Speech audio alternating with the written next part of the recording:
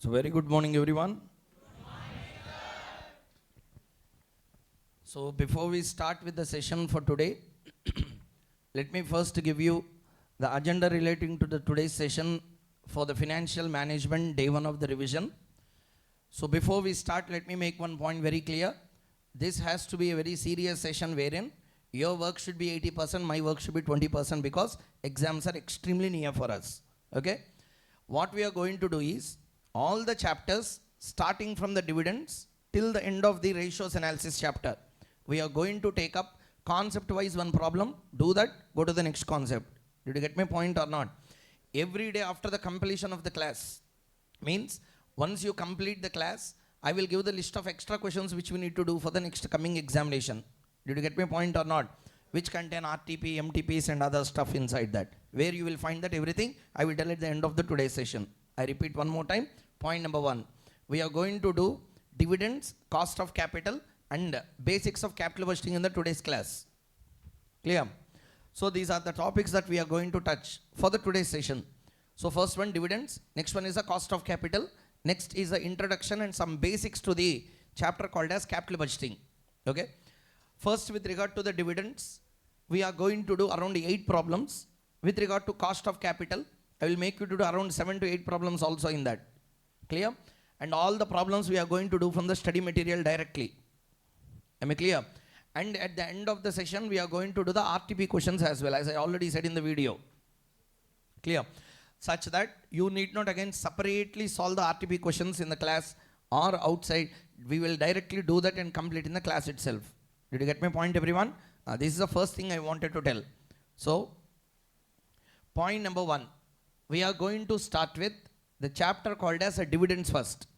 Because dividends is a small chapter, but it will be coming for 5 marks in your examination for sure every attempt. Clear? So before we start, what are the 2 chapters we are going to start and complete? First one is the dividends. Next one, cost of capital. Okay? So study material, quality questions are there. Means a question which is capable of coming for 8 marks, 7 marks like that. Those questions we are trying to solve. Clear? Every concept I will explain first. Later we will start doing it with the formula, whatever is applicable. Clear? This is with regard to the FM. Afternoon law session will start. At that time I will tell you what is the agenda for the subject law. Clear? So one more time let me put it very clear. Point number one. Today target will be dividends, cost of capital and basics of capital budgeting. This we will complete. Tomorrow's session, the main target will be the capital budgeting and leverages. Are you with me everyone? Capital budgeting and leverages is a main target for the tomorrow's session. So once we can complete, you can observe in any of the past trends. Number one, dividends is a mandatory chapter for 5 marks. Cost of capital, mandatory chapter for 8 to 10 marks. Listening? Capital budgeting, compulsory question for 8 marks at any cost. Minimum I am talking about. Leverages will be definite question for 4 marks to 5 marks. So if you count first 2 days, should cover half of our FM portion. Clear? Such that the remaining 2 days we will spend on the remaining chapters like capital structure decisions, working capital ratios. Clear? This is the agenda. But at any cost we have to complete dividends and cost of capital. Clear? And moreover, the last timings, evening 6:30 is only arbitrary. We can also extend that beyond if you support. Clear? If you cooperate, I can take another 2 hours also extra, no problem for me. The only thing is you should inform your parents if needed. Clear? If any students are there, if you plan for 6:30, if you support me, if you cooperate, I can extend for another 2 hours extra also and I can take it. Did you get my point? At the end of the day, our agenda is very simple. We have to crack this September attempt at any cost. So that is possible only if we do enough hard work in the today's sessions. Clear? Okay. Let us begin with the concept. So the first chapter we are going to start. Please open your notes, open the study material as well.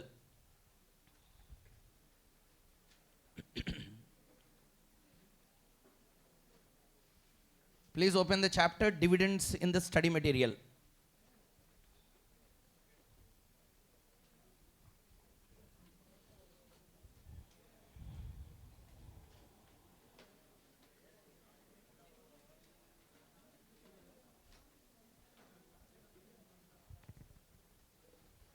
Okay. First thing, One observation before we begin. Please listen. Why we are taking from the study material, reason is very clear. Students attending the revision session may be my student, may not be my student. Irrespective of that fact, everyone should use institute study material. Yes or no, everyone? So I don't want to promote any book here. We have to promote our institute. Let us solve all the problems on the study material directly, which is a culture from the very beginning I used to follow.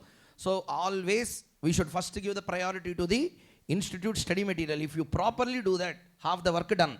Remaining half is your revision. Shall we start doing the problems? Let's begin with that. Please open your study material. The name of the chapter, Dividends.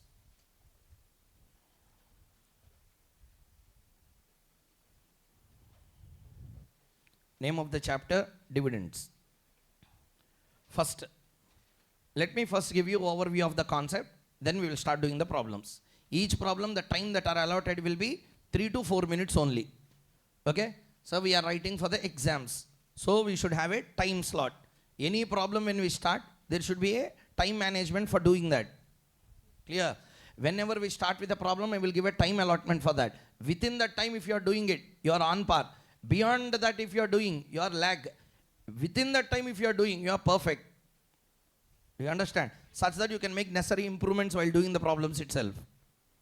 Shall we begin? Please start. What is the chapter we are going to begin with? Dividends. Please open the study material. First one. Let me write down some basic theory about the dividends. See here. First one. With regard to the questions in exam, there are two types of questions. Number one, dividend relevance theory, dividend irrelevance theory. Don't read it as that. Okay, dividend relevance theory. Second one, dividend irrelevance theory.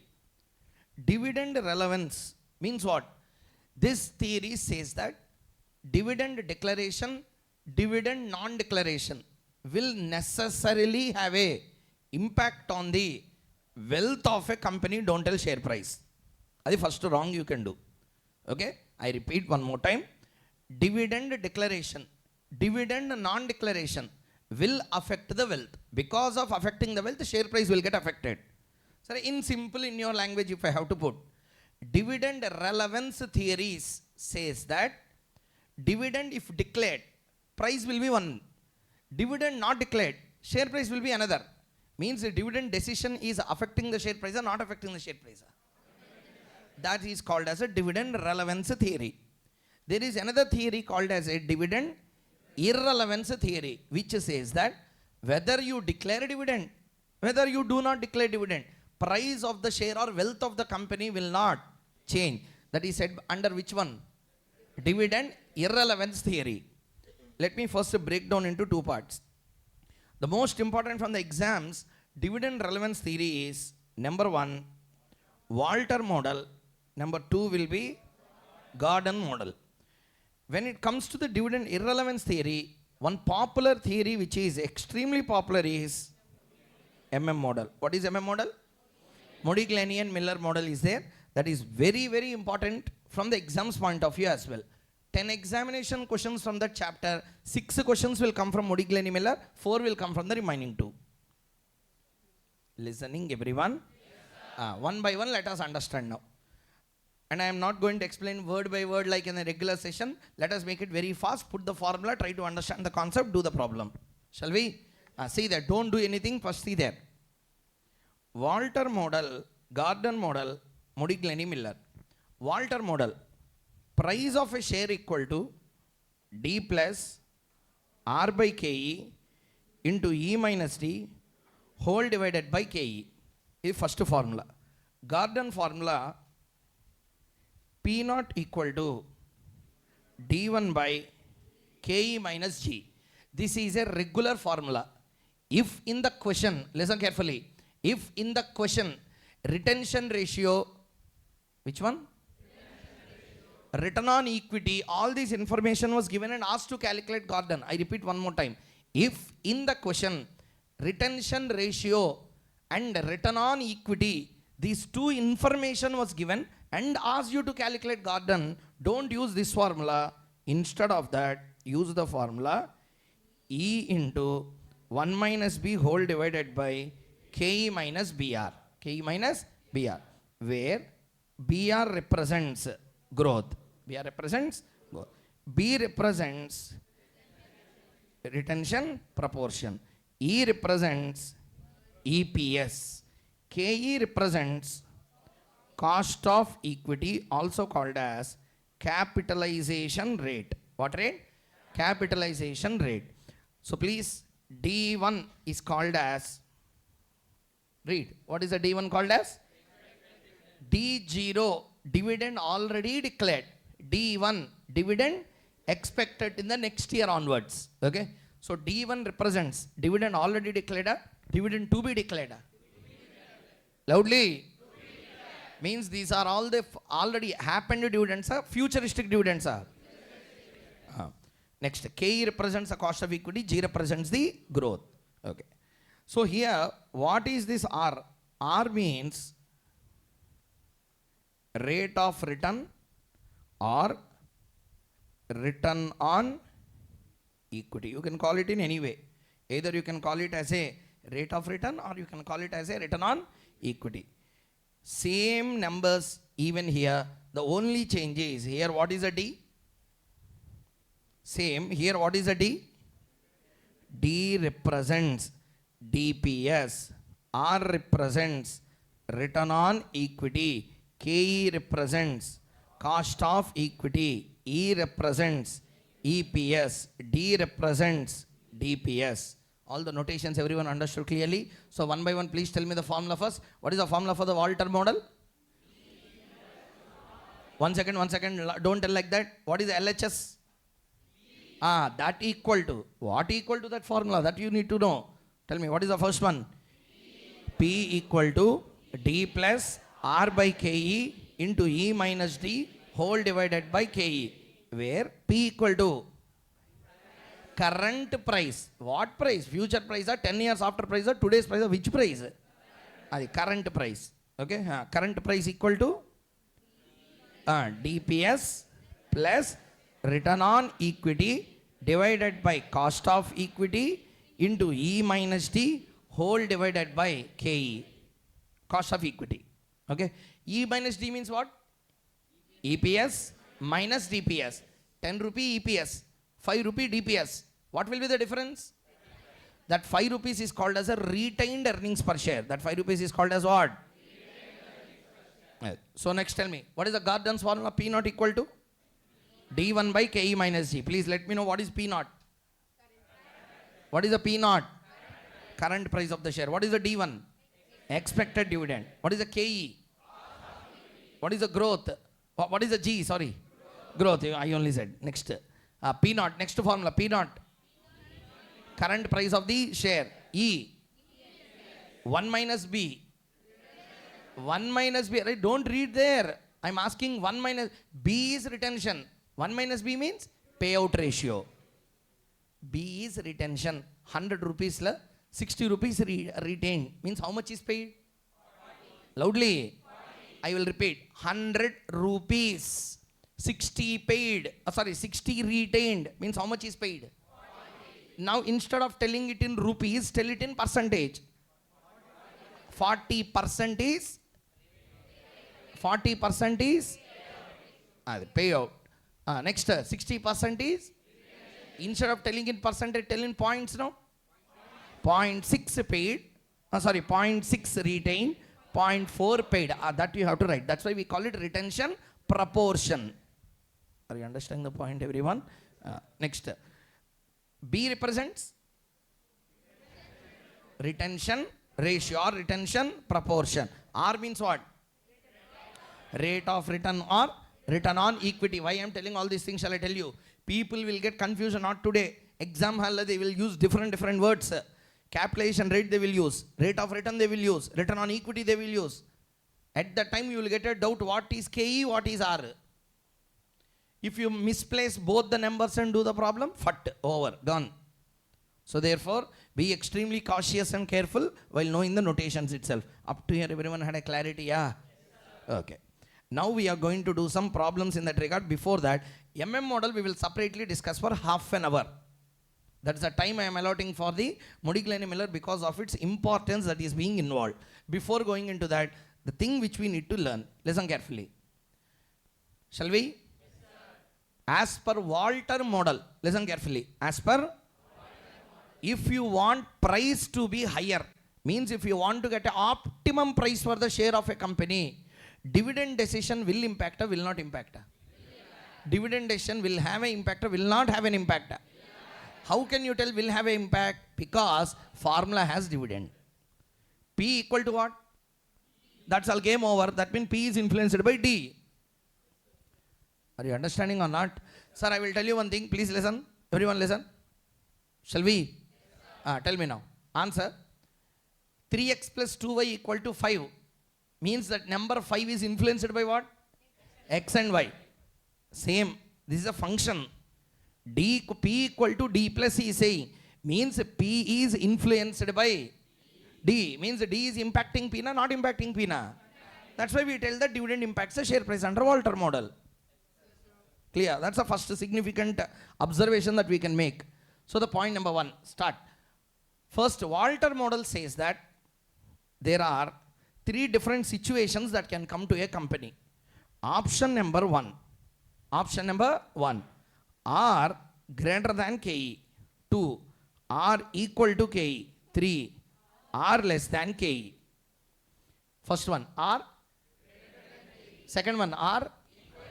Third one, R. I'm not going into intricacies of the model. Just I am telling conclusions and let us do the problem. This is not the time to learn about the concept. Okay. First tell me, R greater than KE. What is R? Written on? Loudly.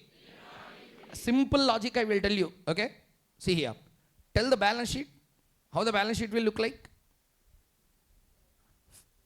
Left side. Right side. First question number 1. In a balance sheet, first liability, next assets. First assets, next liability. First liability, next assets. Always. Regular classes I told you thousands of times. Listen carefully.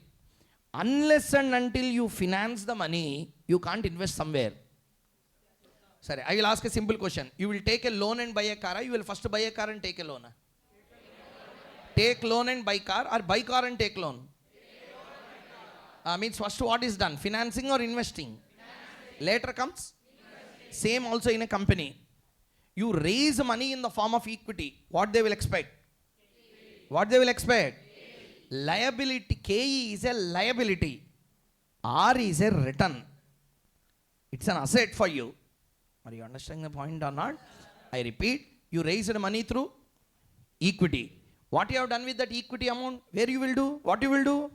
Invest. That investment will be ideal investment. It will give a return. Always ensure that this return is greater than KE. Means KE should be less than R. Or R should be greater than KE. Did you get my point or not clearly? Everyone?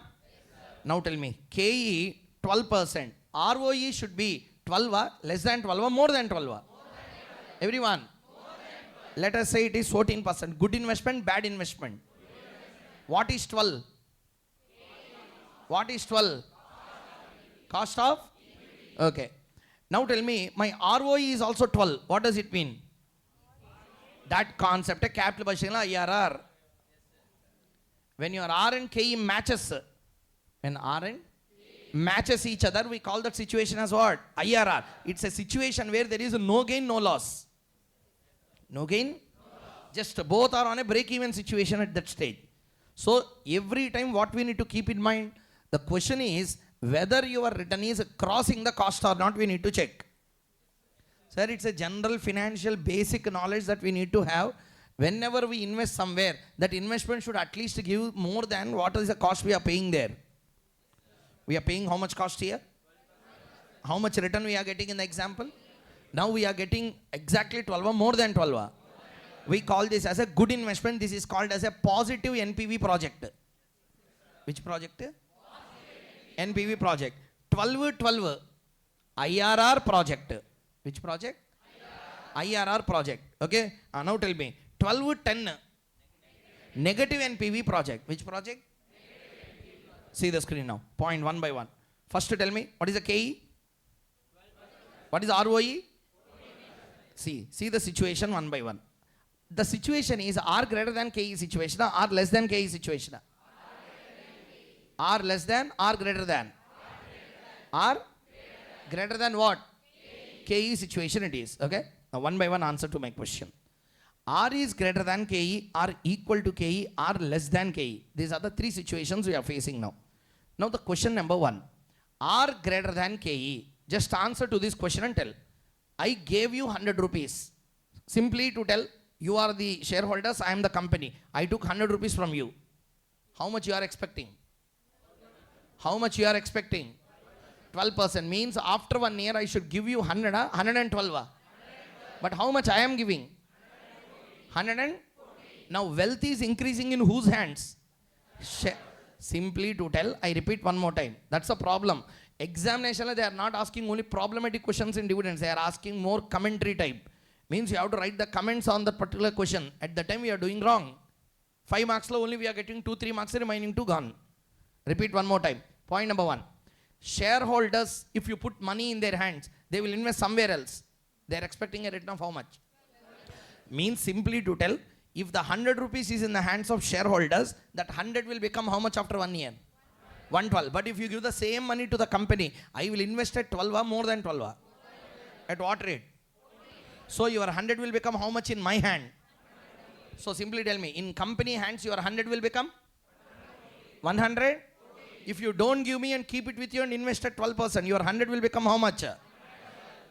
What is the objective of financial management subject? Profit maximization, wealth maximization. Now tell me, 100 becomes 114 in company hands.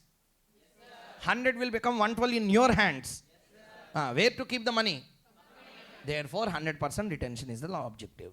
Did you now understand the model clearly or not? So tell me, what is the objective? 100% retention. Next, 0% payout. 0%? Now you tell me, use the common sense and tell. Start. How much it will become in your hand? How much it will become in your hand? In my hand also it becomes same 112. It is better to be in the shareholder's hand or company hand or anyone.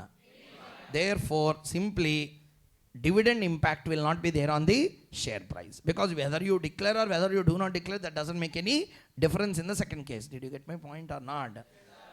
Next. What is the third one? R greater or lesser than? R less than KE. So now answer. If R is lesser than KE, if R is, now tell me, 100 becomes how much in your hand? 100 becomes how much in your hand? 100 becomes 110 in my hand. Now tell me, in whose hands the wealth is maximized? In company wealth, there is a wealth increase, wealth erosion. So I have no right to decrease your wealth. Therefore, what I have to do? Give your money back. Therefore, 100% payout and 0% retention. This is the thesis of the Walter model. With this, we completed concept as a Walter model. Everyone understood the concept clearly, yeah? Now, everyone summarize the concept and tell what is the concept we completed now? Tell me, what is the Walter model question that comes in exam? They will ask you to comment on the situation going on. Tell me, R greater than KE? 100% retention, 0% payout. Second, R equal to KE? Dividend decision will not have any impact, because whether you declare and give me, it will become 112. Whether you keep it with you, it will become 112. So whether you declare, do not declare, it doesn't make any difference. Next, number 3. R less than? Wealth is more in whose hands? Therefore, give money back to the shareholder. When you give back their money, you should give back in the form of dividends. That's why 100% payout, 0% retention. Everyone understood the concept? Walter named the 3 firms as growth firm, ordinary firm, declining firm. First one is the growth firm. Means it generates more return than what is expected. Ordinary firm or a normal firm he called, that generates return what they expect. Declining firm is a firm where they will generate returns lesser than what the shareholders are expecting. Are you listening the point or not? Answer. Yes, do you know what is the objective of Walter model? The only objective is get the good from the bad. Get the good from the good. I repeat one more time. Get the good from the bad. Get the good from the good. Don't repeat it reversely. Get the bad from good. The only object is get the good from the bad. Please see the screen and tell me, which is the declining firm? Or less than or more than? Less than what? Adi growth or declining? Even in a declining firm, you can get a very good price if you follow 100% payout and 0% retention. Are you understanding the point or not? Even in that bad situation, you can get a good share price. First situation, you tell me what is that? Growth firm or declining a normal firm? Even already the firm is growing. You need not make it bad. Already there is a good in that. Get the good out of the good. Third situation, get the good out of bad. So the Walter model, why it became very popular, and even after 100 years, why we are reading means the positivity, what he wanted to inject inside the model, what he wanted to tell is situation is very bad. Even in that bad situations, get the good thing out of it. Clear? Shall we do the problem? Garden also, let us discuss and start doing the problems one after another. Okay. So which model we completed now? Shall I go to the garden? Simply to tell for your understanding, regular class law, what I used to teach for 3 hours, we now just completed in 15 to 20 minutes time. Like that, we are going to shrink the number of time periods for almost around 10 times. We will reduce, fastly understand the concept, do the problems and complete the models. Clear everyone? By the end, as I promised already, by the end you leave the class definitely with enormous confidence that you understood the concepts. You will leave that problem to me. The point is, please sit in the class, do the problems. As I already said in yesterday's video, have your own calculator, have your own book, have your own study material. Okay, now please don't borrow anything.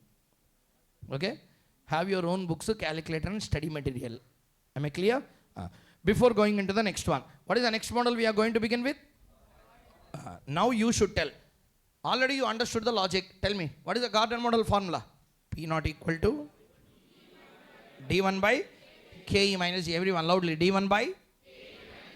First tell me, what do you mean by D1? Dividend paid or dividend yet to be paid? Already paid dividend or expected dividend? P naught means what? Current price. Don't tell price. P naught means current price. P1? Expected price. Or simply P1 means price expected after 1 year. P2 means price expected after 2 years. Like that we have to understand. Understood the point clearly? Shall we move on with the concept? Let us begin. Please open the textbook. Come to the problems now.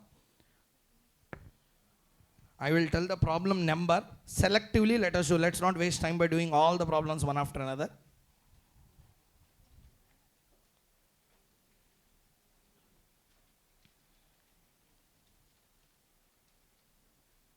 Come to illustration number 3, page number 8.25, study material. That's a 5 marks question, therefore let us do that. Illustration number 3.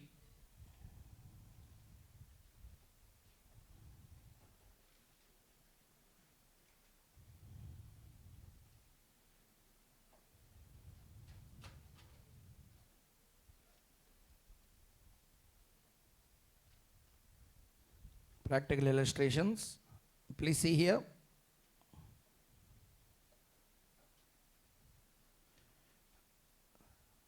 Shall we? Okay. See the question and answer. First one, point number 1. Which model he is asking? Let us see before you start. What model he is asking? The moment you see Walter model, first formula should come into your mind. What is the Walter model formula? First, always in exam, first thing where you lose the marks, you don't write formula. Or if you write formula, you don't expand it. For that, half mark gone. When we value the answer sheets, clearly they will write. Expanding the terms will give you half mark. Writing the formula half, expansion gives you half. There itself you lost 1 mark. Listening, 10 formulas are there in the paper, 10 halves, 5 marks gone. Okay, be very careful, first write down. How to present the answer in exam. When a question comes like this, first, step 1. Formula. What is the formula for this particular question? P equal to D plus R by KE into E minus T whole divided by KE. Notations you have to write. What do you mean notations? P equal to current market price. D equal to dividend per share. Exam lo expand the DPS also. Sir, class la 10 problems we will do. Therefore, we will not expand. Exam lo one question only will come out of it. You have to expand and write. DPS. Next one, R equal to return on equity. K equal to cost of equity. All are covered, right? E equal to EPS. This is the first one. So first you need to write the formula. Second, you apply that particular numbers in that formula and do the step number 2. Clear? But answer to my question and do that. See the screen? What is the net profit? Net profit. Why it was given? To get the answer for E and D, first we need to get the total profit available to the equity shareholders or not. In the question, net profit is given. Net profit means profit after tax. Profit after? Now tell me, profit after tax, preference shares are there or not there? They see there. From that what we need to deduct first? Preference dividend. What we have to deduct? Preference dividend. Then we will get the earnings available to the equity shareholders. From that you will pay the dividend. Clear? So next, calculate step number 2. Step number 2. Calculation of EPS. Write down clearly. Profit after tax. Everyone fastly do that. Tell me, what is the profit after tax? 30 lakhs. And again, another mistake you will do in exam. 30 lakhs, don't write like this. If question is given in L, you write down in L. At that time, don't do over action by putting zeros. They gave question in L, 30L, 20L, like that they given. At that time, don't behave like Dana Vera Sora Karna. I will add zeros and I will write. Don't do over action at that time.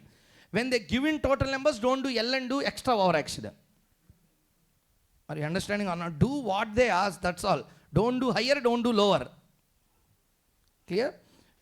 So, 30 lakhs minus, what is the preference dividend? Fast. 12 lakhs. What is the earnings available to equity shareholders? How many number of shares are there? Fast, fast everyone. What is the EPS? What is EPS, sir? So first we calculated the EPS as well. I will ask you one question. Tell me, what is the cost of capital? KE. R 20. Return on investment, return on equity, anything is same. I told you, rate of return. All these are similar terms. Tell me, how much? First tell me, they didn't ask growth firm, declining firm, normal firm. Why you call it as a growth firm? R is greater than? In this question, they didn't ask you about whether the company is following optimal policy or not. They didn't ask. They are asking you, calculate the dividend payout ratio. Dividend? Very good. So as to keep the share price at how much? And in this question, they have given you price. Missing number will be D. Shall we do it together? Write down. Step 3. Calculation of DPS and payout ratio. Calculation of DPS and payout ratio. Solve it. Calculation of DPS and payout ratio. 42 equal to D plus, what is the R given in the question? 0.20 divided by 0.16 into, what is the E given? 6 minus D whole divided by 0.16. 42 into 0.16. Someone please help me. 6 point equal to D plus 0.2 divided by 0.16. 1.25 into 6 minus D. Okay. 6.72 equal to D plus 1.25 into 6. 7.5 minus 1.25 D. So take these numbers to the one side and take the other numbers to the other side. 0.25 D equal to 7.5 minus 6.72. 0.78. D equal to 0.78 by 0.25. Value please. 3.12. 3.12 rupees, 3.12%. No, answer. Rupees. Tell me what is the EPS? In that 6, how much is paid as dividend? Can we calculate dividend payout ratio or not? Write down. Dividend payout ratio equal to 3.12 divided by 6 into 100. 52.52. 52%. Right. Please don't copy, do. I'm not expecting you to copy from the board. How many of you have done? Sir, I'm expecting you to do. Don't copy. It's not a regular session. Shall we go to the next one? Sir, if you make delay, class will get delayed. We can't achieve our target. Fastly you have to do along with me. Don't expect to copy. Even if you don't do, I'm okay. But you have to follow the class fastly. Shall we move on to the next one? Shall we go to the next problem? One model we completed. What is the new thing we learned in this model first? This is not a normal just formula application. What is missing figure here? Dividend is a missing figure. In a variety, they have given the price of the share directly. Listening? Now we will do one question on dividend policy. Question on? Now in this question, we commented on dividend policy. We calculated the dividend. Price impact we analyzed or not analyzed? Not analyzed, because they only given the price. Now we are going to analyze a situation where they will ask you to comment on the dividend policy of a company. Let's start with that. Take question number C. See the answer. How much is the answer? 52%. First, let us do the Walter model. Come to the practical illustrations. One minute. Let me check out.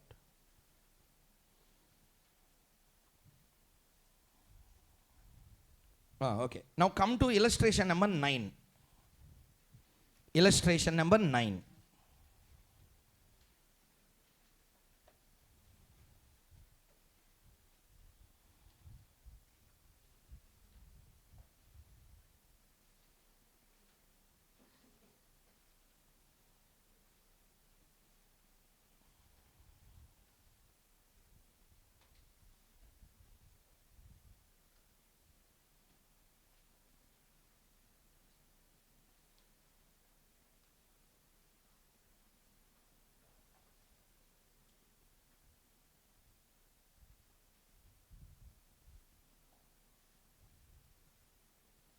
Okay. Please see the question now. Earnings of the company 5 lakh. Dividend payout ratio 60%. What do you mean 60% dividend payout ratio? What do you mean by 60% dividend payout ratio? Retention will be 40%. Simply this is B. B can be written as 40% or you can also write it as 0.4. Understood everyone? Next. Number of shares outstanding. How many? 1 lakh. What is the equity capitalization rate? Adi R K. Very good. What is the return on investment? RA. What is the answer there? Now answer one by one.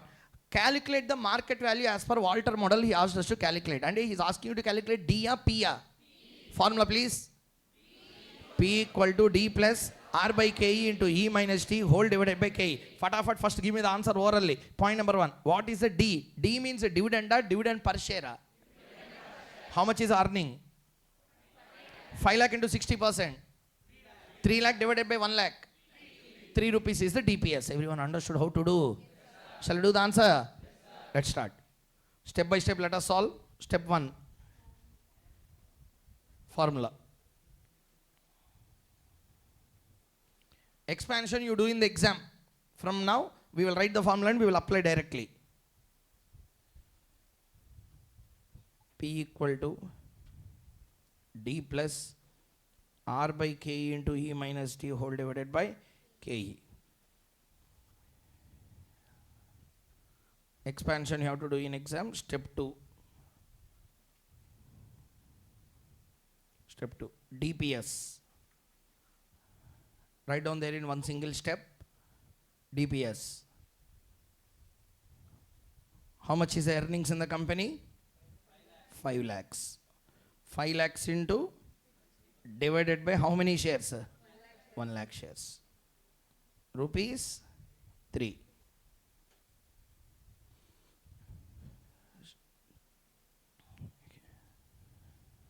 Step 3, price. Apply the formula. Everyone please help me with the numbers. What is the D?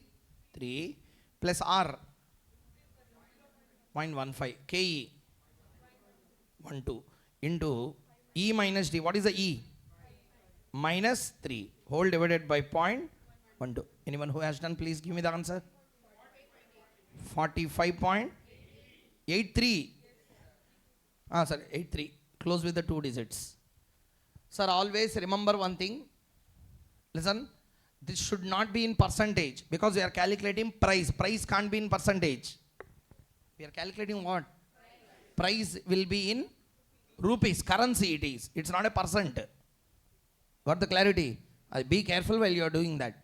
So 3 plus 0.15 divided by 0.12 into 5 minus 3 whole divided by 0.12. So totally what is the value? 45.83. This is the price of the share. This is the price of the share. Up to here everyone had a clarity? Okay, very good.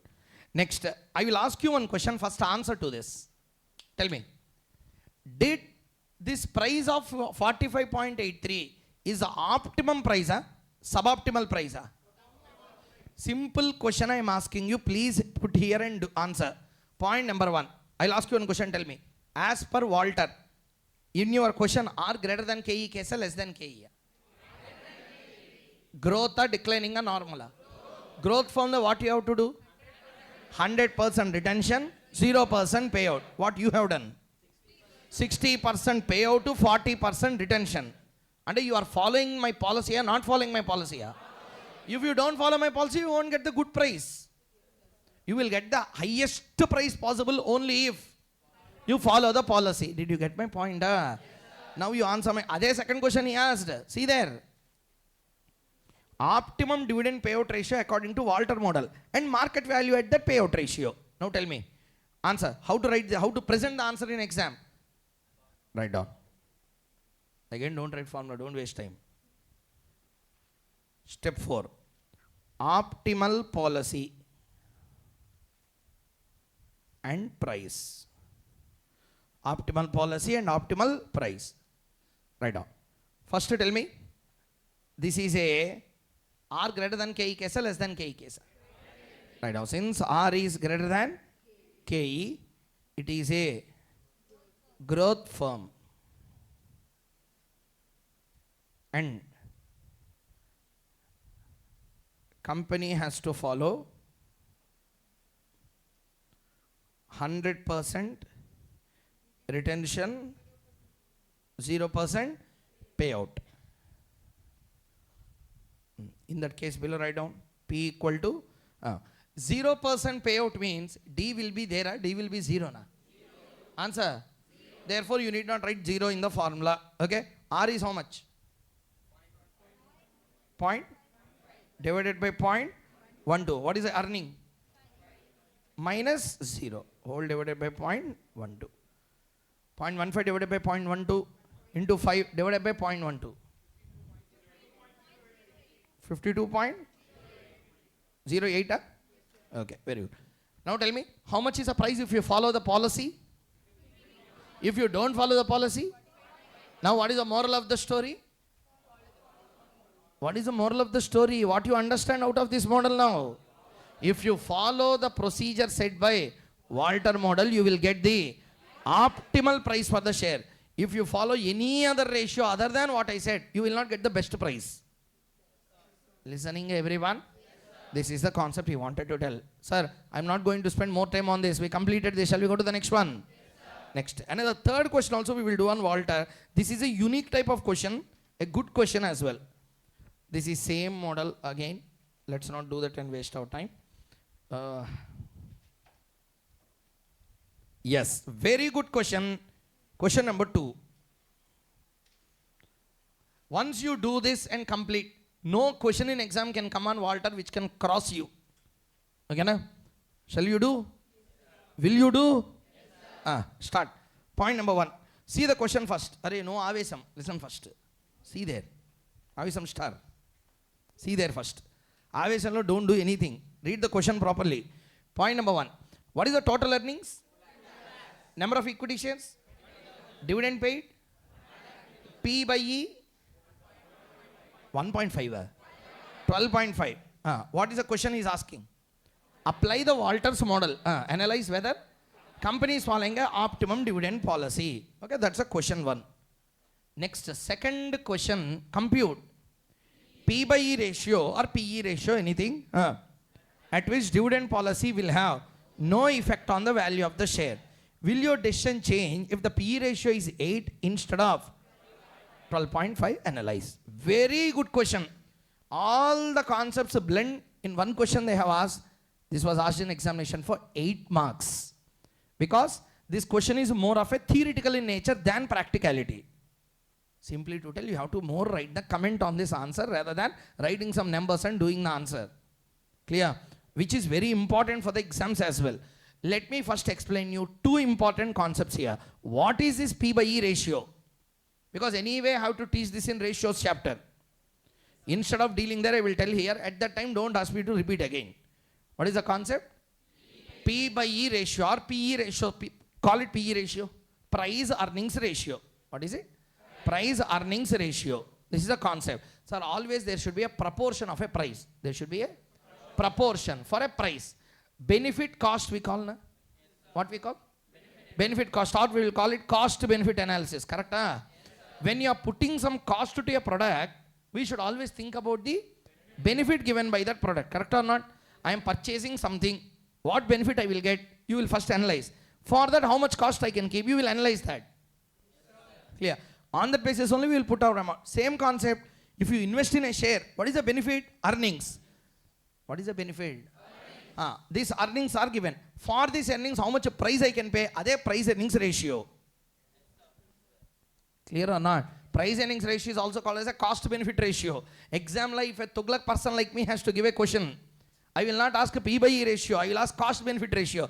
At that time, what is this cost benefit ratio means? Gone. Cost benefit ratio on share represents what? P by E ratio. If you wanted to ask a difficult question in exam, if you wanted to cross them, just they will not change anything. They will just change the numbers and language they use there. P by E ratio is also called as a. What is the cost here? Price is a cost. For putting that cost, what you are getting? That's why it's called as a price earnings ratio, cost benefit ratio. Clear everyone in the class? This is one very important point and observation. So let us solve the question now. Point number 1. In this question, P by E was given. Before going into that, give me exactly 3 minutes time. I will explain 2 very important concepts. Isn't it? Once you understand that, we can proceed with doing this particular question. See here. Please see there, see there. What is this? Total earnings. What is this? I'll ask one question, tell me. Question la RKE given or not given? Are they very good question in this? Why this question is very important? None of the information was given which is required to calculate the price as per Walter model. Walter model, what is the ingredients required to make the finished product? Only R and K. First one, D. Next, R. Next, E. E minus D means already D calculated. Okay. So there are 4 ingredients to mix to make this 2 minutes Maggie. What is that? First one, first D, R, K, E. In this, what are available? Tell me first. E available or not available? D available or not available? R and D available. D available, E available. Beyond that, nothing is available. Those 2 we have to calculate now. R, K, E we have to calculate in this question. Shall we do that? Yes, sir. Let's begin. Keep the heading. Illustration number. Practice problem number 2.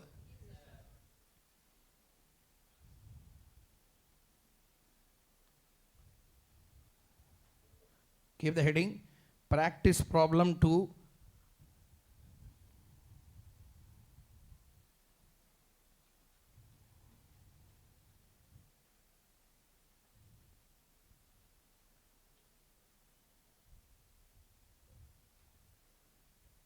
Okay, right now. First, practice problem number 2. First thing, listen carefully. Concept 1, what we are going to learn here. Number 1 is what? PE ratio. First write down the formula MPS by EPS.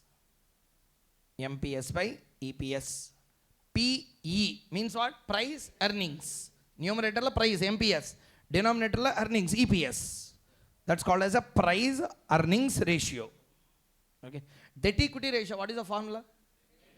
Debt by equity. Price earnings ratio. Price by earning. No, not price by equity. Price by earnings, not price by debt equity. Example I asked you. Debt equity ki debt by equity. Price earnings means not price by equity. Price by earnings. E stands for earnings here. Great people. See here now. Price earnings ratio, MPS by EPS. Don't do anything. Listen first. There are 5 ways of calculating KE in our syllabus. Cost of capital chapter I will tell again. Number 1. 5 ways of calculating KE. Please see there. Dividend model, earnings model, dividend growth model, dividend yield model, CAPM model. How many are there? 5. How many of you know all the 5?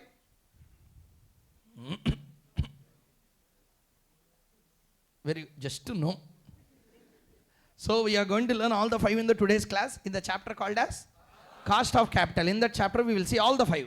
Okay. First one is only dividend model. Next one only earnings model. Third one dividend growth model. Next one dividend yield model. Next one CAPM model.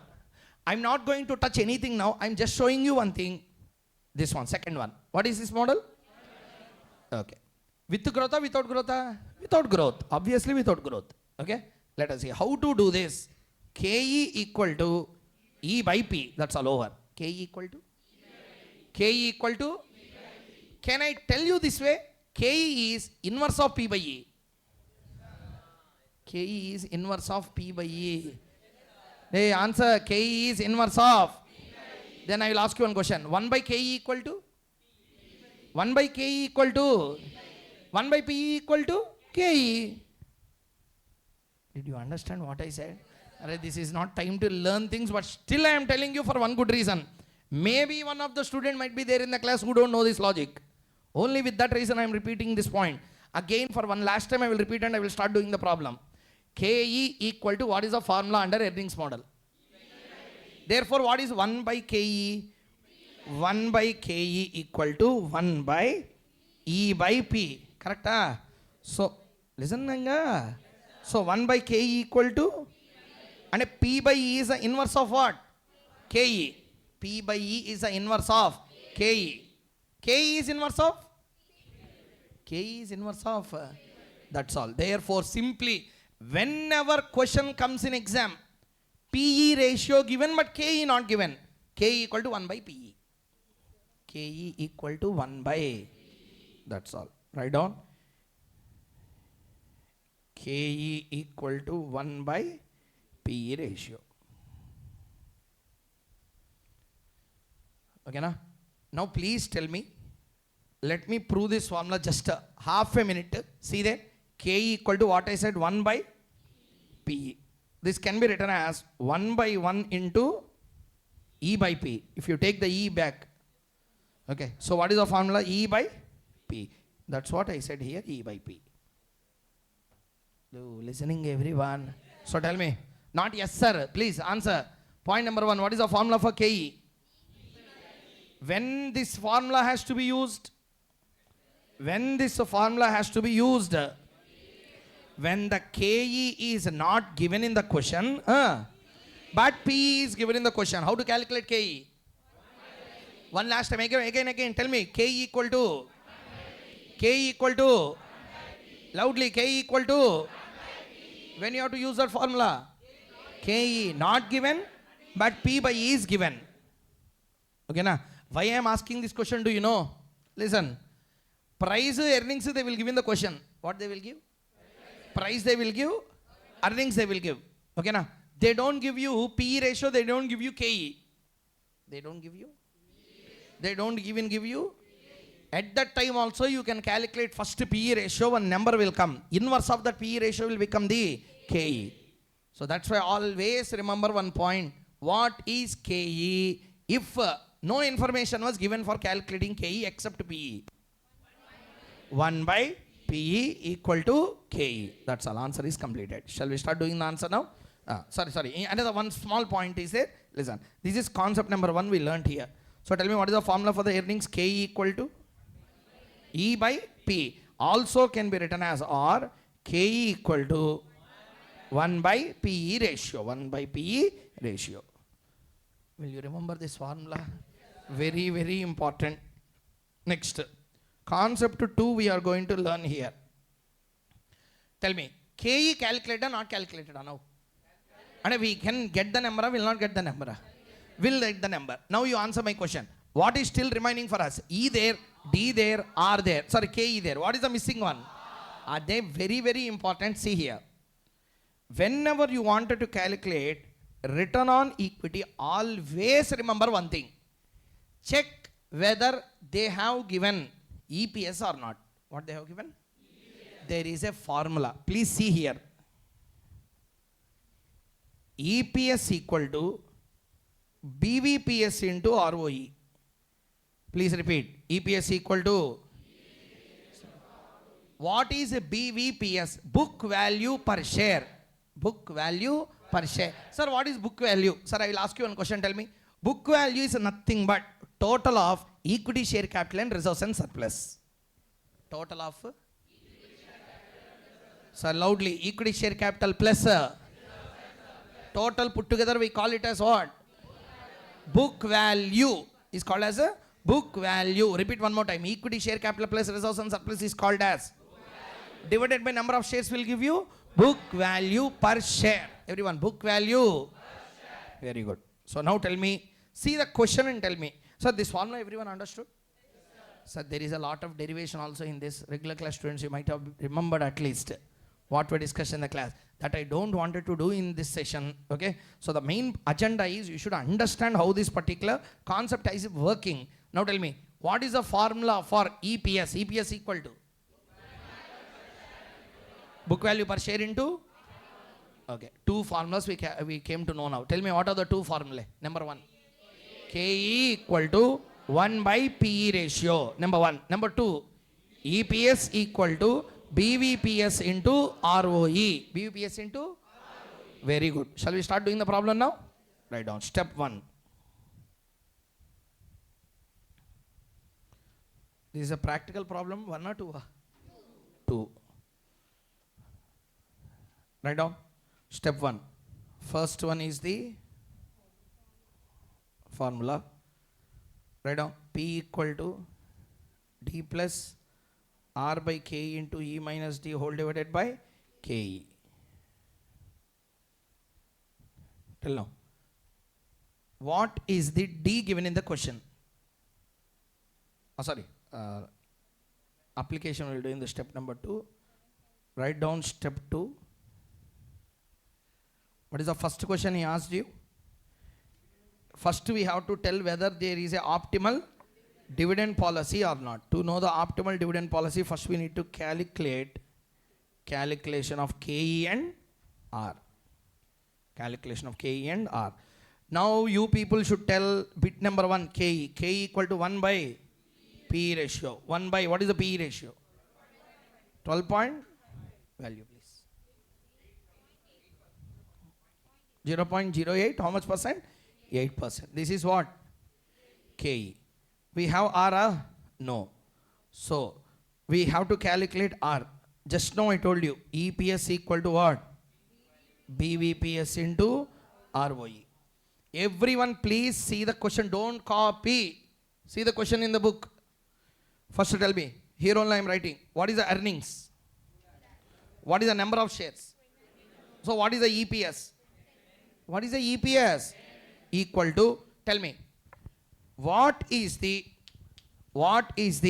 total equity share capital of the company? What is the total here? 20,000 shares are there. Each one is counted to how much? Everyone. So tell me, what is the total? 20,000 into 100. How much? 20 lakhs. This 20 lakhs is called as a book value. Everyone loudly. Called as what? Divided by number of shares. How many shares are there? 20,000. This concept is called as book value per share. Tell the book value per share. Answer. That means simply in this question the par value is its book value. Par value is its.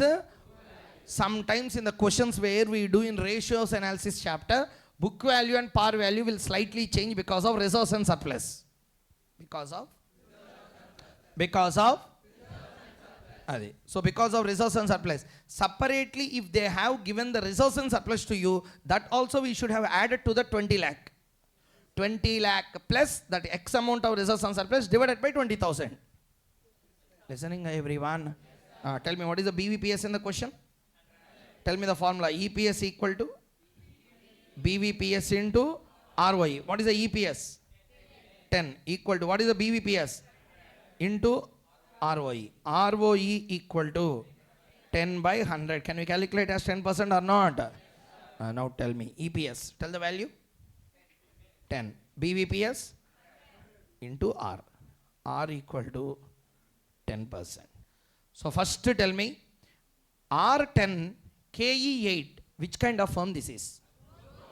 Growth firm, normal firm, declining firm? What we have to do in this growth firm? 100% retention, 0% payout. Step 3. Write down.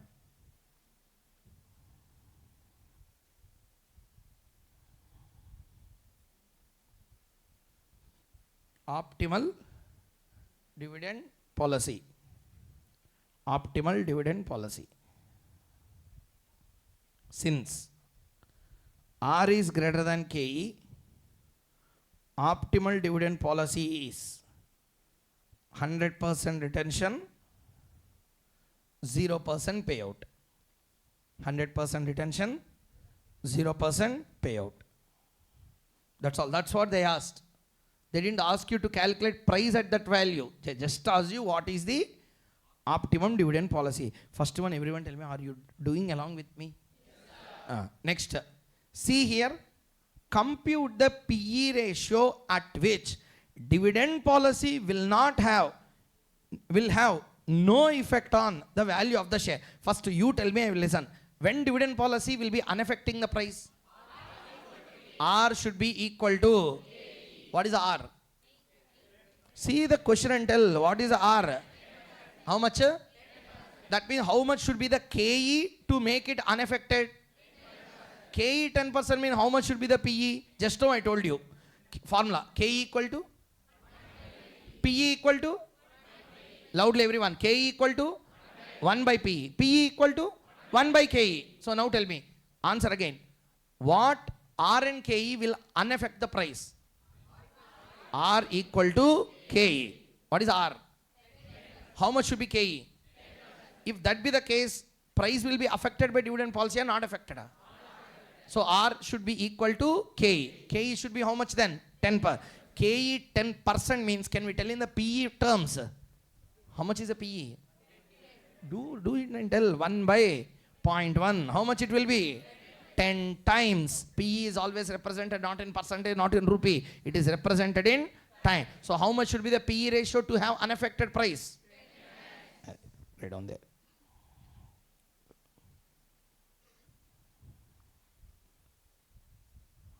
Target PE.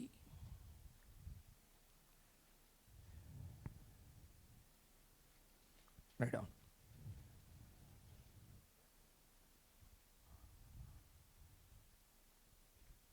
To have no effect on share price, R should be equal to KE. That is, R should be 10% and KE should be 10%.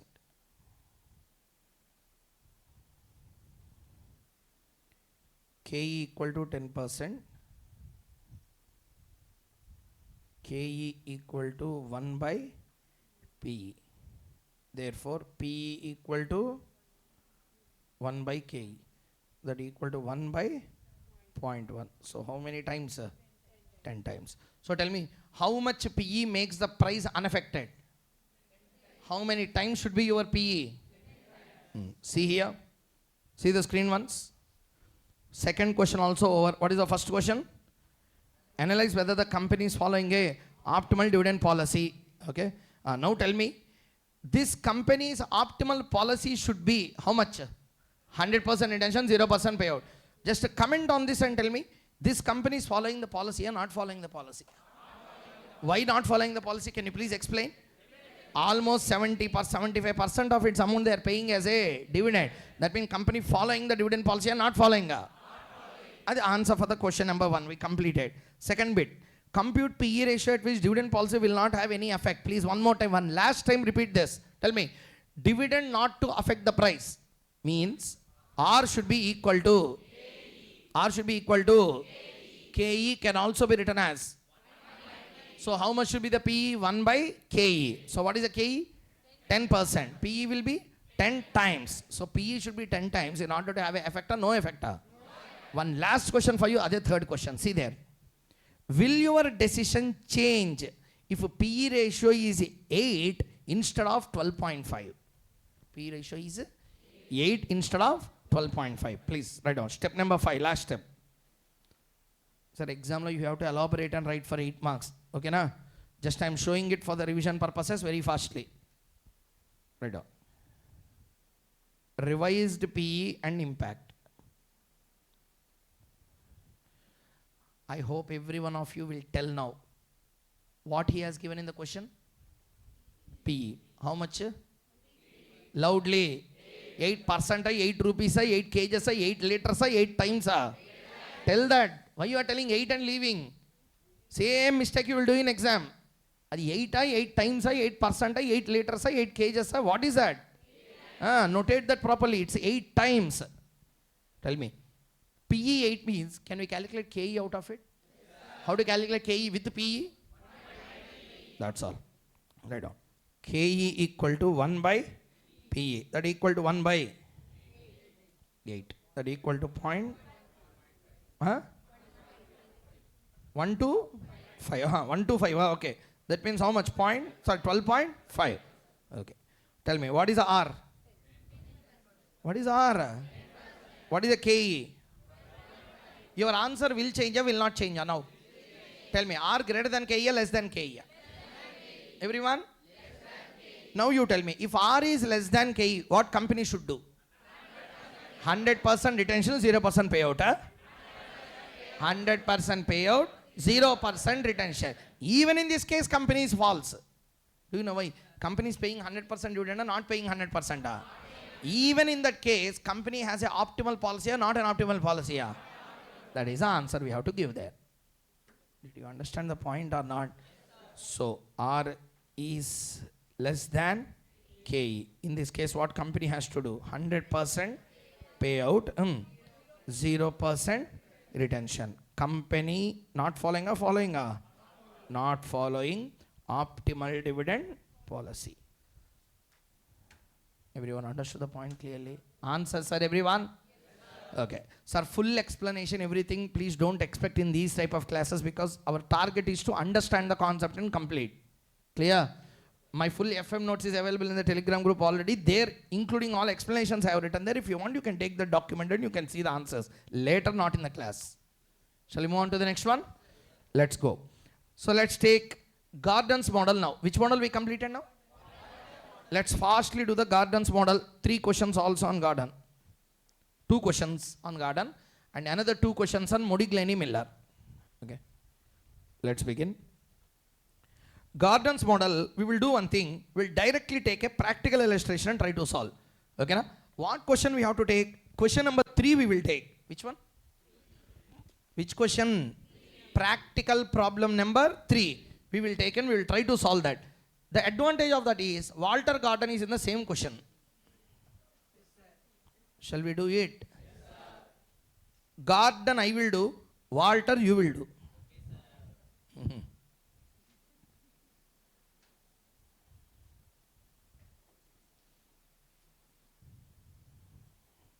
Okay, take this question. Which question we are doing? Practical problem number 3. Everyone please, first keep the heading Gordon's model. Tell the formula for the Gordon model here, everyone. Hello, everyone. Gordon's model formula, P naught equal to D1 by K minus G. Wrong. I said you very clearly at the beginning itself. If the question is given on retention ratios, etc., don't use the first formula. That's why I asked you listen carefully. Which formula you have to use? E into 1 minus D divided by K minus BR. That formula you have to... Listening? Yes, did I tell you this 3 times? Yes, again you forgot? That's a problem. Start. P naught equal to E into 1 minus D whole divided by K minus BR. See the question. What is the E? 10. What is the retention proportion? And BR 1 minus BR. BR 1 minus BR. B is how much? 0.4 into 1 minus 0.4. Whole divided by, what is the KE given in the question? 0.2 minus B is how much? 0.4 into, what is the return? 0.25. 6 divided by 0.2 minus 0.1. 6 by 0.1. Rupees 60.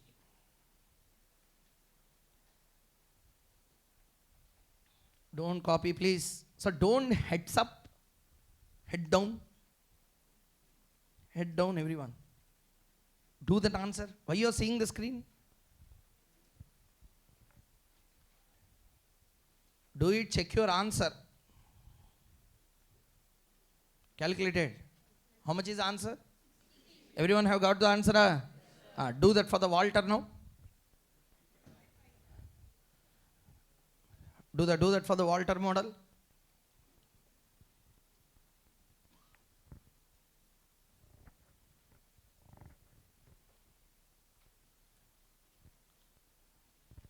And again, don't just use calculator and hand. Do that. Put the pen on paper, do the answer. Even if it is extremely small, I am writing now. You also do that.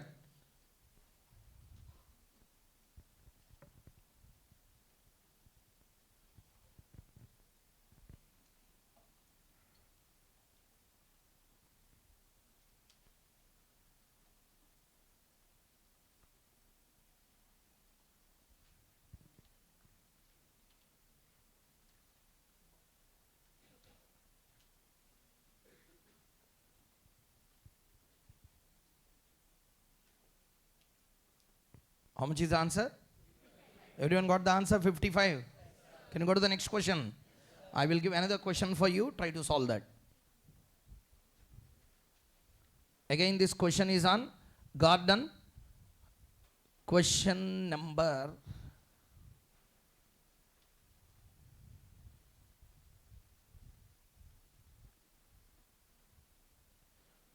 4. First, let us read the question, please. See here. Net profit 50 lakh, preference shares 100 lakh, and the number of equity shares 5 lakh, return on investment. What is return on investment? R. What is the KE? Calculate the price of the share as per Gordon. Sir, in Gordon model, they don't ask optimal, suboptimal, all these they don't ask. That question will come only in case of Walter. Gordon model, that concept is not there. Gordon model says only one thing. Calculate price with different payouts. Calculate.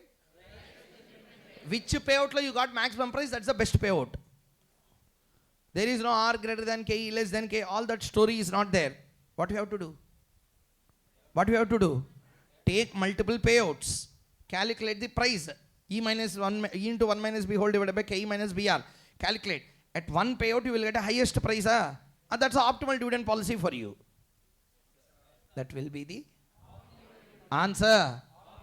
Simply to tell, it's a reverse approach.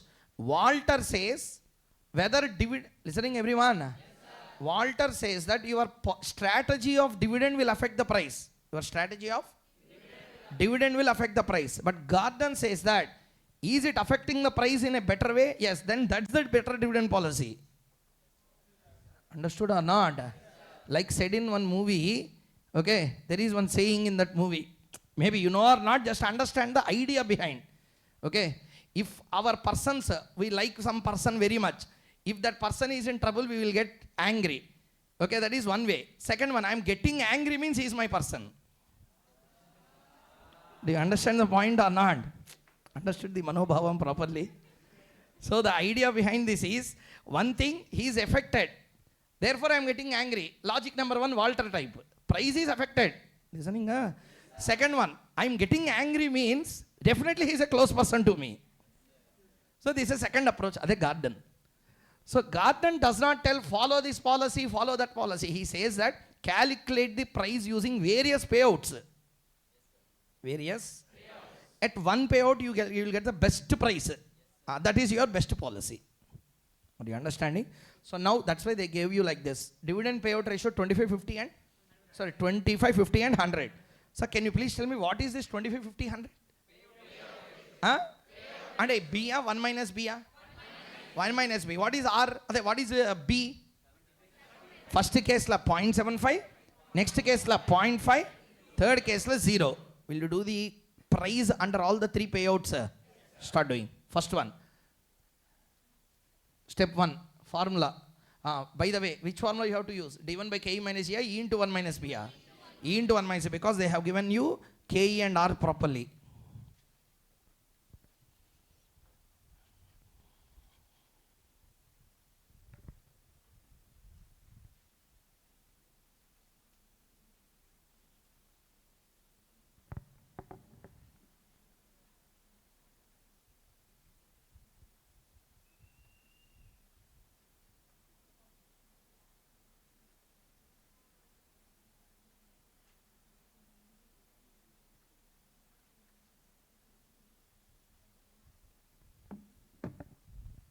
Okay. Can you please tell me the price at 25% payout? If anyone have done, let me know.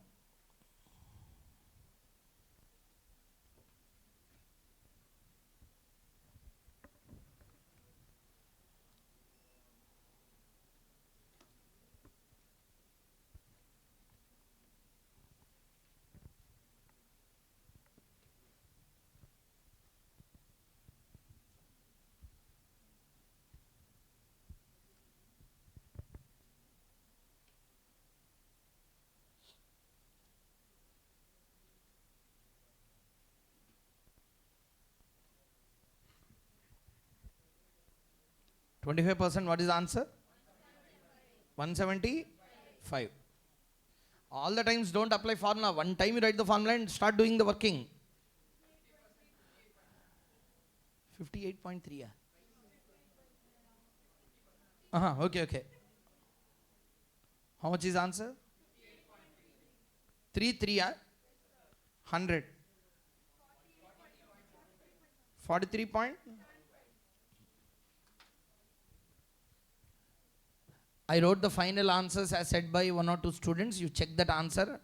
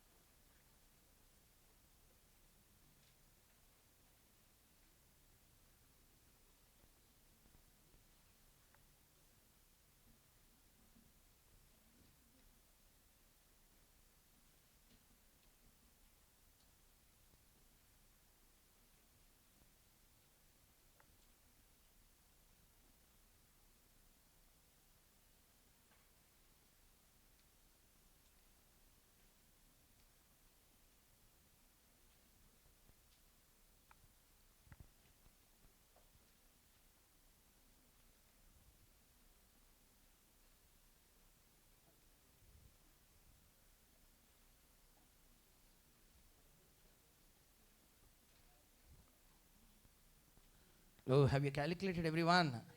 Sir, everyone has got the three answers. One is 175, another one is 58.33, next one is 43.75. Have you all completed?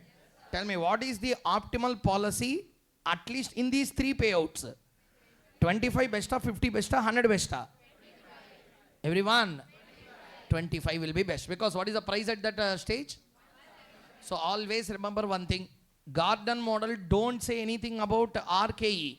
He will tell only about the payout. At what payout ratio you are getting the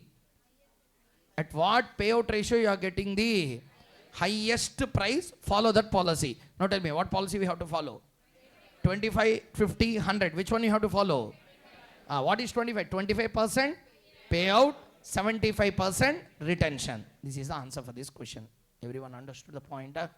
Next one, sir. Please keep the heading Muddy Miller.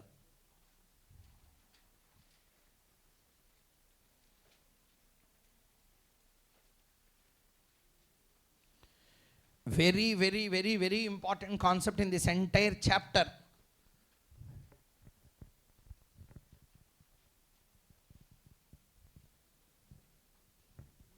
Shall we start? Listen first before we continue. Please. First point number 1. If you remember, regular sessions, if any, attended means you can understand. Muddy Miller, ordinarily regular sessions we take around 6 hours to complete the concept. Problems will take another 2-3 hours time. And my allotted time for the regular sessions for the Muddy Miller model only will be 8 hours. Such that you can understand entire concept behind the Muddy Miller model. But in our time span available now, 20 minutes I will discuss about the concept. From the exam's point of view, what is required. Okay? 15 to 20 minutes we will do the problems on that. We'll complete. Once after that, miscellaneous concepts are there in the dividends chapter. That also we have to do. Clear? Once we do, then only we are eligible to take a short break of 10 minutes. Okay, na? So let us start doing it. Complete fastly. First, without any ado delay, let us first start with the concept. What is the concept here? Exam, they will ask you only one common question on Muddy Miller. Dividend policy will affect the price or will not affect the price? Beginning of the class I told you. Dividend relevance, dividend irrelevant. Muddy Miller falls under? That means dividend whether you declare, whether you do not declare, will it affect the price or will not affect the price? Is arguments of which model? Muddy Miller model. Okay. On that, let us try to understand this. See here. 3 very, very important formulae are given. How much important? Extremely important. Any one formula if you forget, you are gone. Example, you can't do the problem properly. Gone means that is the meaning. Okay. So see here. First formula. Formula for P0. Formula for D1 plus P1 divided by 1 plus KE. Divided by 1 plus KE. Okay. Na? If you want, you can copy down. Just I am writing the summary of the formula. Shall we? Okay. MP1 equal to MP1 equal to MP1. What is M? What is P? What is N? MP1 means what? Market price. Okay? Or number of shares, you can take it in any way. What is a P1? Price. Today na after 1 year? Answer. You can write it in any way. Okay. I will show you various methods of writing the same formula. First one, tell me how many formula is there in the Muddy Miller model? 3 formula will be there. I will first explain you what is this concept of Muddy Miller. Listen first. After that you can write the formula. First know the idea behind the model. What Muddy Miller theory wanted to convey. First listen. Point number 1. Muddy Miller model says that dividend will not have any impact on the wealth of the company. Dividend will not have any impact on wealth of the company. Don't tell price of the share.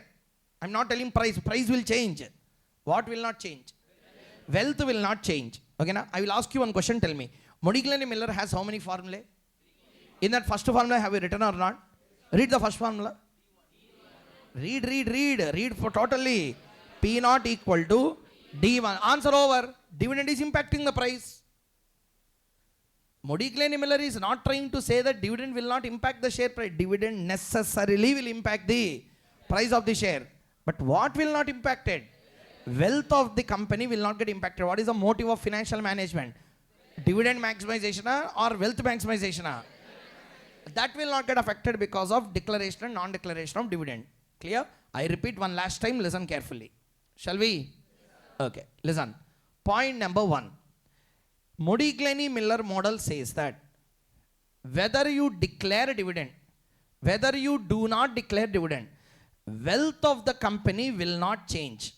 Which means, even if company declare dividend, if the company do not declare dividend, wealth will not change. Provided, that's very important, provided company is having an investment opportunity. What opportunity? Ante simply what Miller wanted to tell, declaration of dividend, non-declaration of dividend. And whether you declare by dividend, whether you declare dividend, whether you do not declare dividend, price of the company will not, wealth of the company will not change. Capital structure theories, one chapter is there in our syllabus. Which chapter? Loudly. In that also Miller model is there. Do you know what is that? The capital structure irrelevance. What is that irrelevance? Tomorrow's class we will see that. What structure irrelevance? Do you know what does it mean? Capital structure irrelevance means whether your company is a equity financed company, whether your company is a debt financed company, wealth of the company will change or will not change. There we will see concepts like primary arbitrage and secondary arbitrage. Clear? At that time I will explain you the concept.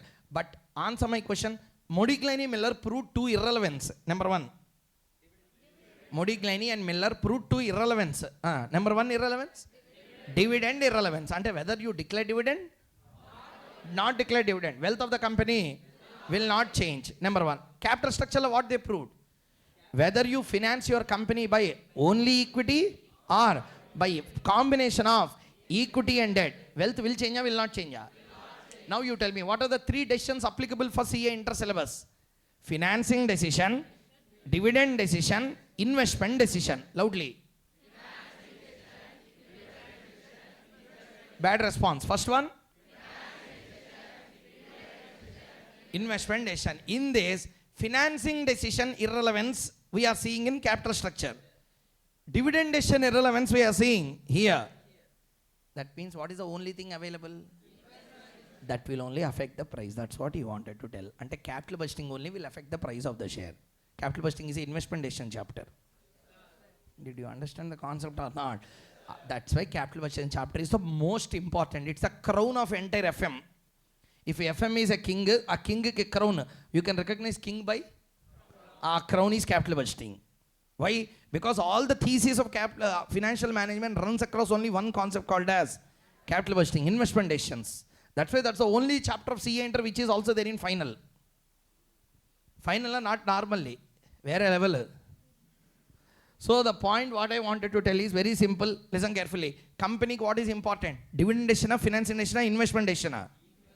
Investment decision is very, very important. You finance by equity debt, no problem. Are you understanding? You pay dividend, you don't pay dividend, no problem.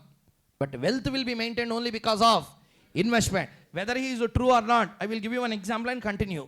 There is a company which is one of the most popular company in the world, Microsoft. Have you heard or not? Microsoft hasn't paid even a penny of dividend till date. But even till today, it's a darling of the Wall Street. Because it's investment. They started investing in the companies. They go on reinvesting their money. They didn't pay dividend even till today. In the last 38 years of Microsoft, never they paid dividends. But still, it's a darling of the Wall Street. Because this is the reason. They are going on investing. That reinvestment propelled growth for the company. Listening? That growth go on increasing every day. Because of that growth, share prices are going up and up every single day. So the logic behind this is very clear. And what I tried to prove, Miller logic is right or wrong? Absolutely right. Did you understand? Do you know what we are going to learn in capital structure? Anyway, the revision session you should learn. Point number 1. He says like this. I'll ask you one question. Listening? I'll ask you one question. Please tell me. How many of you in the class sitting here came to the class today or came to the regular class, anything, that KS Academy is having equity financing and not debt financing? Or KS Academy is having a blend of equity and debt? How many of you see the balance sheet of KS Academy, see the capital structure, debt and equity, and then who came to the class? Did you now understand what I asked you? And a company, customers will come by seeing their capital structure, by seeing the performance of company. Performance comes from investment. And now you tell me, there is a stationery shops. 2 stationery shops are there. Listening? Which stationery shop you will go means, you will tell on the basis of quality or some other thing. You will not tell, his own money, is the own and loan money. Therefore, I will go and make that own and loan money shop. No fool in the world will tell like that. Ante, customers are grabbed by your capital structure, by your investments.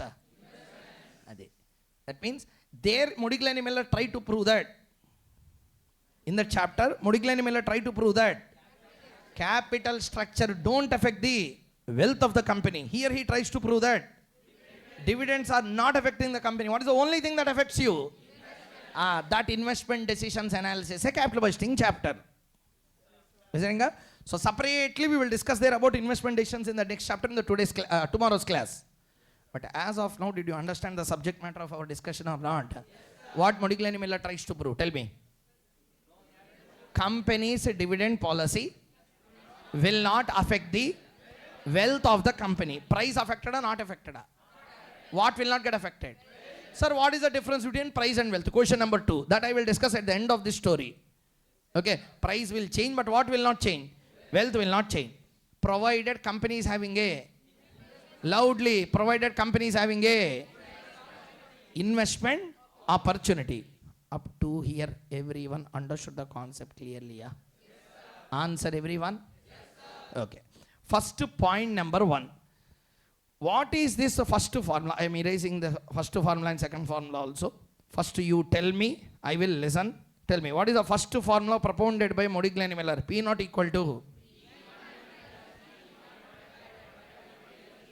D1 plus P1 divided by 1 plus what is this? Price of the share. Price of the share. Simply, this is called as single period price. Do you know what is the single period price? Please listen. Today you will buy a share at P0. Please interpret the formula properly. Today you will buy a share at P0. Receive a dividend after 1 year at D1. Sell the share at P1. Sell the share at P1. So numerator, tell me, what are all the 2 cash flows you are getting? Interpret like this. When you purchase the share? At what price? Because of buying today, what are the 2 benefits you are getting? You are getting dividend. Today na after 1 year? After 1 year, after receiving the dividend, what you are doing with that share? Buying or selling? Therefore, that P1 is called as a ex-dividend price. That's why I am interpreting that formula, not to explain you the story behind that formula. My point is, question like if they use a ex-dividend, cum dividend, you should understand what you are using there. You are receiving dividend and selling the share. You are selling the share and receiving the dividend. Receiving the dividend. What you got? Answer.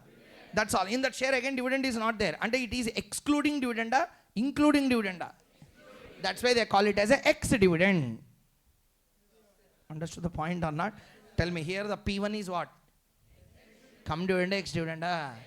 Loudly. Adi, remember this. Not just repeating my words. Remember. Understood? Okay. Now you first tell me the point. Understood up to here clearly? Yeah? Very good. Now, number 2. There are 2 notations. M, N. What are the 2 notations? If you know already, please repeat. What is M? P1 is not I am asking. I am asking M, N. If you know the meaning of M and N, you tell me. M represents new shares to be issued. Everyone repeat. M represents? Very good. N represent Number of shares existing. Everyone, number of shares. Don't change the notations. Textbook uses M and N only. Don't use X1, X2, P1, P2 like that. Institute sentimental, what they use only that. Tell me, M stands for number of new shares. N stands for number of existing shares. Number of I will first explain you the model I said na. Give me 10 minutes, I will explain how this model works. Start doing the problems and complete the chapter. See the screen. Second formula, MP1. Everyone tell me what is the formula? MP1. What is M? Number of? Very good. Number of? Now answer my question. Company will pay. Company pay dividend today na after 1 year. Huh? If I pay dividend, that will become ex dividend, cum dividend.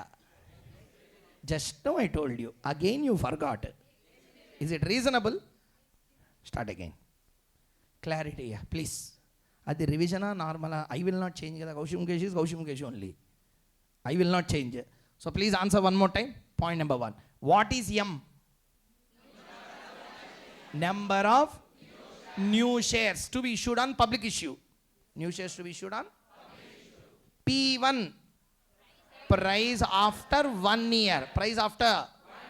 Adi cum dividend, ex dividend. Why? How can you tell? Because I first received dividend and then that price is calculated. That P1 will be ex dividend share, cum dividend share. Note this, there is a small adjustment to this that I will tell you when we are doing the problem. Okay. So simply to tell M, number of new shares to be issued, P1, price after 1 year, MP1, amount to be raised on public offer. Amount to be raised on? Loudly, amount to be raised on? Now question is, sir, why we have to issue new shares on public offer? What is the reason? Because whatever the company has a profits today, it declared the dividend. Declared the? What is the model say? MM model, what it says? Whether you declare the dividend or do not declare the dividend, wealth of the company will not change. That's what we are trying to prove. Profits are there. Pay everything as a dividend. Pay everything as a dividend. Now you paid dividend or not paid dividend? Now tell me, dividend important or investment important? For that, who will give money? You paid entire profits as dividend. I don't have any money with me. Your grandfather will come and give. Like that people are asking. Are you understanding or not? What I have?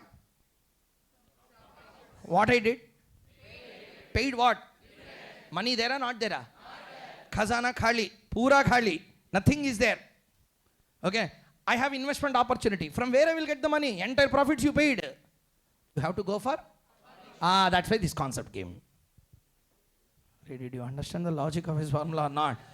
Public offer you will go today na after paying dividend. After paying dividend means dividend will be paid today na after 1 year.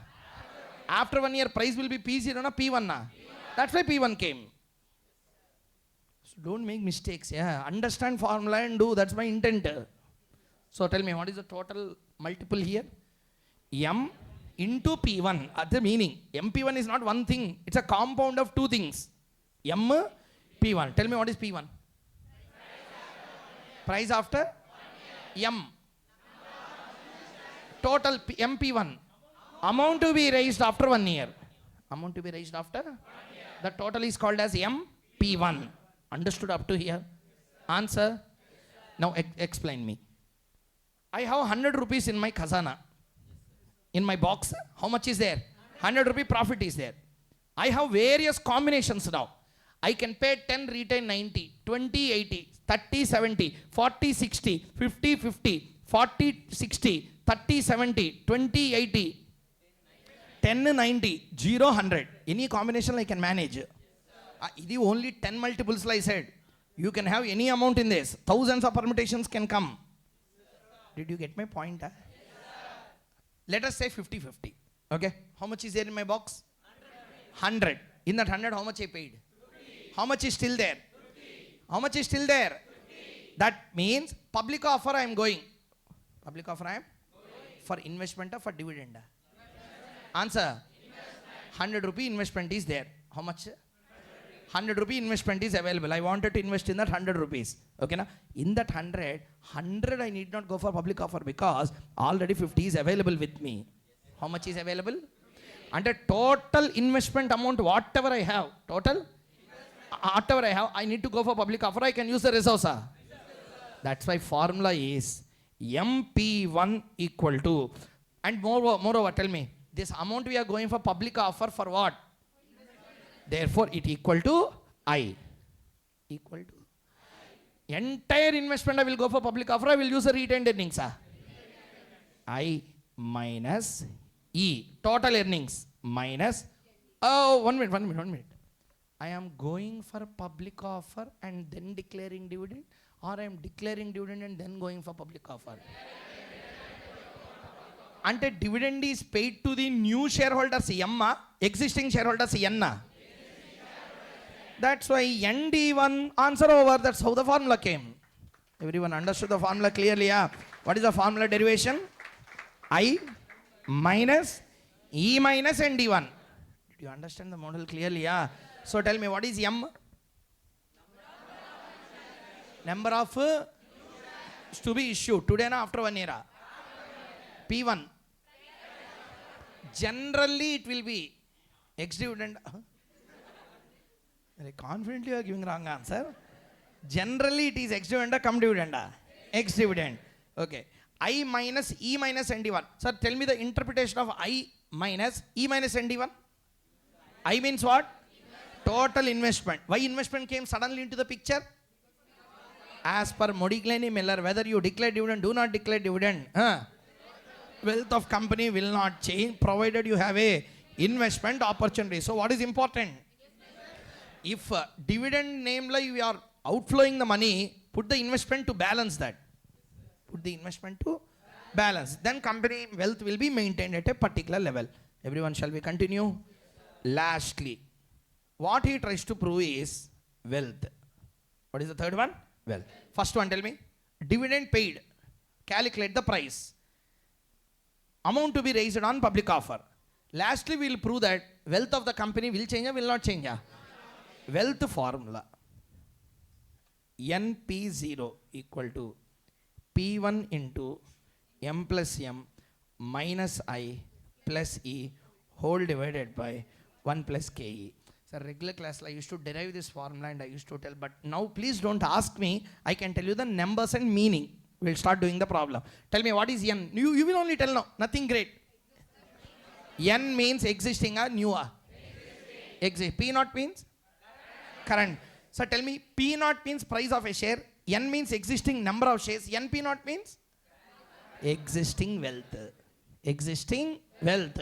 Equal to? P1. What is P1? Price after 1 year. What is N? What is M? Total number of shares into P1 means new wealth, whatever you created before going for any investment or earnings. Clear or not, everyone? Minus I. What is I? Investment. Plus E. Earning. Divided by 1 plus KE. You will get the final answer. Shall we start doing the problems now? We are going to do 2 problems. One I will do. Second we will do. Okay, na? Let's start doing it. Our first one we will do. Second one you will do. Let's change the statement. Then what you will do?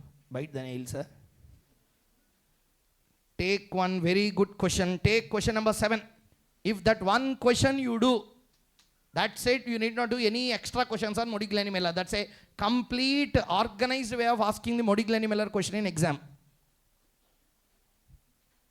Shall we start? Please see there. Akash Limited has how many shares, sir? 10 lakh equity shares outstanding at the start of the accounting year. First, observe the information. 10 lakh equity shares start. And Yamma Yanna. Half information you should analyze while reading the question itself. This is N. Existing market price P0, P1. The answer here. P0. Very good. Expected dividend D0, D1. D1. Capitalization rate KE. Tell me what information they gave. One by one tell me. P not given or not given? D1. KE. P1. That we have to calculate. Okay, next. calculate the market, that's all. Calculate the market price when expected dividends are declared and not declared. Simply he wanted us to calculate the price if dividend is declared and dividend is not declared. First question number 1. Price will be same, will change? Will change. What I said you? What will change? Price will change. What will not change? Wealth will not change. Understood? Let us start doing. Let's do together. Practical problem number 7. First, step 1. Follow the steps properly. Step 1.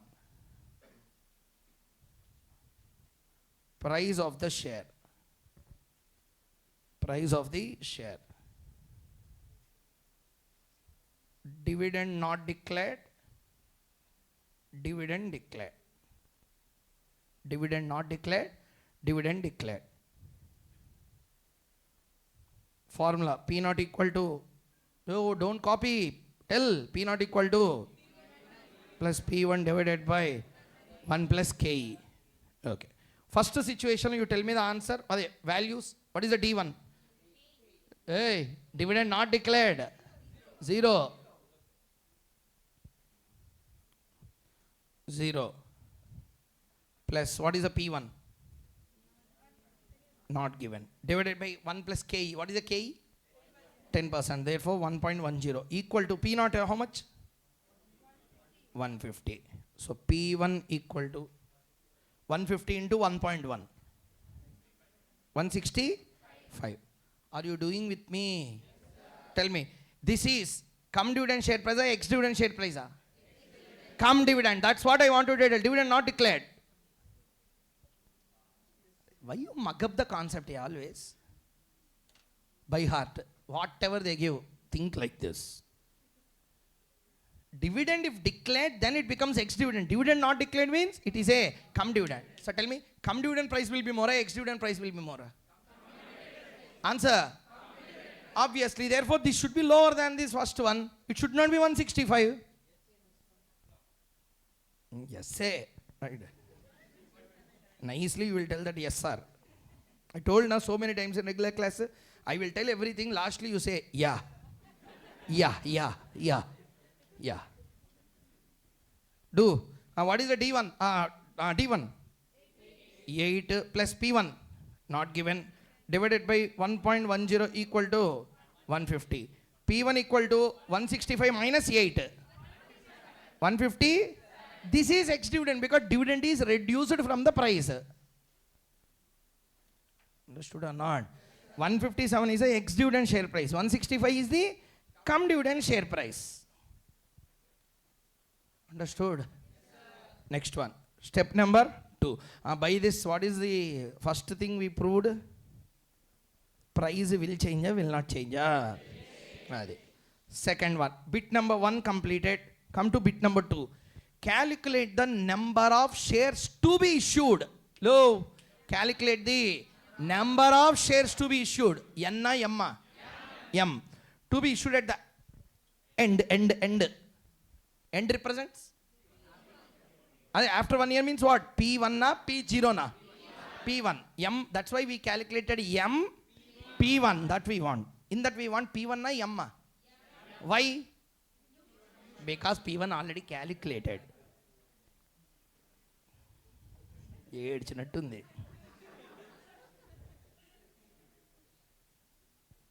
P1 already calculated, not yet calculated. Everyone. And then why he will ask again? That's why he didn't ask. Actually, he should ask both. But he separated both the questions and that's why he didn't ask.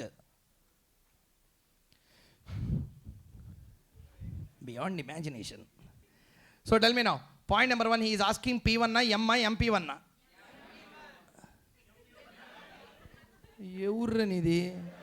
Just now I told you. We should calculate M na, MP1 na, P1 na? M only is asking us to calculate because what is already given. If you calculate M, automatically MP1 will come. Read. Calculate the number of shares to be issued by the company at the end on the assumption that net income for the year is. Please tell me what is the net income concept here? Earnings. How much is earning? 3 crore. Investment budget? Now you should tell me, what is my investment? Why investment is coming in Modigliani model? What Modigliani model propounded? If you don't want to affect your wealth, you declare dividend, you don't declare dividend. You finance by equity, you finance by debt. What you should do? Investment should be pakka. Okay, now tell me, how much is the investment opportunity? Entire 6 crores I need to raise by new issue or existing earnings I can use. How much existing earning? Wrong answer. That depends on the situation. In one situation, what I am paying? Second situation? Or first situation I am not paying dividend. Second situation I am paying dividend. Take calculator. How many shares are there? Beginning loan has given N. I said you dividend will be paid on old shares or new shares. Old shares means M I N. How much is a N? 10 lakh. 10 lakh into how much is a dividend? Means how much? And in the 3 crores, 80 lakhs is a harmfut. In the name of? Means I can use only?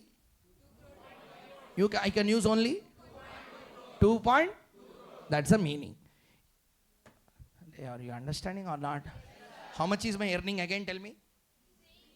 How much is my earning? If I do not declare dividend, if I do not, entire 3 crores will be available for investment, correct or not? Yes, means how much amount only I should go for public offer? 3 crore. Second case. In the second case, I am declaring dividend. Means how much dividend I am declaring? Loudly? 80 lakhs I am declaring. Means in the 3 crore, entire 3 crores is available. 80 lakhs as dividend. Means how much is only available? Means I will go for entire 6 crore public issue. 6 minus 2.2 crore. Remaining only we will go for the public offer. Did you all understand the concept clearly? Yes, shall we do the problem now? Yes, start. Again, 2 branches, 2 blocks. Dividend, not declared. Dividend, declared. Follow the same pattern. You will not commit mistakes. First, write the formula clearly. Before that, step by step, let us write down everything. Number 1. First write down. P1, already you calculated. Write down the P1 value. How much? 165, 157. Number 2. Dividend declared. You tell me the answer. Dividend declared. How much? 0. Here how much? How much? 80 lakhs. Just I am writing for your understanding. Exam you can write 0.8 crores. Because he has given entire information in what? Crores has given entire information. So technically you can write it as 0.8 crores. Did you understand notations clearly? 0.8 crores. If you want, you can expand. Write the note below answer in examination. Answer has been expanded into normal rupees instead of writing in decimals. Clear, huh? Okay. Next. 3. Earning. Tell me, what is the earning? Please everyone solve 3 crore. What is earning in the next case? 3 crore. Earning is 3 crore. Earning after investment is, earning after payment of dividend is reduced. Next one, number 4. Net earnings. Net earnings. Everyone repeat, tell me the answer. 3 crore? 2.2 crore. Hopefully everyone understood. Everyone? This is the E in the formula. Hello, listening? This is the E in that formula. E minus ND1, E is this E. Okay? Next. Number 5. Up to here, everyone understood clearly?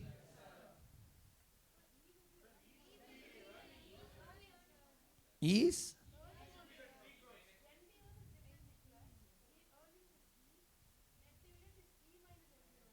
Net dividend? E minus?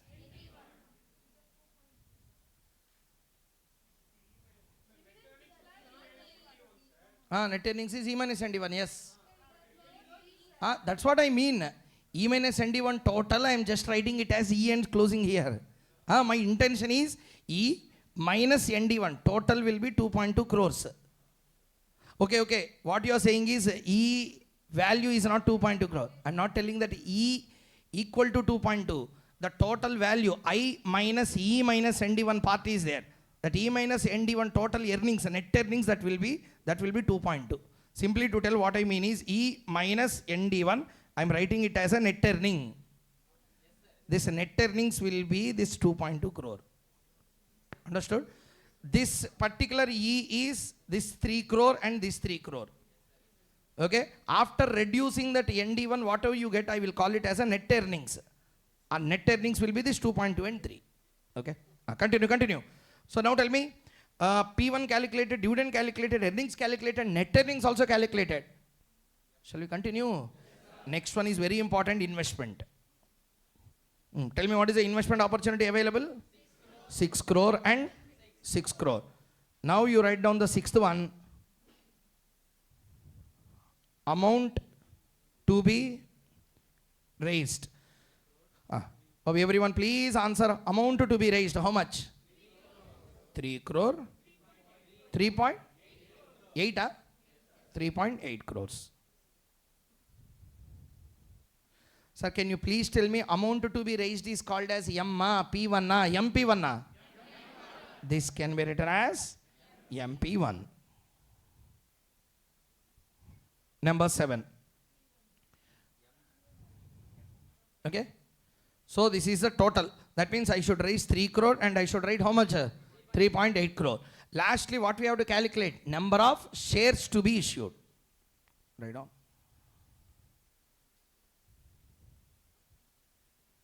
Number of shares to be issued. So can you please tell me the workings in both the cases? Case number A. 3 crore divided by 165. That you have to tell. Tell me 1 lakh 81,000 818.18. Final answer we will round it off. Shares you put it in the decimal. Next, 3.8 crore divided by, at what price you have to issue that? 157. 2,42,038.21. So this is 3 crore divided by 165 and it is 3.8 crore divided by 157. Sir, if you observe, without putting any formula, I try to solve first. Without putting any formula. MP1 equal to I minus E minus N. Without using that formula, I try to explain first. That means even if you forget the formula in exam, no problem if you follow the procedure properly. Clear everyone? So now please answer one by one. Please answer everyone. What is the price after 1 year? 165 in the first case. Second case. Dividend declared is how much in the first case? 0. Second case? 0.8 crores. Next, earnings? 3 crores in both the case. After declaring the dividend, net earnings is how much? 3 crore and 2.2 crore. So, in both the cases, how much is the investment opportunity? But in the first case, how much amount I have to go for public offer? Only 3 crore. But in the second case, since I paid dividend, I have to raise more amount through the public offer. How much amount I need to raise? 3.8. So how many number of shares I have to issue? First case la 1,81,818 and second case la I have to issue 2,42,038.21 shares I have to issue. Everyone understood up to here clearly? Yeah. Final touch for that. See the first question and second question had we completed? Yes, everyone? Yes, just one single thing I am asking you. Go to the answers in the study material and confirm whether we are right or not. Just for your confirmation. 165, 157, first bit. 165, 157, first bit. 181 something, whatever you said, 242 something you said. Both the answers are tallying, everyone. That's all. So, first 2 bits we completed. One small question before we start with the third one and complete is. Have we all really understood? Yes, sir. Which concept we are doing now? Understood the logic of Modigliani Miller properly? Done. Last one, third one. Proof that market value of the shares at the end of accounting year will remain unchanged, irrespective of whether dividends are declared, dividends are not declared. Tell me, what is the formula for NP0? You forgot, huh? Write down. Step 3. Step 3.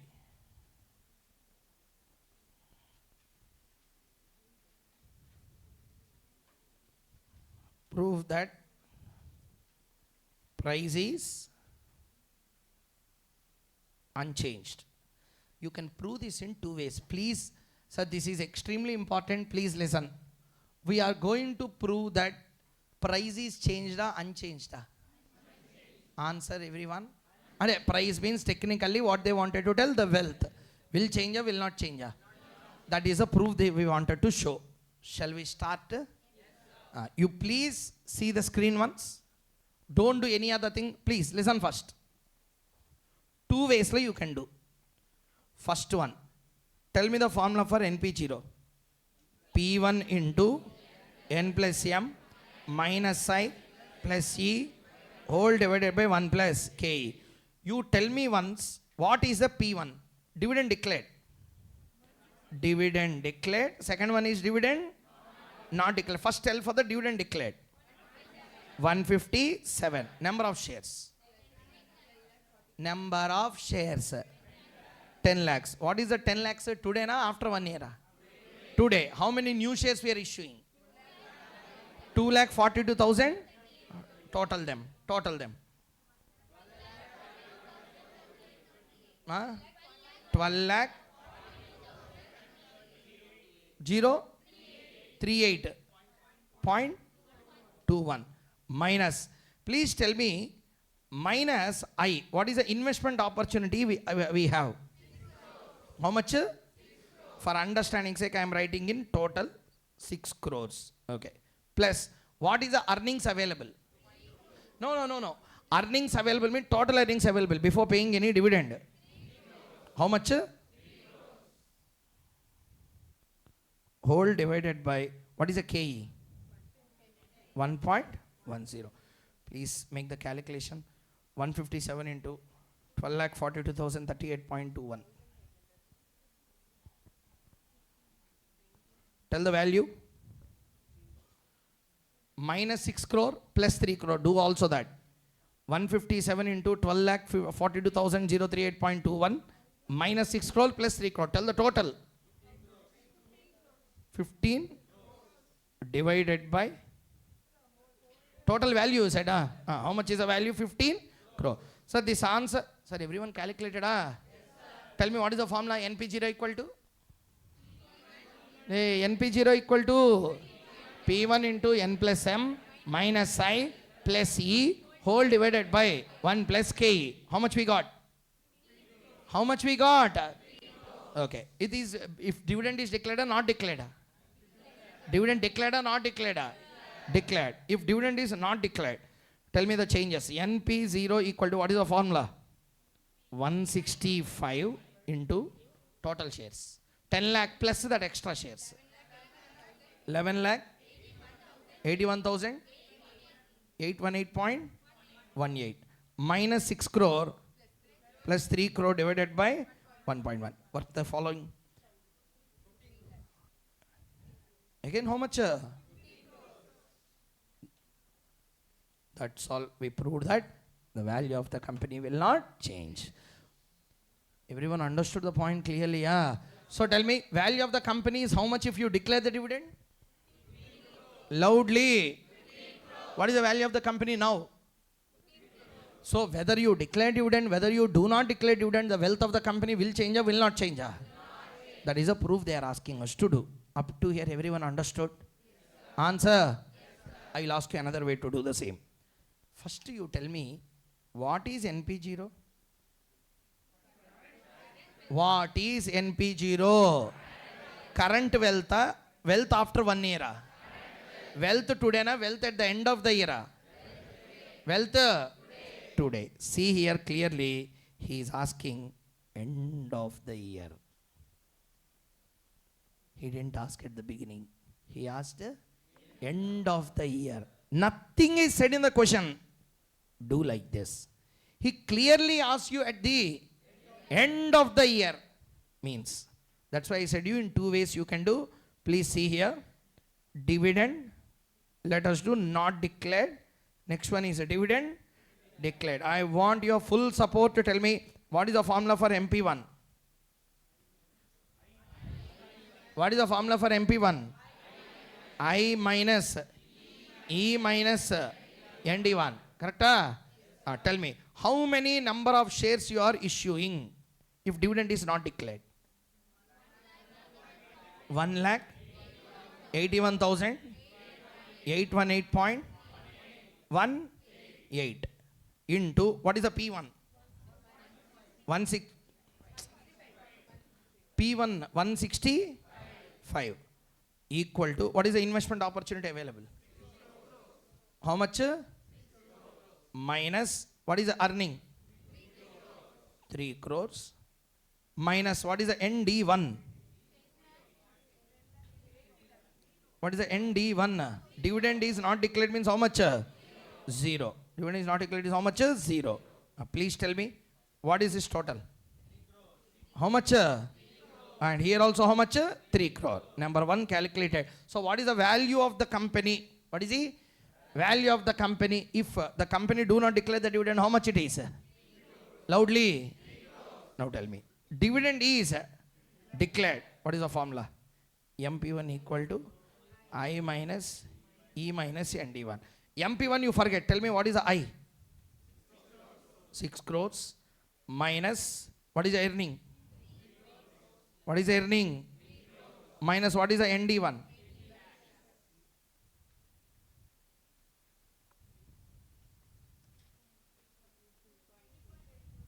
Tell me. 3 point. Now tell me, if dividend is declared, what is the value?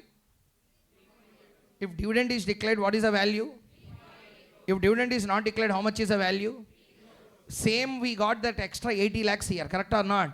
How to analyze this is the next question we have to calculate. First you answer to my question. Up to here the proof that the price is unchanged. Up to here everyone understood clearly, yeah? One by one you tell me the answer. First bit number 1. Start from the beginning. First what we have to calculate whenever Modigliani Miller question comes? Price of the share. How to calculate the price of the share? P0 equal to D1 plus P1 divided by 1 plus KE. First what we will get? Dividend declared, dividend is not declared. 2 P1s you will get. Next, we have to calculate amount of shares to be issued. Amount of?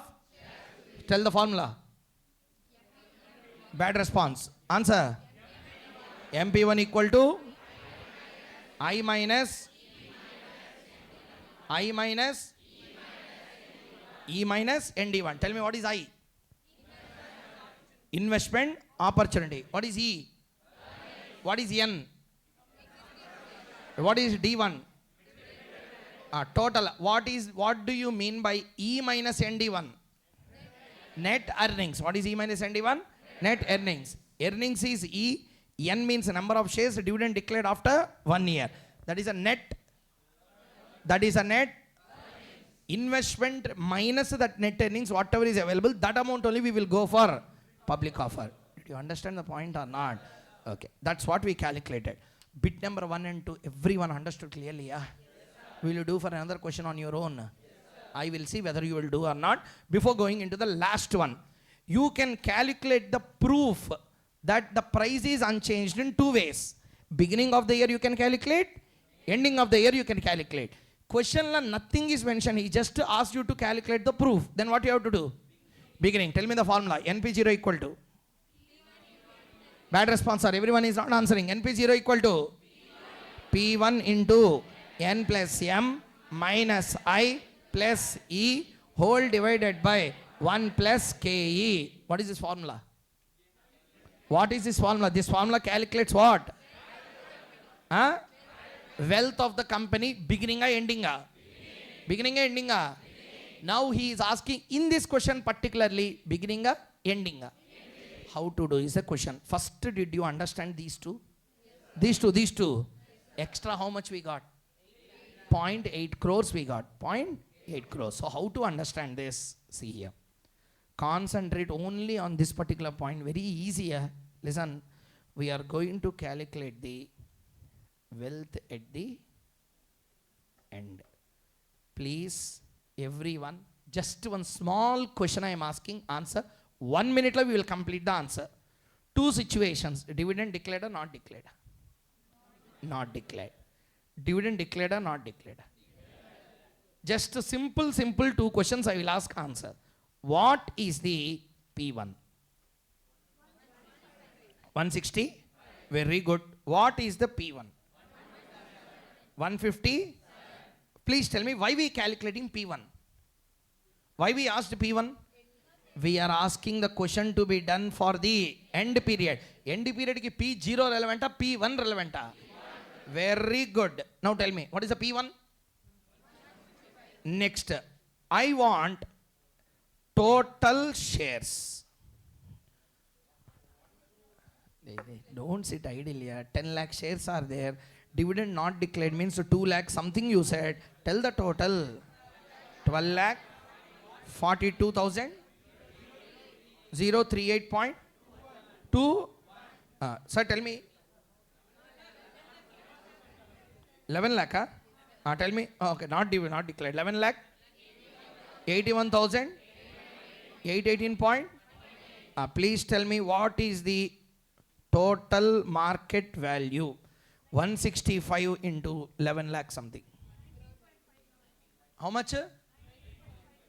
19.5 crores. Sir, everyone calculate. Yeah, don't follow others.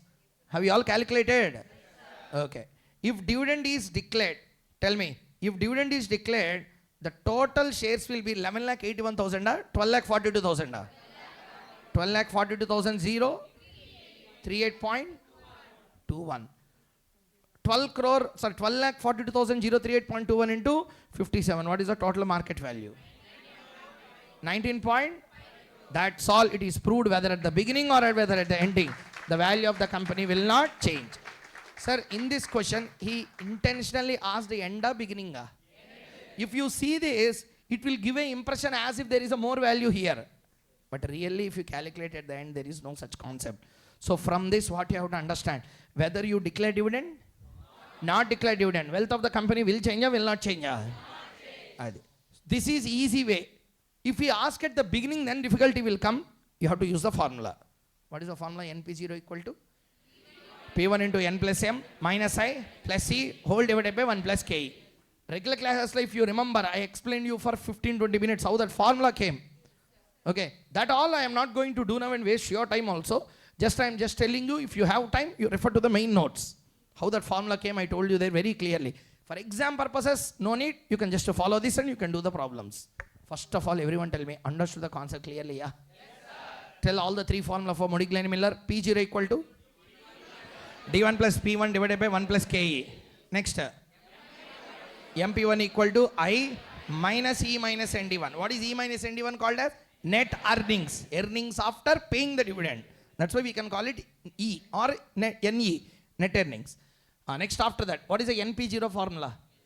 P1 into N plus M minus I plus E whole divided by 1 plus K. What you will get answer?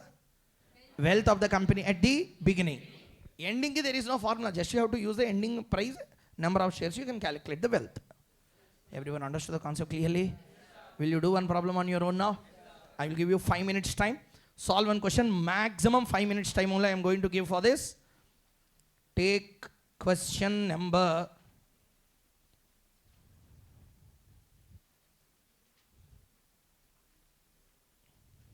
illustration 8, page number 8.34 in the textbook. Study material, illustration 8. Let us read the question first. That's why I said no avesam. First read the question properly. Read. RST Limited has a capital of how much? 10 lakh in equity shares. So listen, 10 lakh shares are rupees 10 lakh. That's very important. How much each? 100 rupees. The shares are quoted at par. Means what is the market value today? Par value is 100. That's the market value. Company proposes to declare dividend of 10 per share.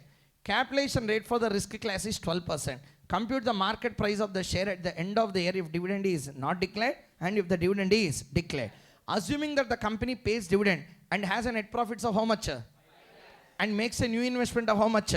10 lakh during the period. Calculate the number of new shares to be issued. Will you do? Start doing. Don't see the answer. Just see the question and start doing the answer.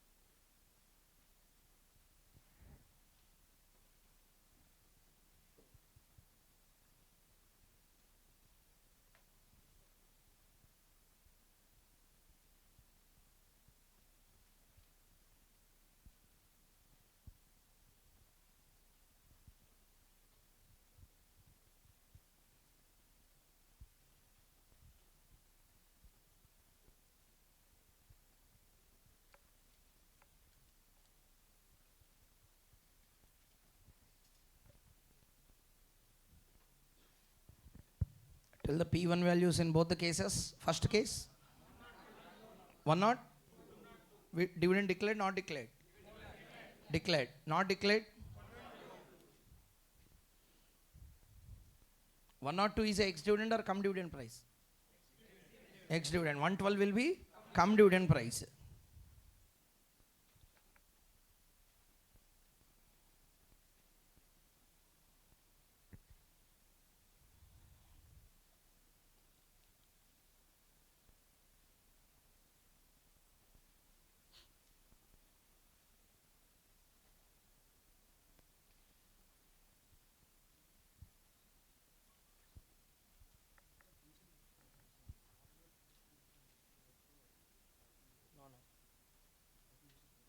This part I minus E plus MD over 90. That has no meaning. Answer will come. That has no meaning. They will not give you the marks. Mathematically that is correct. But yes, but that particular thing has no meaning. What is the idea behind that? Total earnings minus dividend you pay, you should deduct and then only you should invest. Mathematically answer may be right, but conceptually that is not correct. Have you done with the pricing everyone? P1 and P1. How much you got? 112 and 102. First bit completed. Start doing the second one. Number of new shares to be issued.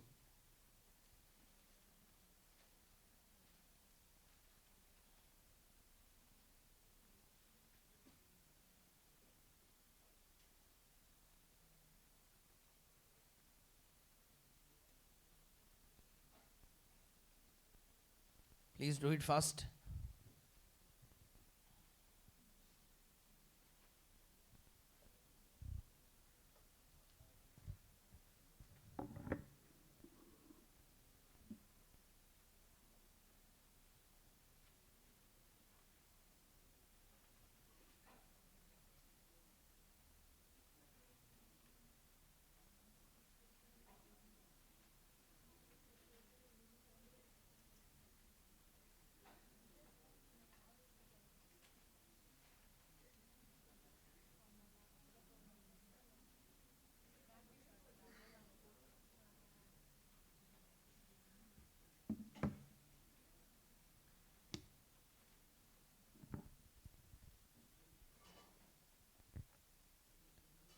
Have you done, everyone? Okay. First tell me, bit number 1, if dividend is not declared, what is the value? 112. Dividend declared? 102. In this question, he is asking you to calculate the wealth, just asking you to calculate the number of new shares to be issued. That means step number 1 and 2, the answer will be completed. Correct? Just I will do roughly here. You tell me. If dividend is not declared, dividend is not declared, what is the formula? I minus E minus ND1. What is the investment opportunity available? 10 lakhs. Minus what is the earnings? Minus dividend not declared means 0. So how much we need to raise? 5 lakhs. At a price of how much? 112. Tell the number of new shares. 4,000? 464.28. Sir, 29. Okay. Next one also you tell me. I minus E minus how much dividend they are declaring? 10 rupees. 10 lakh, 100 rupees means 10,000 shares. Means how much they are paying? 1 lakh. Means how much they have to raise? 6 lakh. 6 lakh divided by 102. Tell. 582.35. That's all. If you get these two answers, perfect. 4424.29 and 5882.35. Everyone got the answer? That's all. With this, the dividends chapter law, all the concepts have been completed except one small area called as a Lintner's model. What is the concept? In this dividend concept, there is one area called as two-stage dividend model. What is it? That concept I will discuss along with the cost of capital, because cost of capital also has a KE calculation. Clear? At the time we will discuss about that. 2 minutes you spare with me. Lintner's model. Just one concept is there that I will discuss and we will close this. Clear, everyone? Okay. Please, if at all you have the page number with you, please help me with that.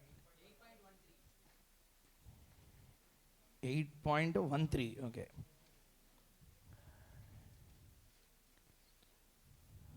Come to 8.13. Yes, 8.13.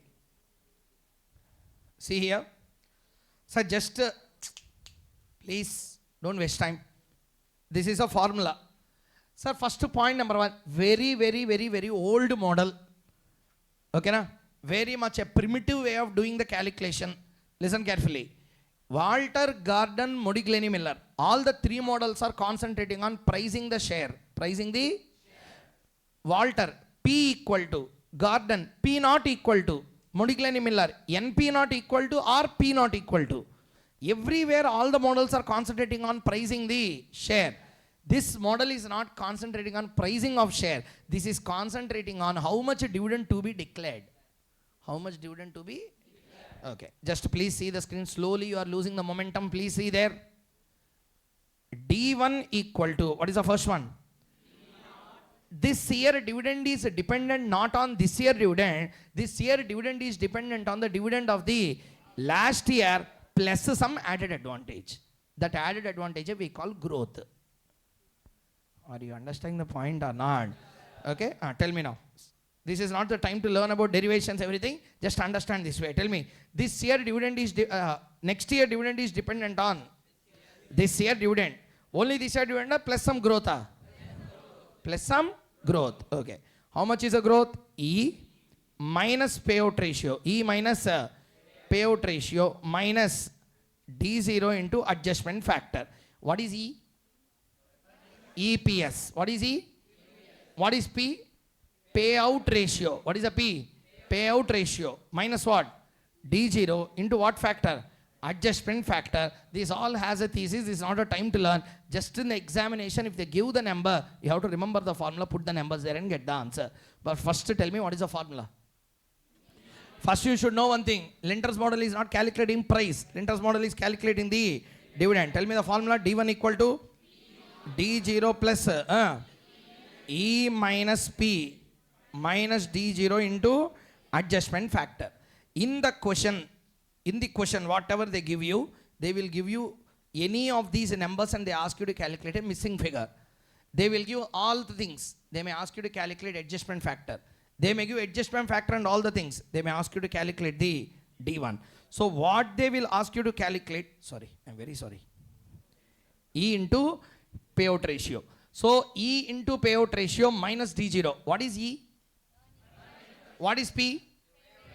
Please tell me, earnings into payout ratio means what? Earnings into payout ratio means what? Dividend. What is that? Dividend. Whatever you wanted to declare minus last year's dividend you calculate into adjustment factor you multiply, you will get a D1. That much dividend you have to pay. The logic I will tell you, just try to understand clearly. So logic is very simple. In Companies Act there is one concept called as a dividend equalization reserve. What is the name?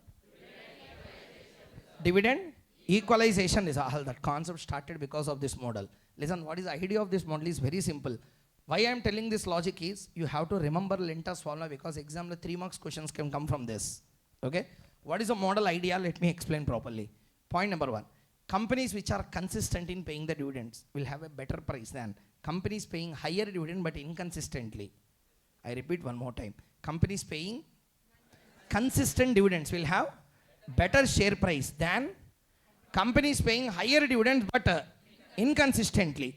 Sir, because everyone wanted to plan their finance properly. Am I clear? Everyone wanted to plan their finance properly. For example, I wanted to purchase a house worth 1 crore. Every month I have to pay a fixed EMI. Say for example 90,000 EMI I have to pay. 90,000 EMI if I have to pay, my earnings should also be equally consistent. If I have to pay, if I have to pay 90,000, my earnings should be 1,70,000, 1,80,000 there. Then what I will be doing? Every month I will get 1,70,000. In that 1,70,000, 90 I will transfer there. Like that peace of mind will be there. Okay? Or else what will happen? Let me explain. One month I will get 2,50,000. 1 month I will get 50. Then I have more amount in some time. I have less amount in some time, but I am getting consistently inconsistency. People like the first model or second. First day they will like, because fixed I am getting 1,70,000, 90 I will transfer there. Every month I may save only 60,000, but definitely I will save. Company people will like more of consistent dividend companies than inconsistent dividend companies. Therefore, with that logic, what they said is, this year dividend being D1 should not be dependent on this year earnings. It should be dependent on the earnings of this first one. Dependent on the D0 of the last year. How much you wanted to pay this year? Don't tell 5 rupees, 6 rupees. First tell how much you paid last year. Listening, how much you paid in the last year? D0. Loudly. D0. How much is? See here. This year dividend D1 should not be dependent on this year dividend. This should be dependent on, the next year dividend should be dependent on this year dividend. Not just that one. Plus some growth. This all part is called as what? Growth. What is this? You got some earnings or not? Calculate that. What is this? Generally what payout ratio you will follow? Take it. Listening? What is this total? The dividend what you are proposing to pay. Dividend what you are? From that you deduct the, you will get the balance residual dividend. Which dividend? Into what factor? This will be decided by the management. How many times it should be? You multiply that. This part will be the growth in the dividend this year. This will be growth in the dividend this year. Repeat one more time. What is the formula? D1 equal to, don't see the board. D1 equal to first D0. That means this year dividend, next year dividend should be dependent on this year or current year or last year, whatever you call D0. Not just that one. Along with that, there should be some growth. Plus what generally your earning is. Write down there. What generally your payout. Write down there. That much dividend you don't pay. Minus D0. That is called as what? Residual dividend. What it is? Into adjustment. This should be how much percentage? Who will decide? Management will. That's why this they will give in the question. Just you multiply with this. D0 will be the dividend of the last year. This part will be the growth. Totally will become the D1. That's how this formula has been understood. Everyone understood the point clearly? One last time tell the formula. If there is one question, let me know. I will do that question. Tell me what is the formula for Lintner model? D1 equal to D0 plus plus E into payout. P represents not price. P represents what? Payout. Minus D0 into adjustment factor. By mistake I have written minus. It's not minus. It is into. E into payout minus D0 into adjustment factor. The final answer what you get will be the dividend you should pay in the next year or the current year ending. You have to pay that amount. If there is any problem, please let me know. Any problem given in the questions? No, na? That's why I told you, if at all a question comes in exam, you should not be leaving that question. Just to put the numbers in this formula, you will get the answer. Up to here, everyone understood clearly? Yes, sir. Listen, some miscellaneous questions are there in dividends chapter. That we will do along with the cost of capital, because cost of capital also KE concept will come. Okay, na?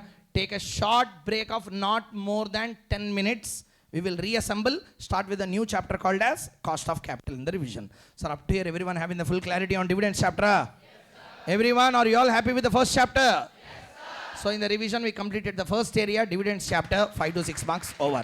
Take break and come. We'll start with the second unit, cost of capital. Another 8 marks to 10 marks chapter also will start.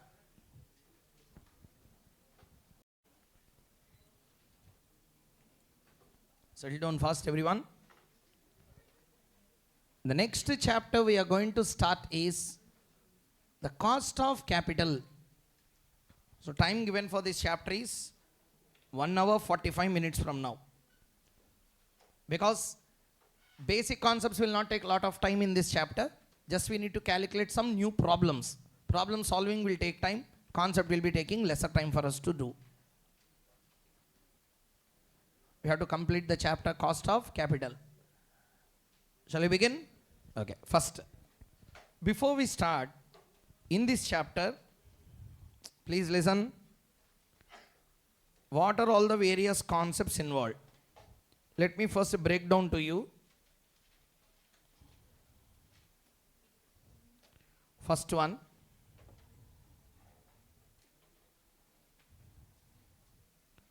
Cost of debt.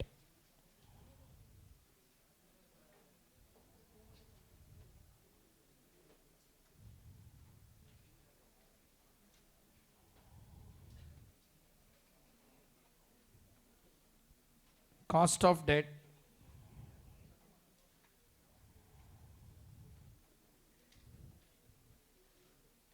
Cost of preference.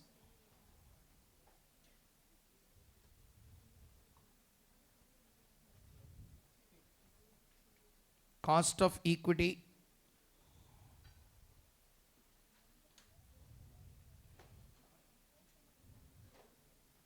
Cost of reserves.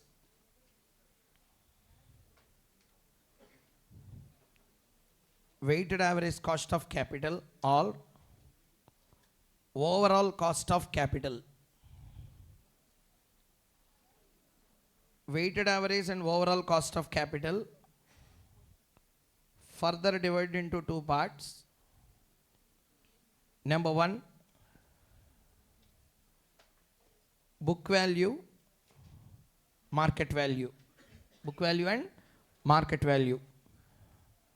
Market value, again, two types are there. General calculation, and second one will be marginal calculation. These are all the concepts. From this, one question will come in examination, pakka 100% damn sure 8 to 10 marks. Okay? That's the weightage of this chapter. First, everyone tell me what are the concepts we are going to deal with.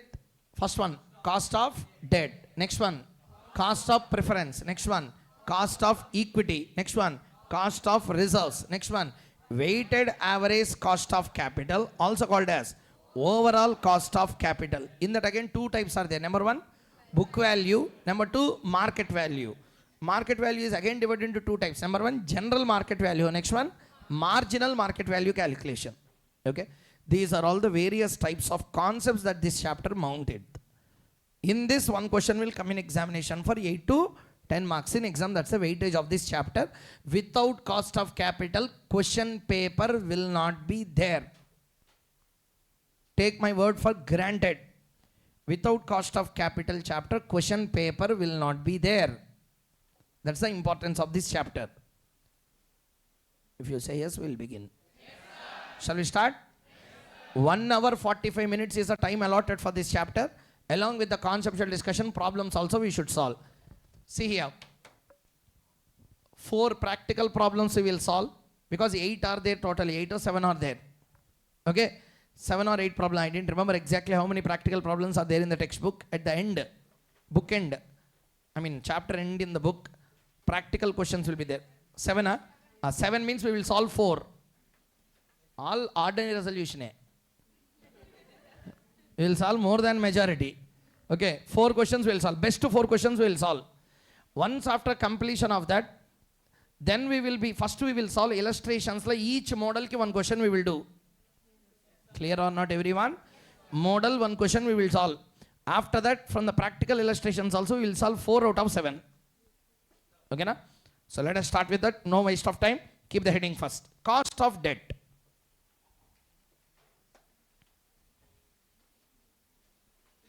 Cost of debt. Fast. Do along with me. There are 2 types of formula for cost of debt.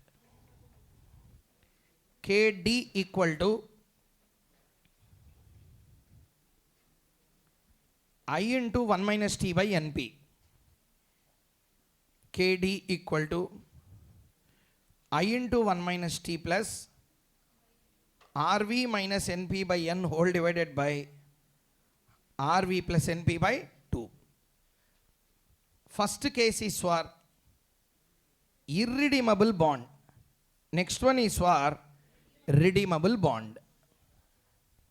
Okay na?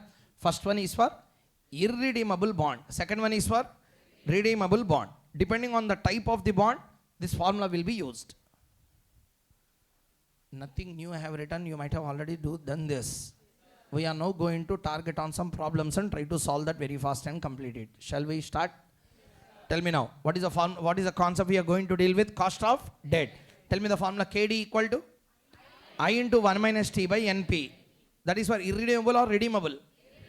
Next one. KD equal to I into 1 minus T plus RV minus NP by N whole divided by RV plus NP by 2. This will be, but very, very important. When you calculate using this is only a approximate answer. Which answer? Approximate. You have to calculate IRR. How to calculate a exam important. Exam that only they will ask intentionally. Okay? So how to do before going into that? Let us solve one problem on cost of debt. First one, everyone tell me cost of debt formula. Everyone understood clearly? Yes, tell me what is the first formula? Irredeemable. I into 1 minus T by NP. Very good. Next. I into 1 minus T plus RV minus NP by N whole divided by RV plus NP by 2. Okay na? Logic of this formula, everything I am not even concerned now in the revision class. I am just applying the formula, do the problem and complete the answer. Shall we start? Yes, take the question. Illustrations in the book. Take one very good question directly.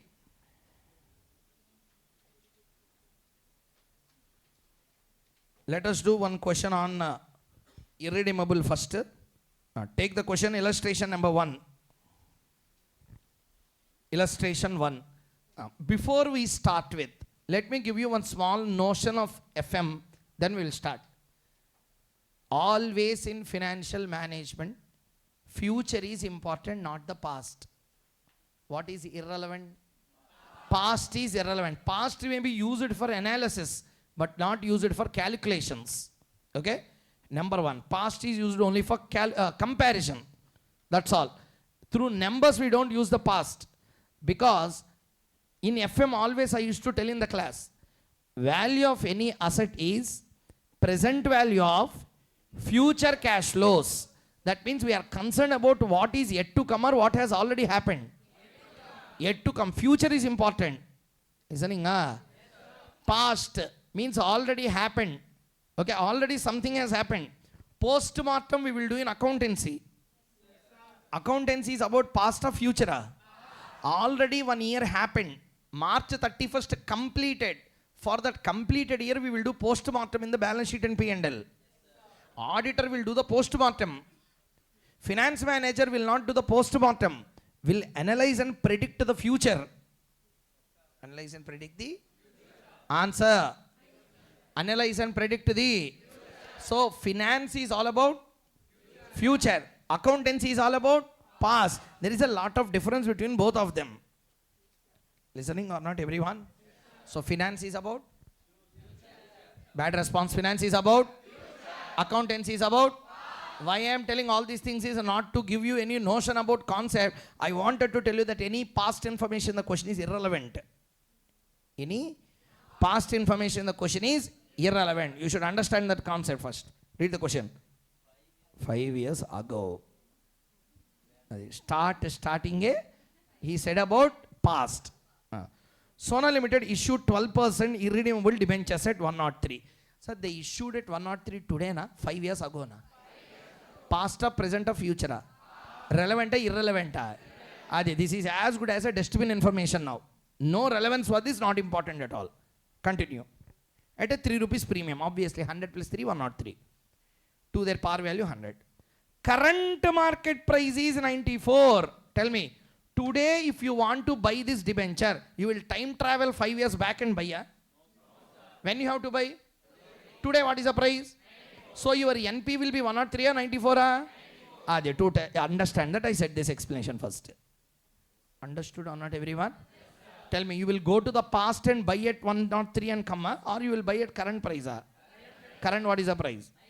So when you calculate the bond price, when you calculate the KD calculation, this is redeemable or irredeemable?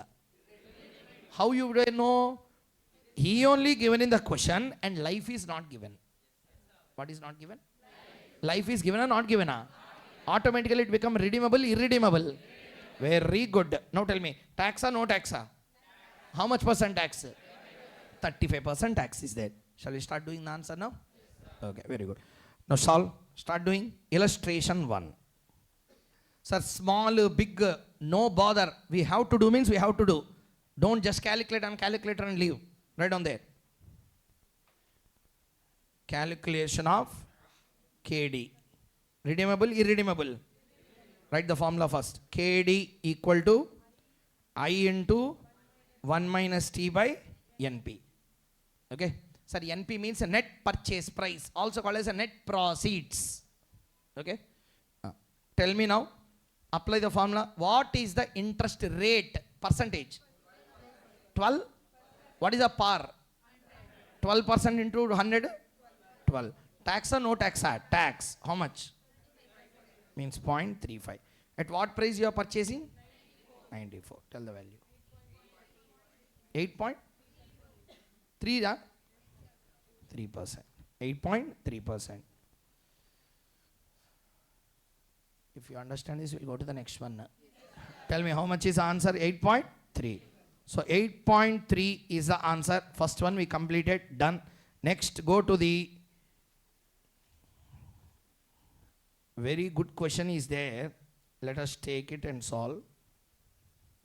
Yes. Take question number 3. Illustration number 3. Write down. First write down the notes. Illustration 3. If anyone who is very new to the class, who don't know the basics of FM, okay, for them, once we complete this problem, I will take 2-3 minutes time and I will explain the logic of the formula as well. Did you understand what I said? If anyone who didn't take class from us or who didn't know the basics of FM but attending the class, since they should not feel uncomfortable, what I will do is, let us do the problem first. Let's not waste time in that. First, let us do.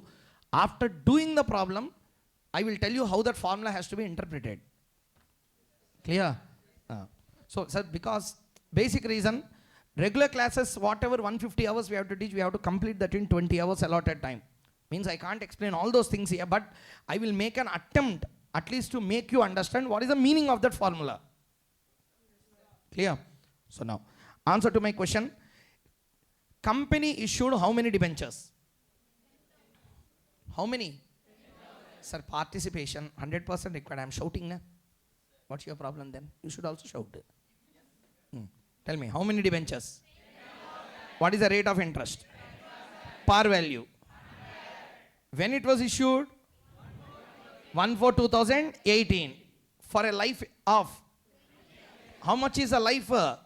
So what is the formula? Redeemable or irredeemable? Redeemable, irredeemable. How you know it is redeemable?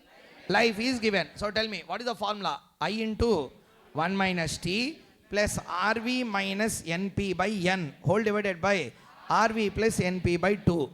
Now please tell me, what is N? Not full form. Answer in this, what is the life? Wrong answer. You are buying on 1/4/23. Past is irrelevant again. Just now I told you, again you forgot. Adhe style. When you are buying, see the screen here. When you are buying 1/4/23. 1/4/23.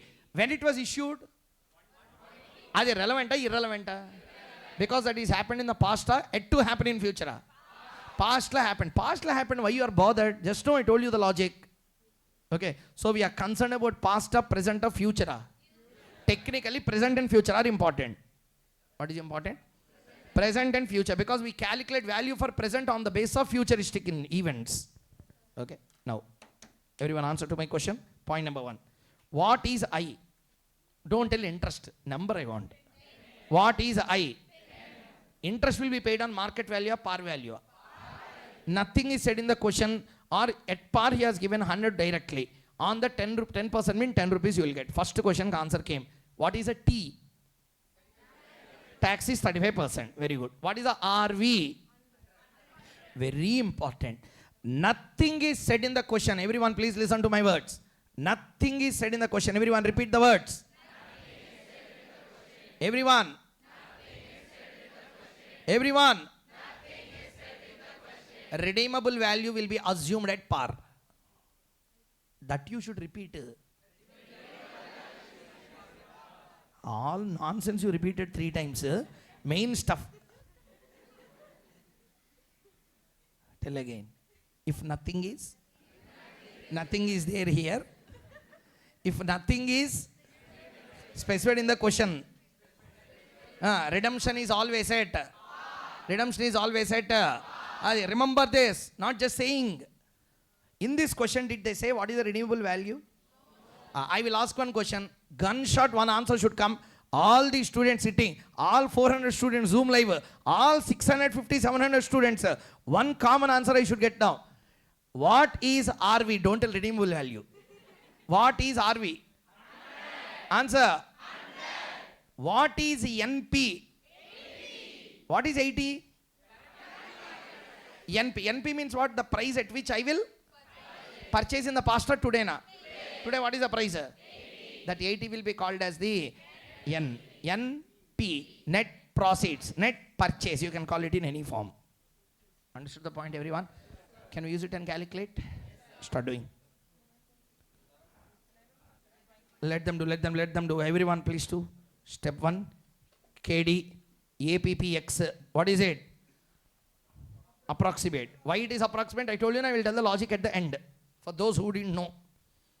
I into 1 minus T plus RV minus NP by N whole divided by RV plus NP by 2. Please tell me, what is the I? 10. What is the tax? 0.35. Nothing is said. Redemption at par. NP 80 divided by 5 whole divided by 90. Tell the value. Total value 11.67%. Everyone listen carefully first. Sir, this is an approximate value, accurate value? Approximate, accurate? One honest answer from all the students. How many of you are listening to this concept for the first time? 1, 2, 3. Some people are there. Okay.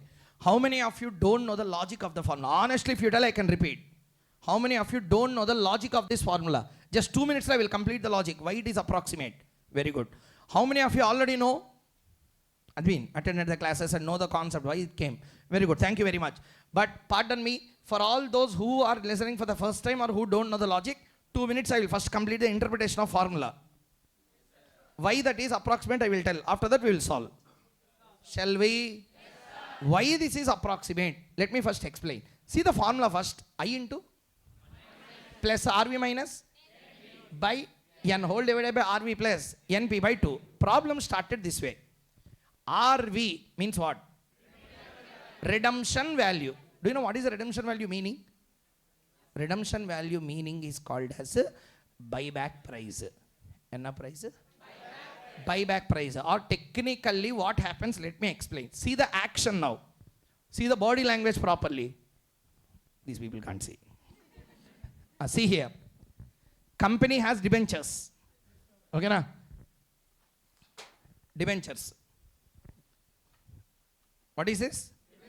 You are all public. On your face I will throw debentures. What I will get? Now tell me, what I sold? Debentures. What I sold? Debentures. Par value? Par value. It's like a loan given by public to me. Loan given by? For example, she gave loan. What is the proof that you gave me loan? I will give debenture certificate. Debenture is an acknowledgement. Section 71 of Companies Act. Next session. First chapter. Debentures and we will start. Okay. So, section number 71 what Companies Act said? Companies Act said it very clearly. Debentures are acknowledgement that the debt is due by the company to the public. Debt is due by the company to the public. That's why they are called as a debenture. Debenture means a debt instrument. Okay na? Now see the action. What are these? I thrown. What went? Debentures. What came to the company? Money came to the company. For that what I have to pay you? At the last year, I have to give back whatever you gave as a principal. Gave as a? Now listen carefully. Always debentures ki one quality is there. Every year interest will come. Last year, along with interest, principal also come back. What also will come back? Use a common sense logic. You gave me 100 rupee loan. After 1 year, you will be satisfied if I give 10 na, 110 na, 100 na. You give me how much? After 1 year, 10% interest you are expecting. I have to give you back 100 na, 110 na, 10 na. Answer. 100 you will be satisfied. No, because you didn't pay me interest. 10 rupees you will be satisfied. Why? Who will pay the remaining 100? I should get 100, 10, 110. Same. Debentures not for 1 year, over a period of 5-10 years it will be. Listening? So tell me, what are these? Who am I? What is an issue? Of what? Of what? That means I am selling the debentures. What you are doing?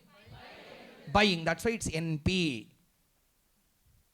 It is a, what is NP? Net proceed. Net? Very good. Next, please listen carefully. 10 years over. Okay na? What you will do now? Give back the debentures and take back the money. Now from your point of view, you tell, give back the debentures means you are selling debentures or buying debentures. Everyone, at their point, tell me, NP, from the person holding it, you tell me, from your point of view, NP, purchase or selling? Purchase or selling? Purchase. RV, redemption happened today na after 10 years? Loudly. After 10 years, redemption means you are selling the debentures back or you are buying the debentures. Selling the debentures and getting your money back. Company is buying back. Who is buying? Company is buying. So now tell me the point. Understood the logic now? Tell me. First, who am I? I issued what? Means I sold or bought a? Investor? What price? What price? NP price. Start again. Very bad response. Start again. Who am I? What I issued? What you are doing? At what price? 1 point completed. Understood everyone up to here? Done. After 10 years, what I will do? Again come back to you. What you will do now? Sell the debentures back. Sell the debentures back. What I will do? Buy back my debentures and I will give you back your money for the last year. Understood the point, everyone? This is what you will see also in the capital gains. A balance will be called as the capital gain. On that what you will pay?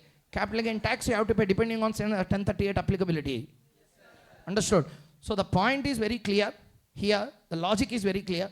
Interest is a return that you get for the money taken. But you have to give back the principal or not. Why I am telling all these stories, you should understand certain things very clearly. I will tell you why. Examiner, they will intentionally twist the questions. What they will do you know? The selling price of the bond, the issue price of the bond, they, like that they will give. At that time, student will get the doubt. Where is redemption value? Where is redemption value? He will give selling price of the bond 95. He will not tell redemption value. Selling price he will tell. How much? 95. Net purchase price or net proceeds 100 he will give. Now student will think selling price is there, net purchase price is there. Which I have to take in denominator now? Selling price is also called as a redemption value. Is also called as a redemption value.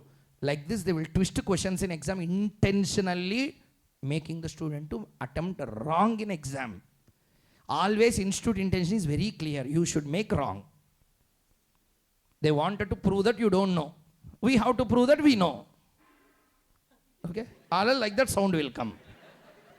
So the point is very clear. Listen carefully. Logic is very clear. Please see the screen and tell what is RV. Redemption value happens today na in future. Huh? From your point of view, investor point of view, think he is selling or buying. NP means? Buying. NP means? Buying. Now tell me, sale price minus purchase price is called as a capital gain. Numerator is capital gain. Numerator is? Loudly. Now you tell me. Point is, numerator is capital gain. Okay na? Now you tell me, I into 1 minus T, sir, tax you forget about it. I is interest, correct? RV minus NP. Now you tell, I will listen. You will get capital gain every year. You will get capital gain at the end of the redemption date. How many years is a life in our example? In our example means what example we are dealing? 10 years. How many years? 10 years. That means you will go for redemption today na, after 10 years. Loudly? After 10 years you will go for a redemption. Correct. Now tell me, purchasing? To purchasing also after 10 years. Huh? When you will purchase? At what price? Sell after? Sell after?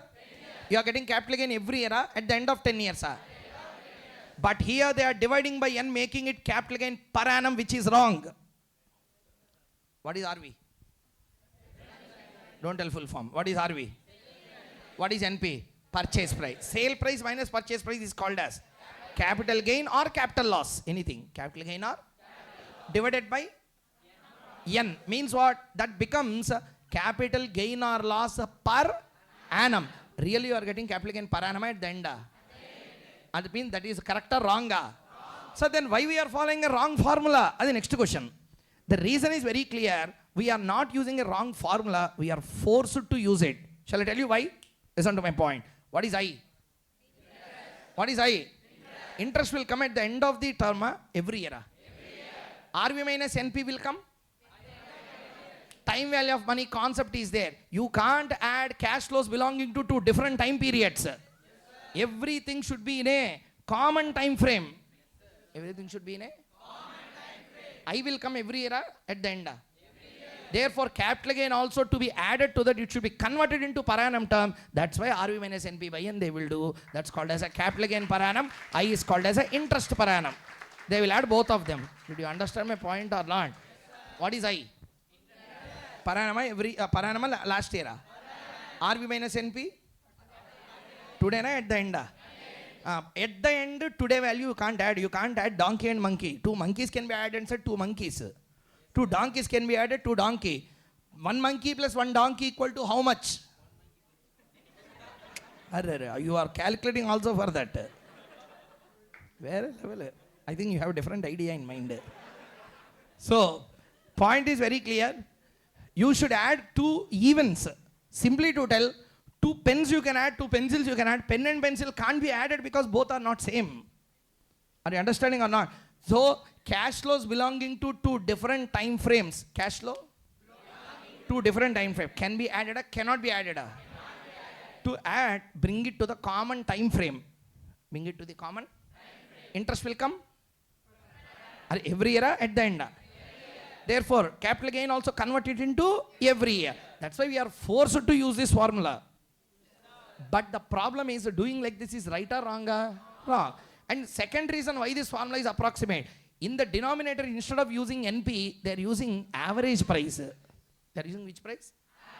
Average won't give accurate result.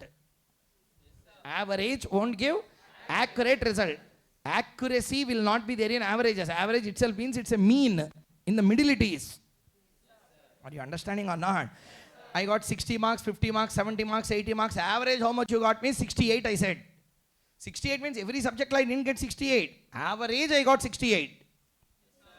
Do you understand the point or not? Same logic. Did you understand the logic clearly up to here or not? So now tell me, this formula is approximate or accurate? Why it is approximate, did you understand? That's all. That's what I wanted to tell. Next, continue. 11.67 is accurate or approximate? But we want accurate. Please keep the heading step 2. Accurate KD. This concept is also called as YTMR IRR. YTMR IRR. Now, one concept checker. How much concept you know? Whether you are mugging up the formula or you know the concept. See there. I into 1 minus T, all these things are there, na? This formula, yeah? Tell me. I purchase today. Sell after 2 years. I purchase. Sell after? Means what is my period, total period? They issued for 10 years. I purchased somewhere in the middle. I sold somewhere at the end. Somewhere after 2 years. Listening? N will be 10 or 5 or 2? Answer? Wrong. Asli formula you can't use. This formula can be used only if the redemption is made by company, not market value. Go back to my statement first. What is RV? Don't tell full form here, please. What is redemption value? Who will give you that amount? That means at maturity date you should be there with the company. No, sir, I will pay today, I will sell after 2 years means company will not give you amount. Who will give? Market you should sell. At that time this formula is useless. Now everyone. Eye opener. Which you should learn before. First point, did you understand my point or not? What is RV? Who will redeem that? Today na after 10 years, sir? I am not there at the end of 10th year. What you will do? I wanted to buy today. I will intraday people are there. Or investors who will buy today and sell after 2 years will be there. For them this concept is useful or not useful? Not useful. This formula you can't use. Different formulas are there. That's not there in CA Inter. Okay. But the point is, that's why we call this formula as yield to maturity. Wherever you buy is not the problem, but you should be there on maturity date with the company. Then only you can use this formula. Did you understand the meaning? Let us do now. Accurate KD. Sir, always whenever you wanted to calculate accurate KD, one small theory, listen carefully. 11.67 is right or wrong? Accurate or approximate? Means right or wrong? We want wrong answer or right answer? Answer? Right answer we want. So now listen, 11.67 is wrong. Then what will be right? Is a question now. We have to take randomly trial and error 2 rates you have to take. How many rates you have to take? 2. 1 rate higher, 1 rate lower. Lower than 11, take how much percent? 10%. Higher than 11.67, let us take 13% and let us start doing the answer. Listening everyone? Okay. What is the price in the market? See the question. Answer? Okay. Now, listen carefully. We will take 10%, we will take 13% and value the debenture. One rate should be more than 80, one should be lesser than 80. Why? Logic also I will tell you when we are doing it. Am I clear? Let's start doing. Keep the heading. Accurate KD, YTMR, IRR. Write down. Year, cash flow, PV at the rate of 10%, PVCF. PV at the rate of 13%, PVCF.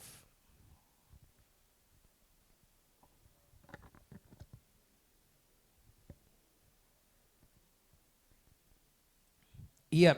Please tell me what is the life? 10 or 5 or? Overall, when company issued, how much life? But you purchased on which date? You purchased on which date? 1/4/23. From that date, how much life is there? 1 to 5 and 5. What is 1 to 5 and 5? 1 to 5 means 1 to 5 means fifth year, 1 year, 1, 2, 3, 4 and 5. Annuity. Okay. Tell me how much interest I will get? 6.5. Very good. After tax only you should take. What you should take? After tax. Fifth year. 100. Not 10, 100. Par value is not 10, par value is 100. 13%, sorry, not 13%. PV factor at 10% you calculate and tell. 3.791. Okay. 0.621. Sir, hopefully I need not explain how to calculate annuities. Don't give that heart attack to me suddenly. Everyone know how to calculate annuity on calculator or not? Sir, the basics time value of money concept, please. PVCF value. 24.64. 2 digits you round off. 62.10.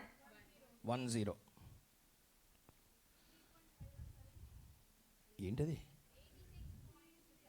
Total you tell. 86 point. Very good. 13% rates. 57.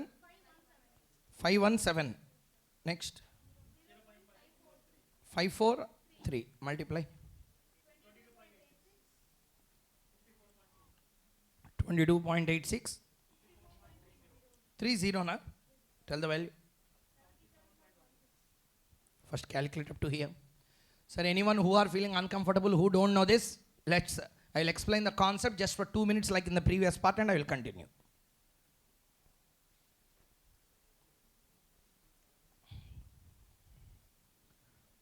Up to here calculated? Okay. Listen carefully. Do you know why we calculated this? Anyone? Yes, sir. Who said yes? Work? You know? No. Yes, anyone? Yes, please tell. Why we calculated this?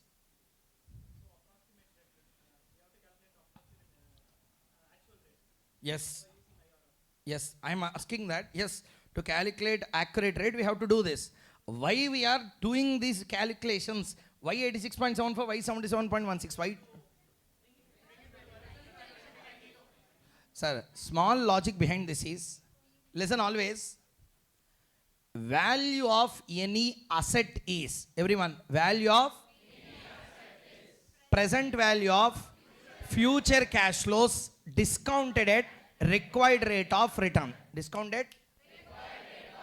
First of all, everyone listen carefully. In case of debentures, loudly, in case of required return is different, actual return is different.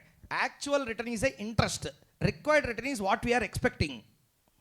Required return is what we are expecting. Actual return is what company is paying already. Now tell me, in this question, what is the actual return? Percentage you tell here. Interest rate, how much? 10%. After tax, it will be 6.5. That is okay. Normally, what is the interest? Loudly. After tax? 6.5 is expected return, actual return. What is expected return? That's what we are going to calculate here. Listening or not? KD, actual return, expected return.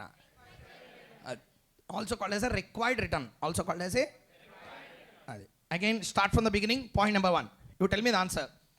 Shall we? Yes, tell me. Point is, debentures ki there are 2 rates. Our rate confusion lone you are losing that 6 marks, 8 marks. 2 rates are there. Rate 1, actual return. Second one, expected return. First one? Second one? What is an actual return? Interest is an actual return. What is expected return? Required return. KD is an expected return. Clear or not? What you are expecting is expected. What you are expecting is the KD. What company is paying is the coupon. What company pays? What you are expecting is? Here we are calculating what company is paying as actual return, what we are expecting. Our expectation of KD depends on 3 factors. How many? Number 1, current market price. Current? Loudly. Current? Market price. Second one is the coupon. Second one is the? Third one is the life. Third one is the? Fourth one is a tax. Fourth one is the tax. Ade I into 1 minus T. What price you purchase, what price you sell. Those are the factors affecting the KD. Forget about all this discussion, but one very important point, please listen. Repeat the statement. Value of any asset is. Loudly. Value of any asset is. Present value of. Future cash flows. Discounted at. Required rate. Required rate. Or required rate of return. Anything you can call. So repeat the statement. Value of any asset is present value of future cash flows discounted at required rate of return. One last time repeat. One second. I will show you the notation also. You can easily answer now. Start. Value of any asset is present value of future cash flows discounted at required rate. Did you now understand? Repeat the statement one more time. Value of any asset is present value of future cash flows discounted at required rate. Now you please tell me 86.74 from the investor point of view. Tell. Whose point of view? Investor will purchase a bond at what price? Here, in the first case, how much? Answer, sir. 86 point. Investor will purchase the bond. Okay? At what price? 86.74. Is the present value or future value? Answer. This value is dependent on these two. Correct? 6.5, 6.5, 6.5, 6.5, 6.5 and 100 you will receive today na next 5 years. And these are present or future? Loudly. This is total. Total is what? This is the value of asset. Value of? What is asset here in the question? Debenture or bond, whatever you call. From the investor point of view, if you purchase debenture, it's an asset to a liability. If you purchase a debenture, asset or liability? Asset. That's what I am telling. So tell me now. Value of is present value of discounted at. Discounted at. Now tell me, at 10% what is the value of asset? At 13% what is the value of asset? We want 86.7 for us, 77.16 or 80. Therefore 10 is right, 13 right, both are wrong. Rate should be between 10 and 13. That's what we are going to do. Understood the point now clearly what we are trying to do now. At 10% what is the answer? 86 point? At 13%? It should be 10 or 13 somewhere between 10 and 13. It should be 86.7 for us, 77.16 or 80. 80 is after 86, after 77, between 86 and 77. Therefore, somewhere a rate between 10 and 13 is a approximate, accurate answer. Up to here, everyone understood the logic clearly? Shall we do? Let's start doing now. Keep the heading. So up to here you calculated, na? Write down. PV at the rate of 10%, at the rate of 13%. What is the value of the debenture? At 10%, what is the value of debenture? Participate 86.74. 13%? 77.16. What is our desired value of the debenture? 80. Both cases it is 80. What is the change? Symbol is very important. Very keenly observe. How much value we got at 10%? See there, yeah. Please see there, fast. 86 point. What is the value we want? We are having a surplus or deficit? How much surplus? 74 rupees. 6.74 rupees. Next. 13%, what is the value of the debenture? Bad participation, how much? How much we desire? Tell me, we are having a surplus or deficit? How much deficit is there? 2 point? Oh. Plus or minus? Minus 2.84. So you please tell me the answer now. Everyone tell me the answer. At a 10%, what is the value of the debenture? How much we want? We are having a surplus or deficit? Very good. In the second case, we are having surplus or deficit? How much deficit? Now please finally tell me, for 1%, 3% change in the PV factor, how much value of debenture has changed? 9.58? Okay. See here now. Two ways you can do. From 10% point of view, from 13% point of view. Two ways you can do this answer. Exam any one you solve. Both not required. Any one. But class I will tell both. From 10% from here, please don't do. Stop working. Please see there. Answer my question. Sir, first of all, everyone honestly tell me, if you don't understand, I will get a chance at least to repeat this one more point. Or else I will continue. Did you understand this 86.74 and 77.16? What we calculated, tell me? Value of the bond at a two random numbers. What are the two random numbers? 10 and 13. Who will tell the 10 and 13 in exam? I will come and tell in your ear secret. You have to assume. Assume two, how many rates? Two rates. The two rates when you calculate, at one rate, you should get value more than market value. One rate should be less than market value. That you need to keep in mind. Sir, both the answers you got like this. 86.74, 92.53. Both answers you got more than or less than? More than. Therefore, you need to change it and calculate another. Clear or not, everyone? That's why we call it as a trial and error. Trial and? Try once. Error will come. Again you try. Clear or not, everyone? Now. Point number one. Please tell me, how much is the rate we have taken first? What is the value? We want 86.7 for 80.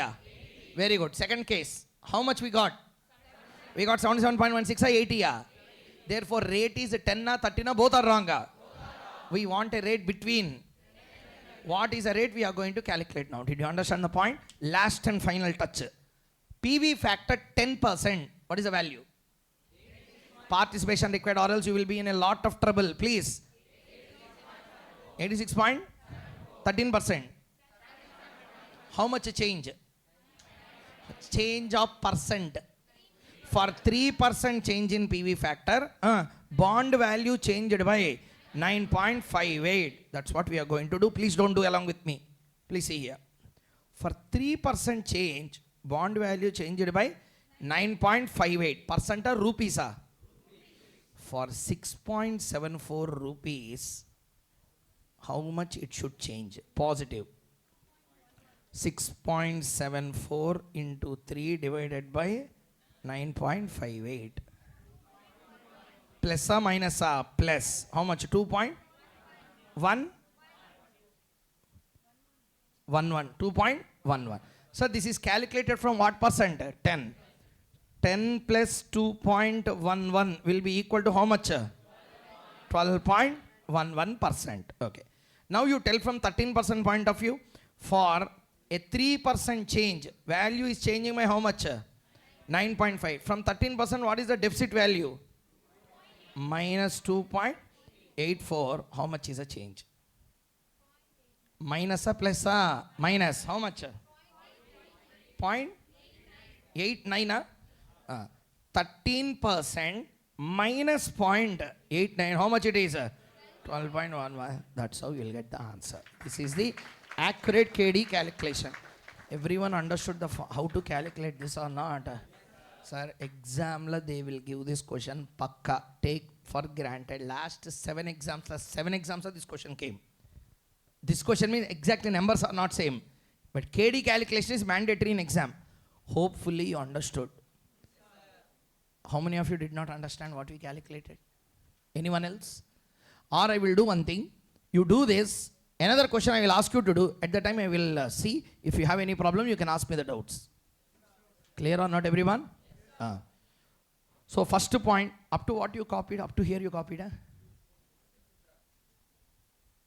First thing, did you understand this schedule clearly? Understood, everyone? Did you understand these calculations? Can you go to the next problem? Okay, done. Take next question. Small questions I am not doing. I am going into the main important one. Next one. Take question on convertible debentures.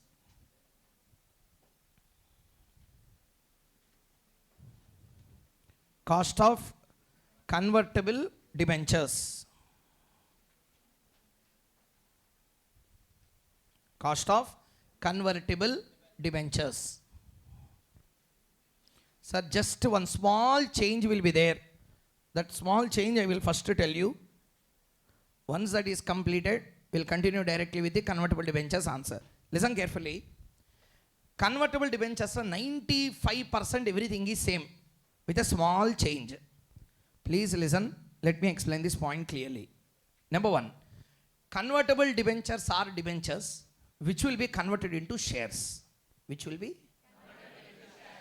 In your syllabus, FM syllabus, optionally convertible debentures are only there.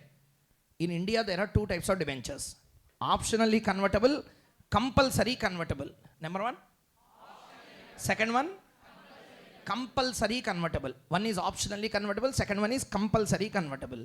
In this question, in your syllabus, they are asking only optionally convertible.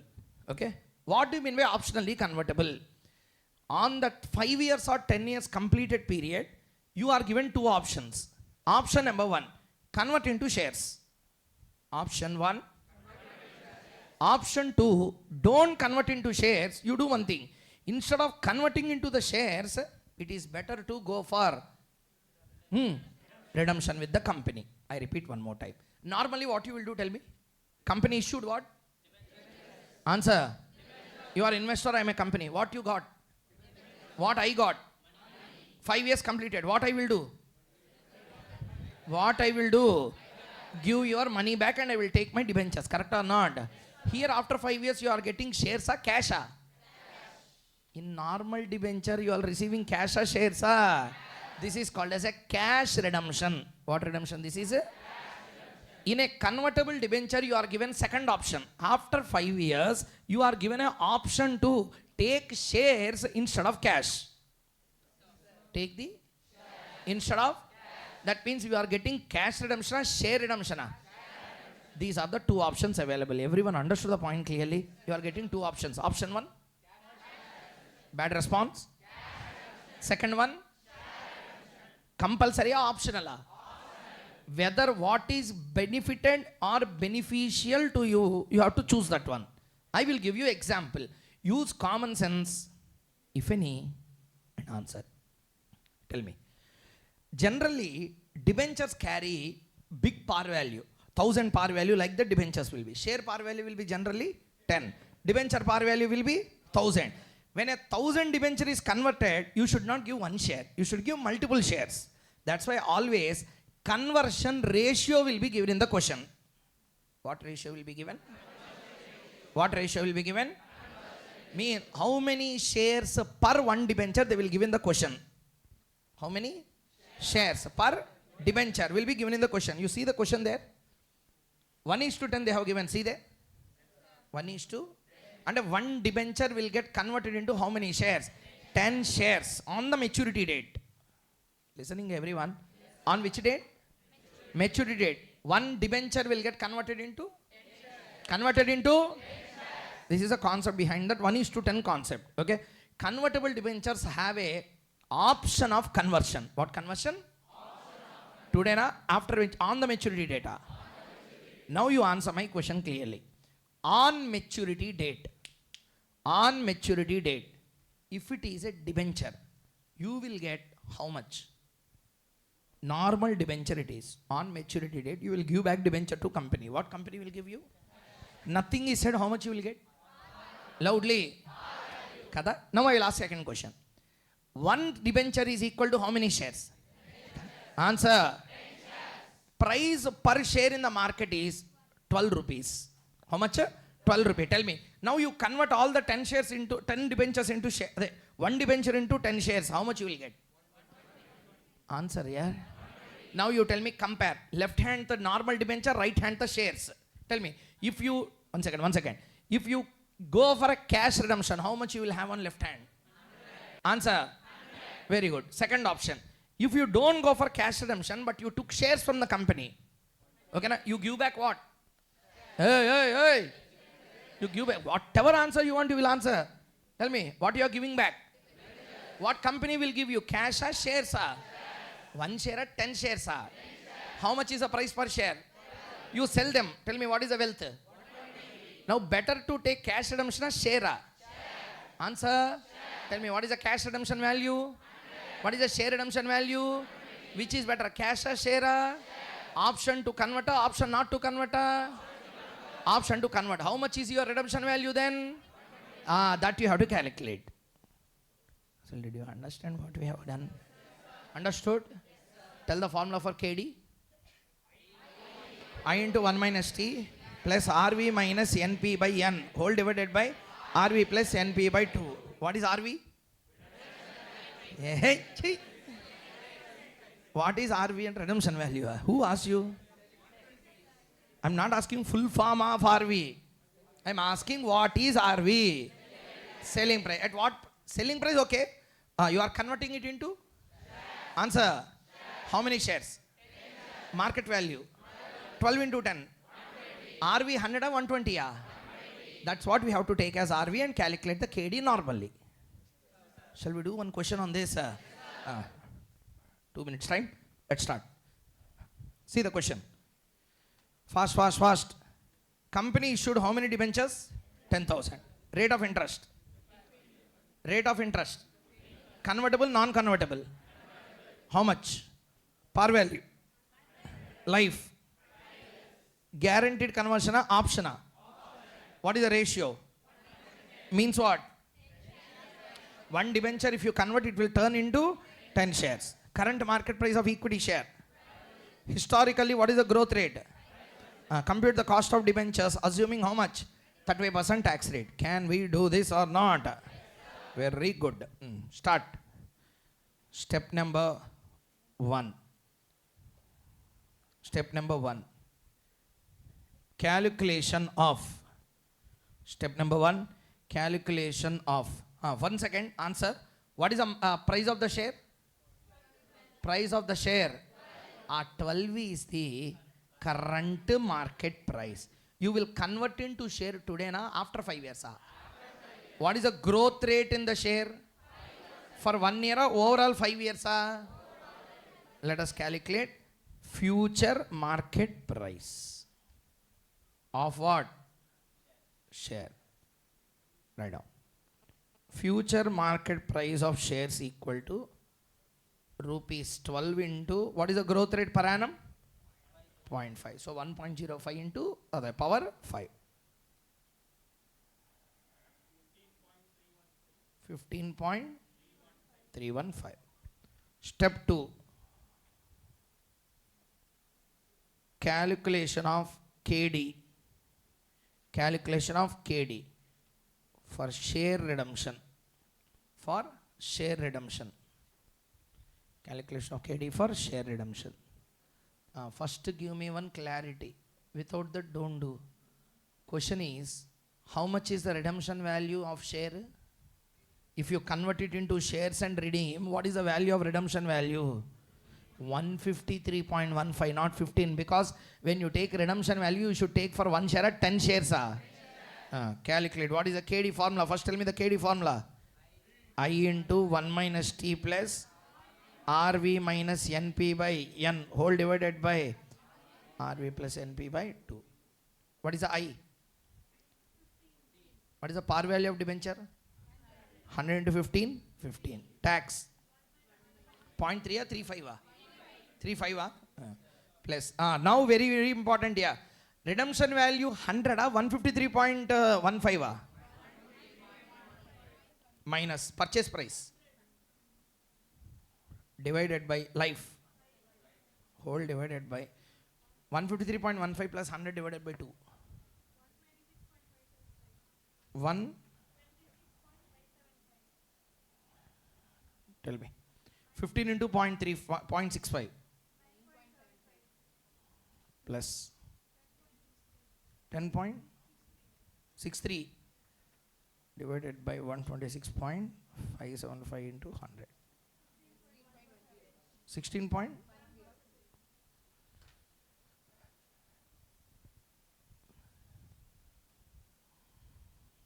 Okay, 16.1%.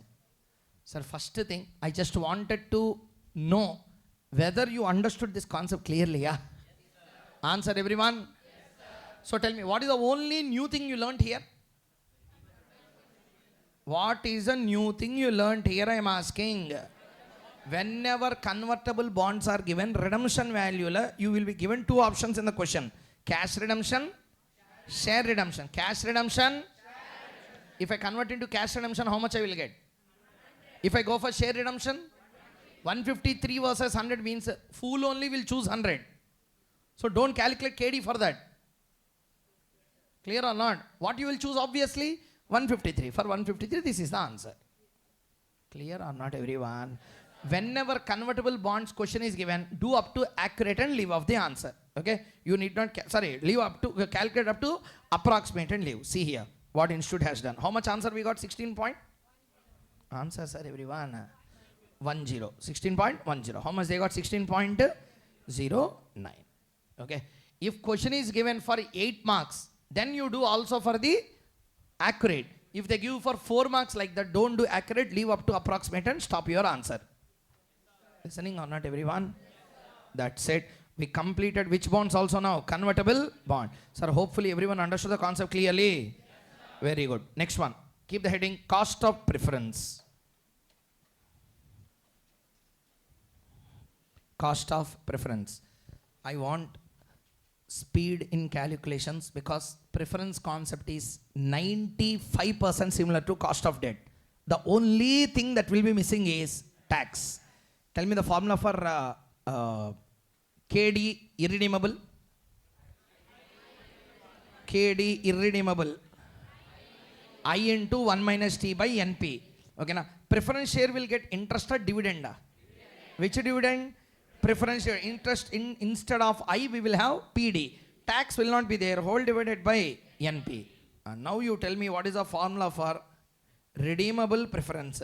Tell the formula. Start everyone. PD plus RV minus NP by N whole divided by RV plus NP by 2. Shall we do the problem? Take the question.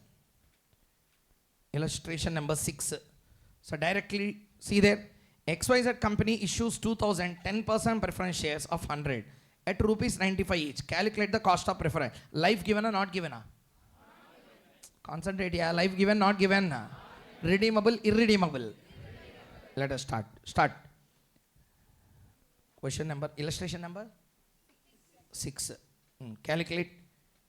KP equal to PD by NP. Please do the calculation. What is the par value? What is the preference dividend rate?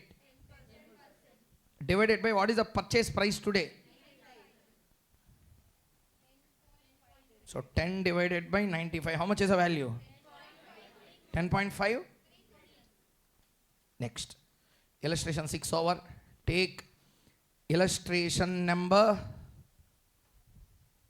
7. Don't extra small question. Take illustration number 8. Illustration number 8. Take the question. XYZ Limited issued 2000 10% preference shares of 100 at 95. Same question. But life is given. What is the life here? 10. 10 years. We have to calculate redeemable or irredeemable. First, write the formula. KP equal to PD plus RV minus NP by N whole divided by RV plus NP by 2. What is the PD? 10. Tax or no tax? No tax. Preference dividend don't attract any tax. Into RV. Nothing is said. What is RV? 100 minus NP. Whole divided by 10 divided by 97.5. 10.77 percentage. This is accurate or approximate?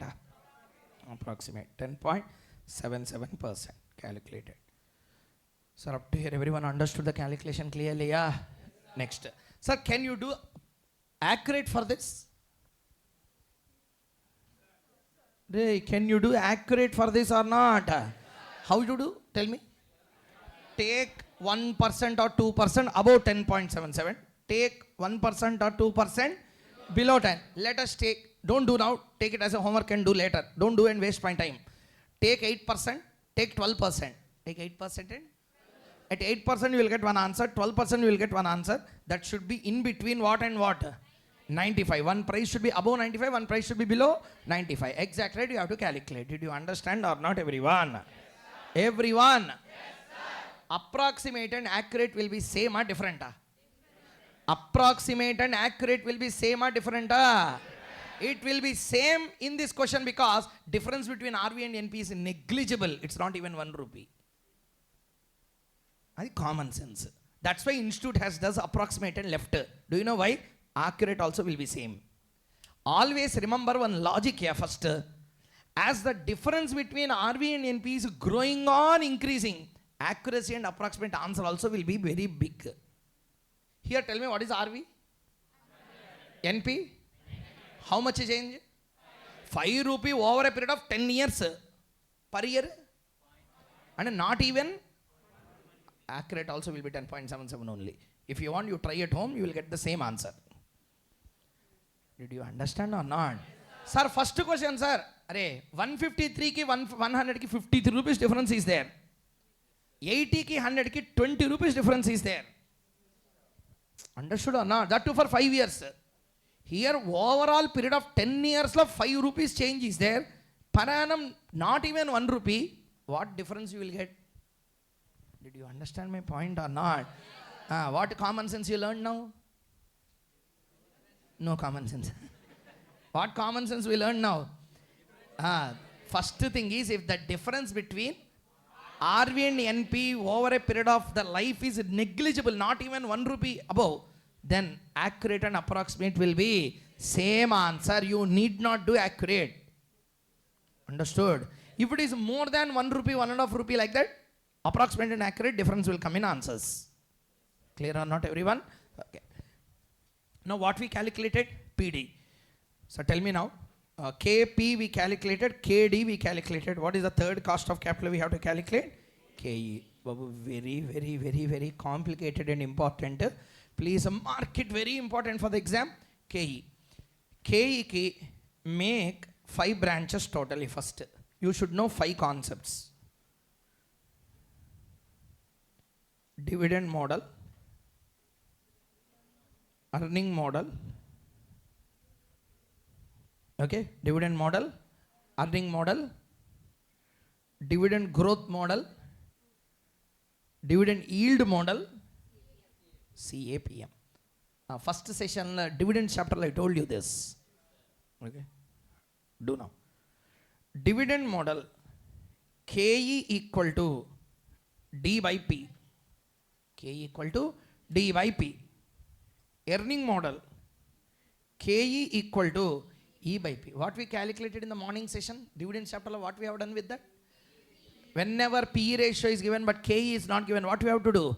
KE equal to 1 by PE ratio. From there only it came.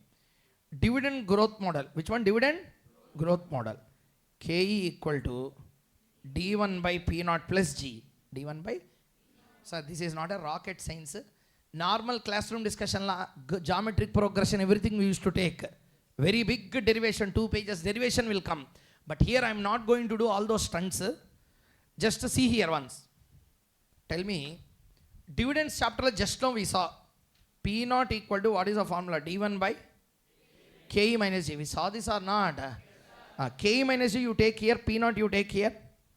KE minus G equal to D1 by P naught. KE equal to D1 by P naught plus G. That's how this came.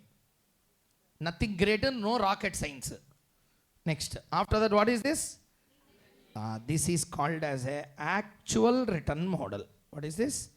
Actual return model. This is important for your exam.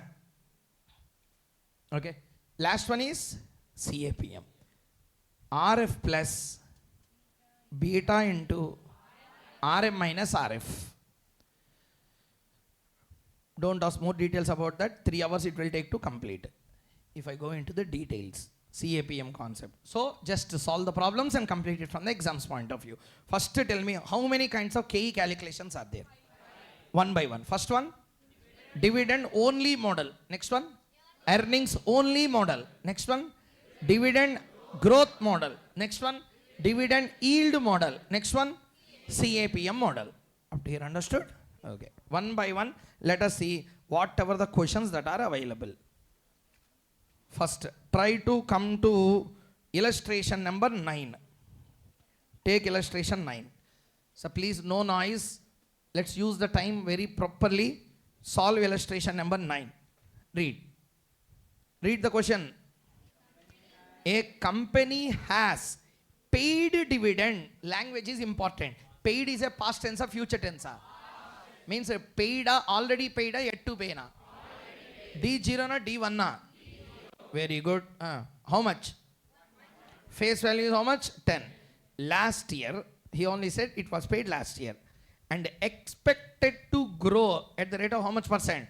10%. Calculate the cost of equity if the market price is how much? 55. Shall we do it together, everyone?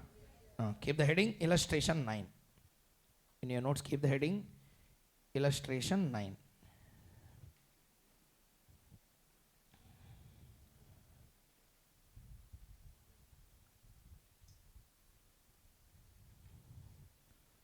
Start. KE equal to D1 by P naught plus G. D1 can be written as D0 into 1 plus G. Tell me, what is a D0? 1. What is a growth? 10%. What is a P naught?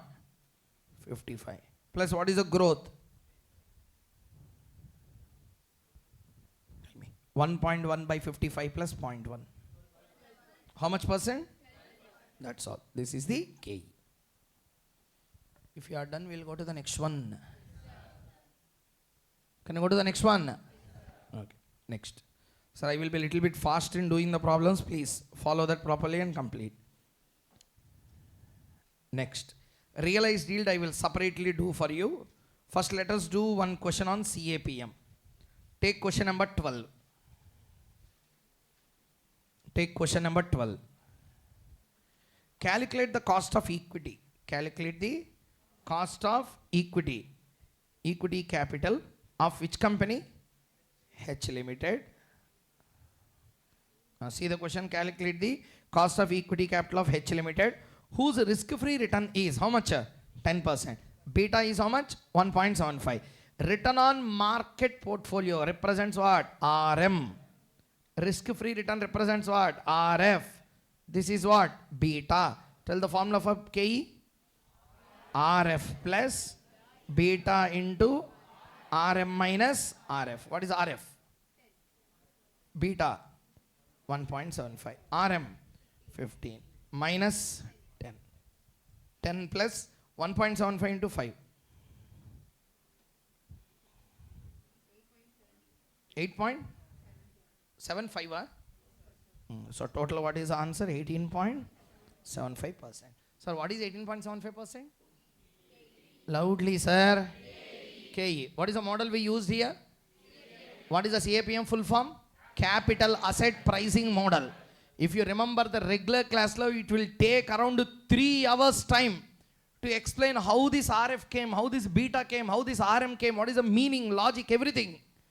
But we don't have that much time to tackle today in this session. Therefore, I am fastly completing through the formula.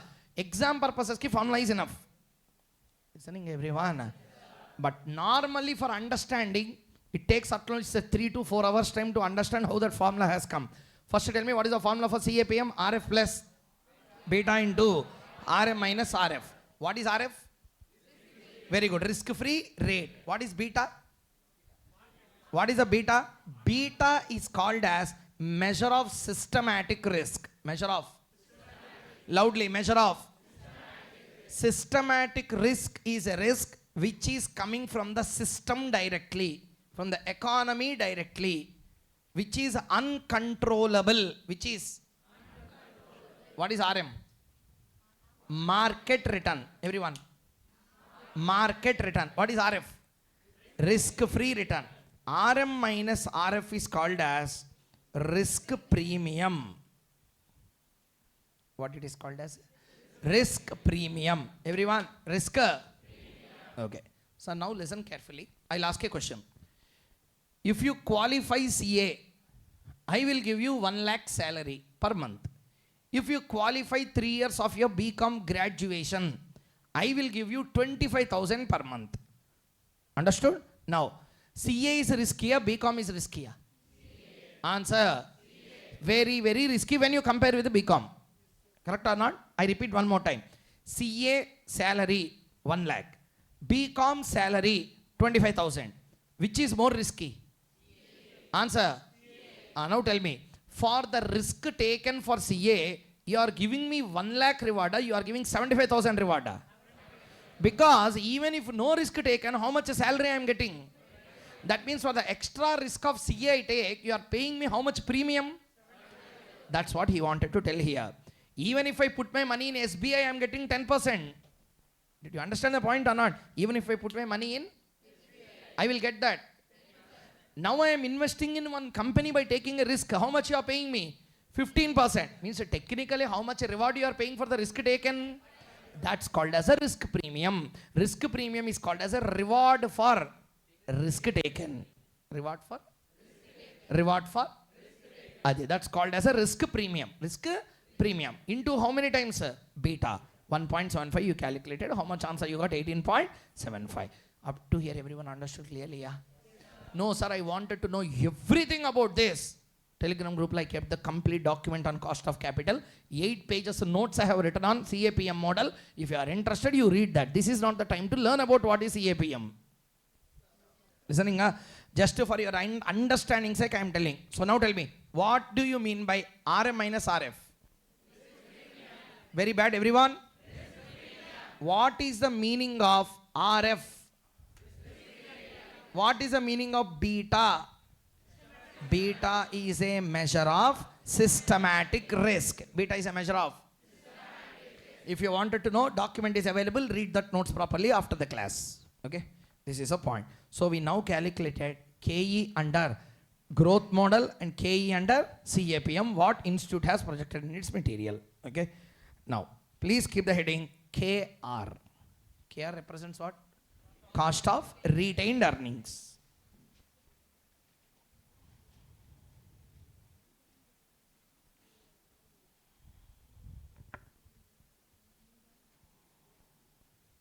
KR, cost of retained earnings. Okay. Please, participate, please. We are almost reaching all the targets here. We are doing all the problems. Just if you can do this, 2 questions are there in KR. If you can do, at least we will complete some problems on WACC. Listening? So sir, we will be safe enough to complete this. So please say that. What is the concept we are going to calculate? KR. What is the KR full form? Cost of reserves, also called as a cost of retained earnings. Cost of retained earnings. Shall we begin? See the screen. KR. KR equal to KE. Over. That's all. KR equal to KE. KR equal to KE into 1 minus flotation cost, 1 minus brokerage, 1 minus personal tax. Logics don't ask me now. This is not the time to learn about that. Understand formula, put the numbers, do the answer. Okay. Now tell me. First, what is the first formula? KR is equal to KE. Sir, logic you understand first. Not depth of interpretations of the formula. Notes is available there in the Telegram group. You can see there. This is not the time to learn about the formula interpretation. Meaning I will tell you. For those who are listening for the first time or taken coaching elsewhere and did not understand, for them also this should be comfortable. I will tell you the logic behind. Okay? Now listen. Who have already attended regular classes, you know the volume of this chapter. 27 hours we spent on this. Here we have to complete the same in 1.5 hours. Means you should understand my difficulty also. You should not expect every concept to be explained again and again. So I will tell you to make you comfort in understanding the concept. See the screen. KR is a reserves. KR is the reserve. Reserves means money already available within the company. Money already available within the company. That means from somewhere else they need not bring that money. Already that amount is available within the company. That only we call as a retained earnings, also called as a reserves and surplus. Clear or not? Now listen carefully. When you go for a new issue of capital, loudly, when you go for a there is a practical problem. The problem is you will have flotation cost. Which cost? What is a flotation cost? Classic example I will tell you. Chapter number 3 of Companies Act, printing prospectus. Printing? Classic example, section number 26 of Companies Act, legal expenses and registration. Classic example, whenever you go for a debenture issue, there will be a charge expenses under section number 78 of the Companies Act. All these are various flotation costs that the company has to incur whenever it go for public offer of any debentures or shares, whatever the case may be. Listening? All these nonsense costs attached to the issue, we call as a flotation cost. All this will happen when you go for a new issue, reserves and surplus. Loudly? That's all. Means reserves means money available in the pockets of the company. Just I will take from the pocket and I will use it. For that expenses are no expense.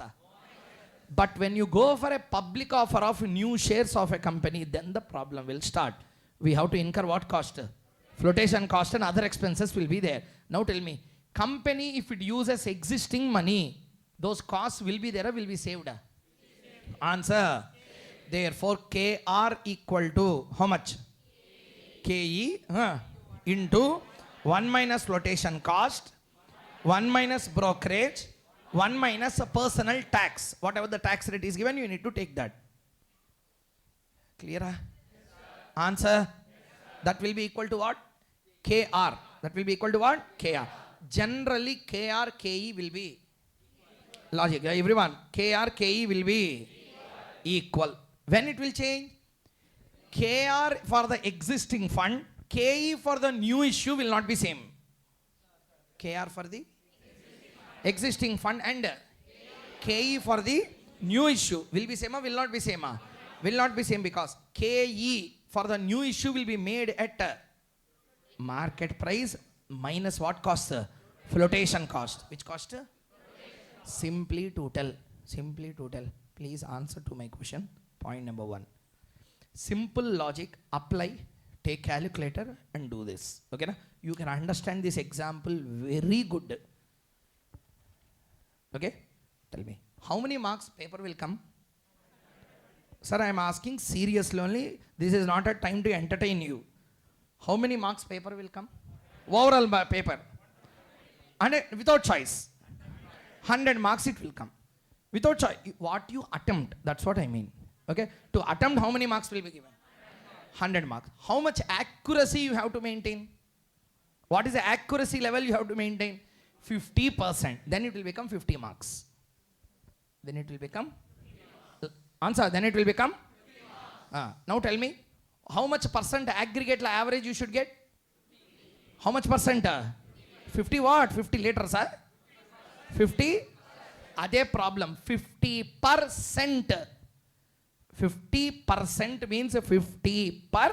Cent means 100. If you attempt for 100, 50 marks will become 50%. 50 marks will become? Do you know what is the meaning of that 50%? You need to maintain an accuracy of 50% in every answer on an average. On an? How much accuracy you have to maintain? And anything you write, half should be correct. This half knowledge fellow will go to final. After that final also again half knowledge fellow becomes EA. With that half knowledge he will drive the nation. So idea is very, very clear. It's not to mock the institute. Just example you take. How many marks the paper will come? 100. 100 how much you need to get? 50 marks. Means how much accuracy you have to maintain? 50%. Now can I ask you one small question? There is a student who attempted only for 80 marks. Who attempted only for? 80 marks. For him also he should get how many marks? 50. Then that will become 50% or more than 50. Their problem, company also. 100 rupees la 100 rupees if you use, KRKE is same. Flotation cost and all these amounts la 100 you are not able to use. 100 you are using only 80. But they are expecting same 15 on that. Then the cost of capital will rise. Did you understand the concept or not? That's how all these concepts came. So KE, KR can't be same if, not flotation cost, if company go for new issue of shares. Sir, existing equity capital, existing reserves, both will be? Same. Both will be? Same. Money in this pocket, money in this pocket, how much return you will expect? Same return. Because money is in the same persons. Listening, money in this pocket, money taken from others' pocket, no problem will come. I have to buy coat to him and take. Petrol charges are there. Are you understanding the point or not? Understood the logic clearly? Money in this pocket means what I will do? I will take from this, I will take from this, I will give it to you. Money in this pocket and money in someone's hand is in Bangalore. I have to go to him. I have to take. What costs are there? Travel costs, maintenance costs, hotel costs, all this nonsense is there. This all makes the value more valuable. Did you understand the point or not? Same thing. Now tell me the final answer. KE, KR will be? If new issue is not made.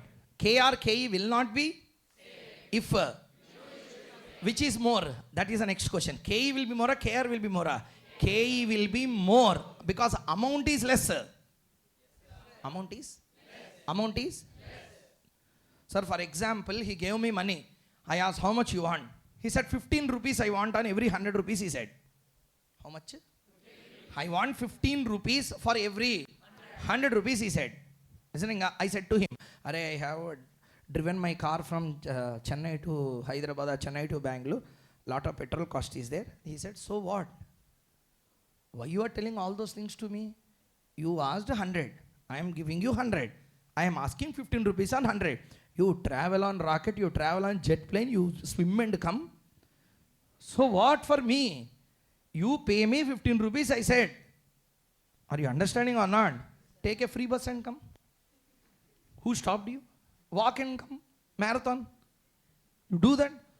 Why you are telling travel costs, all those? Shareholder also will ask the same thing. Why you are telling all those flotation cost stories to me? I gave you how much? 100. You used how much? 100. You didn't use 100, yeah. You used only lesser than 100. Because slow money flotation costs, all these things went. Shareholder is asking how much amount? 15 rupees. And the numerator is fixed, D. Denominator la PA changing. If you 100 if you use, 100 will come, 15% is the answer. But denominator la 95 if it comes, actually you should get that 15 for 100. Now you should get that 15 only for 95. Your accuracy level of answer also should increase. Did you understand the point or not? That's how cost of equity will be more than cost of reserves. So now conclude the answer. KE, KR will be? When? For existing capital. Next. KE, KR will not be same for new issue of capital. Which will be more? Which will be more? Will be more than?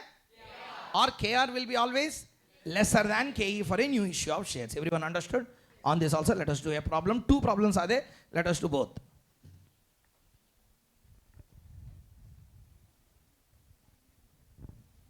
Take question number 13. Take question number 13, illustration 13. Start. Make it fast. Do it there itself. Face value of equity shares of a company 10. Current price is 200 per share. Company is going to start a new project and is planning to finance partially by new issue and partially by retained earnings. You are required to calculate the cost of equity shares as well as the cost of retained earnings. If the issue price is 190, flotation cost is a 5 per share, dividend at the end of first year is expected to be 10 with a growth rate of 5. Very good question. All points what we discussed are projected. 1 minute time I will give, read the question properly.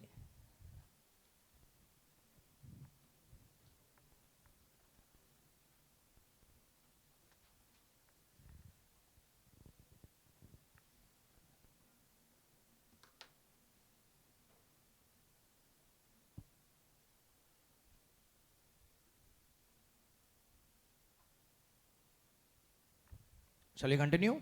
Sir, first tell me one by one, what is the face value of equity shares? Current price? Current price is useful for calculating KE or KR. Here, what price is given? Issue, what price ante 190?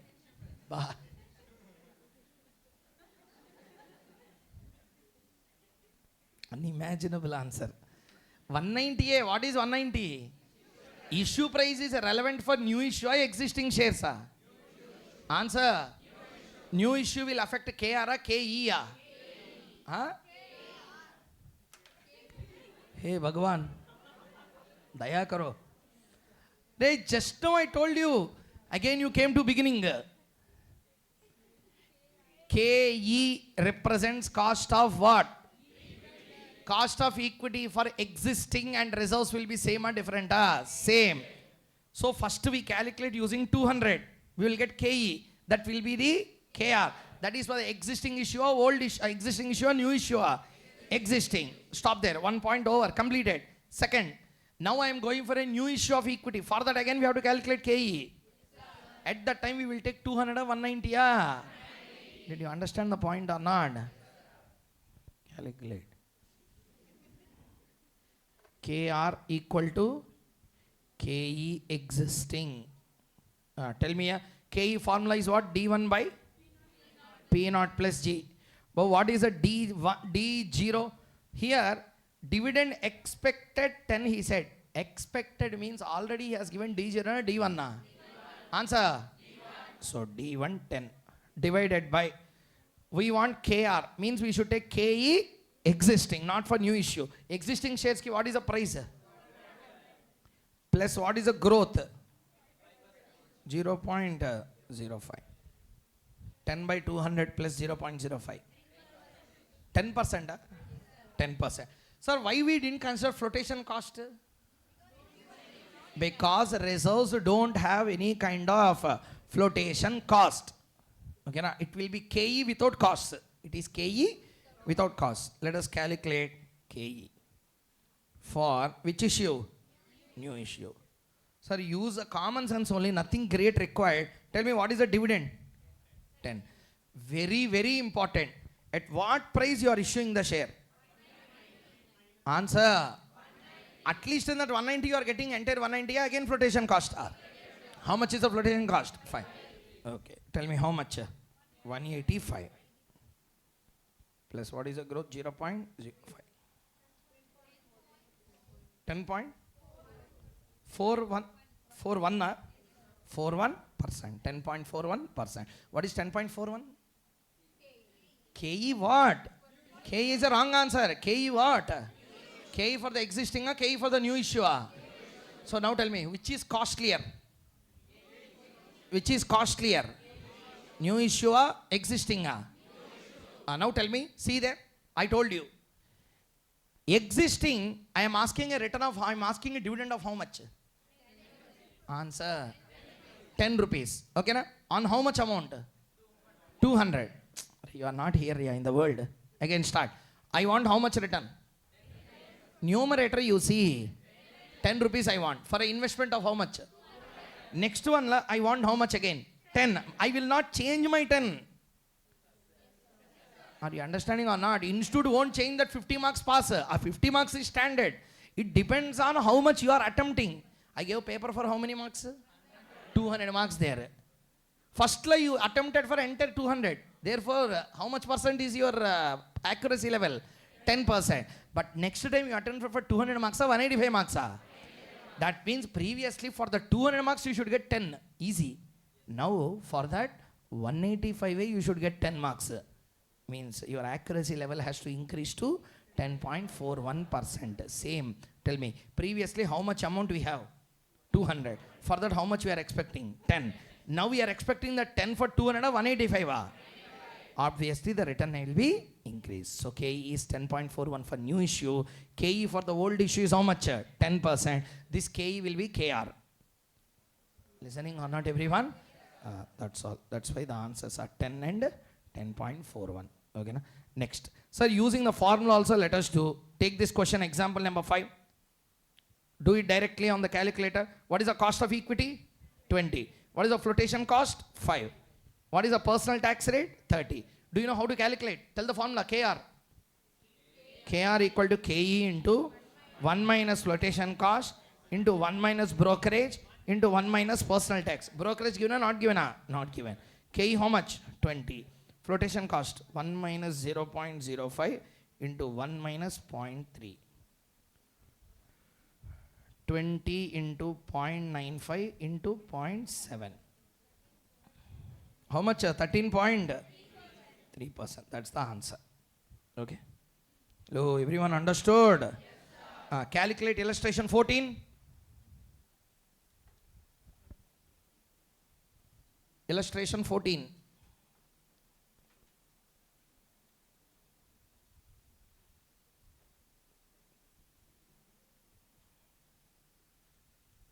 Illustration 14. Do you know how to do this? Sir, they have given D0 and D1.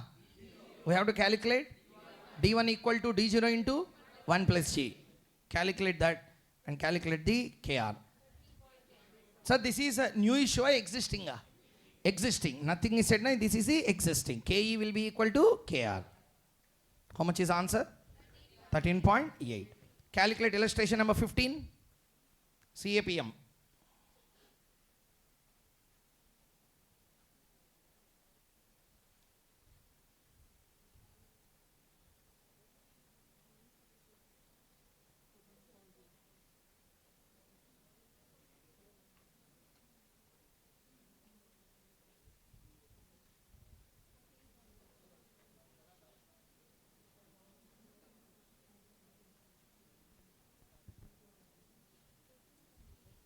Oh, have you calculated CAPM? Sir, tell me the formula for CAPM.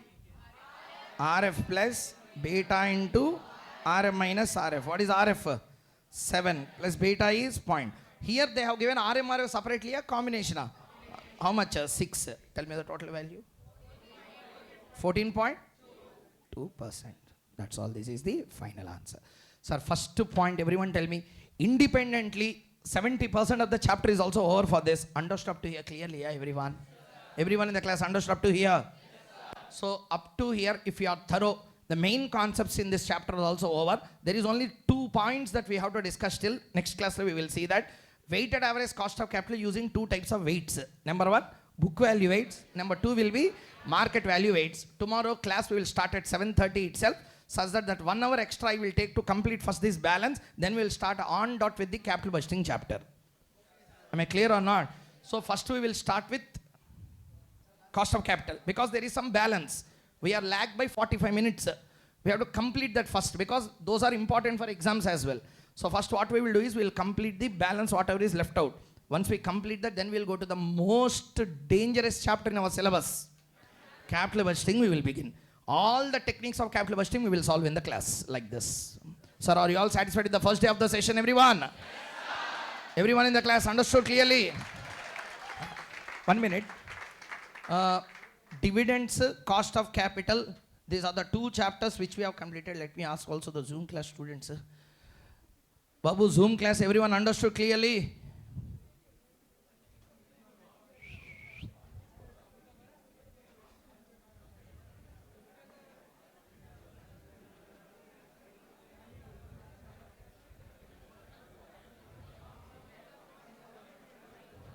Okay then, thank you very much. Tomorrow again we will meet. And again, please bring your books, calculator and pen to the class. Don't use others' books. Study material is a source of your preparation. Let us complete that. Listening, everyone? Okay. So thank you very much. Meet you again in the tomorrow's class.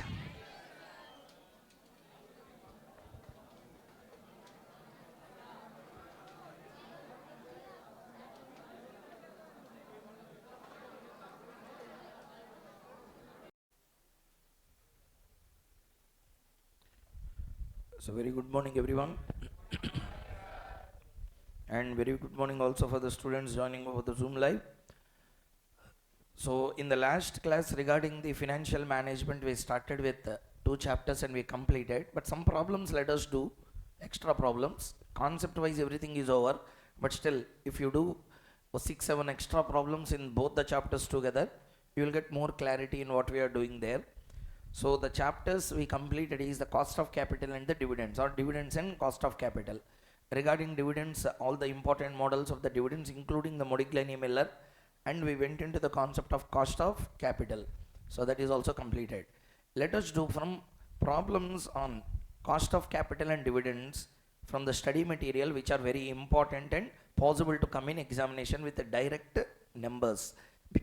Maybe small changes in numbers they may make, but the concept wise this is very important. Please come to illustration number 16 in the cost of capital chapter.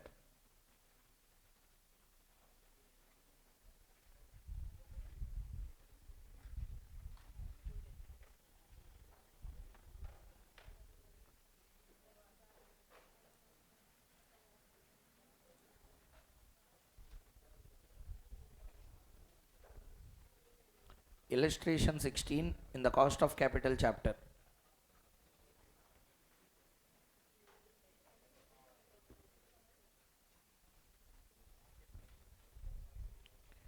Illustration number 16, cost of capital chapter.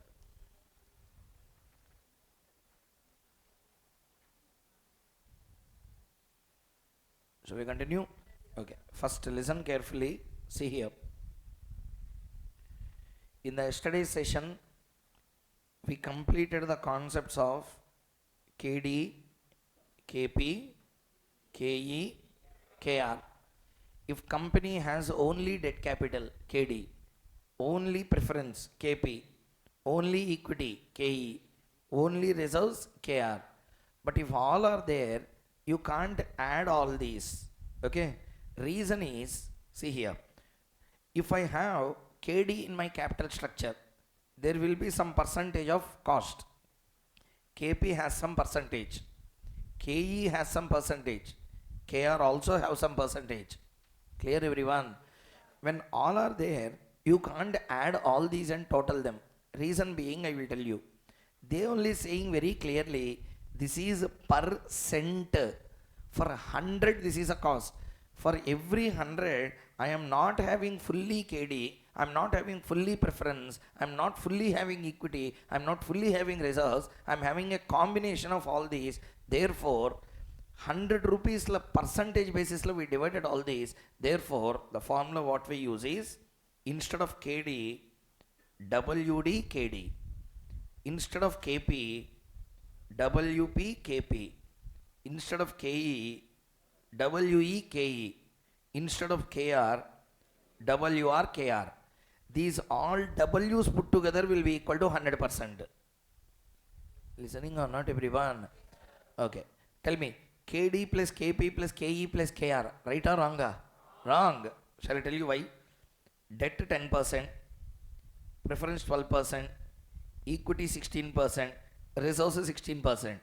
Let us say like this, okay? If you total all these 16, 16, 32, 32 plus 44, 54%. How much? 54% is the cost. 54% means 100 rupees, 54% is cost. This is the meaning? No. Are you understanding or not? Do you know when this will be correct? 54% for 400 rupees is correct. For how much rupees is correct? 400 rupees ki 54% is the right answer. But here we are investing 400 rupees, we are investing 100 rupees. 100 rupees la, in that cent, 10% is for the debt. Therefore try to understand at what proportion we are using it. Means in what proportion debt is used, preference is used, equity is used, resource is used, we need to know.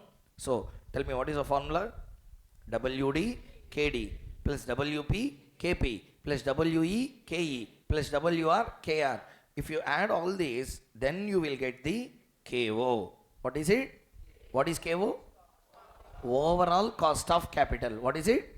Overall cost of capital. Also called as a weighted average cost of capital. Weighted average cost of capital. Shall we continue? Okay. Now, In this regard, we need to understand certain important things. Please see the screen. I will explain only once, I don't have time. After that, we have to start doing the problems. Please see there. While doing WACC, you have two methodology. Number one, book value method. Number two, market value method. Means book value weights, market value weights. Weights means the amount invested. Weights means, rather than calling it as amount invested, proper way of telling this is a proportion of amount invested is called as a weight. Clear everyone? Okay. So what is book value weight? What is market value weight? Let me first explain you the concept. After that we'll start doing the questions. See here. Shall we? Listen carefully to the example. Let us say, for example, this building belongs to you. Okay? See here. There is a building. This particular building was acquired in the year 1975. 1975, this building has been acquired. In 1975, a building acquisition was done. Are you listening? Okay. By your ancestors, building was acquired. Rent, how they will charge generally? For example, cost of a building 1 crore. Cost of a building 1 crore. Rent will be 50 lakhs per annum. Rent will be generally 5% to 10% per year. Correct or not? And overall, for example, there is a building. The building costed them 5 crores. Okay, 5 crores la 50%, 2.5 crores will not be the rent of the building. 5 lakhs, so 6 lakhs, so rent will be there. From this, what you have to understand? Every time you need to understand one thing. On buildings and land, rent will not be 20-30%. Rent will be hardly 5%, 6%, 7% of the total cost of the building they will charge. Clear or not? Now let us understand what I am trying to tell. See the screen. 1975, your ancestors purchased this building. Example. Okay. At the time, the market value of the building. Which value? Market value of the building is, in 1975, it is 10 lakh. How much? 10 lakh. On this 10 lakh, 5% they charged as an annual rent. They charged as a annual rent. When? 75 they charged this. Okay. 10 lakhs into 5% means how much? How much? What is 50,000? Annual rent on this building. In which year? Which year? Very good. Over. Now it became 2024. This property came into your hand now. Are you understanding? You also wanted to charge how much percent? 5% as an annual rent. 5% as a annual rent. They purchased it for how much? Very bad. They purchased it for how much? 10 lakh. At that market value, whatever prevailing, they purchased 10 lakh. On that, how much percent is the rent? Tell me, how much is annual rent? It became now which year? It came into your hand. You also wanted to charge how much percent? How much? Very good. Okay, na? Today, market value of this property is 5 crore. How much? Now tell me, you will charge rent on, you will expect return on book value of 10 lakhs, market value of 5 crores. And today also you will give for annual rent of 50,000 of this building. Do you know what is the rent of this building really? 4.5 lakh per month. Sir, okay, take it 5 lakh. Do you understand my point or not? So now answer my question clearly. You answer my question. Point number 1. Normally, it came to your hand. You also wanted to charge the same 5%. Percentage is not changing. Your ancestors charged 5%. You also wanted to charge 5%. But your expectation of that 5% will be on market value or book value? Loudly. So you will expect rent on 5 crores or 10 lakhs? Answer. Adi. When you have this common sense, why can't you understand WACC common sense? On the same logic, market value weights concept came in WACC. Whenever people expect return, expectation will not be on the basis of book values. Expectations will be on the basis of market values. That concept, market value weighted average cost of capital. That's how this concept started. Understood the point clearly? Yeah? But how this actually works, unless and until you do 2-3 problems, you can't register what is going on there. But before going into that, at least the logic of this concept everyone understood or not? What concept we started? What is WACC? In that, how many types are there? Number 1 will be, number 2 will be, expectation of return on book values is called as a book value weighted average cost of capital. Now I'll ask you one question, answer. This concept of doing this book value is logical or illogical? Do you understand my point? Today, market value 5 crore. Still your expectation is only on 10 lakhs. 10 lakhs la 5%. This logic is right or wrong? Which is right? Which is wrong? Then why there is a concept in the book? Book value should not be there in the book then, if it is nonsense. Do you know why? I will ask you one question. Projects are taken by whom? Answer. Which company? Listed or unlisted or both? For unlisted company, market value will not be there. For private limited companies, market value will not be there. Are you understanding? At that time, how to analyze? That's why book value weights concept is still there. Are you understanding the point or not? So book value weights concept is still there because there are so many other private companies and unlisted public companies, startups, etc. Those companies also wanted to analyze their project. For them, WACC has to be calculated using what weights? Book value weight. Listed companies, only market value weights we have to use. Did you understand the concept clearly or not? That's why all these concepts came. So now tell me, what weighted average cost of capital we learned now? Book value, market value. Okay, who will use book value? Private companies and unlisted public companies. Who will use market value weights? Listed companies uses only market value weights. Book value weights is wrong. You should not use. In case of? Very bad response. In case of? In case of? This is the point I wanted to tell. Everyone understood the concept clearly or not? This is the logic. On this we have to understand one very, very important point which will twist your mind in exam. How they will bend your mind in exam, I will tell you. See there. Problem comes in this way. See the screen first. After that you can write anything. Shall we? See here. I will take one institute study material question and I will try to explain rather than writing some new examples. See here.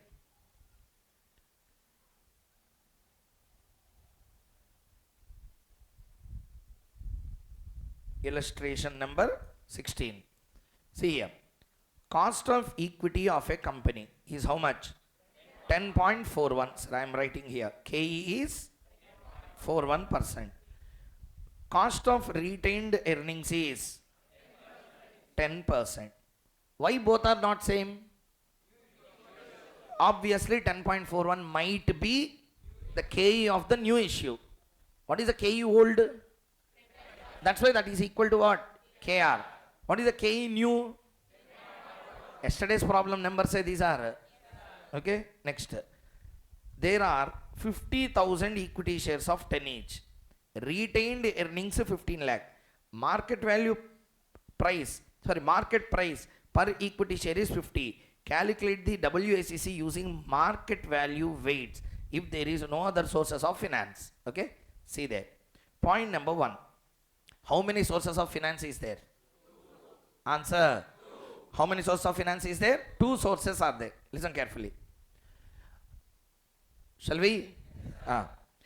Whenever they say market value weights and given like this in the question, means they have given the equity capital, they have given the reserves and surplus, but both equity and reserves and surplus are not having the same cost of capital. What is the KE? What is the KR? Do you know what is the meaning here? See, 1 second, listen carefully. Sources, amount, proportion, cost, weighted cost. 2 sources. First one is equity share capital. Next one is reserves. Okay. Amount is how much? Amount is how much? Answer. That's first problem. Listen. 5 lakh is a book value. Again, you are doing the same mistake. See here, what is the market value given in the question? Loudly, 50 was given. Always remember one point. Okay? See here.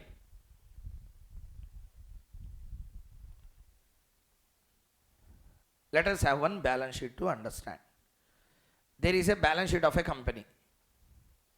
Equity share capital, reserves and surplus. Equity share capital 100 lakhs, reserves and surplus 30 lakh. Reserves and surplus 30 lakh. Debts are there 10 lakhs. Fixed assets 100. Current assets 40. This is a balance sheet of a company. Let us try to understand in an easy way. Okay. Now answer my question clearly. What is the value of this company's share? A person asked. What is the value of the company's share? I will ask you a question, first answer. You are the equity shareholder. Who are you? Who are you? Equity shareholder. A person asks you to calculate market value of this particular share, company share. Then, like a fool, we should not take 100 lakhs divided by 10 rupee per share or by divided by 10 lakh shares. You should not tell like that. The logic is, whenever I say market value, both equity and reserves and surplus will belong. Because equity share capital belong to whom? Which shareholder? Reserves belong to whom? That means both are your values only or not? When both are your values, your value will be 100 or 30 or 130 or? Always remember in cost of capital chapter, whenever market value weights are given, whenever retained earnings will vanish, means retained earnings you can't see there. You have to combine both equity share capital and reserves and surplus. You have to merge both of them. Clear everyone in the class? See the screen again. What is the equity share capital? What is the reserves and surplus? That 130 belongs to outsiders, owners. If I ask what is your owner's fund, okay, you will tell 100 or 130. Therefore, that everything is belonging to you only. Clear? Now see, 130 lakh divided by, say for example, there are 1 lakh shares. So what is your market value? 130. What is your market value? 130 is your market value. Everyone understood the point clearly? Yeah? Tell me, how much is the equity share capital? What is the reserves? What is the reserves? What is the market value? If nothing is given, 130 rupees is the market price per share. How much will be the market price per share? But in that particular question you see, already he has given what here, everyone? Already what he has given? 50. So don't just add equity share capital plus reserves and surplus. Directly we have to take number of equity shares into market price per share. Number of equity shares into, tell me, how many equity shares are there? What is the market price? Totally how much? Loudly. What is this 25 lakh? Market value of the company's equity shares. Are you understanding or not? In this, equity share capital is there, reserves and surplus is there, all other benefits are there, everything. Everything. It's not just equity and reserves. It is equity. It is reserves. And whenever you have reserves, you will keep the reserves idle or reinvest. Reinvestment will give the growth, B into R. That growth is also added and then the market price is calculated as 50. Do you understand the point or not? Tell me, what is the calculation for P naught? D1 by K minus this G component is there or not? Including that component, the market price came to how much? 50. B into R. Tell me, what is B? Retention. Okay, na? Answer a proportion. Retention, proportion. What is this R? Return on equity or rate of return, whatever you call, or return on investment, you call it in any way. What is B? You are retaining and keeping in dustbin, reinvesting. That reinvestment will have a growth or not? Answer. Growth can be shown on balance sheet. I can show equity, I can show reserves, but what I can't show in the balance sheet? That's why don't add equity and reserves. If market price is given in the question. Do you understand my point or not? What is the equity shareholders fund? What belongs to equity shareholders in the company? Plus, this has to be done if nothing, no information is given in the question. Clearly in the question what they have given? Means already what is considered in that? Resource is considered, the reinvestment is also considered. Means what is also considered? Along with the growth, what is the price? So tell me, we have to consider 5 lakh plus 15 lakh, 20 lakh or market price directly. How much is the market price? Answer. 50 rupees. Into how many shares? Totally what is the market value? Now starts the real problem. Tell me now. What is the schedule? Sources, amount, proportion, cost, weighted cost. Tell me, how many sources are there? One source is only there now. What is the one source? Equity. What is the one source? Equity. What is the amount? 50 into 50,000. Tell me how much? 25 lakh. Proportion 1. What is the cost? What is the cost? 10 10.41. Wrong. You can't do like this. That's why the problem started. If K, KR both are same, directly I will either write 10.41 or I will write 10. Did you understand the point or not? Here K is how much? Bad response. K is how much? KR is how much? In this K, KR both are. Then how can you use 10.41 or 10? Both are wrong then. You can't take completely 10.41 because in that resource is also there. Along with the reinvestment. In that equity share capital is there for the 10.41. Resource is there for the 10. You can't use fully 10. Are you listening or not? You can't use fully 10.41. You can't fully use 10.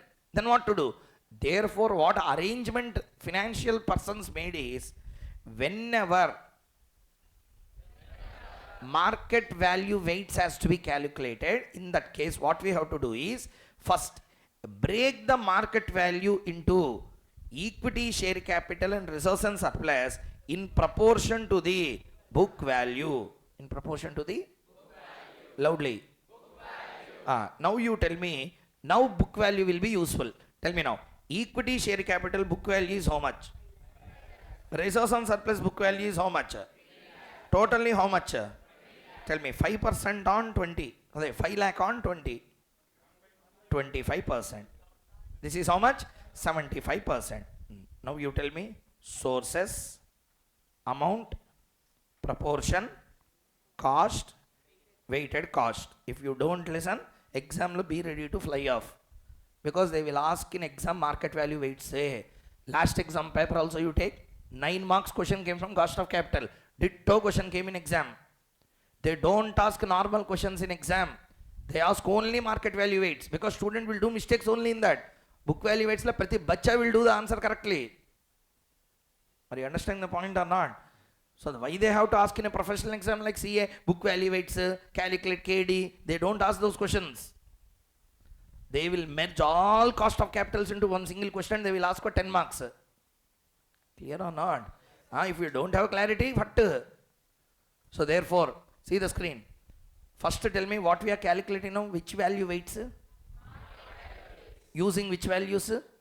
Book values. Tell me first what we have to do. Whenever book value weights are given and market price is given, market value weights has to be calculated. What is the step number 1? First what we need to know. First check whether K and KR are same or different. First see that. Listening or not? If both are same, directly you can apply and you can calculate. Over, answer completed. Listening or not? When the problem will come? If the KE and KR are same or not same? Examination they will give with the same or without same? Obviously CA Institute, they don't give both are same. KE, KR they will change. Listening or not? So they will not give direct questions in exam. Definitely they will give. I didn't see any exam question which are KE, KR same. Okay, this is how I can tell. I didn't see. I never saw. Always in exam they will ask a question in such a way, KE and KR will be different. Now tell me. KE, KR different. Columns tell me. Sir, instead of using WDKD, you can use columns.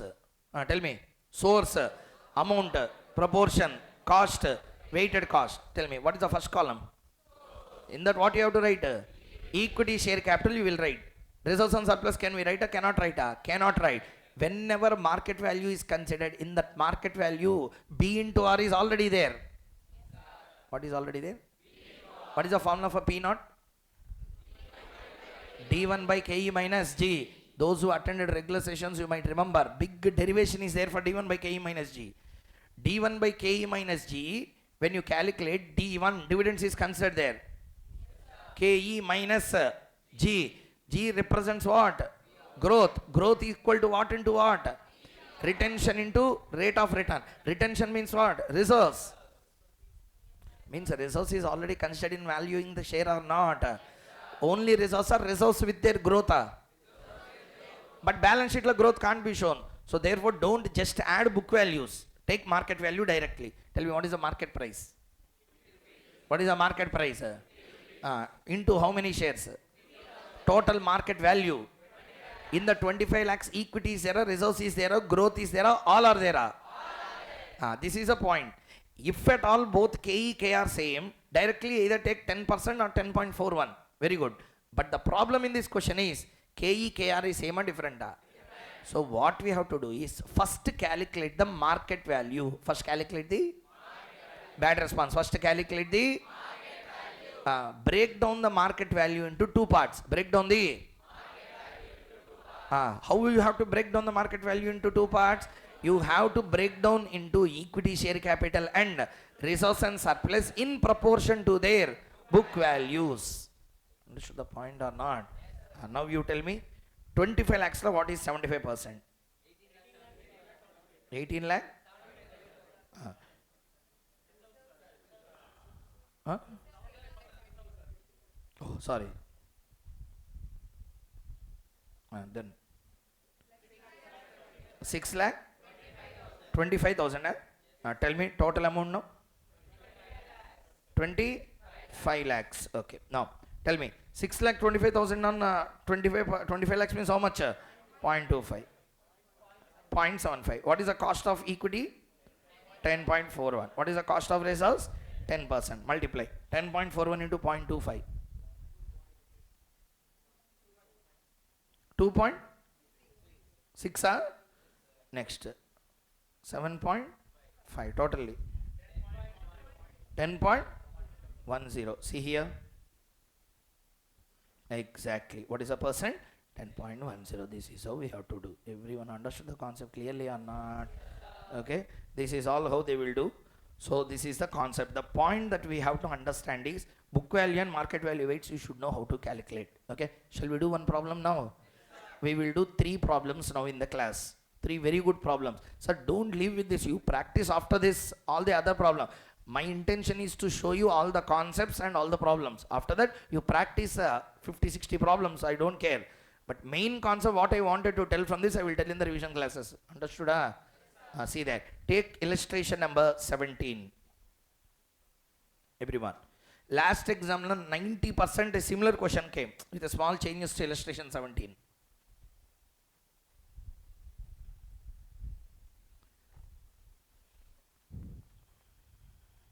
Okay, let's read the question.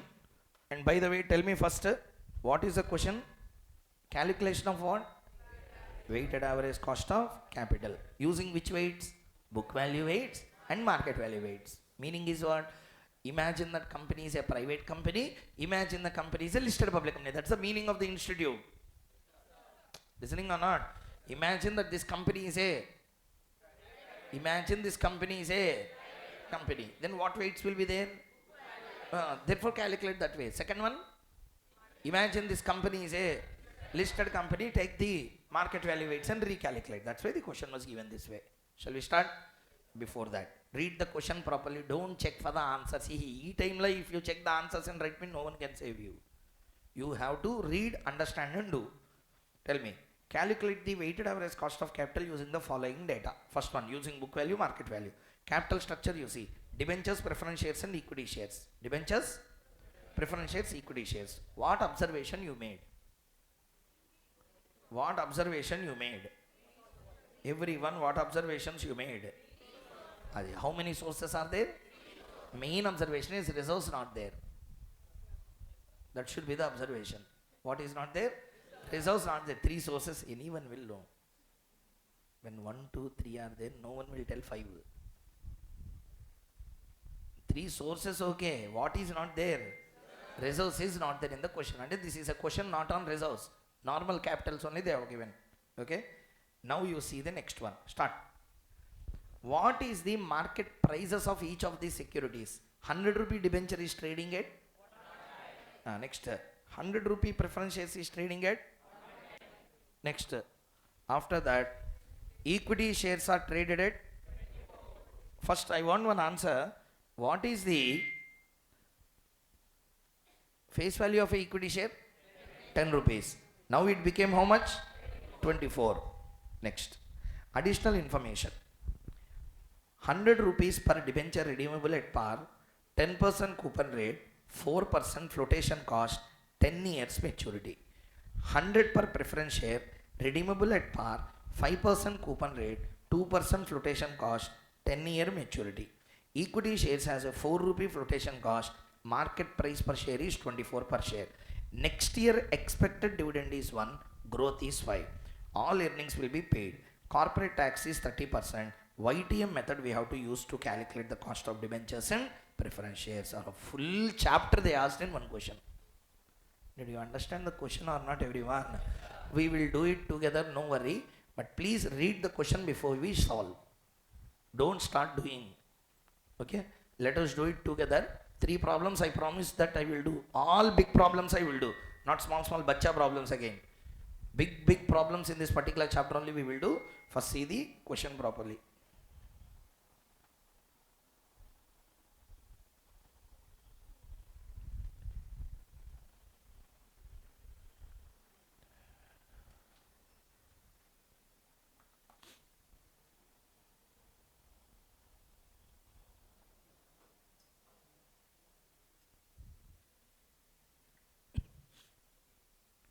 What is the question number we are doing now?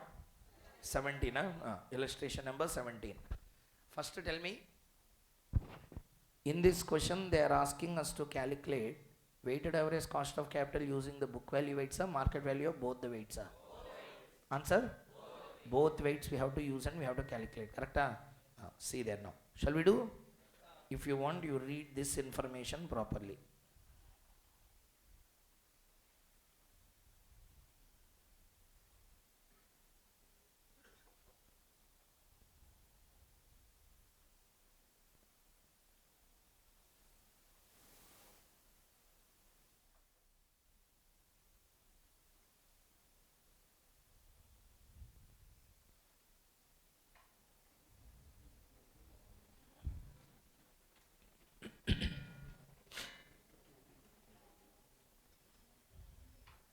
Shall we continue? Okay. See there. First point number 1. How many cost of capitals are there in the question? 3. Number 1, debt, debentures. Number 2, preference. Number 3, equity. First let us do the KD, KP, KE separately. And after that we have to calculate the book value weights and market value weights. Shall we do it together? Please take it.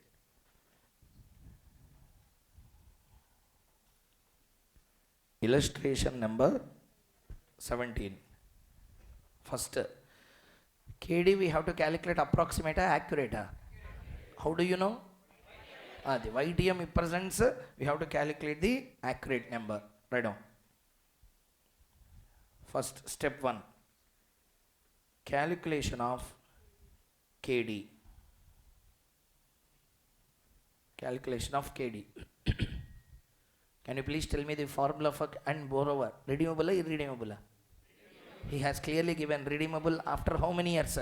10 years. Means life given or not given? Given. So calculate it. Tell the formula. KD equal to I into 1 minus T plus RV minus NP by N whole divided by RV plus NP by 2. Tell me. What is the interest? Par value how much? Par value how much? 100. What is the interest rate? 10%. Means 10. What is the tax? 30 or 35? 30. Nothing is said in the question. Redemption will be at what? He has given any redemption? No. Redeemable at par. Clearly it was said. Okay. Redeemable at par. How much is a par? 100. Minus. Very, very, very, very, very, very important. Tell me. One second, listen. What is the net purchase price? At what price? One second, listen carefully. What is the market value of the debenture? Everyone. Now answer. Today if the debentures are issued,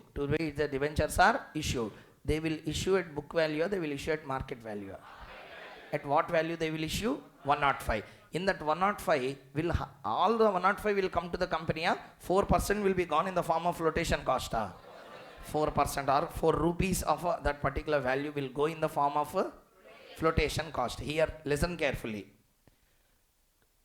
All worst doubts of this chapter will come in exam hall. Okay? Not now. Now no one will get doubt. Worst doubts will come. 4% on 100 or 105? Is a question. No. I will show you questions where they will use on par value also. Listen carefully.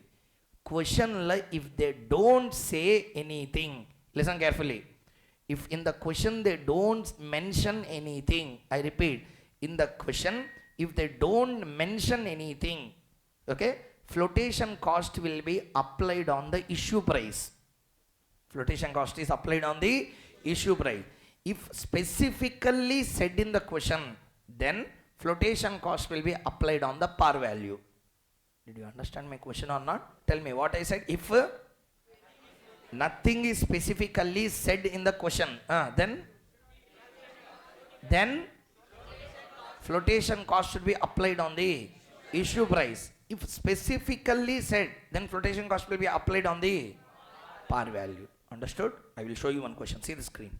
We will do that question also today, but just I will show you. Read that.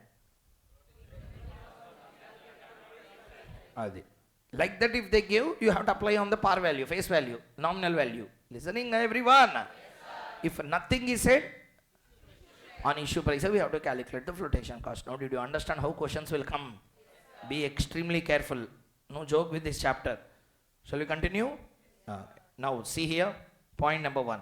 First what we have to calculate? KD ya, KP ya, KE ya? First KD. With flotation, without flotation?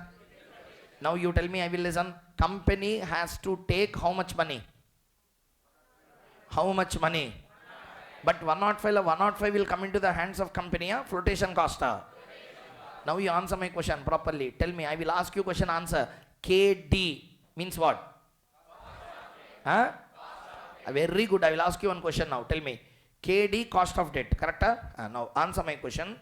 KD is a cost of debt. Logically understood the point. Now my second question is, KD represents a cost or return? Cost or return? Loudly. Cost.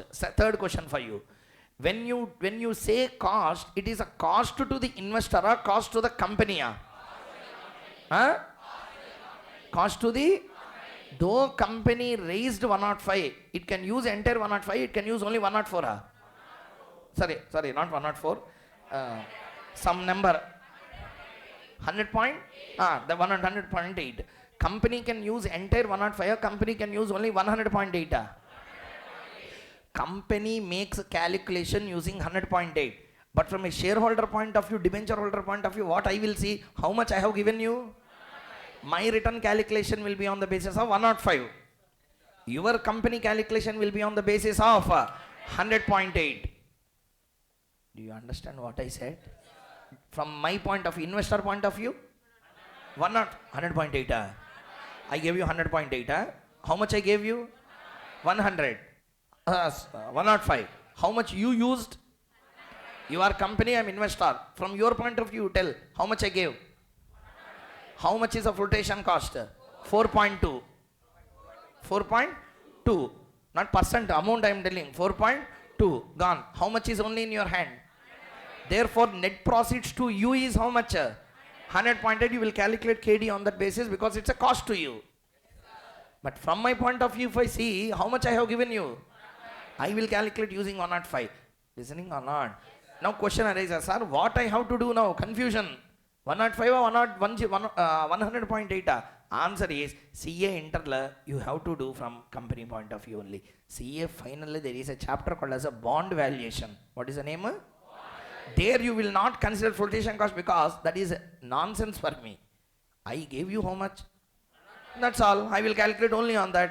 Flotation cost you will do now. You will put in dustbin now. Why I will care? Do you understand the point or not? So always remember, flotation cost has to be applied on what price? If nothing is said in the question. If specifically said use on face value, then you have to apply the flotation cost on face value, or else apply on cost. Apply on issue price or market price, whatever they give. Understood the point or not? Now tell me, let's do what is NP? 100 105 minus, don't write 4% amount, you tell me. 4.2 whole divided by N 10 whole divided by 100 plus 100.8 divided by 2. 100.4. 10 into 0.3, 0.7 is 7 plus 100 minus 100.8 divided by 10. 7 plus 7 minus capital gain capital loss capital loss divided by 100.4 into 100. Tell me the answer. 6.89%. Now you answer my question. What is 6.89? Some people are still copying the answer. I should not see you copying the notes at this time. You have to do on your own. Sir, tell me now. What is the answer finally? What is 6.89? Cost of this is a cost of debt. How much percent? 6.89%. Up to here. Understood the point clearly? What is the interest? 10%. Net interest cost is 7. Capital gain capital loss? Capital gain capital loss? How much is a capital loss? 0.08 divided by 100.4 into 100. How much is a cost? What is this cost? KD. What is this cost? Now you answer to my question. Point number 1. This is approximate, accurate. Accurate. The number is less than 1 rupee. 0.08 difference per annum. What answer difference you will get? Shall I show you one point? See the screen. See the screen. What is this? What is this? Institute used which model? YTM. What is the final answer? Why both answers are same? I told you yesterday. Now did you understand the point? These are all some techniques to understand that. If the difference between RV and NP is negligible, no, nod head, tell what I said. If the difference between RV and NP is very negligible, which is becoming lesser than 1 rupee, then the approximate and accurate answers will be obviously same or very, very near to each other. In this case, ditto same, 6.89 even in this case, 6.89 even in that case. Did you understand my point or not? Shall we go on with the KP calculation? Do that. Step number 2.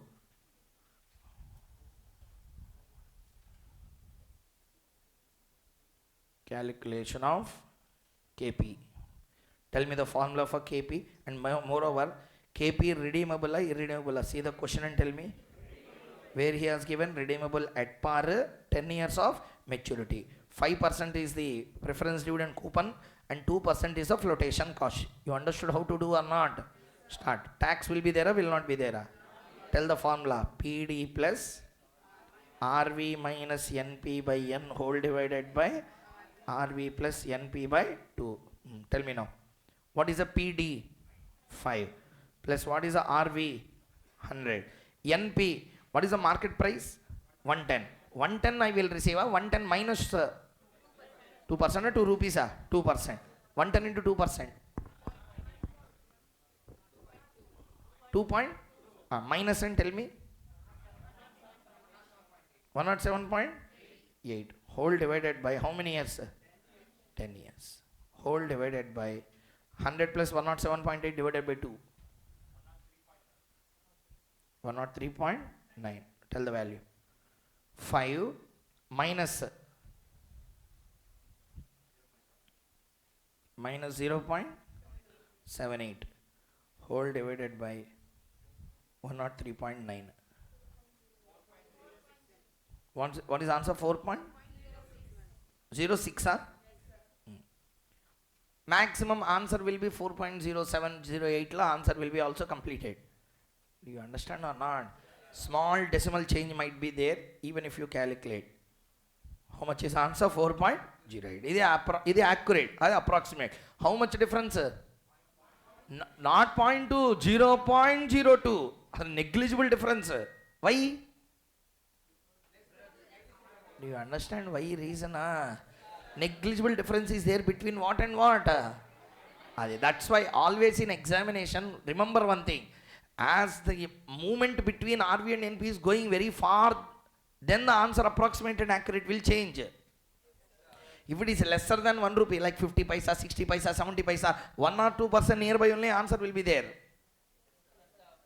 Understood the point or not? Okay. Sorry, 4.06 in the brackets, write down 4.08. If you want to do accurate, you do at home. Don't waste time in the class now. Let us do the problems. Shall we continue? What and what we calculated? KD, KP. First point number 1, everyone tell me honestly. Understood the calculations up to here clearly? Yeah? Yes, next, what is the step number 3? Calculation of KE. Write down. What is the formula for KE? KE equal to D1 by P naught plus G. D1 by P naught plus G.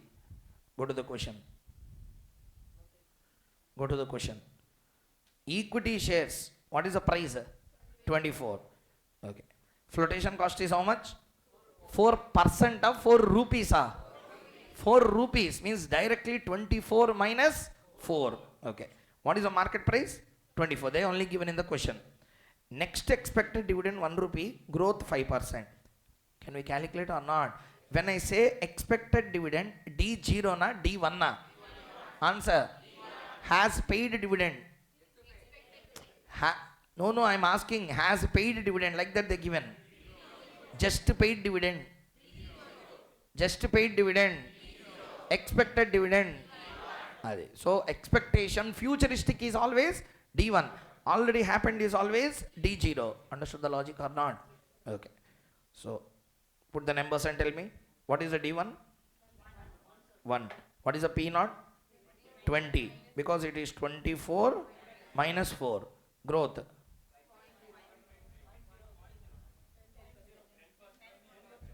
How much? 10% is the final answer. So everyone understood up to here clearly? First what we calculated? Individual costs we calculated. KD, KE, KP, what we calculated?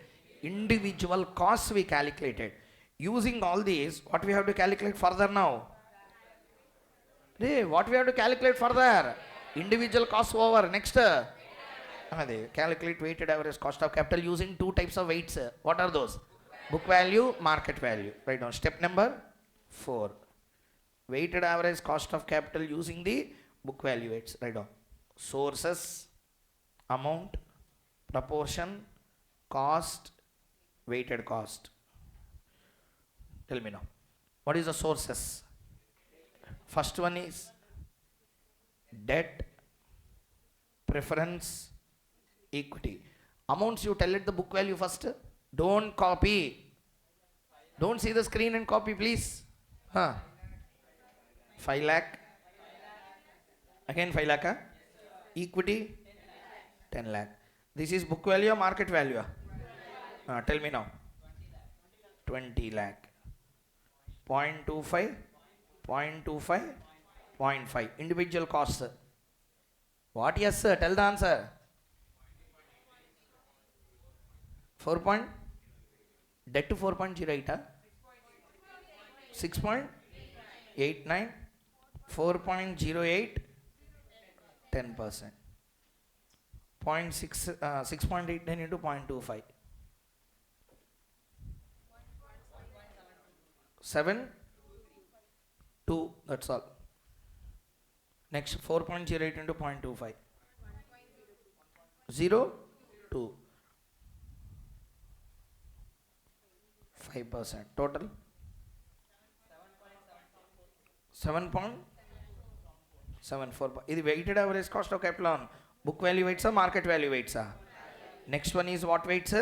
Market value weights. Okay. Now sources, amount, proportion, cost, weighted cost. Tell me, what are the sources? Debt, preference, equity. Market values, you tell me. How many debentures are there? 5,000. 5,000 into 105. Preference. Equity shares 24 into 1 lakh.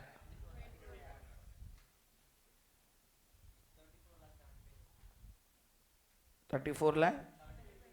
Proportion 0.15, 0.16, 0.69. Cost the same. Sir, I told you, rent expected by your ancestors is, your expectation is 5% won't change. Amounts on which you are applying will change. Like that same 6.89 and these percentages don't change.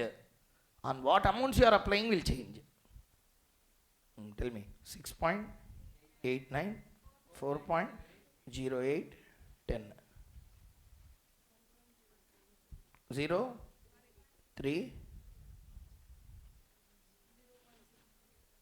0.65, 6.9, 8.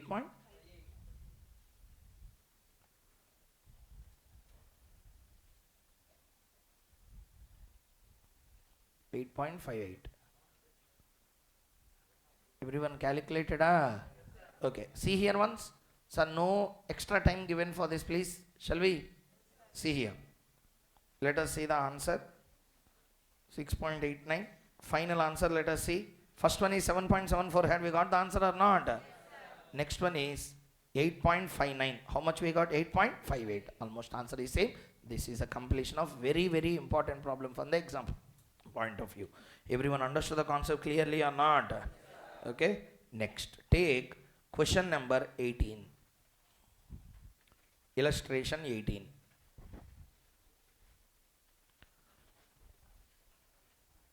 ABC Limited has following capital structure which is considered to be optimum as on 31st March 2023. 14% debentures 30,000, 11% preference shares 10,000, equity shares 10,000 shares 1,60,000, 2 lakhs is the total. Book value or market value?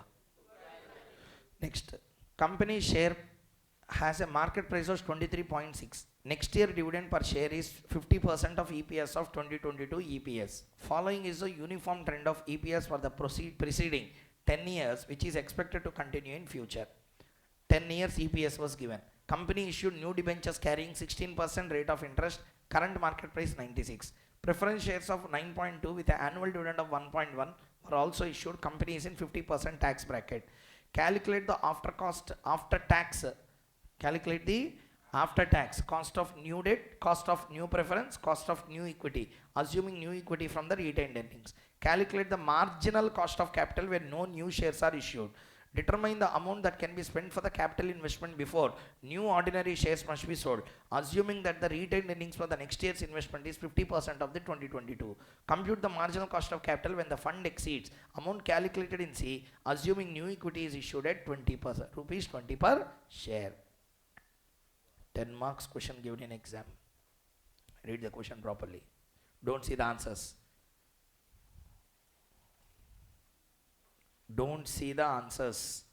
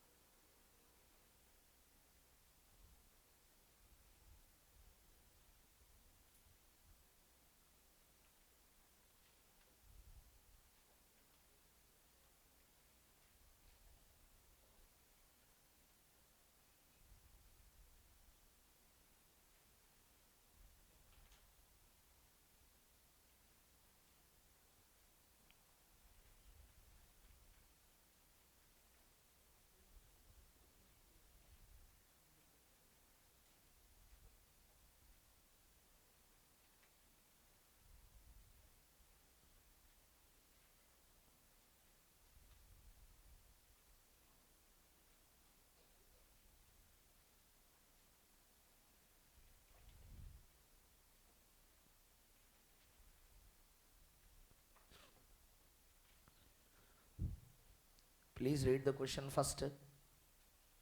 Don't see the answers. Read the question only. Shall we do it now? Sir, we don't have much time to read question for a lot of time. I just gave you 1 minute time, such that at least fastly you will read the question. Tell me what they asked in the question. Everything. They didn't stop asking anything. A full chapter again they asked. Like these questions will come in exam. Listening or not? Answer, yeah. But to do this, first you know to calculate KD, KP, KE individually. That's why we have done those problems first. Okay? Now see here. First thing what he is asking us to calculate the cost of new debt, new preference, new equity. Sir, what is this new? New represents they are going for a new issue. Whenever they go for a new issue, flotation cost and other things will affect them or not? Existing issue will not get affected by flotation cost, but what will be affected by flotation cost? New issues will be affected. Listening, already company is having what capital? Debt is there, preference is there, equity is there. Correct or not? Always remember one thing. New issue is made. What is made? New issue is made. He is asking us to calculate marginal cost of capital. Which cost of capital? Do you know what is the marginal cost of capital? Cost of capital for the new issue. Cost of capital for marginal represents what? Additional. Marginal represents what? For raising that additional cost of capital. Raising the what is the overall cost of capital for that additional financing he is asking. Okay. First, listen carefully. Let me explain one point. I will ask one question. Tell me. Company as of now is having debt, equity, preference, all the three.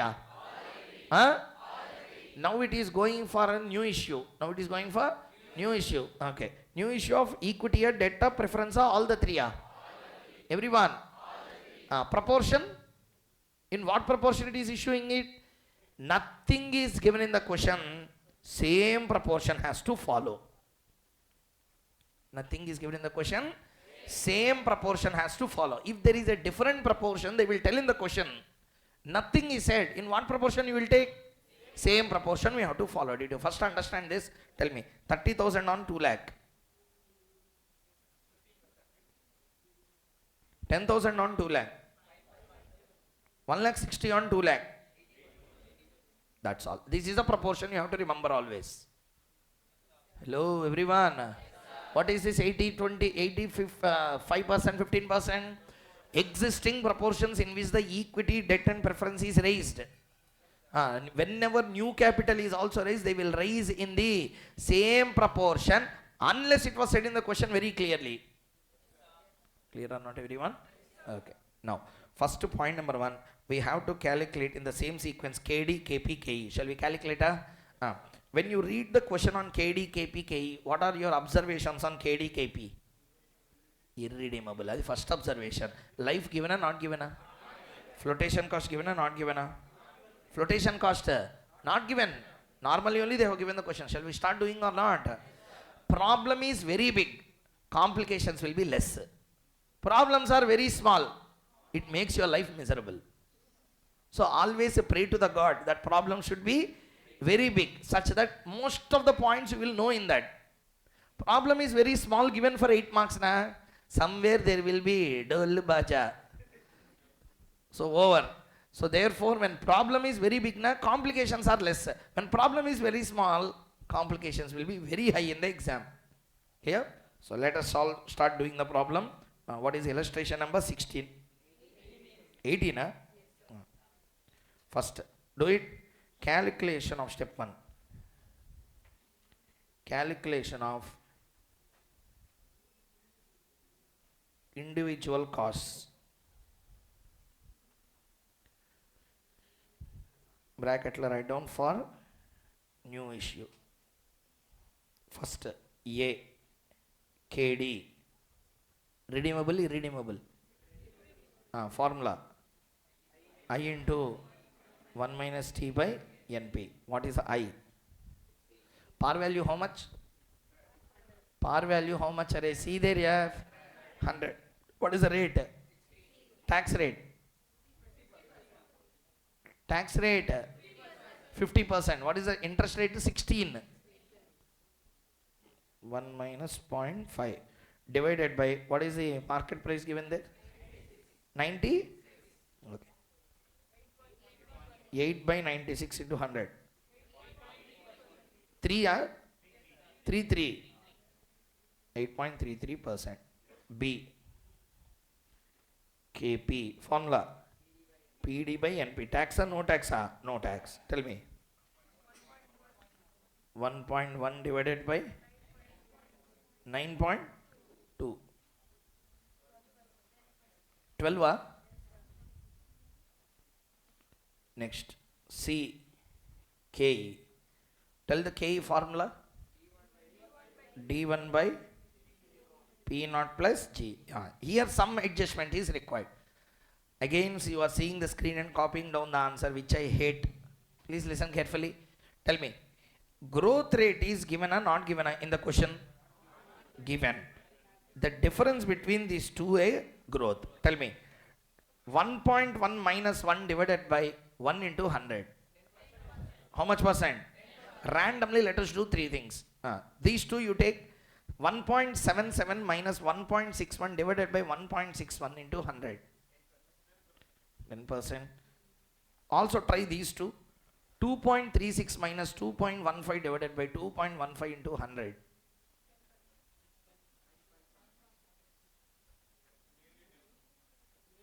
(2.36 minus 2.15 divided by 2.15 into 100).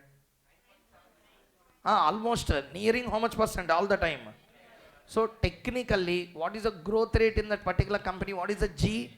10% is the growth. Did you understand the point or not? Okay. So now see the question.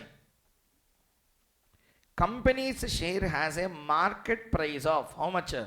23.6.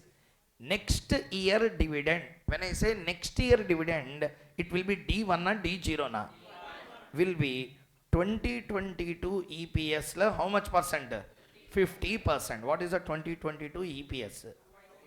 2.36. Tell me, 2.36 into 50% means how much? 1 point. This will be D0 na D1 na D1 divided by P0 is how much? 23.6. Is there any flotation cost given in the question? No. Yes, sir. So the no flotation cost. 1.18 is a D1. P0 will be 23.6 and growth rate is how much percent? 10%. Can we calculate the KE or not? Calculate. D1. What is a D1? 1.18. What is a P0? 0.6 plus what is the growth rate? 10%. How much? First bit we calculated. Calculate the after tax cost of new debt, new preference, new equity. Everyone, first bit, everyone understood the point clearly? Yeah? Yes, that's all. We completed the bit number A. Bit number B.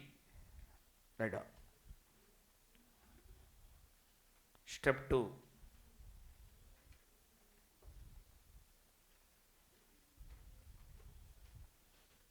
Calculation of MWAC means what? MWAC means what? Marginal weighted average cost of capital.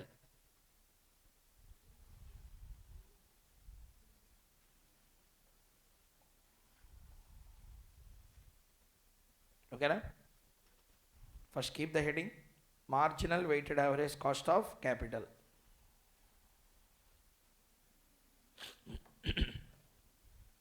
Okay? Okay. First you tell me one point, answer to my question. Listen first. What we are calculating now? Marginal cost of capital, also called as a marginal weighted average cost of capital.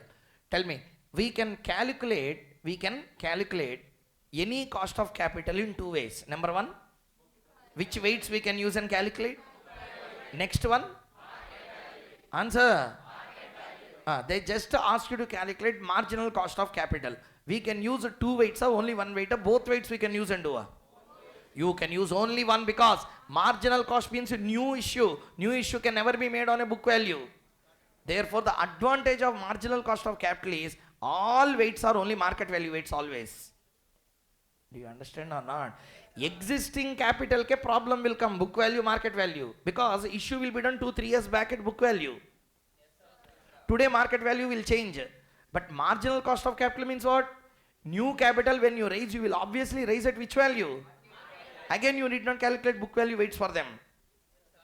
Listening everyone? Do it. Sources, amount, proportion, cost, weighted cost. Please support me, answer everyone. First one is debt, second one preference, third one equity. Okay, very good. First tell me the amount. Debt amount, sir, nothing is said in the question, means what we have to do? Take the same, do one thing. Amounts you need not write, directly write the proportions. Tell me. 0.15, 0.05,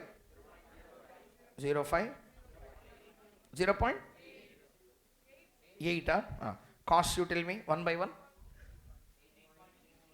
8.33, 12, 15. Okay, multiply. 1.25, 0.06, 0.06. Next.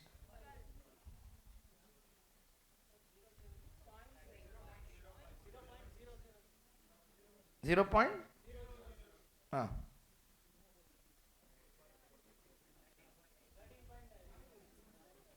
13 point.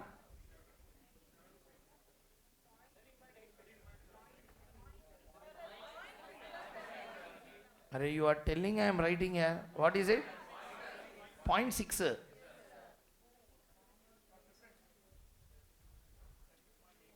0.6. Tell me the total.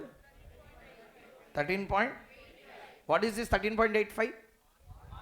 Weighted average cost of capital, marginal cost of capital. Always marginal cost of capital, what weights will be used? Market value weights only will be used. What is the reason? Because the new issue can never be made at the book value. It will be made obviously at market value. When it happened at market value, you will raise money at market value weights only. So therefore there is no book value. Understood or not everyone? See the screen. Low. See the screen once. 8.33 right, 12% right, 15% right, 1.18 right, 13.85 also right. Up to here everyone 2 bits understood? Third, fourth bit most important for exam. Don't see the answers. Let us see the question first. Read. Determine the amount that can be spent for capital investment before new ordinary shares must be sold, assuming that retained earnings for the next year's investment is 50% of 2022. This is the question he has asked. Read the question first. Don't see the answer, read the question properly.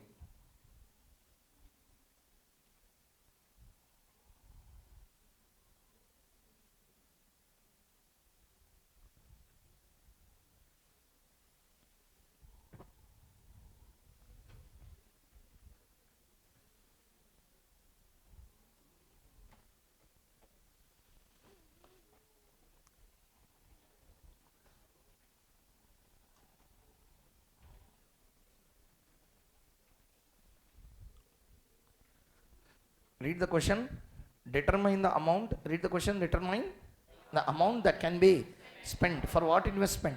Capital investment before new ordinary shares must be sold, assuming that the retained earnings for the next year's investment is 50% of 2022. Read the question, what you understood?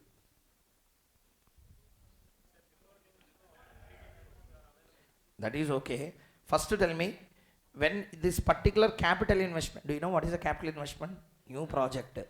They wanted to invest somewhere. Okay. When you wanted to invest somewhere, the capital investment or capital budgeting decision or new project investment, if you wanted to do, first I will ask one question. Tell me, that project is financed by only retained earnings or debt to preference retained earnings? This project is financed by retained earnings by all the capitals. Everyone. Then what is the meaning of this?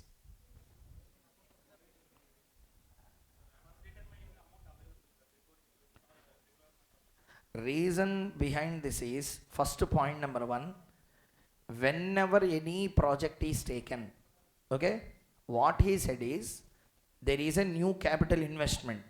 There is a new capital investment. Company wanted to put money in that project. Okay. What he is asking is, how much amount, what will be the retained earnings, assuming that retained earnings is 50%, determine the amount that can be spent for capital investment. Means amount, how much capital is available without going for a new issue of equity shares. Means out of retained earnings only we should start the project. Out of means new issue of equity is allowed or not allowed? I said new issue of equity not allowed, not new issue of debt and preference. New issue of debt you want, you make. New issue of preference you want, you can make. But new issue of what is not allowed? That means how many capitals are there in the company?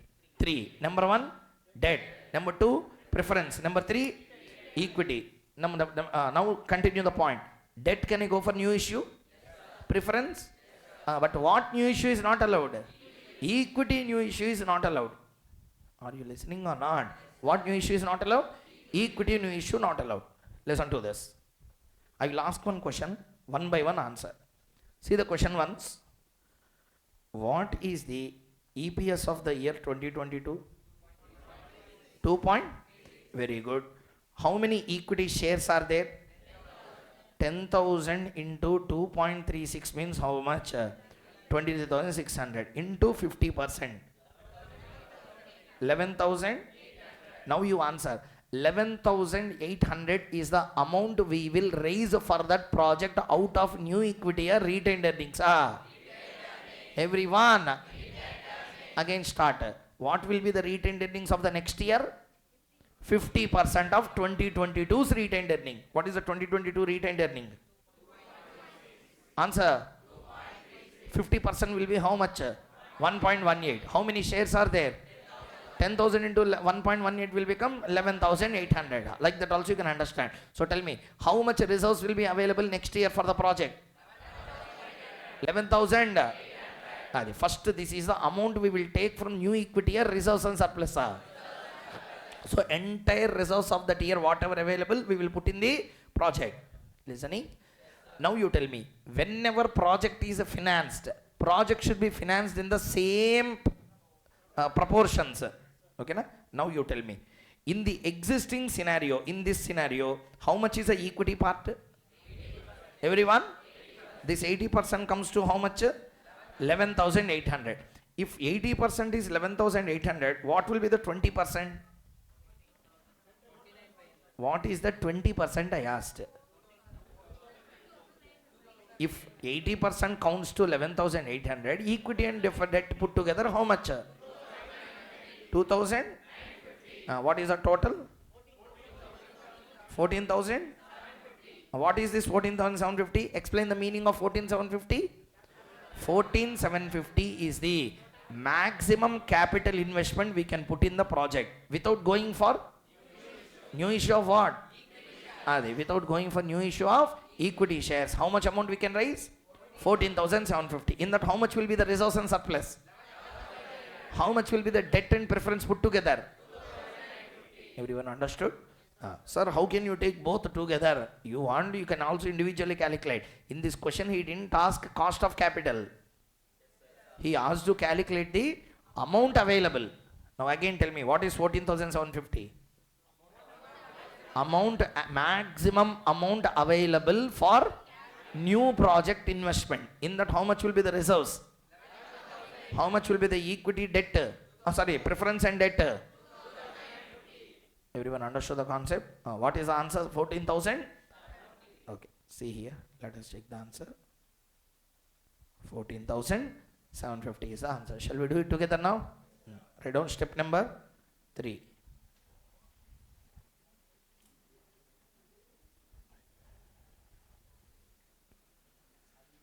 Maximum capital investment. Maximum capital investment.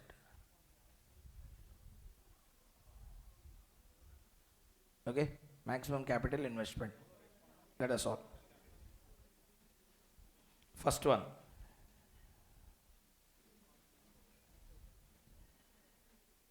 equity capital 2.36 into 50% into 10,000. How much it will be? 11,800. This will be equal to how much percent? 80%. 20% will be equal to 2,950. This 2,950 will be the debt and preference. I am roughly doing the work. So total capital 14,750. Sir, understood how to do the answer? Last bit, step number 4. Tell me what is the last step he is asking? Compute the marginal cost of capital when the fund exceeds the amount calculated in C. Tell me, I am not going to invest 14,750. I wanted to invest 1 lakh. I wanted to invest 1 lakh. Now, I can invest through retained earnings. Must and should I should raise new equity? Must you should raise new equity because my retained earnings are over.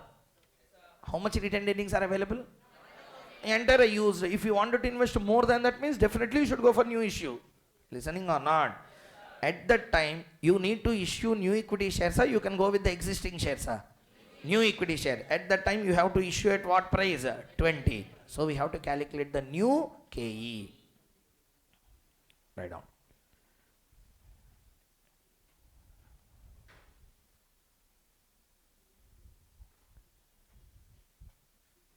For new issue. KD, KP will change, will be same. What will change? KE. New KE equal to D1 by P0 plus G. Everything is same. What is the D1? P0 will be 23.6 or 20 or 15 point? That's all. Sources, amount, proportion, cost, weighted cost. Amounts you need not write. Debt, preference, equity. Directly tell the proportion: 0.15, 0.05, 0.8. Cost 8.33, 12.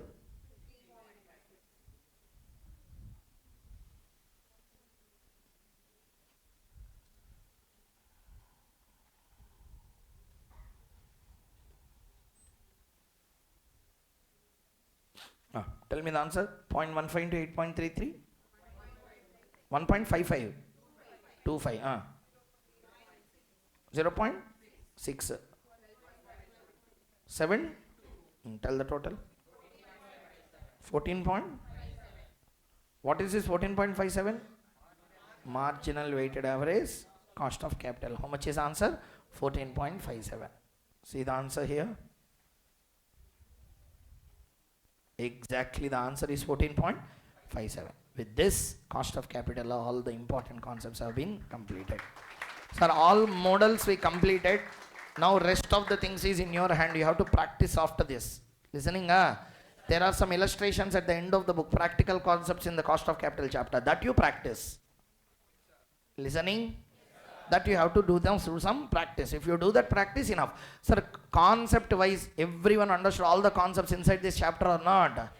All different kinds of concepts we have done. KD we have done, KP we have done, KE we have done, KR we have done, weighted average we have done, book value done, market value done, marginal cost come. Everything has been completed. Rest is only practice is left out for you for this particular chapter. Did you everyone get the clarity or not? The only thing that is required is a practice. What after you have to do after these classes? Today after the class is completed, go home, take the dividends chapter, take the cost of capital chapter, study material, practical problems will be there at the end of the book. Start doing them. Okay? Target is today night at any cost you have to complete these 2 chapters such that time will be available for you to do the extra problems after these revision classes. Are you listening or not? After the revision classes, extra time, what you have to do? Some RTP, MTPs like this you have to solve. Clear everyone? Now, let us move on to the 3rd chapter for our particular syllabus. We are moving into the next area called as capital budgeting. Please open the study material.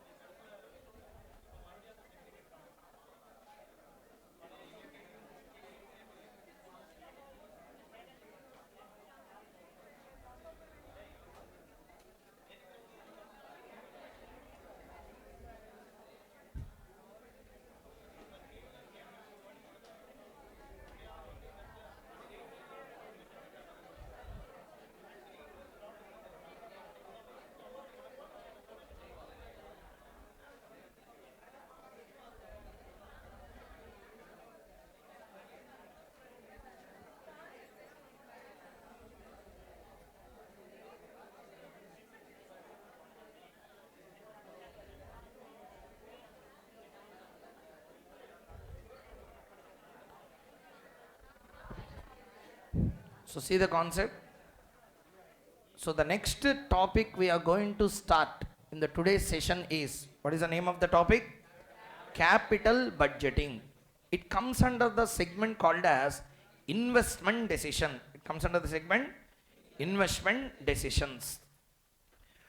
What is this investment decisions chapter, capital budgeting, all about? Let us have some clarity before we start.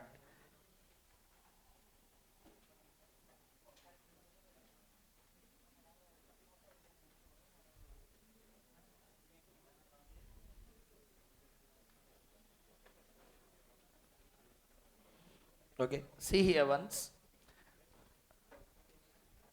Capital budgeting. It is a dividend decision or financing decision or an investment decision? It is a investment decision. Okay. So first, capital budgeting chapter is an investment decision. What do you mean by investment decision? Whenever we put our amount, we call it as an investment. Decision whether to invest or not to invest, we are going to take here. Modiglani Miller, if you remember the yesterday's discussion, Modiglani Miller also said that which companies will have a more value, optimum value, whether you may declare dividend, you may not declare dividend, whether you finance by equity, you finance by debt, it doesn't make any difference. But what makes the significant difference? Investment opportunity. How good your company is in putting the investments will make all the change in the company. Are you understanding or not? So therefore, in this outset, let us first try to understand the capital budgeting decision. Okay, see that. Capital budgeting decision, these are all the concepts applicable for your exam. Number 1, average rate of return or accounting rate of return. Payback period with discounting, without discounting. Net present value, internal rate of return, profitability index or benefit cost ratio, cash flow estimation and decision making, NPV versus IRR conflict, life disparity, timing or cash flow disparity. Capital rationing decision, divisible projects versus indivisible project, capital rationing with ideal funds, capital rationing with a delayed start. Long-term approach versus equity shareholders approach. This is all the various concepts in this particular unit called as capital budgeting. Okay.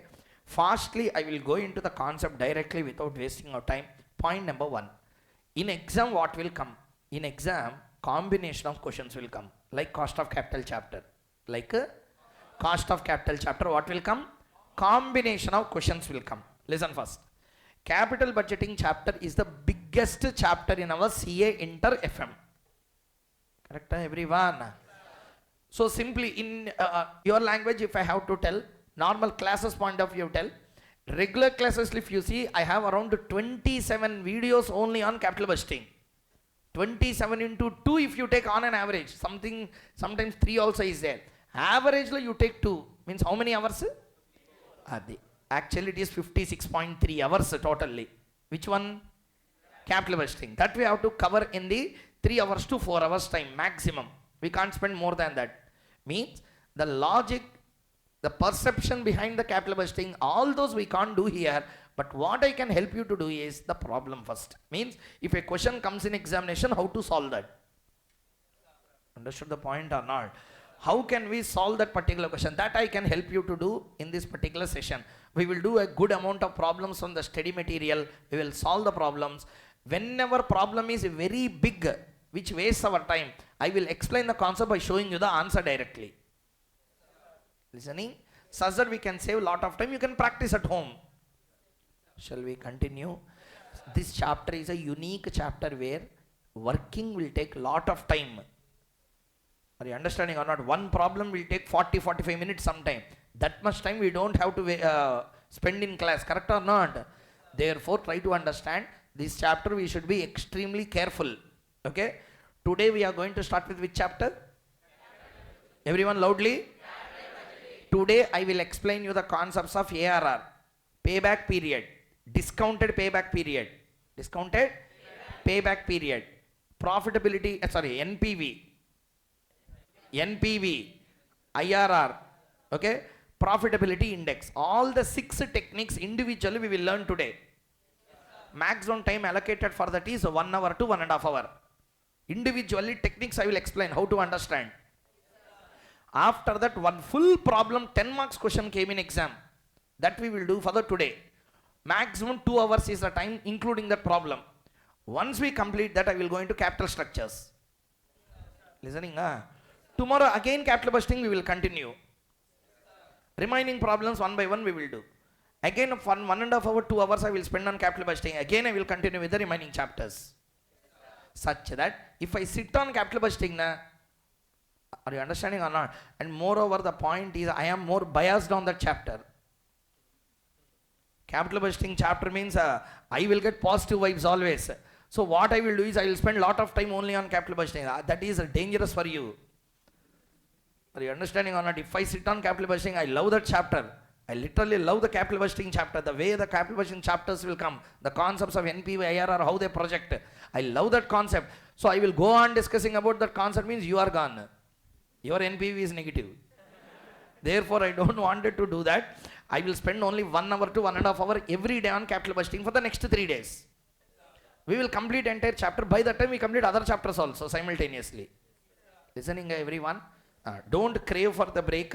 Another 20 minutes after I will only give 9:30. 9:30 to 9:45. I came on time means you should understand how serious it is. First point. I came on time means you should understand how serious I am about the revision classes. So you need not worry about that. So 9:30 to 9:45, 9:45 again we will start. So listen now. Capital budgeting, there are some techniques. Technique number 1, ARR. What is the full form of ARR? It can be said in 2 ways. Accounting rate of return, average rate of return. Next one is a payback period. In a period? Payback period. In the 2 techniques are there again. Normal payback, discounted payback. Question will come like this. Exam question they will give. Some data they will give. They will ask, calculate payback period. Now doubt will start. I have to calculate normal payback or discounted payback. Nothing is said in the question, normal payback. Clearly given in the question, discounted payback. Understood the concept clearly? Or else payback means what payback? Normal payback. And with discounting or without discounting? Without discounting. If clearly said in the question, calculate discounted payback, then only discounted payback has to be calculated. Are you listening? Yes, do you know why I am saying this? I will tell you why. Information data will be given. They will give PV factor also in the question. PV factor given means what is given? Discounting factor is already given. Then what we have to calculate? No, in that case also payback period means normal only. And that's why. Now I know what you will do. Did you understand my point or not? Unless he clearly mentioned in the question, calculate discounted payback. Don't unnecessarily calculate discounted paybacks. Payback means what payback? Normal payback. It's not discounted payback. I will show you one example. See the screen. Before we start, I will show that example also. Exactly we came. See here. Not visible. Now visible? Now, again not visible.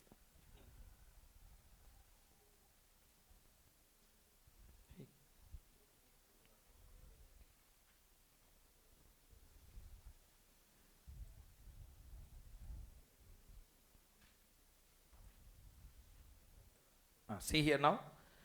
In this is one question which came for 10 marks in exam, previous exam question. Okay.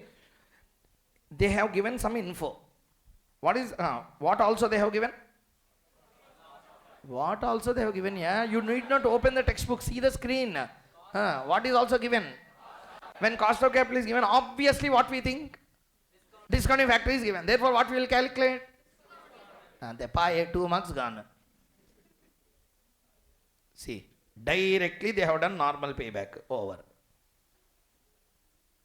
So, unless they ask, don't do. You know what you should not do.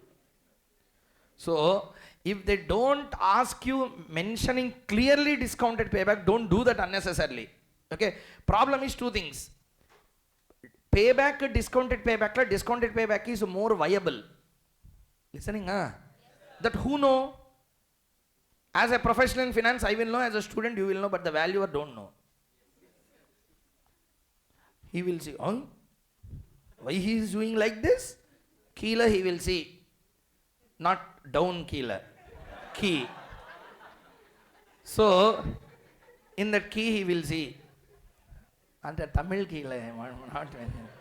So, he will see in the key given by the institute. In that key he will see, what is the answer, something he has done, what you have done, some nonsense you are doing.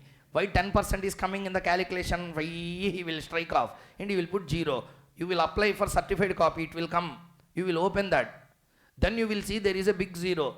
Sir, this is also can be done like this. At that time you should not send me a message on WhatsApp. Please see my certified copy, why I got 0 in this point. Why you will get 0 means you have done overaction. So the point is, when they ask payback means what payback? Normal, non-discounted payback, even if PV factors are given in the question. Remember my word, listening? Even if PV factors are given in the question, payback period means what payback? Non-discounted payback only, not the discounted paybacks. Clear? One point completed. So now listen carefully. Let us start with the problems. First.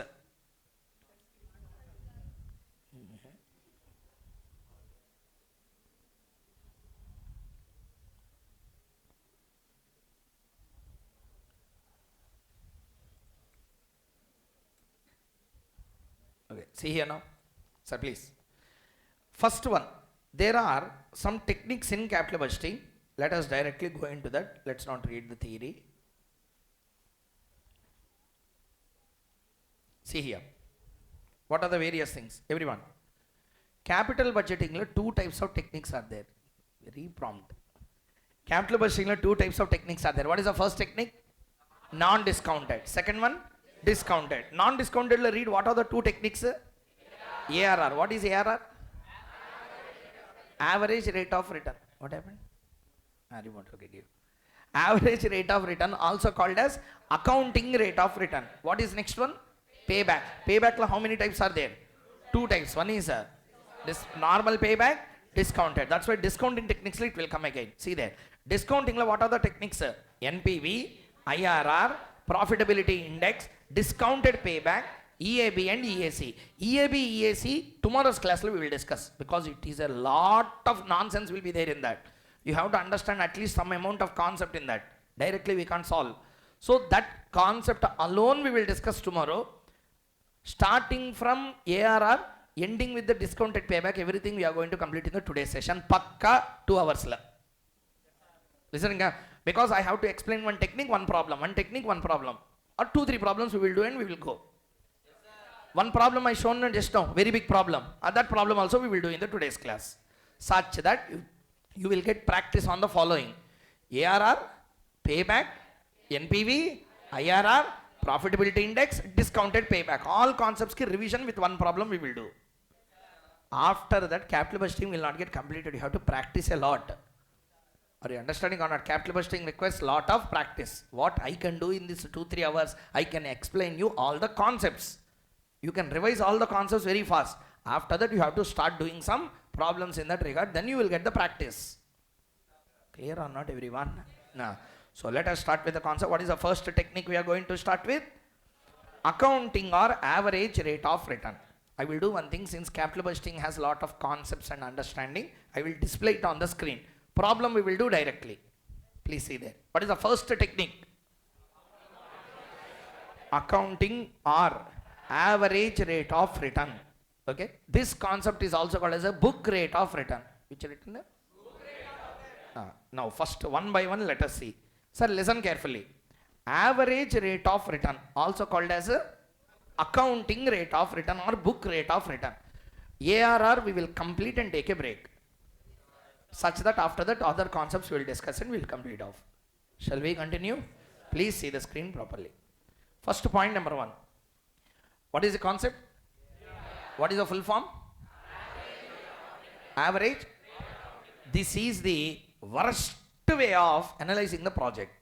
In entire capital budgeting, if there is a worst way of analyzing the project, that will be ARR. But still it is there because some companies are still using this. Some projects are still applying this. Reason I will tell you. Point number 1. Capital budgeting, not capital budgeting for that case, entire finance will use cash flows, not the profits. Will use the, not the, many times I told you in the class. Many times means hundreds of times I told you. FM never considers profit. FM considers cash flows. Reason very clear. I can't explain everything inside that cash flow analysis, but I can tell you one small point to understand. Always try to understand. Profits are having a lot of nonsense inside that. Reason I will tell you. Depreciation will be there. What is there? What is there? Depreciation will be there. Okay, na? Depreciation means what? What is the depreciation concept? What is the meaning of depreciation? Depreciation means what? Simply the value of the asset reduced over a period of time is called as what? Depreciation. I don't want technical meaning, wear and tear, obsolete, etc. General meaning is what? Whenever there is a capital expenditure that will be broken into small parts, charged to P&L account, that concept is called as what? Depreciation. Listening everyone? Yes, listen carefully. Depreciation will be charged to P&L, but really you spent depreciation. No. But that reduces your profit or not? Yes, that has to be added back to the profit. Added back to the profit. Try to understand clearly. Depreciation will give a tax saving. Yes, depreciation will give 1.5 hours I used to spend in the regular classes to explain you how the tax savings will apply. As of now, just remember conclusions. We don't have that much time. The point is, whenever depreciation is there, how to adjust the depreciation? Okay, don't ask any questions now. It's not the time. First, you have to take the cash flows. Take the cash flows. Means EBIT minus interest. All these things you will make or not. 2 important rules you have to remember in capital budgeting. In capital budgeting, sales will be there. What will be there? Sales. Whenever you purchasing a machine, that machine will generate some sales. Generate some sales. So sales. Because of that machine, we make sales. We need to make purchases also or not? Those are the variable costs and fixed costs. Variable costs and let us not break variable fixed just like that. Normally tell me. What is the first one? Sales. Minus what? Cost. Loudly? Cost. Other than depreciation. Cost other than depreciation. Now what we will get? Earnings before depreciation, interest, tax and amortization. We call it EBITDA. Yes, you heard? Yes, EBI DTA. What is EBI DTA? Earnings before interest, tax, depreciation, amortization. Before all these you calculate, that is called as a EBI DTA. Clear everyone? That you will calculate. I repeat one more time. First one, sales from the machinery minus costs because of that machine. Other than depreciation. Now what you will get? Earnings before interest, depreciation, interest, tax, depreciation and amortization. From that what you will reduce now? Depreciation. What you will get? Depreciation also removed. What you will get? Earnings before interest and tax. What you will reduce now? Wrong answer. Capital budgeting questions like interest should not come. None of the problems will have that. You can check the book. Not even a single question of capital budgeting will have interest. Show me one question. One question in capital budgeting chapter. One question. You take RTB, you take MTB, you take study material, you take any book you want. Entire world. Capital budgeting, you show me where interest is there. It will not be. I told you this in the regular class also. Lot of analysis is there behind that. Interest will not be there in capital budgeting decision. Capital budgeting decision is which decision? Investment decision or financing decision? Interest is which decision? That should not include in capital budgeting decision. This is conclusion. For this long analysis we made in the class for 1.5 hours. Why interest will not be considered? So always remember, you have your study material with you? Answer. In that study material, one topic will be there. Beginning, I will show you where it is. Page number 7.14, study material. 6.2 concept, what is it? That's all, answer over.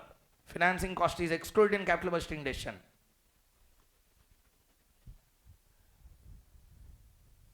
Do you understand what I said now?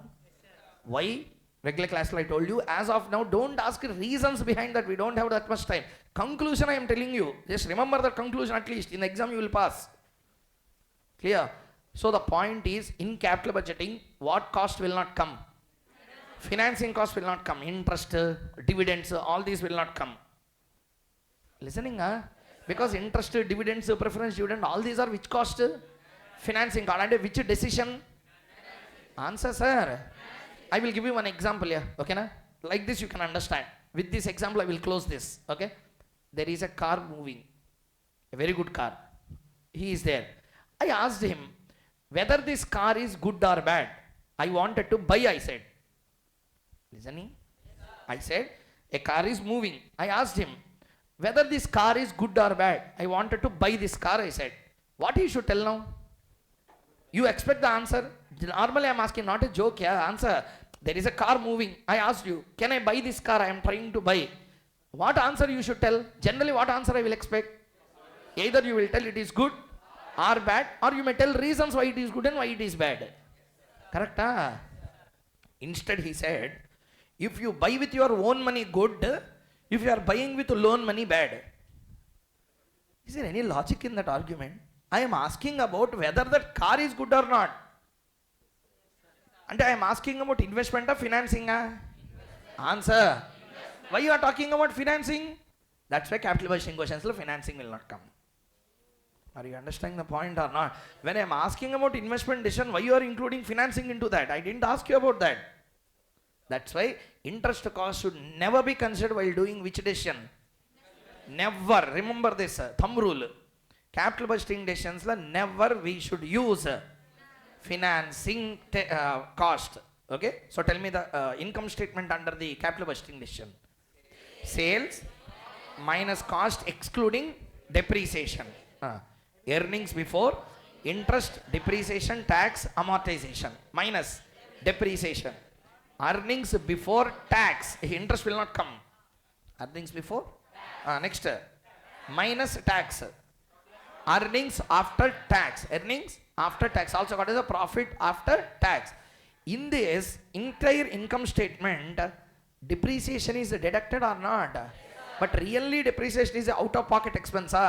What you have to do? Add back depreciation. What you get is called as a cash flow. That you have to consider. This model consider profits. Do you now understand why this model is not the right way? Because this model don't consider cash flow. This model considers the, do you know what dirty thing institute will do in exam? From the student point of view. Good question only.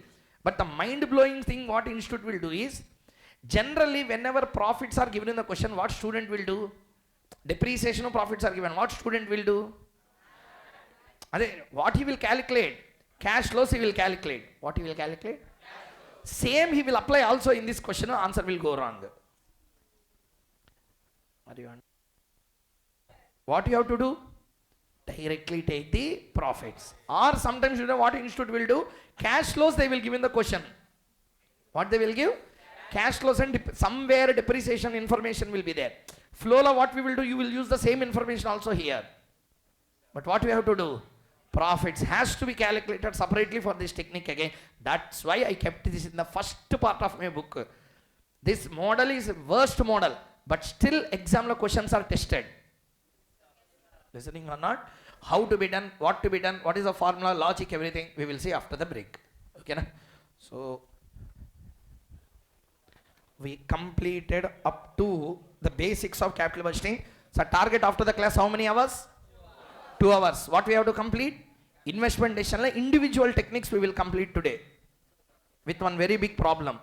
Once that is completed, I will start with the next area called as a capital structure theories.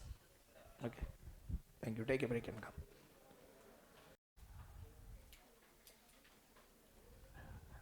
So let us continue. The concept is accounting rate of return, also called as a average rate of return. See the screen once.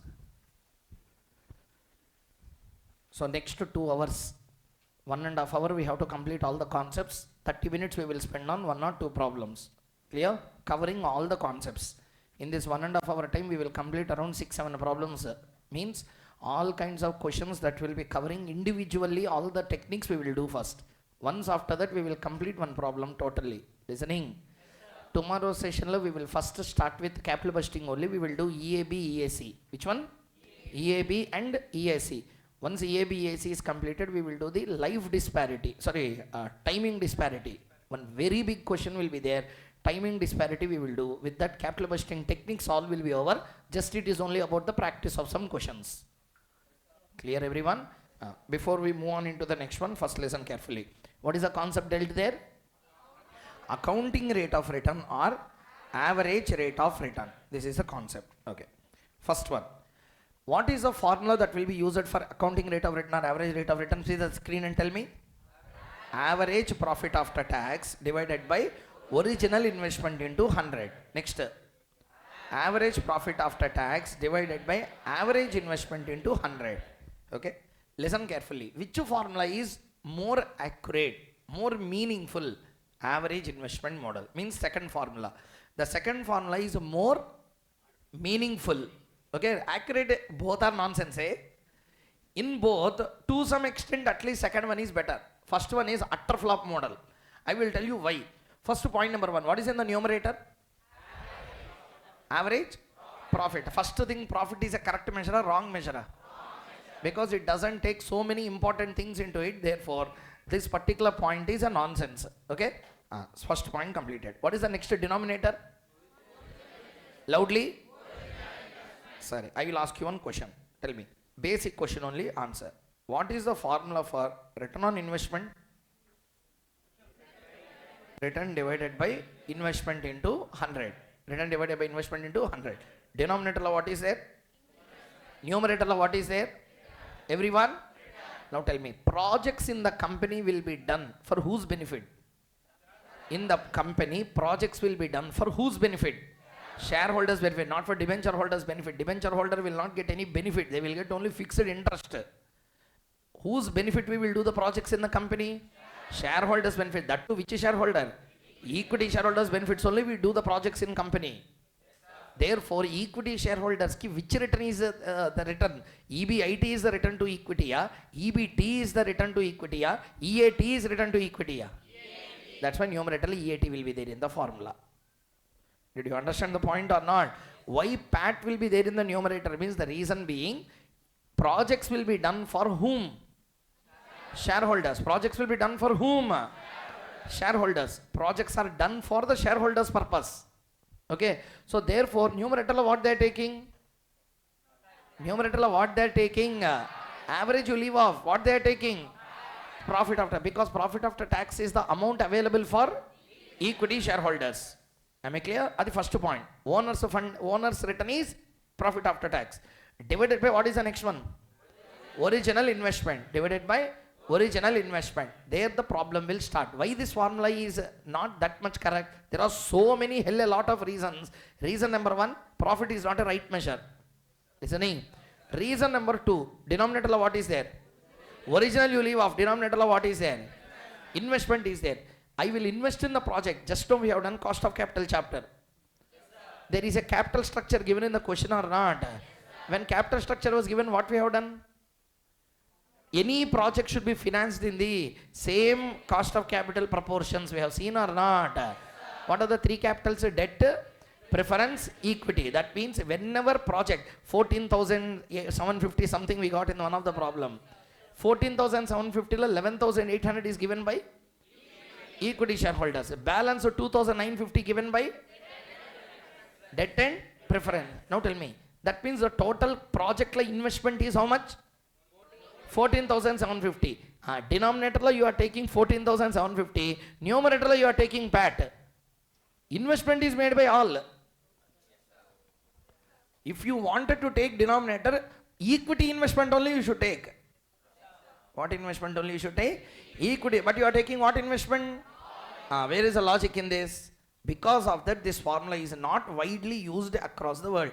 India, normal world, people generally uses this. But this is not much accurate number because of this another second reason. Did you get my point now? PAT belongs to? Investment is given by all the 3. And investment you will take all the 3, but you will take profit belonging only to the equity, means right analysis or wrong analysis. Reason number 2, why this model is not that popular. Clear? First reason, no cash flow. Second reason is a deficiency in this concept. Denominator you are taking all the capitals, but numerator you are taking return available only to the equity shareholders. Because of that, this formula lacks a clarity in making the point. Clear, everyone in the class? Very important. The deficiency in the formula 1. Deficiency in the formula 1. There is a small deficiency. What is the deficiency? Let us see. What is the numerator? Average PAT. Denominator? Sir, why sir average PAT we are taking? What is the meaning of this average PAT? Now you tell me. Whenever you take any capital budgeting question, forget as a question, understand as a project. Project will have a life or no life? Project will have a life or no life? Project will generate profit, correct? Project generate? What is a profit? Sales minus cost, EBIT, or depreciation, EBDIT, minus depreciation, EBIT, interest anyway not there, minus tax, EIT, IIT a profit. Listening everyone? Now tell me. Profit of every year means the sales of every year will be same or different? Sales of every year will be same or different? Sales are different means profits will be same or different? Therefore, 5 years ki 5 profits I can't calculate. Therefore, we will total all and average. That's the numerator. Listening everyone? Investment you will put every year. Investment you will put once. But profit will come for how many years? Project life is 5 years. How many times you will invest? Project life 5 years means 5 times you will invest. Project life is how many times you will invest? But profit will come. Then how can you compare? Time will have money, problem will come. Therefore, what they will do is don't take profit, take the average profit over a period of 5 years. First year I will get 10,000, next year I will get 12,000, next year I will get 8,000, next year I will get 15,000, next year I will get 14,000. Total all divided by 5. Total all and divided by what profit you will get? That's numerator. Listening everyone? Average profit means we are considering first year, second year, third year, fourth year, fifth year, or all the 5 years average. So denominator what you are taking? Investment. What you are taking? Very good. This is the first logic. Everyone understood the concept clearly or not? Not yes. Tell me the logic now. First tell me. Point number 1. What is the concept we are learning? Tell me 2 branches. First one. Average PAT divided by original investment. Next one. Average PAT divided by average investment. Okay? Now tell me. Point 1 by 1. Average profit after tax by original investment. Which investment? Original investment. Now tell me. Original investment means how much we will invest at the beginning. How much we will invest at the beginning is called as what? Original investment. I will ask you one question. See here. I am telling you this logic. You should understand never commit mistakes in exam. Reason I will tell you. Every 10 questions of capital budgeting you take in exam, minimum 4 questions out of 10, they are asking ARR. They are asking? So don't underestimate. Model can be very bad, but questions are being tested in exam. Clear? So therefore have clarity. See the screen? Tell me. Life. Life means time. Life represents time. Time can't go backside. It can only go to the right side. First meaning. Life of this asset is how many years? Example, how many years? Very good. Now you answer my question. Please see the screen. Every year, tell me, 0 year. 0 year. What do you mean 0? Today. What do you mean 0? Today. Life of the asset over a period of 5 years will be, or the value of the asset over a period of 5 years will be same. It will depreciate. Loudly? Depreciate. Okay. Tell me now. 0 year, I purchased the asset for how much? 50,000. 1 year after, 10,000 depreciation, it came to 40,000. 2 years after, 30. 3 years after, 20. 4 years after, 10. 5th year, it will become how much? 0 asset value. Okay, na? Now you answer my question. Shall we? Tell me. 0 year, what is the value? Today, what is the value? 1 year after, it became how much? So 2 years after? 3 years after? 4 years after? 5th year ki? Like this, the asset will be. Sorry. Okay. We are not doing any statistical measures here. Understand only. Okay. So now tell me, the value is slowly coming down or rising? Everyone? Now you should tell me the answer. From 0 to 1 year. From 1 year. Whatever the profit you obtained is by using the asset worth 50,000. Is because of the asset worth? Some people are not here. This is a last chance for you to learn.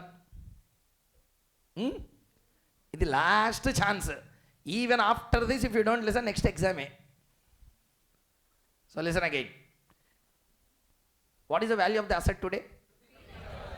And how many years you use that 50,000 worth asset? 1 year only you used 50,000 worth asset. Next year you are using a 40,000 worth asset only. Because 10,000 value depreciated for first year usage. Clear or not everyone?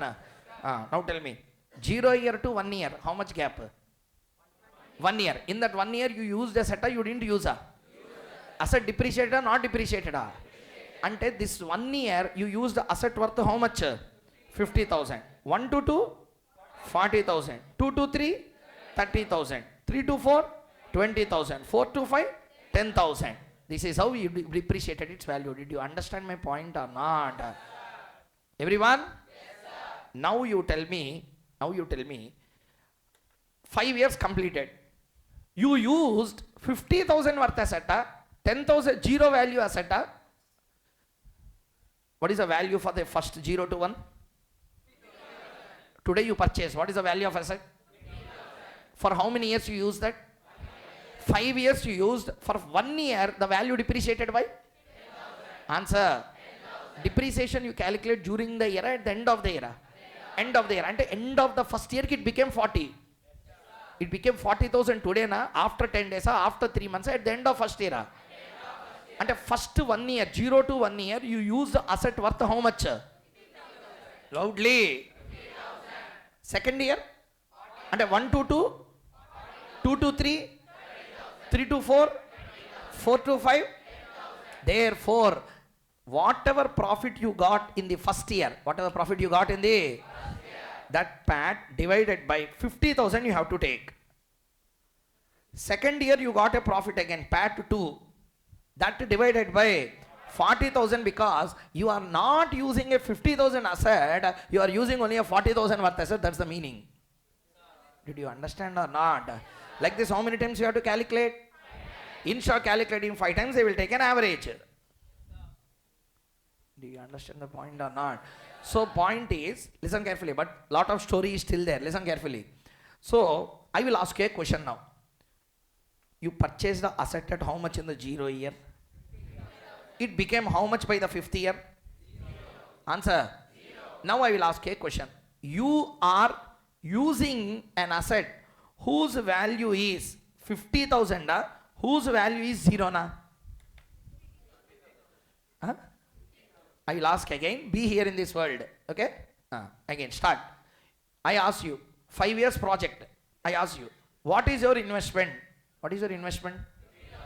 Everyone? 50,000 is your investment, correct?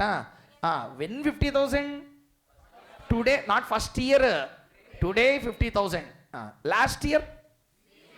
Then you are using 0 value asset, I will tell. 50,000 correct, 0 correct? Both are correct. Therefore, take average, they say 50,000 plus 0 divided by 2 is 25,000. That's how the denominator average investment come. Did you understand the point or not? Answer, sir, everyone. Okay. So tell me, what is average investment formula? Start. Original investment minus salvage value. Everyone repeat. Original salvage value divided by 2. Sir, original investment, you said opening, closing, something you said. Shall I tell you one point? Closing will be always how much? Answer. That's why even if you add 0 or deduct 0, answer will be same. Clear? Tell me, what is the formula? Original investment minus salvage value divided by 2. Listen carefully.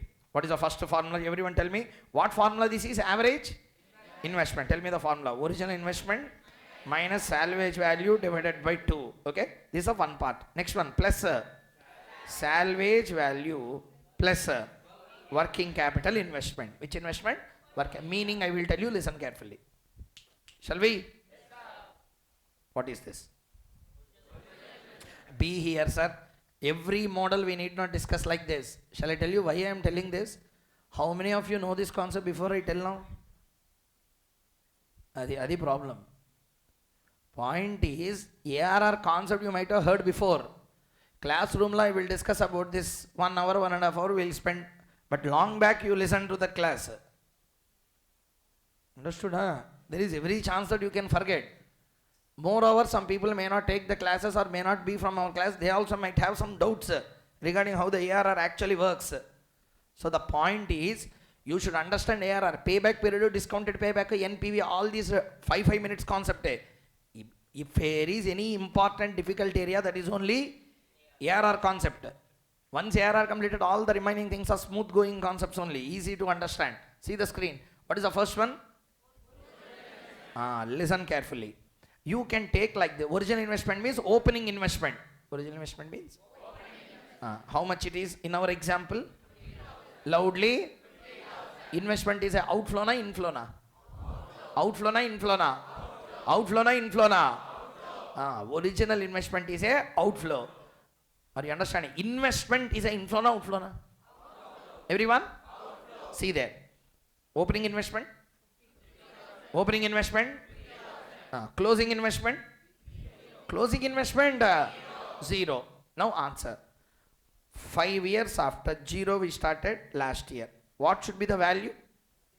What should be the value? But after 5th year, I am selling the asset for a salvage value.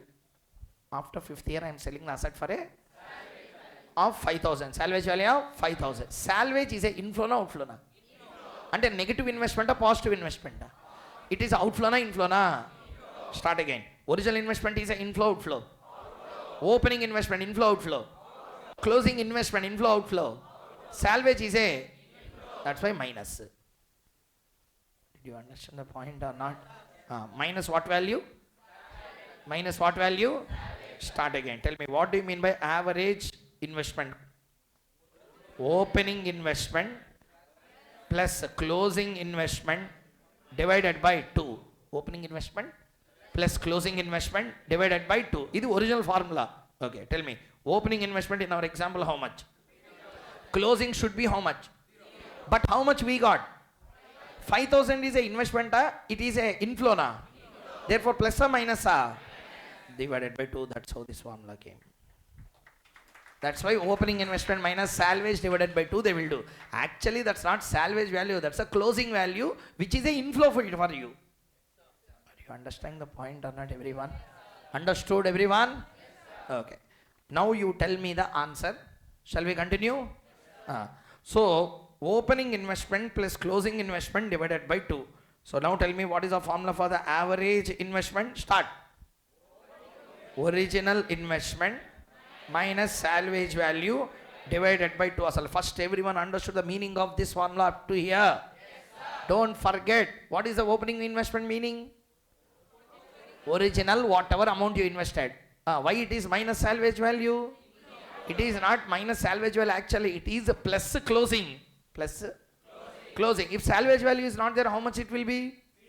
0. Then tell me, opening plus 0 divided by 2 means opening by 2. Are you understanding the point or not? Since here there is a salvage value, we are getting a negative number. Listening or not, everyone? Next one, plus salvage value of the investment. Next one, working capital. I will give you one example. Working capital means current assets, all these things you invest. Okay, na? Now tell me, I have a sugarcane machine, crushing machine. My company will manufacture sugarcane juice and sell. Listen carefully. I'm not telling any joke here. My company will be selling the sugarcane tins. Sugarcane juice tins I will sell. Sugarcane machine I have. Sugarcane also I require. Correct? Now you tell me, machine will, my project is for 2 years. Example. Okay? My project is for 2 years or 5 years. I will purchase a very big sugarcane machine. This will be purchased every day, na? This will be purchased only once, once, for a period of how many years, Sugar cane I will purchase once, or every day, na? Or every day, if you not, at least frequently, less frequently, which will be frequent? Sugar cane is frequent. For 1 day, 2 day, throughout the life, That's why working capital is not for 1 day, 2 day. It will be there. It will be there. Now you answer. Investment in the machinery. Investment in the will be kept 1 year, 2 year, all the years. Investment in the machinery will be kept once, all the years. Once only you will invest. When? At the beginning of the project. But working capital? Working capital? Therefore, working capital don't have closing working capital, opening working capital. It will be done every day. That's why we add here, we don't average them. Are you understanding the point or not? Like that salvage value. What value? Salvage value. For example, see here. Shall we? 50,000 I purchase an asset. How much? 50,000. I purchase the asset. 50,000 I purchase the asset. 0 year, 1 year, 2 year, 3 year, 4 year, 5 year, over. Value became? Value became? But I sold the asset for? Value is 0, but some person is there to buy for? What is the meaning? Let me explain. I purchase this computer. Let us say, for example, life of this computer is 5 years. Cost is 50,000. Now you tell me, every year how much I should depreciate? You be here first. What is the cost of this computer? Life. Every year what is the depreciation? First year 40,000, 30,000, 20,000, 10,000. Fifth year what is the value? Answer. Dumb. Fifth year it will blast. It will be still working or not? That means if I sell this, at least some 4,000, 5,000 I will get or not? That's the meaning of salvage. Salvage is the real sale value. 0 is the accounting records value. For the records of the accounts, computer value became how much? 0. But still working or not working? That's all. Did you understand my point or not? So the main thing that you have to understand is, see the screen. What is my investment? What is my investment? Answer? But you have taken how much only as the numerator? Start again. You are not here. Start again. Start again. No problem. Start again. Tell me, what is the formula? Original investment or opening investment minus divided by 2. Divided by 2. Now to tell me, what is your original investment? But how much you are taking total? You invested only 45,000, really you invested 50,000. But why that it became 45,000? Because of reducing what? But you really invested how much? That's why we'll again add the salvage there. Are you understanding the point or not? Really you invested that. That's why in the calculation of average investment, the formula. Now you tell me the final formula. What is the average investment formula? Don't make mistakes again. I don't have time also. Start. Original investment minus salvage value divided by 2 plus salvage value plus working capital. This is the denominator. Everyone understood the point clearly? That's all. Answer is completed. First tell me what we calculated now. ARR. ARR can be calculated in how many ways? 2 ways. Tell the first way. Average profit after tax by original investment. In this, the concept of salvage, all these problems will not come. Whatever you invested, you have to take this. Next. Average profit after tax by average investment. What is average investment formula? Original investment minus salvage value divided by 2 plus salvage value plus working capital. That's all. Shall we do the problem now? Yes, take the study material.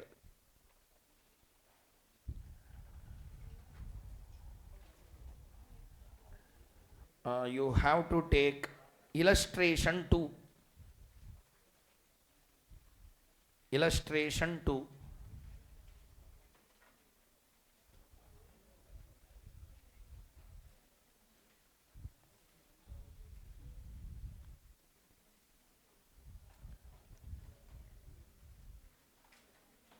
Illustration 2. Okay. First, see the illustration 2. Everyone see the screen. Don't waste time. Tell me. The project is requiring an investment of how much? 10 lakh. What is the profit after tax for first year? 50,000, 75,000, 1 lakh 25, 1 lakh 30, 80 and 4 lakh 60. First tell me. This is profit after tax and also deducting what? Depreciation. We have to add back depreciation or not? No need. We want profit after tax. Before break, what we discussed? Yeah, it is overaction. I told you very clearly before the break. What I said? ARR calculation, we consider cash flows, profits. Then take it directly. Answer over. Now tell me. Suppose further at the end of 5th year, plant and machinery of the project can be sold at 80. What do you mean by that 80,000 here? Salvage value. Okay. Determine the average rate of return. Can we calculate together or not? I will calculate here itself. If possible, you can also calculate there itself in the study material. First tell me, what is the formula for this calculation? Tell me. Average profit after tax by average investment. 4,60,000 divided by 5. 92,000. Okay. Now, average investment. Formula for average investment. Tell me. Original investment. Some people are not answering. Tell me. What is the original investment? 10 lakh. Minus. How much? 80,000. Tell me. You invested how much? But numerator you are taking 10 lakh, 80,000. Sorry, 9 lakh 20,000. But really you invested how much? Therefore that 80,000 separately we will add again. Okay. Divided by 2 plus 80,000. Working capital given or not given? Not given. Tell me. 9 lakh 20,000 divided by 2. Total 5 lakh 40. 5 lakh 40,000. So 92,000 divided by 5 lakh 40,000. 17.04%. What is this 17.04? What is this 17.04? This is a rate of return. This is a rate of? Which rate of return? Average rate of return. This is correct or wrong? Wrong. Answer is right. 17.04 is right. Conceptually this is not correct because it don't consider the time value of money. It don't consider the time value of money. Element is missing here. Are you understanding or not? So now answer my question. How much is answer? 17.04. I will ask you one question. Will you tell? Can you tell the same answer with original investment formula? Hey. No. No.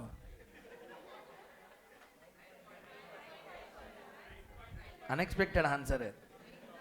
Tell me. 92,000 divided by what is the original investment? 10 lakh into 100. How much it is? Did he ask anything in the question, average, original? Do both in the examination if you don't tell anything. Did you get my point? How many answers we have to get? 1, 2. Original investment basis 9.2. Average investment basis 17.04. Did you understand the difference in answers also? One is 9, one is 17. Okay. See here. 9.2, 17.04. That's all over. This is the ARR concept. Everyone understood the concept clearly? Yeah. We will do one question also. From the main big question we will do one. Then you will get full clarity as to how this concept will work. Okay. So next thing, we completed ARR. Next we have to go into the area called as a payback period. What concept? Payback period. First point number 1. What is this payback period? Payback period will be talking about time taken for recovery of investment. Repeat. Time taken for recovery of investment. Means how much time it will take to get back our investment amount. Sir, whenever you invest in any project, the first thing people look is how much time it will take for my principal to come back. Principal to? How fast your payback period, that much good the project will be. What I said? How fast the payback period, that much good the project will be. Faster the payback period, very good the project. Why? Simply the answer is very clear here. There are two projects A and B. Okay? There are two projects A and B. One project payback period is 3 years. Another project payback period is 4 years. Means in both the projects, which project is giving your principal back very fast? Obviously, take the A project. Are you understanding the point or not? There are a lot of disadvantages also in payback. We will discuss that later. This is not the time. And moreover, I am discussing only the cream concepts of capital budgeting. I am not going very deep. I told you before also. 52 hours we have to reduce it to 3 hours and complete. So I am telling only the important points.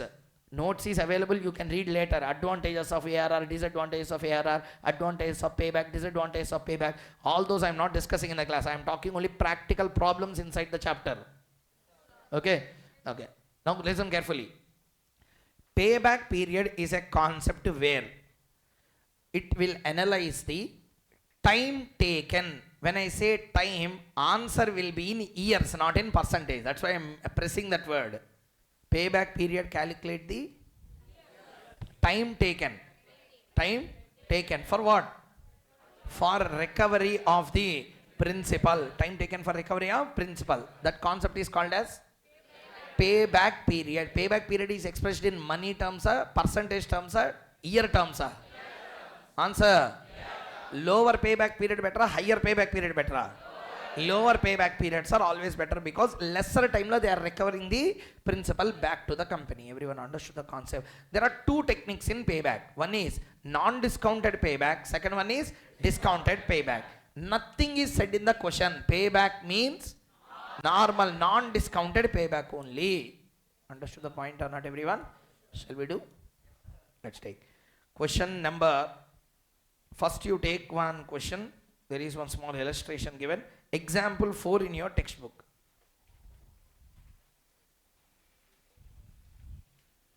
Example 4.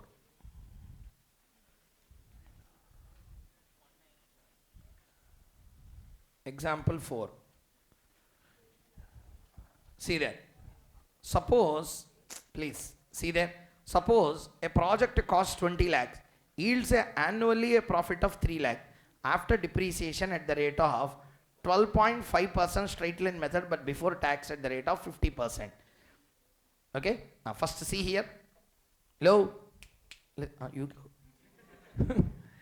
Let me first explain you an important concept before we start. Payback period, there are two types of concepts. One, single cash or the annuity cash flow payback period. Next, multiple uneven cash flows payback period. See the screen, I will first explain. See here. What is the concept we are discussing? Payback period. Payback, two types are there. First one, non-discounted, discounted. Whether it is non-discounted or discounted, Again, there are two types of concepts. Number one, annuity cash flows, multiple uneven cash flows. First one, annuity cash flow. Loudly. Annuity cash flow means what? Different cash flows will come. Same cash flow will come. Will come throughout the life of the particular project. Correct or not? In that case, the payback period is very simple. Investment divided by, what is the formula? Investment. Whatever the investment you are taking, that investment divided by cash flow. Cash flow per annum. Cash flow per annum. Okay. Next, multiple uneven cash flow means you have to calculate cumulative cash flows. What cash flows you have to calculate? Cumulative cash flow. Rather than reading like this, let us do 2-3 problems on payback period. You will get full clarity. Okay? Let us start. See here. Tell me, in this particular case, what is the profit after depreciation but before the tax? Answer. After depreciation or before depreciation? Loudly. We are doing ARR or payback? Cash flows or profits? So we have to add back the depreciation. Tell me, what is the value of this asset? Salvage value given or not given? Given, not given? Life given, not given? Given. 12.5 straight line method means how many 12.5s makes 100? That's the life of the project. Do you understand? 12.5 return on value or 12.5 straight line method? You don't know difference between SLM and WDV. SLM la value becomes 0. WDV la value will not become 0. Are you understanding or not? Small amounts it can break down, but never it will become 0. But where 0 will be there? Straight line method. So 100% it will be depreciated. 12.5%, how many times makes 100%? I am asking. So 8 years is the life of the project. Over a period of 8 years, asset value becomes 0. Clear or not, everyone? I am depreciating a asset by 20% per annum. How many years it will take to make it 0? Same. 12.5% every year. Means how many 12.5 makes 100? So 8 years is the life of this project. Clear or not, everyone? Tell me now, what is the project cost divided by what is the life? So what is the depreciation per annum?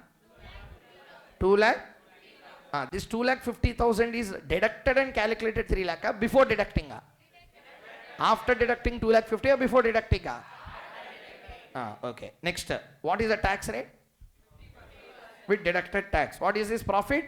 After tax. But depreciation is already deducted and calculated the 3 lakh or not? Next, what we have done? Added the depreciation. What we got? Cash inflow. What we got? Cash? Now tell me, what is the life of this project? Loudly. Is the life of the project. Now you answer me. 4 lakh is the cash flow over a period of 8 years or for 1 year? Answer.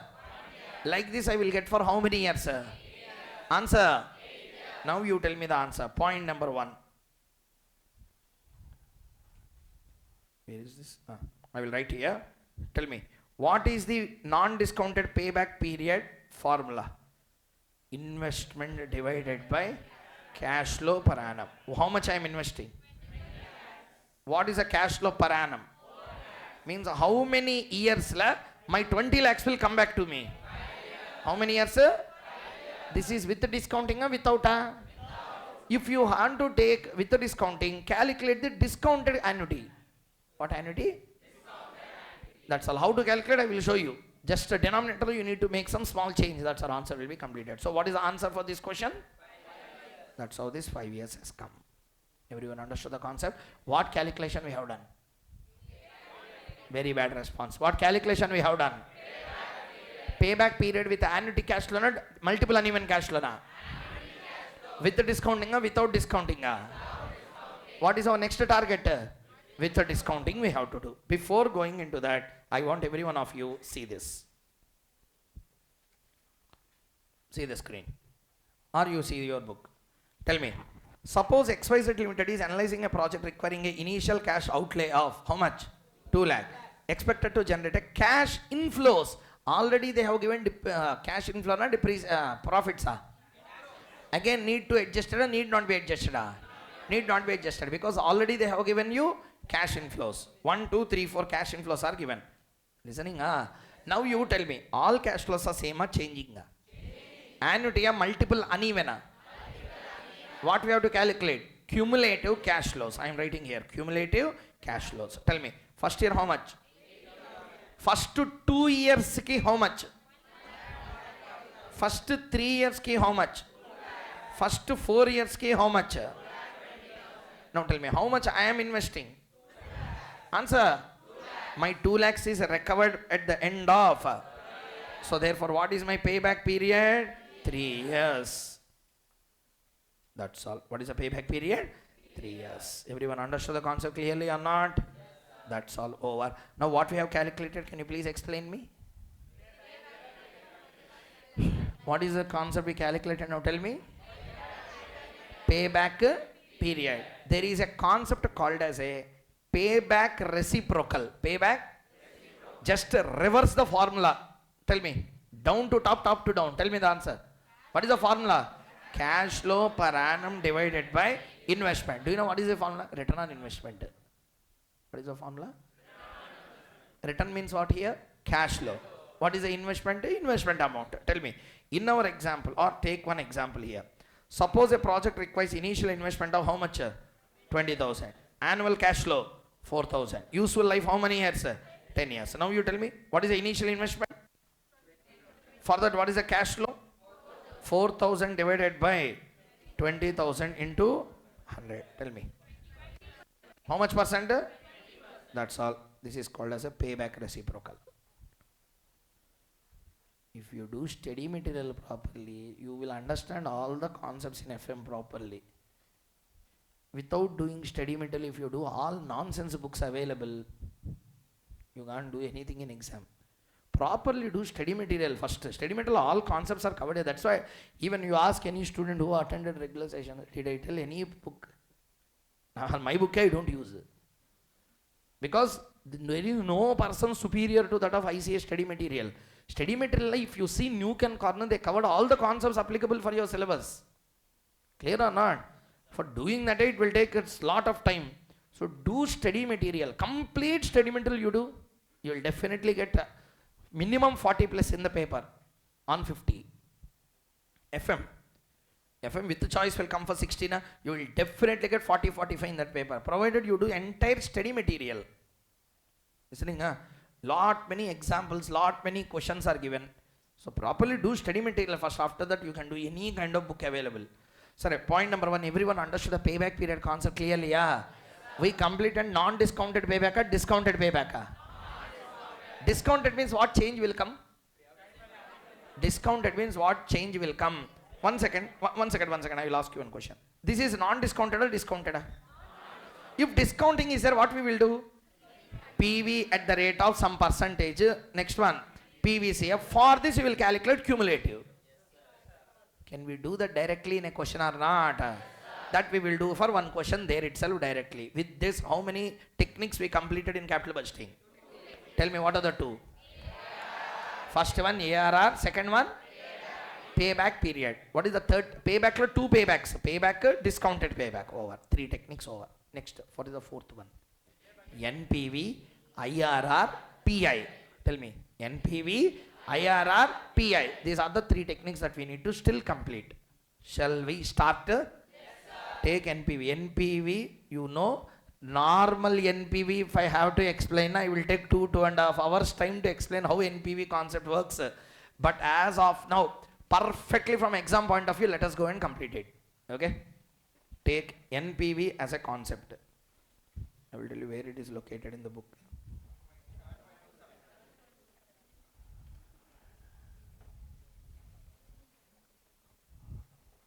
Illustration number 3. Illustration 3. Take it. Illustration 3. Read. Compute. Net. Read, yeah. Compute. Net present value for a project. With a net investment of how much? 1 lakh. And net cash inflows for year 1, 55,000. Year 2, 80,000. Year 3, 15,000. Further, the company's cost of capital is 10%. They are given the rates also. What we are required to calculate? Loudly. How to calculate NPV? Just DISCI minus DISCO. DISCI minus. Do you remember NPV full analysis what we did in the regular class? Or how divisions will happen, how the breakdown will happen, what is the meaning, principal recovery, return recovery, all these things, remember? All those things we are not going to discuss now. Okay, this is not the time to learn how NPV come. Exam la question came how to solve, are target now. Okay, NPV question come, just tell me how to do this. Tell the schedule. Year, cash flow, PV at the rate of 10%, PVCF. Tell me. Year 1 how much cash flow? 50,000. Year 2 how much cash flow? 80,000. Answer, yeah. 55, okay. Nothing will happen here. Concept is same. Next. Year 3. How much? 15,000. 0.909, 0.826, 0.751. First answer. 49,000. 995. 66,000. 080. Next. 11,000. 260. 1 lakh. 27,000. 340. Now tell me. This is the DISCI or DISCONA? DISCI. What is DISCI? Discounted cash inflows. Discounted cash inflows. Minus what? DISCO. How much DISCO? 1 lakh DISCO. So what is the NPV? 27,340. Positive or negative? Positive. Accept the project. Always what projects we need to accept? Positive NPV, accept. Negative NPV, reject. This is the idea behind the concept of NPV. Sorry, NPV is nothing but understanding the fair value and the market value. What is it? Fair value and market value. Let me just give you one small example. Okay, see the screen. I'm not explaining entire NPV concept. The final conclusions, let me tell us that who are absolutely new for NPV concept also can understand. See the screen once. Always values are of two types. One is a fair value, another one is a market value. First one, fair value. Second one, I repeat one more time. Always values are of how many types? One is the fair value. Second one is market value.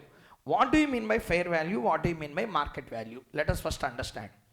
Fair value for me and fair value for you will not be same. Market value for you and market value for me both will be same. Example I will tell you. You open Amazon. You saw one product. Okay? Don't tell that I apply in coupon. Over action. Listen to the concept as it is. I asked you, I wanted to buy Nike shoes. I asked you, please open and see how much is the cost in Myntra or Amazon, whatever the case may be. You saw. You said that it is 15,000. I will open. I also will see. For me, it will be 5,000. Koushik Mukhesh is opening this particular Nike shoe. Brand ambassador, let us reduce price. Nike will reduce the price on Amazon. No, obviously it will be 15,000 for me. Why 15,000 is same for you and me? That is market price. That will change or will not change? From person to person, what will not change? Everyone? When you invest on something, you will invest at price you want, you will invest at the price available. That is 1 lakh. That is 1 lakh. Investment will be made at the rates available in the market. Are you understanding the point or not? Next one, see there. Fair value. Yesterday I told you to repeat one point. What is the value of any asset? Value of any asset is. Once again, everyone is not answering. Start from the beginning. What is the value of any asset? Present value of, one second. Tell me now. Present value of future cash flows discounted at a required rate is called as what? Again, start. Value of any asset is present value of Future cash flows discounted at required rate is called as what? So 1,27,340 is what? Value of asset. Which value? Fair value. Fair value for me and for you will be same or different? Why it will be different shall I tell you? See there. How many years is the life expected for me? For you it can be 2, for you it can be 4 and 5 also. If the life is not 3 years, but if it is 4 years, answer will be same or changing? Number 1 point completed. Number 2, see there. What is the PV factor for you? What is the PV factor? Return expected is called as a PV factor. Return expected is called as? Loudly. Now listen. I took loan from SBI. I took loan from? You took loan from RBF, Rayapeta Benefit Fund. I took loan from SBI. I took loan from SBI. You are debarred from bank. Means bank, you defaulted to bank once upon a time. Therefore, all banks decided don't give loan to him. Now there is no bank giving you loan. Therefore, what you have to do, chit fund companies, all these companies, you will go. Then you found one board, Rayapeta Benefit Fund. You went inside and asked, can you please give me loan? They said, yes, we will give. But interest rate is 11%, they said. You said, are loan in SBI is only 8%. That is SBI. This is RBF. Do you understand the point or not? Now tell me, my KD and your KD will be same or different? Huh? I have my own fund with me. Okay? You don't have own fund. Because of that, what will happen? Entire capital will be KD for you. Are you understanding? Tell me, what is your cost of capital? Answer. My cost of capital is say 8% overall. How much? 8% overall. Now you tell me, how much is my KO? How much is your KO? How much is my PV factor? How much is your PV factor? 11% ki 8% ki answer will be same or different? That's all, answer will change. From all this what you understood, first thing, tell, one second. What is my life? What is your expected life? Answer will change. What is my rate of return? What is your rate? Answer will change. Next, very important, 55,000, 80,000 and 15,000 are bond paper return cash flows, sir. And someone has said, use this asset, I will give you 80,000. No, these are all guaranteed cash flows, expected. Expected by me. You may expect 65,000, 25,000 and 95,000 also. Are you understanding or not? So who knows? That is my expectation. For my expectation, this is a value. Now you answer. Column 1, column 2, column 3, all are humbug. Means what? Really they will happen. They are all expected. Any one thing changes, the entire answer will change. Now tell me that 127,340 is same for everyone, changing. That's called as a fair value. 127,340 is what value? Loudly. What do you mean by fair value? Fair value is the value to a valuer. Fair value is a value to a valuer. Means for me, it is a value. For you, another value. For him, another value. Listening? Oh. Yes, sir. I came down ground floor. One auto came. I stopped him. I asked, will you come to T Nagar? Will you take me to T Nagar Lakshara building? I said. Example, listen. So, what he said, yes, I will take. In my mind, I know the distance, maybe around 3 kilometers or 2.5 kilometers. It can be maximum 3 kilometers it will be. So then I thought, how much I can pay? Maximum 150 we can pay for this particular distance. I stopped the auto, I asked him, how much? Then he said that, say for example, he said 100. Okay? Are you understanding the point or not? Then he said 100. What is in my mind? 150. That means the cost is worth how much? 150, but it is available only at Laddu Vinuma Naina. So suddenly, 150 rupees is available only at 100. I will accept or not accept? Answer. Accept. Now second situation let us take. I stopped him, he said 150. What is my idea? What is his value? Therefore I am satisfied, okay, I will go. I may go, I may not go. Third situation, I stopped him. I asked how much? He said 500. I said I am not asking auto, I am asking only one ride. So he said no, it is 300, 400 like that he said. That tell me now, what is my maximum value I can put? But he is charging how much? Same concept also here. Asset is available in the market at 1 lakh. Value for you is 1 lakh 27. You are ready to spend this much, but available only at this much. That's a positive NPV. Are you understanding the concept or not? Idi, whatever I said now in the last 10 minutes, is a nominal way of understanding NPV. Asal depth of NPV, you know already. So how much we discuss in the regular class. This is overall basic idea. NPV is a comparison of what and what. NPV is a comparison of what and what. It is a comparison of fair value with market value. It is a comparison of fair value with market value. Adi comparison. On that comparison, all this is going on. Listening or not, everyone? It's a comparison between the fair value and market value. That's it. This is the idea behind this particular concept. Everyone understood the logic clearly? So how much is the NPV here in our example?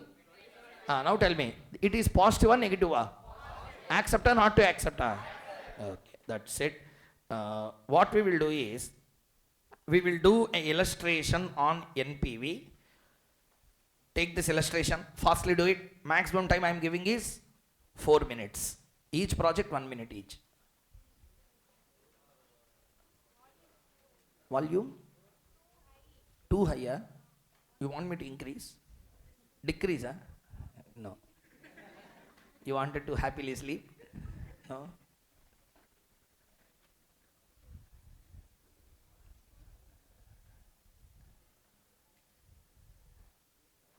Solve the answer. No, I can't reduce. My throat will pain.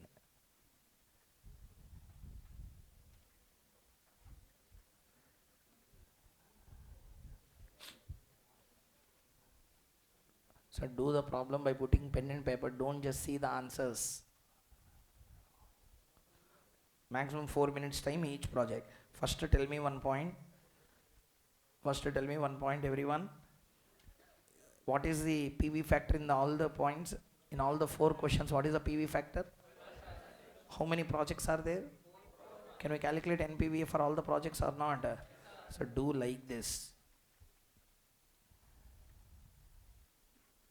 Like this you do. Don't write for all separately. It will take 20 minutes then. 5 PV factor commonly you take. All PVCF you have to take commonly. Okay, do it. Sir, if you do that 1 question, you are doing 4 NPV problems. So practice also will be completed.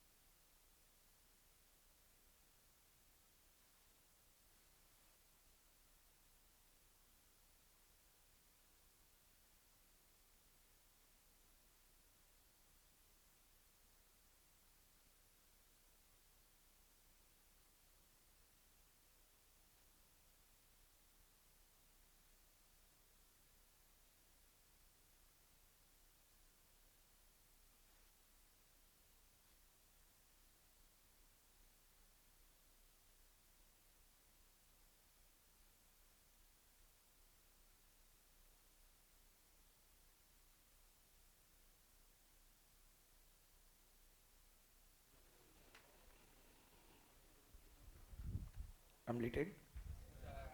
Check the answers there. Have you got all the 4 answers properly?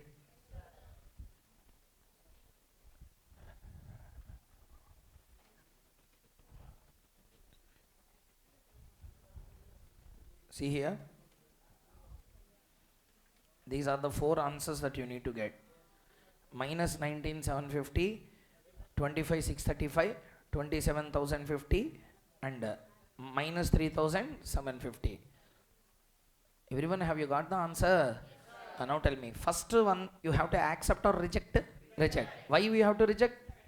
Negative NPV has to be rejected. Okay. Next one.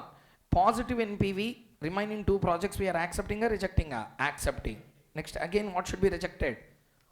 Fourth project, D project has to be rejected. Why D project is rejected again? Negative NPV. So simple logic, positive NPV, accept the project. Negative NPV, reject the project. That's all, as simple as that. Everyone understood the concept clearly? Everyone? Yes, shall we go to the next one? Yes, next one, take PI. Come to the illustration number 5.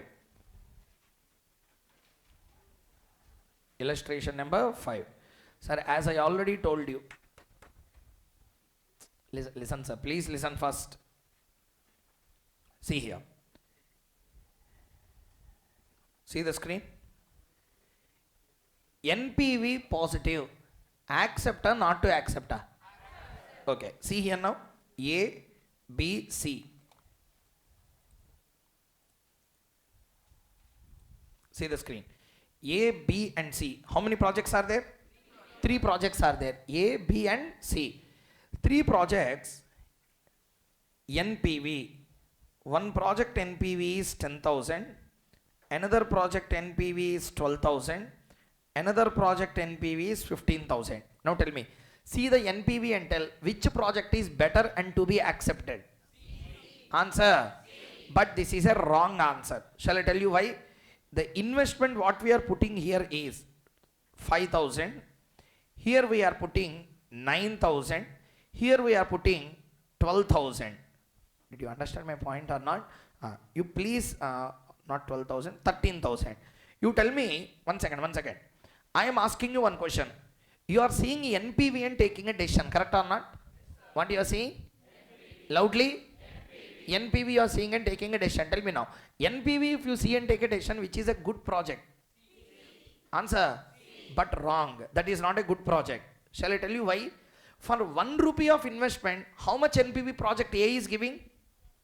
2 times or 2 rupees. For every 1 rupee investment, it is giving 2 rupee return. Are you understanding or not? Second project, tell me. 1.33. Next one. 1.15. What is this all? Times. What is this? Times. Tell me. How much is my investment? How many times is my return? Second one. How much is my investment? How much is my return? 1.33 times. Third one. How much is my investment? How much is my return? 1.15 times. Now tell me, who is giving more times the return? A. Therefore, which is a good project here? A, but having lesser NPV. So, always blindly we should not go by NPV. Sometimes we should go by profitability index. This is how the concept came. NPV divided by initial investment A. PI, answer is over. That's all. Understood the concept clearly? Yeah. So, tell me, what is the PI formula? NP. That's a technically the logic behind this is a DISCI divided by DISCO. DISCI divided by?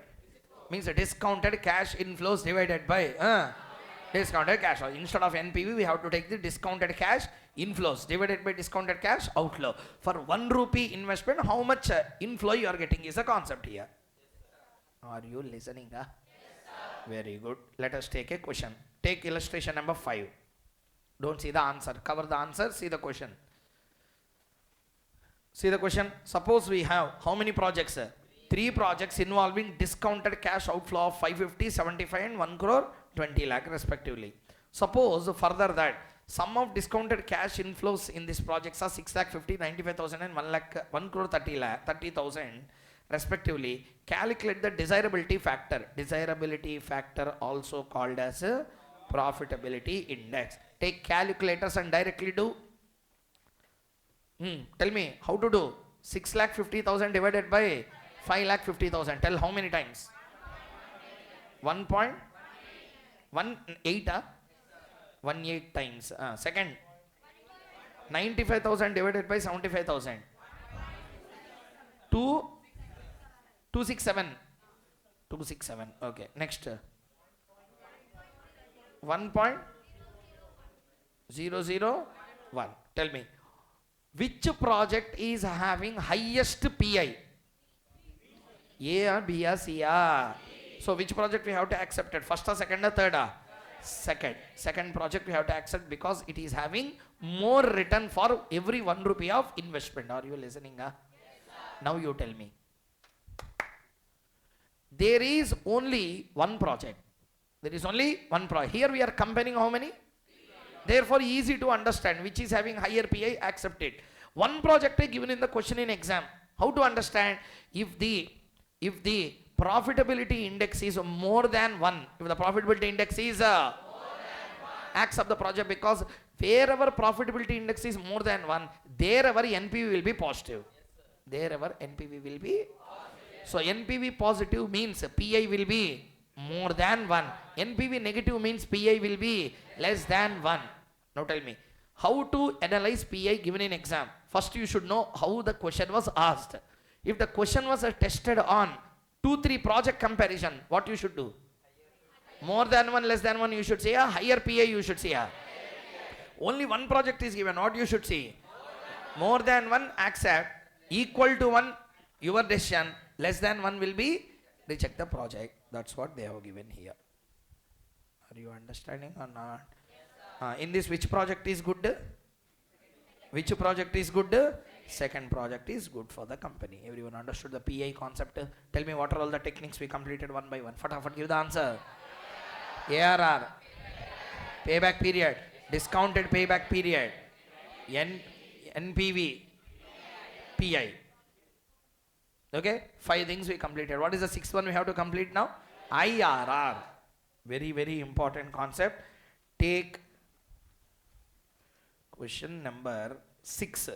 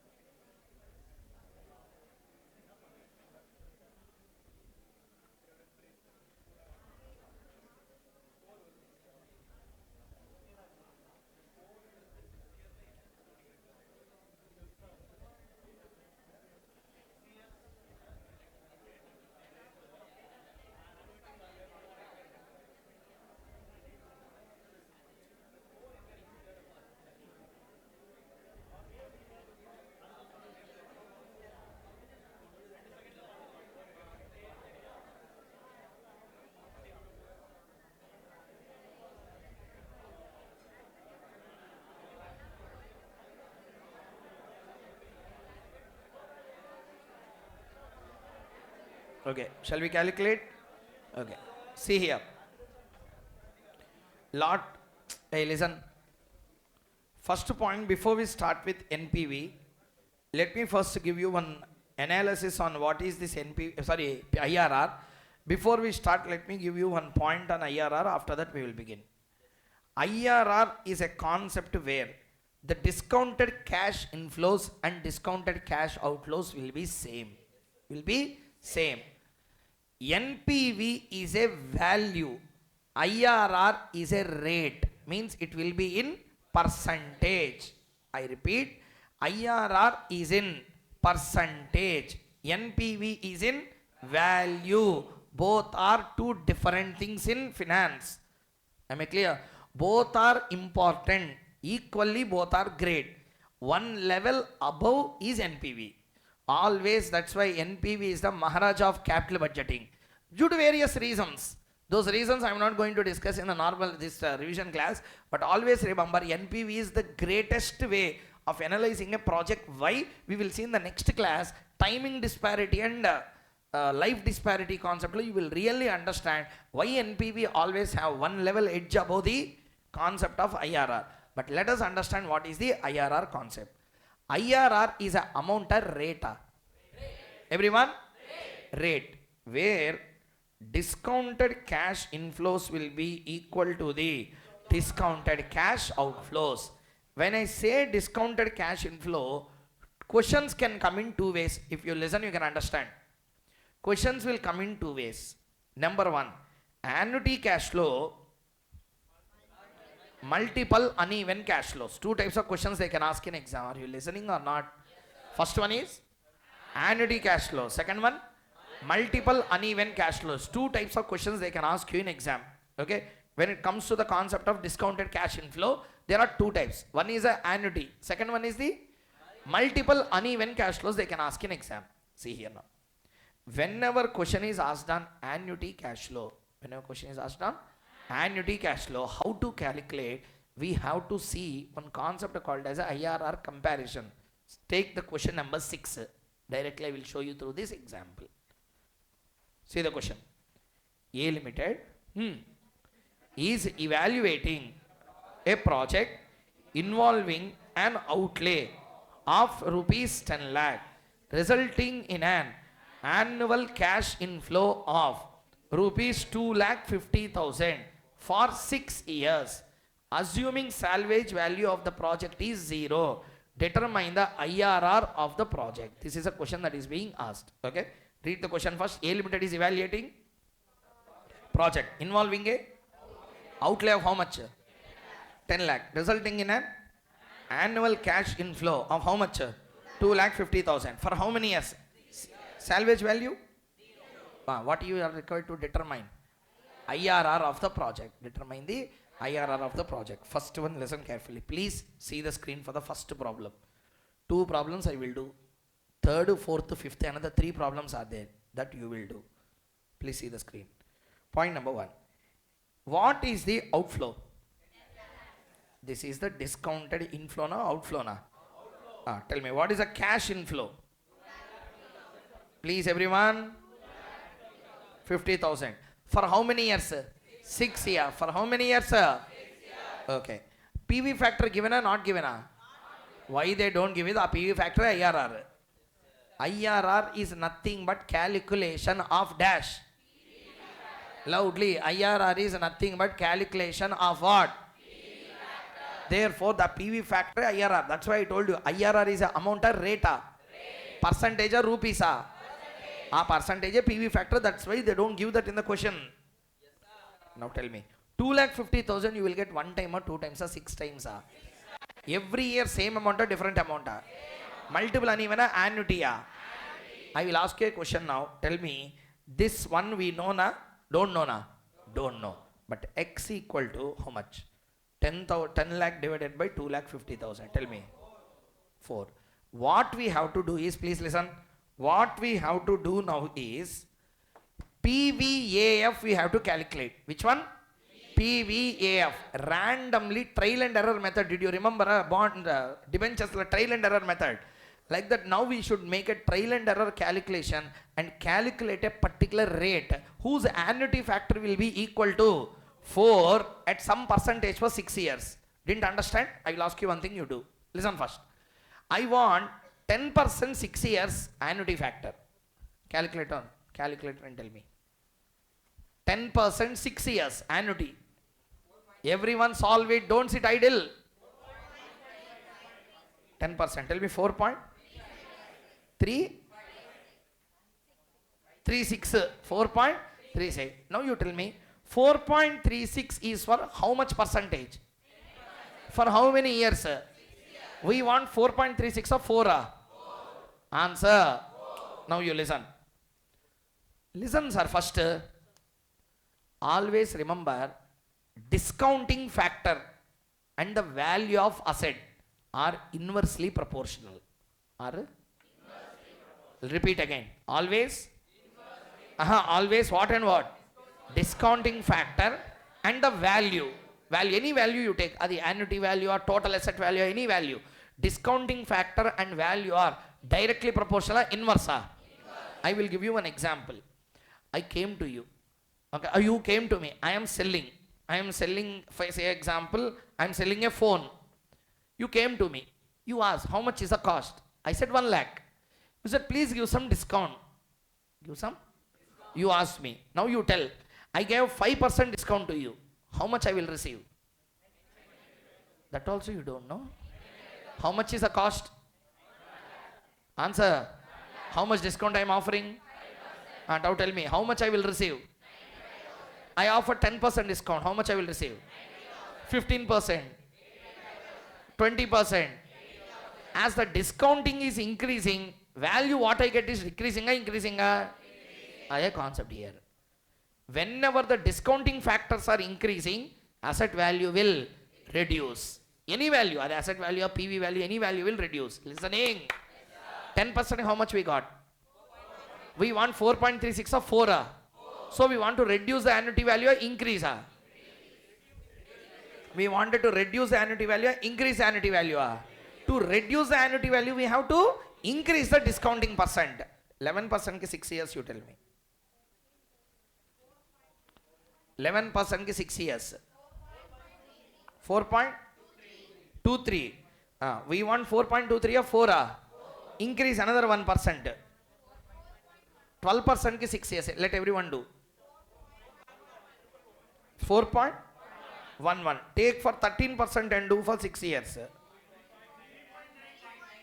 3.999. Almost approximated to how much? 4. So what is the IRR of the project? 13%. That's how the answer came as 13. 12.978 or almost how much percent? 13%. This is the answer for the question. Did you understand how to do or not? Tell me how to do the IRR for annuity projects? Discounted inflow equal to discounted outflow. Discounted inflow equal to discounted outflow. Now tell me, discounted inflow means what we have to do? Cash flow per annum into PVAF equal to discounted cash outflow. Not working here.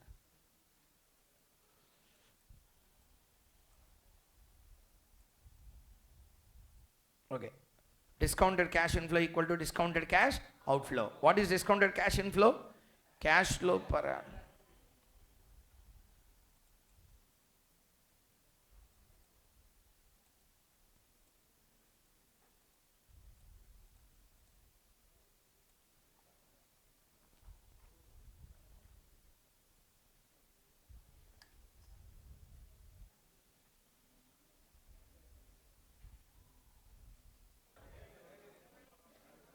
So let us continue. See here. So did you understand how to calculate IRR for annuity cash flow or not? Yes, tell me, annuity cash flow, whenever given, what is the formula we have to use? Cash flow per annum into PVAF. Very bad response. Cash flow per annum into PVAF will be equal to discounted cash outflow. What they will give in the question? What they will give in the question? Per annum inflow they will give. Outflow they will give. What we have to calculate? PVAF we have to calculate. Answer is very easy if the question is an annuity cash flow. But if the question is not an annuity cash flow, but it is multiple uneven cash flow, then the working and headache will start. Because yesterday we have done an interpolation of two concepts. One rate above, one rate below. Do you remember? Let us start doing that. Take illustration number 7.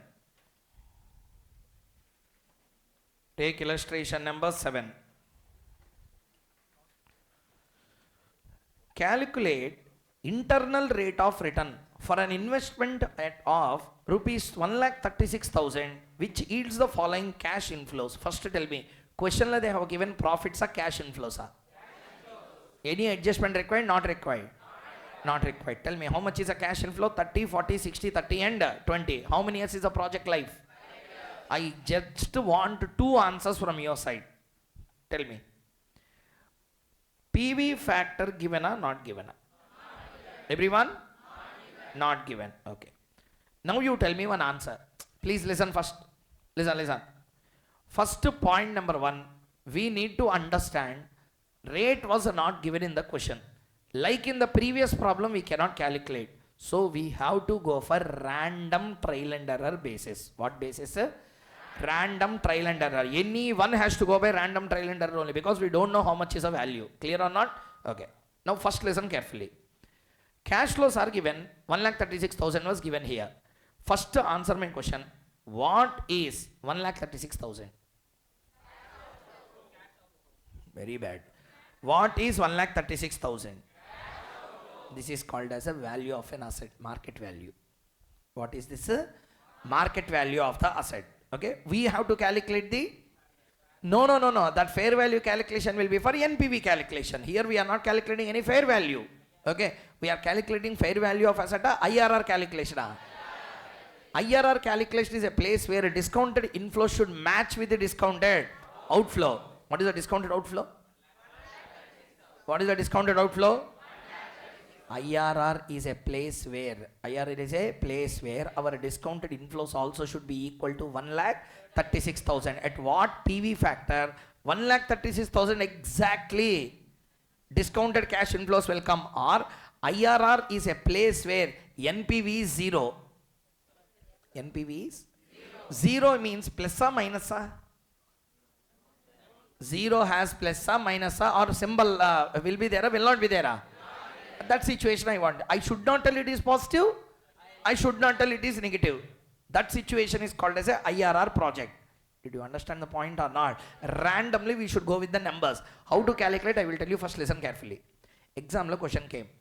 Anyone, including me, including you, including the person who prepared the question, should go by a trial and error first. Go by. Randomly you take one rate. Okay. Let us take 10%. How much? PV at the rate of 10% I am taking. Please tell the values.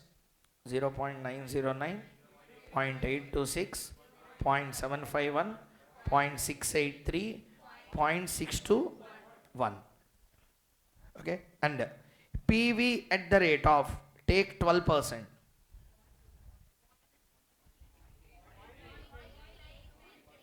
8, 9? 7?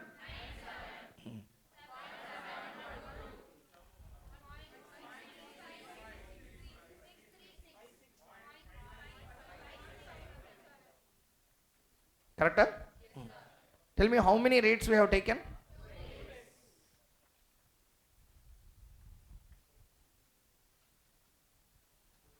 Calculate the value. 30,000 into 0.909. Sir, can you do one thing? Can you multiply both of them and tell the direct value here?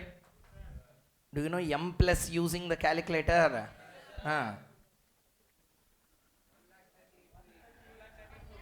Everyone do please. Do on calculator. Apply M plus and tell the final value. 38,000.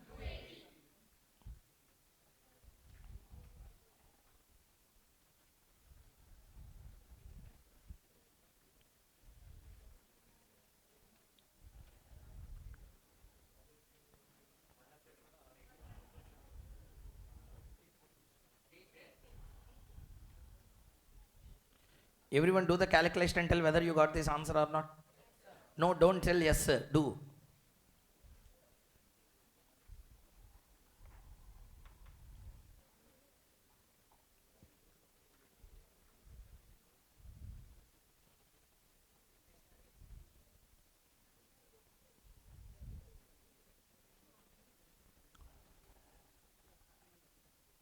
Hello everyone. What he has completed? Tell me, what is the, listen, what is this 138,280? What is this 138,280? Discounted inflow na outflow na? Inflow. 131,810?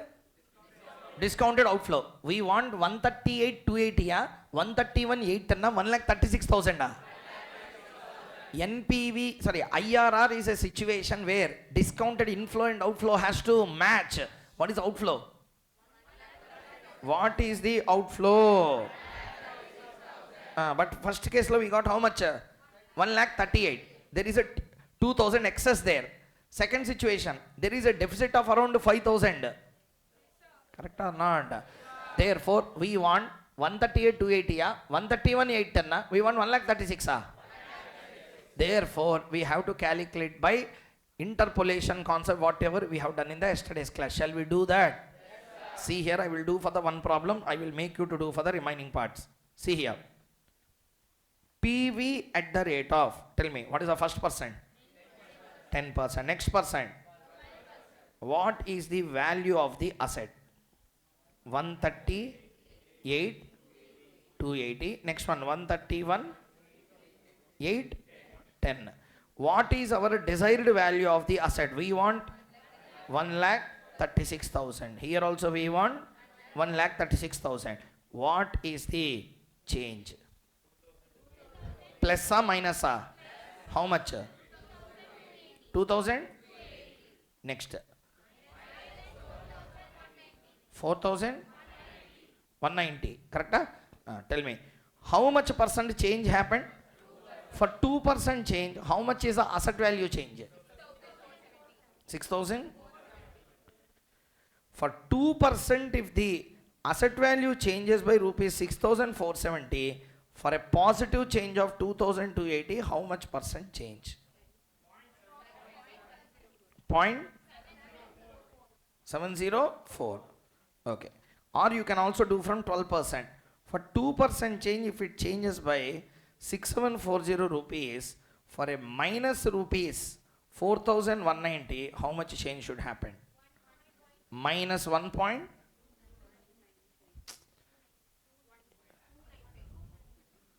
Minus 1.295. This 0.704 is a plus or minus a plus. Calculated using which percentage? 10. So 10 plus 0.704 will be equal to how much? 10.704. Or if you go by 12% point of view, 12% minus 1.295. What is the value? 0.5 or 10.704. So what is the IRR for the given question? Exactly 10.704. This is how we have to calculate. Do you understand the point or not? Not clapping. I will ask you to do one question. Do that now. 8th question, Bacha also will do.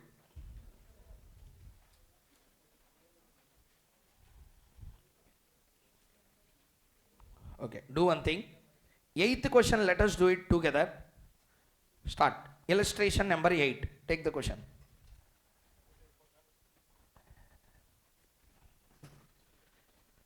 Take illustration number 8. Everyone start. Company proposes to install a machine involving a capital cost of how much?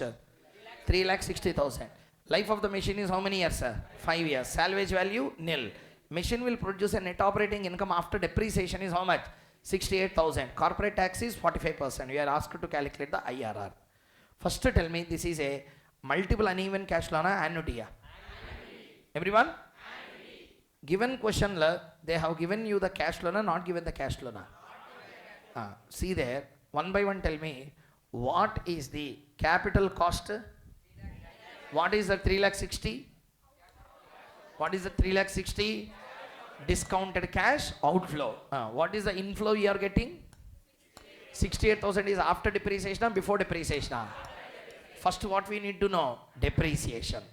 What we need to know? Depreciation. Tell me, how much is the cost of asset?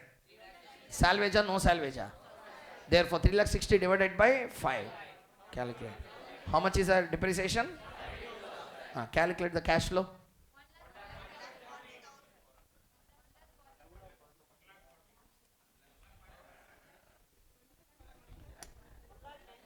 Again confusion. Tell me, what is, one second, what is the net operating income? Not net profit, net operating income. Means he has given you the EBIT. Okay na? What is the EBIT? 68,000. Interest will be there or will not be there? Will not be there. What is the EBT? 68,000 minus tax. How much? 45% value. 30,600. Okay, 30,600. Reduce and tell what is the EAT? 37,000. plus depreciation how much? 70 value 1 lakh. Why most of the people said 1 lakh 40? That's why I will shout. Why I will shout means this is reason why I will shout with speaker. Tell me, what is the final answer? 1 lakh 40,000, 1 lakh 9,400. What we calculated now? Cash flow. For how many years?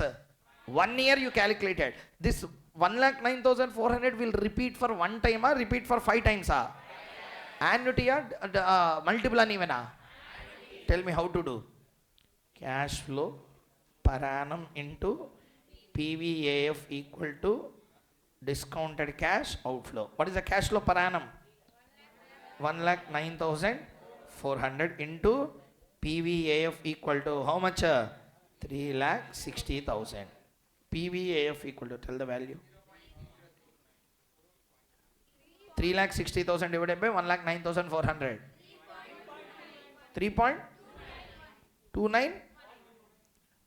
291. So 3.29. Here he has given the value. 3.27 ki 16%. 3.27. This is one value below. One value below. One value below that particular. We want how much? 3.29. One value below 16%. One value above how much? Do you understand what I am saying? Tell me now. 16% ki how much is the value? 15% how much is the value? This is more than 3.29 or less than? This is less than or more than? Therefore value will be 15 or 16 or somewhere between 15 and 16. Tell me now.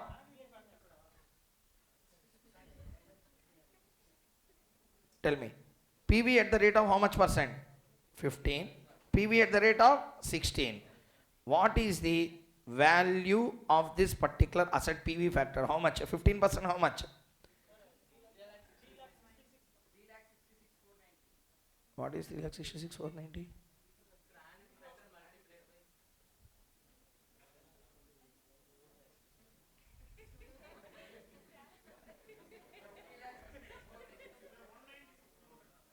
$190?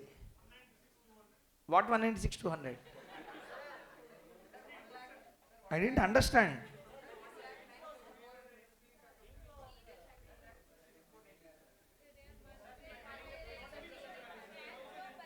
No, you need not do like that. Bah. The item. Who asked you to do all those nonsense here when easy way is available? I didn't understand what a 3 lakh someone is telling to 1 lakh 90, one person is telling 3 lakh 66. You need not do all those easy ways there. See there. I am confused. Why you are telling that? What is happening here? Sir, okay, see there. See here once. Tell me now. One second, listen. We got the answer as annuity factor should be how much percentage? 3 point? How much? 29. With no complication, with the PV values also we can calculate. See the screen once. Tell me. I am writing here. PV at the rate of 16%. First I will take lesser one. At the rate of 15%, at the rate of 16. I will ask you one question, tell me. As we increase the PV factor, value will reduce. That's why 15 ki we got 3.35 annuity value, 16 ki we got only 3.27. Value will reduce as the PV factors are increasing. Tell me, what is the PVAF value? What happened? Sir, okay. What is the PVAF value? 3.35. Here, what is the PVAF value? 3.27. Okay. Understood up to here? Next, we want a desired value as 3.29. 3.29. Okay. What is the change here? Positive or negative? First case, positive. How much? Point? What is the value here? Minus or plus? Minus. Okay. How much percent? How much change? 0. 1% if it changes by 0.08, for 0.06 how much it will change? Point. This is a change from 15% or 16%. So 15 plus 0.75. How much is answer? 15.75. You can do 1 in exam. Second way if you wanted to do, tell me. For 1% change, the change is how much? 0.08. If it is a change negatively, 0.02. Minus point. Reduce from 15 or 16? 16 minus 0.25. How much it is? 15.75. This is the answer. 15.75. This is, we completed the IRR concept also. I should clap if you do. There is no point of clapping for me. Seriously. Understand concept means you can clap. If I do answer, why you are clapping? I should clap for you. You are not doing any answer in the class. So now tell me, IRR concept, did you understand clearly? If I believe, I am the fool. If you say yes, I will give you one question. Wait. Do that, then I will believe. I want IRR for problem number 10. Sir, which illustration we have done now? 8th. Leave 9, go directly to 10. I want IRR calculation of both the projects.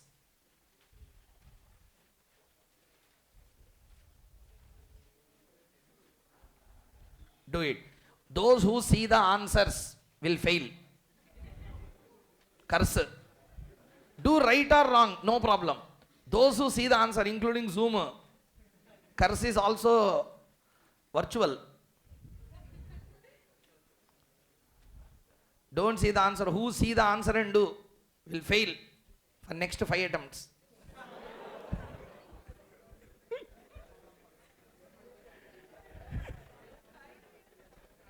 Do right, do wrong, no problem. I am very happy, but don't see the answers.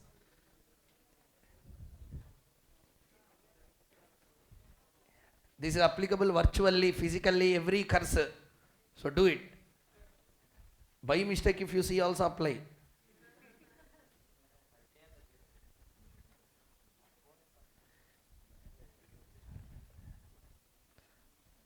Randomly you apply the rates and try. One second. Sorry to interrupt you, but how to do in exam I will first tell you. Sir, this is a question given. You will first take some 10% or something like that. Okay, now you will get one answer. With what you have to compare that answer? See the board and tell with what value you should compare that. You will get some value. With what you have to compare? With 1 lakh, with 3 lakh. Differently for both. Answer got, you calculated, say for example you have taken 10%. Example, I don't know what is the answer also. 10% you have taken, you got 1,70,000. Where is 1,70,000? Where is 1 lakh? Therefore immediately it's a hint that it's not 10. It is less than 10 or more than 10. More than 10. Take directly 20%. Sir, how much nearer your answers are with the cost of asset, that much accurate your IRR will be. Or you understand? Or else I can take 1% and 100%. Definitely answer will be between them. Did you understand my point or not? If I take 1%, 100%, definitely any answer will be between those two numbers only. Because you can't cross 100, you can't be below 1. So, randomly you have to calculate. Start doing. I want accurate IRR. Take possibly 2,000-3,000 difference, higher and lower.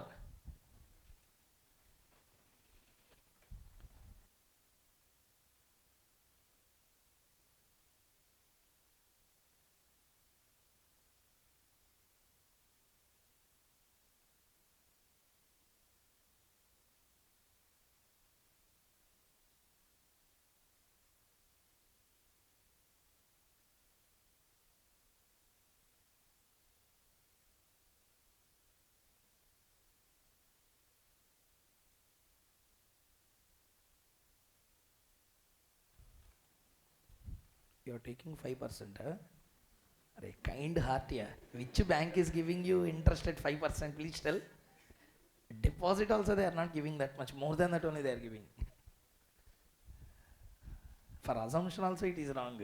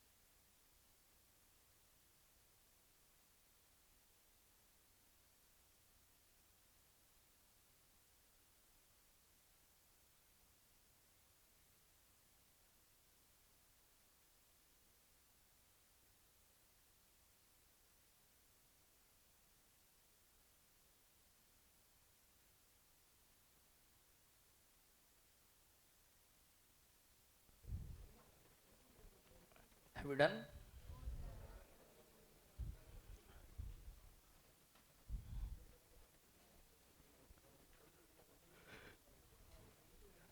How much percentages you have taken randomly? Normally you have taken how much? 1 second. Nearby what the answer is coming? 20, yeah? 20 and above. How do you know that it is 20 and above? First you tried for which one? 10%. 10 means it will be far away, the answer. Then like that only you have to do in exam. There is no option. Anyone has to do like that. First you will try with some rate. It will be very far away. Then you will understand answer is not within 10, 15, 20 also. You will directly go to 20. Like that only in exam anyone has to do.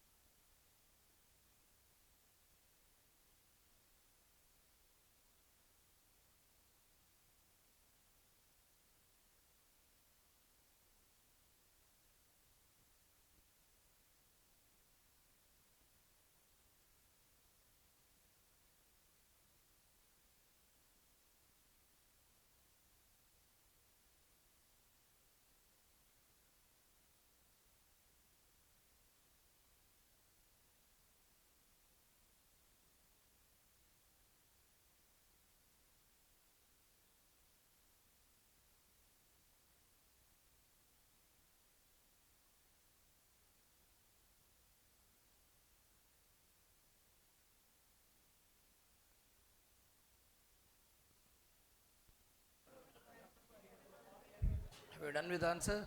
Everyone? Tell me what are the two rates you have taken? PV at the rate of?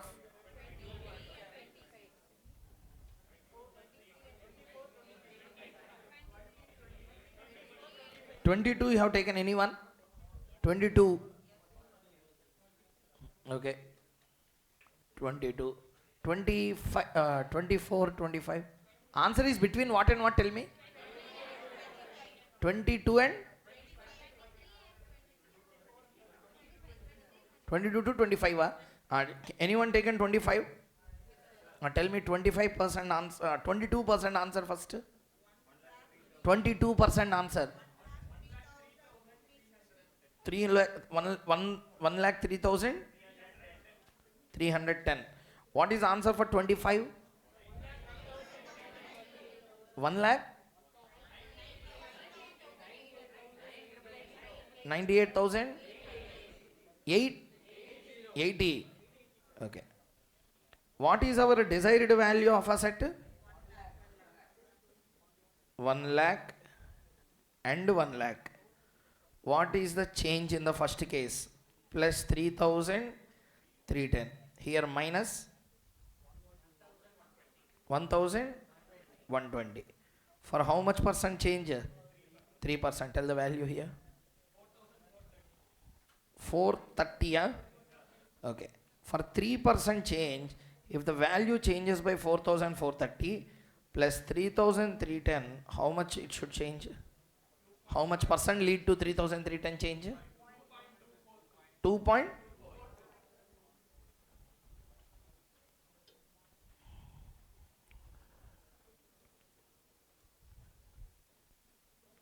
2.24.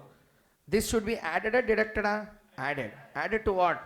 22. 22 plus 2.24. How much is answer?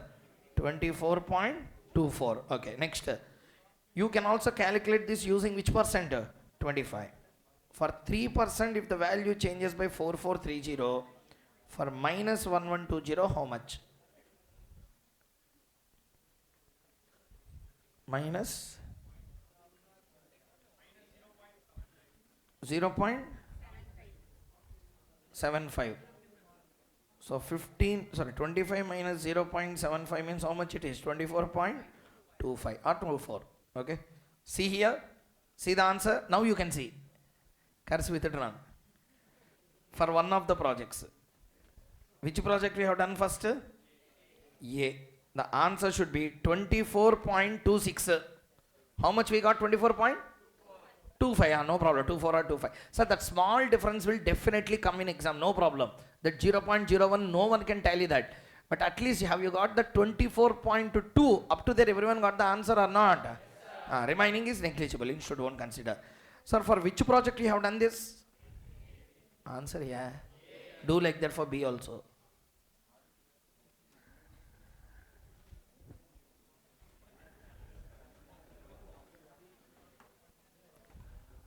How many of you done for project B also? B also completed? Okay. I'll wait for another 2 minutes, please. Others also please do that. Project B.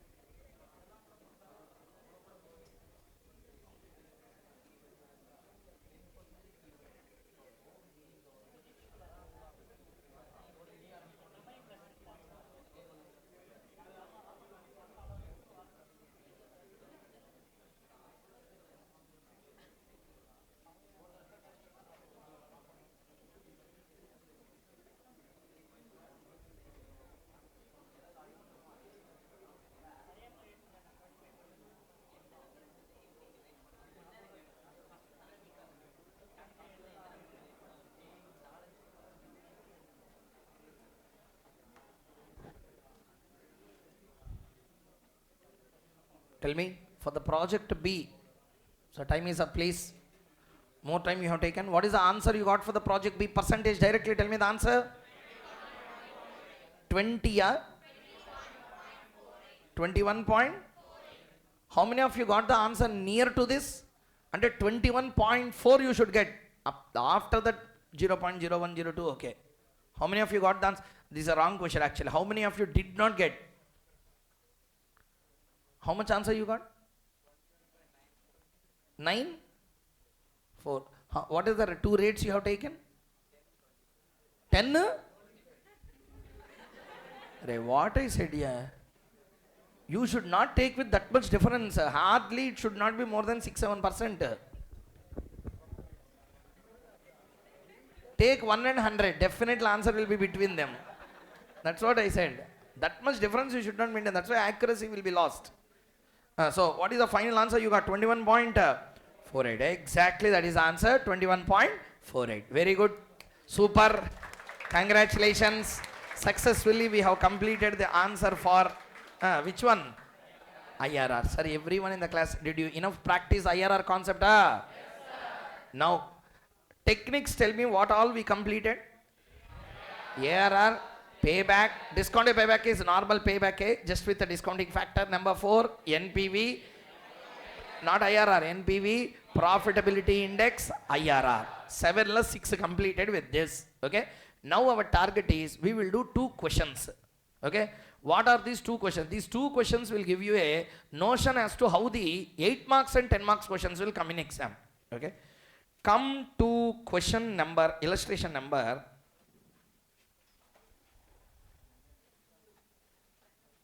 16. A full-fledged question. 16 and 17 are full-fledged questions tested in exam already. 15 and, sorry, what are the questions I said? 16, 16 and 17. First take 16. 1 second. These 2 questions will take 1 hour time for us now. Okay, with that we will close. So we have to do these concepts. I told you not today, target is we have to complete all the concepts and techniques of capital budgeting, such that tomorrow next to 2.5 hours we will spend on complete capital budgeting, and we will continue with the remaining small chapters again. Listening. Because capital structure theories, I have to explain you net income, net operating income, traditional approach, Moody-Glenn, Miller, and we have to do the concept called as EBIT, EPS indifference. Each concept, 2 problems we will do there. Very easy if you follow properly. All that will happen if you cooperate and do this properly now. Shall we do it? Yes, see the question. The expected cash flows of 3 projects are given below. Cost of capital 10%. Calculate the payback, NPV, IRR and accounting rate of return of each project. Identify the ranking of project by each of the 4 methods. And again I am telling you, we are not going to do anything on paper and complete. Let us fastly work out the concept. Understood or not? First tell me, what we have to calculate first, what he is asking? This is a question given. Can you do the payback period directly for this? Yes, ABC projects, can you do the payback? Yes, what is the pay? So nothing is said in the question. Payback or discounted payback? Normal, non-discounted payback or discounted payback? Okay, tell me. Project A, this is a multiple uneven cash flow, na? Annuity. Annuity. Because all years, what is the cash flow? All years, what is the cash flow? How to calculate for an annuity payback period? Tell me. Here itself I will calculate. How to do investment divided by annual cash flow? Tell me how much? 5.56. What is 5.56? Years it will take to recover back the principal. Principal of how much? 5,000. Next one you tell me, it is a payback, cumulative payback. First year how much? 2 years. 4 years, 3 years, 4 years, 5 years, 6 years. 5,000 recovered or not recovered? Recovered. Remaining you need not do. Now you answer my question now. Tell me. For 4 years, 4 or 5? 5. For 5 years, how much is recovered? For 6 years, how much is recovered? That means between 5 and 6. Between 5 and 6, how much is recovered? For this 1 year, how much is recovered? 1,200. For 1 year, if it is 1,200, we want a recovery of only how much? 500. Tell me. 0.416 years. For what we should add that? 5. Therefore, it will take how many years? 5.416 years. How many of you did not understand this? How many of you did not understand this? Yes, even one person I have to explain. See there. See there once. First, did you understand the cumulative cash flow concept? Answer. For 5 years, how much principal is recovered? Array, see the screen and tell. Don't make me to repeat. For 5 years, how much principal is recovered? For 6 years, payback period is 5 years. Right or wrong? Because another 500 is still to be recovered. Sorry, payback period is 6 years. Right or wrong? Wrong, because excess recovered. We want 5,000. We want 4,500 to 5,700. 5,000 only we want. Correct? That means, tell me, it is after 5 years or before 5 years? After 5 or before 5? One thing is clear. It will be 5 plus something. Correct or not? 5 plus something. Or something we wanted to know. Between 5 and 6, how many years are there? In that 1 year, how much is recovered? One full year I recovered 1,000 means my 500 recovery, my 4,500 to 5,000 means how much is there? 500. If 1 year recovers 1,200, 500 will take how much time? 0.416. So 5 years plus 0.416 years it will take to recover back my principal. Did you understand the concept now? Understood? Everyone understood the concept clearly? Will you tell for the third one now? Third one, will you tell? Tell me, what is the cumulative? First year is how much? Second year is how much? Third year is how much? We want 4,000, 6,000, 5,000. Now you will tell me. First thing, one thing is clear. What is it? It is 2 year plus something. Correct or not? Tell me. Gap of 2 to 3, how much is recovered? 1 year ki 2,000 recovered. We want how much recovery? 1,000 recovery. Means it will take 0.5. So 2 plus 0.5. How many years? So what are the 3 answers? 5.56, 5.416, 2.5. Exactly. That's all. This is the end of the concept relating to the project A, B, C. What we calculated? Payback period. Okay. What is the next one? Exactly 3 minutes time I will give you to the NPV. Your time starts now.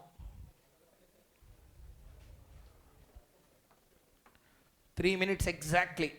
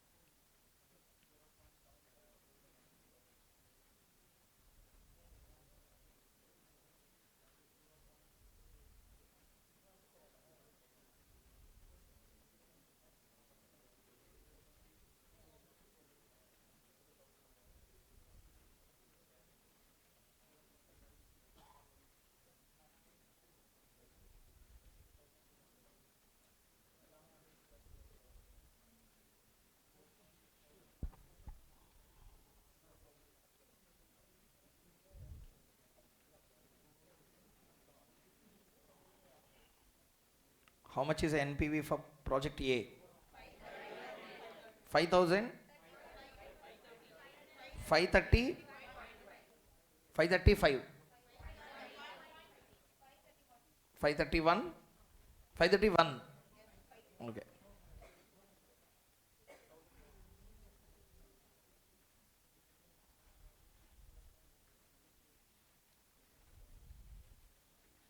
What is the PV factor you have taken? 10%. He has given cost of capital is 10%.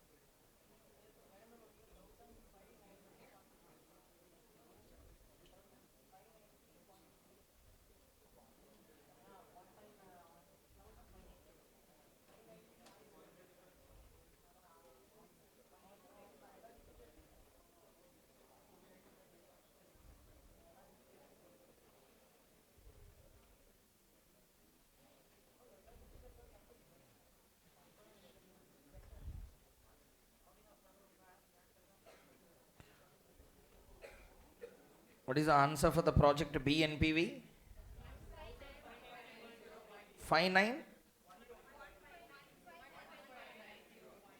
159. Sorry, okay, 0.2. Next, go for number 3. Project C. 655.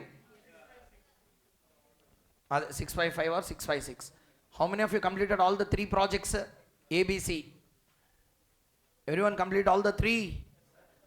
Let us see the answer. See here. 531. Next one, how much you got? 1590. Okay, very good. And third one you got 655. Correct? Perfect. This is the answer. Sir, everyone understood the concept clearly? 2 completed. What is the next one we have to complete? IR. IRR you do at home. Don't do now. Okay, it will take one Mahayugam. So I don't want it to do now. Unnecessary waste of time. Exam lo don't do that waste of time and don't leave that. You have to do. That's why they will give for 8 marks and 10 marks. So exam lo you have to do, here not required. Accounting rate of return is the most important observation that you have to make now. Which concept? Accounting rate of return. Okay. Please take the information. Let us start doing it. First tell me one answer. Accounting rate of return. At the beginning of the today's session we discussed it. Correct or not? Accounting rate of return can be calculated in how many ways? 2 ways. Tell me first way. Average profit by original investment. Second one. Average profit by average investment. I ask you one question. Tell me. Given information is cash flow or profit? Everyone? See here what he has given clearly. Cash flow. He has given that clearly in the question. Okay. Next. We want cash flow, sir. We want profits, sir, for calculating the ARR. Which profit we want? Profit after tax. But these given informations are profits or cash flows, sir? What to do? Where is the depreciation? Did you understand what I asked you? Sir, 1 second everyone. Bad participation. I am asking one very important question. Some are not in this world. Please listen. I am asking you the question. See here. See the screen. Cash flows are given up. Profits are given up. We want cash flows or profits. We don't want cash flows. We want profits. For calculating what? ARR. To calculate the ARR, we want profits, but the given information is the cash flows. How to do is the question now. Listening, huh? So first very, very important thing is we have to convert the cash flows into profits. Okay, that's the first point. Listening? Now to convert the cash flows into profit, every year we have to add back or reduce the depreciation adjustment. Correct or not? But how it has to be done? See directly. Let's not do and waste our time. I will directly tell you. See here. Sir, IRR will you do at home or not, everyone? Yes, answer? Yes, very good. Please try at home, yeah, IRR. Don't do now anyway, because we have done 3 problems. Not 3, 4, 5 problems we have done on IRR. Annuity we have done, normal multiple uneven cash flows also we have done. Now only last 2 problems are remaining for us for today. One is this and another next problem also we will do. For this problem alone, please tell me up to here, everyone understood clearly, yeah? Yes, lastly, only one method is remaining for us. What is that? ARR. Tell me ARR normal calculation. First, what are the 2 formula? Number 1? Average profit after tax by original investment. Next one? Average profit after tax by average investment. Okay. First point number 1. See here. See there. What is it? Average. Average capital employed. What do you mean by average capital employed? Can you please tell me? Average investment. How much is the investment? 5,000. Answer? 5,000. Divided by 2. How much it is? 2,000. First one, average investment, everyone understood or not? Yes, the most important thing is the average profit. We want cash flows or we want profit? Profit. Everyone? Profit. Please see the first project. Project A. Project A. How many years is a life? Each year how much I am getting? 900. Answer, sir. 900. For all 10 years total is how much? Adi profit cash flow na? Everyone? Cash flow. You tell me the segment wise. EBIT minus tax EAT, because EBT will not be there. Separately interest will not be there. That itself is the EAT. Listening? Tell me. This EAT, whatever you are obtaining, will be the profit after tax. To this, what you will add? Answer. Then you will get what? This cash flow totals are that 900 into 10. Correct or not? How much it is? Now tell me. Nothing is said in the question. Okay? There is no salvage value. Nothing is said in the question. There is no. Nothing is said. SLM basis is a system of depreciation. Correct? In SLM, what will be the depreciation value? Total value will be depreciated. So it will be depreciated to the total value. What is the total value of the asset? 5,000. So tell me, some X plus 5,000 will be the cash flow. Correct? I want this X value. How to calculate? 9,000 minus 5,000. How much is the value? That's how we got this 4,000. This 4,000 is for 1 year over a period of 10 years. Average profit means how to calculate? Divided by 10. You will get the answer as 400. That's how we have to calculate. Understood the point clearly or not? Tell me now. I will do it separately. Please see here. You should tell the answer now, not me. Tell me. See the question and tell me. That's all. Project A. What we are going to calculate? ARR. Tell me now. First one. What is the formula?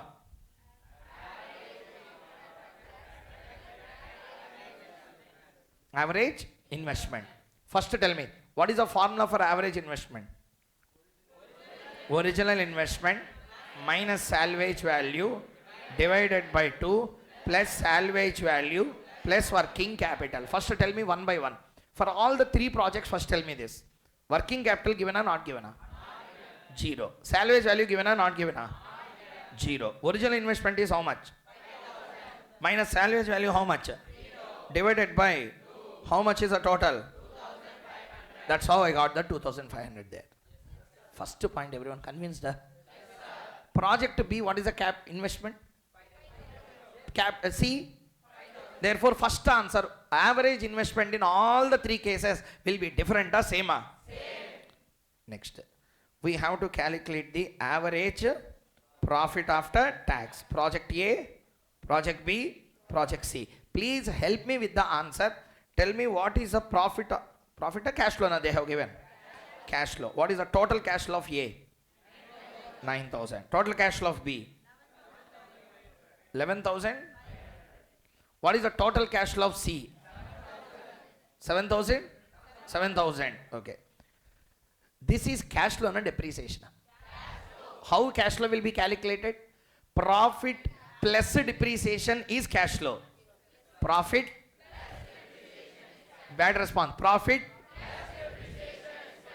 I want Pat. How to calculate? Cash flow minus depreciation. Minus depreciation. Nothing is said. Which method of depreciation? Nothing is said. Salvage value is. Therefore, what is the cost of the asset? Entire cost will be depreciated. What is the cost of the asset? 5,000. 5,000. 5,000. Tell me what is the profit after tax? 4,000. 6,000. 500. This 4,000 is for 1 year or 10 year? How much for 1 year? This one 600. 10 years life, huh? Next one is how many years life? 4 years life. Tell me. 500. Up to here everyone understood? Now it's your time to tell the ARR. What is the formula for ARR? Average profit by average investment. Tell me. 400 by 2,500 into 100. 16%. 650 by 2,500 into 100. 26. Next. 500 divided by 2,500 into 100. 20. Tell me what are the three answers? 16, 26, 20. 16, 26.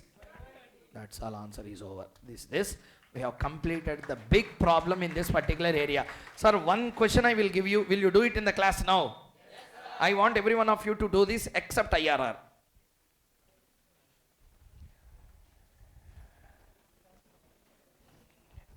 Except IRR. IRR you try it. IRR you try at home. Not now. Do for the remaining.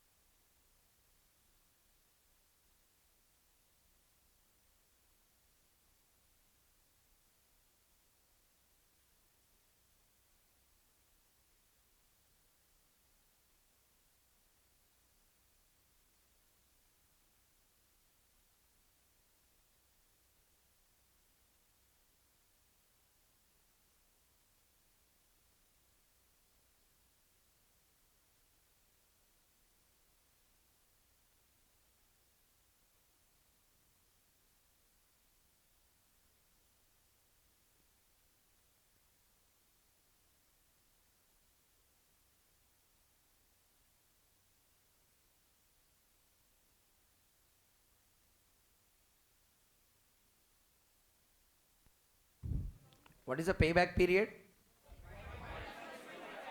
5 point? 5.6 to 5 years. Over the Zoom live, everyone, have you done up to here?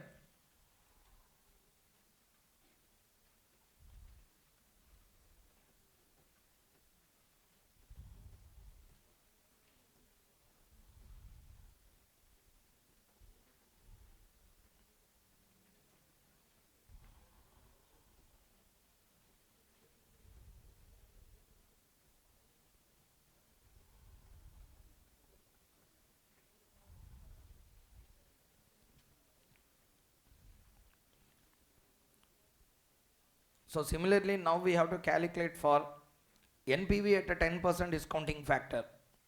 Once NPV is done, we have to calculate for the profitability index. If anyone has completed the NPV, let me know.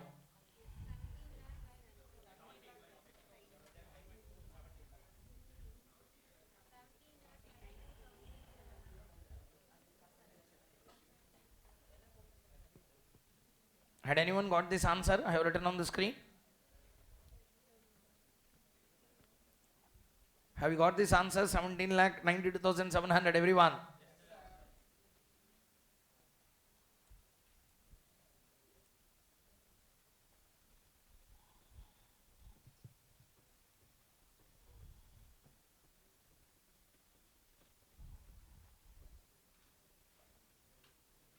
$17,92,700. How to calculate profitability index? That's all. When you get the inflows and outflows discounted value, just you need to divide them. 1.22? Sorry, 224 times. It is more than 1 or less than 1? More than 1. Therefore, project has to be accepted. How many of you not yet completed NPV? So make it fast.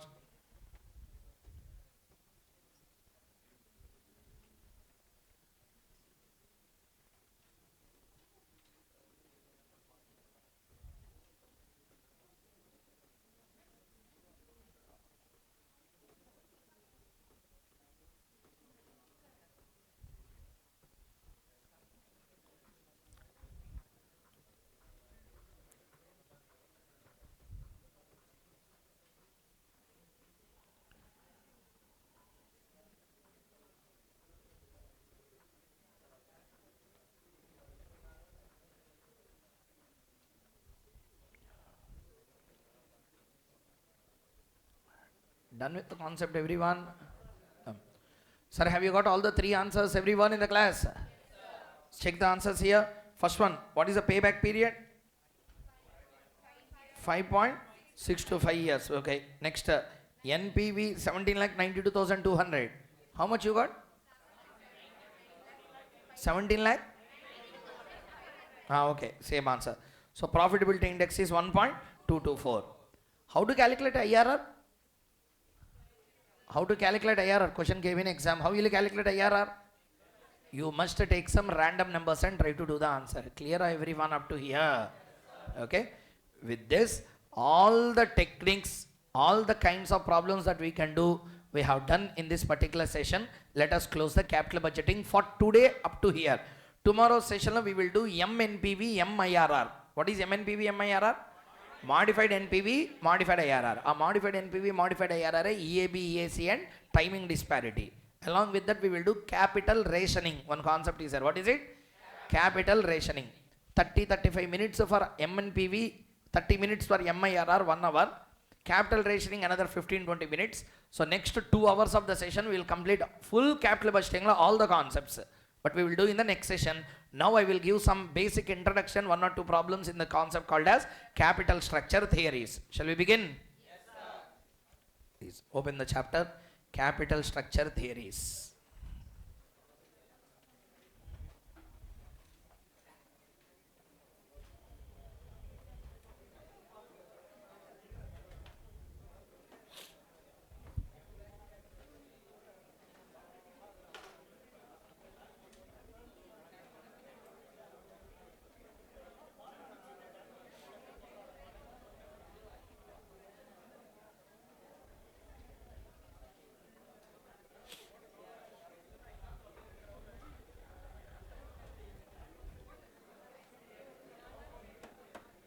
See here. What is the name of the chapter? Capital structure planning, also called as a capital structure theories. Okay. Now, see here.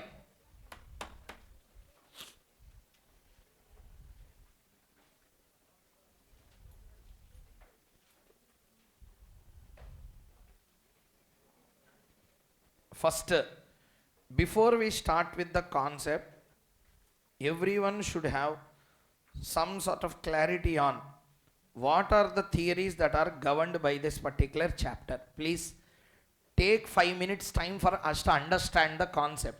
Once you understand the concept, chapter will be very easy. But the problem is, you can know net income approach, net operating income approach. If I suddenly ask out of nowhere, how many of you can answer? Anyone? What is net income approach? What is net operating income approach? What is the traditional approach? What Modigliani-Miller's approach says in capital structure?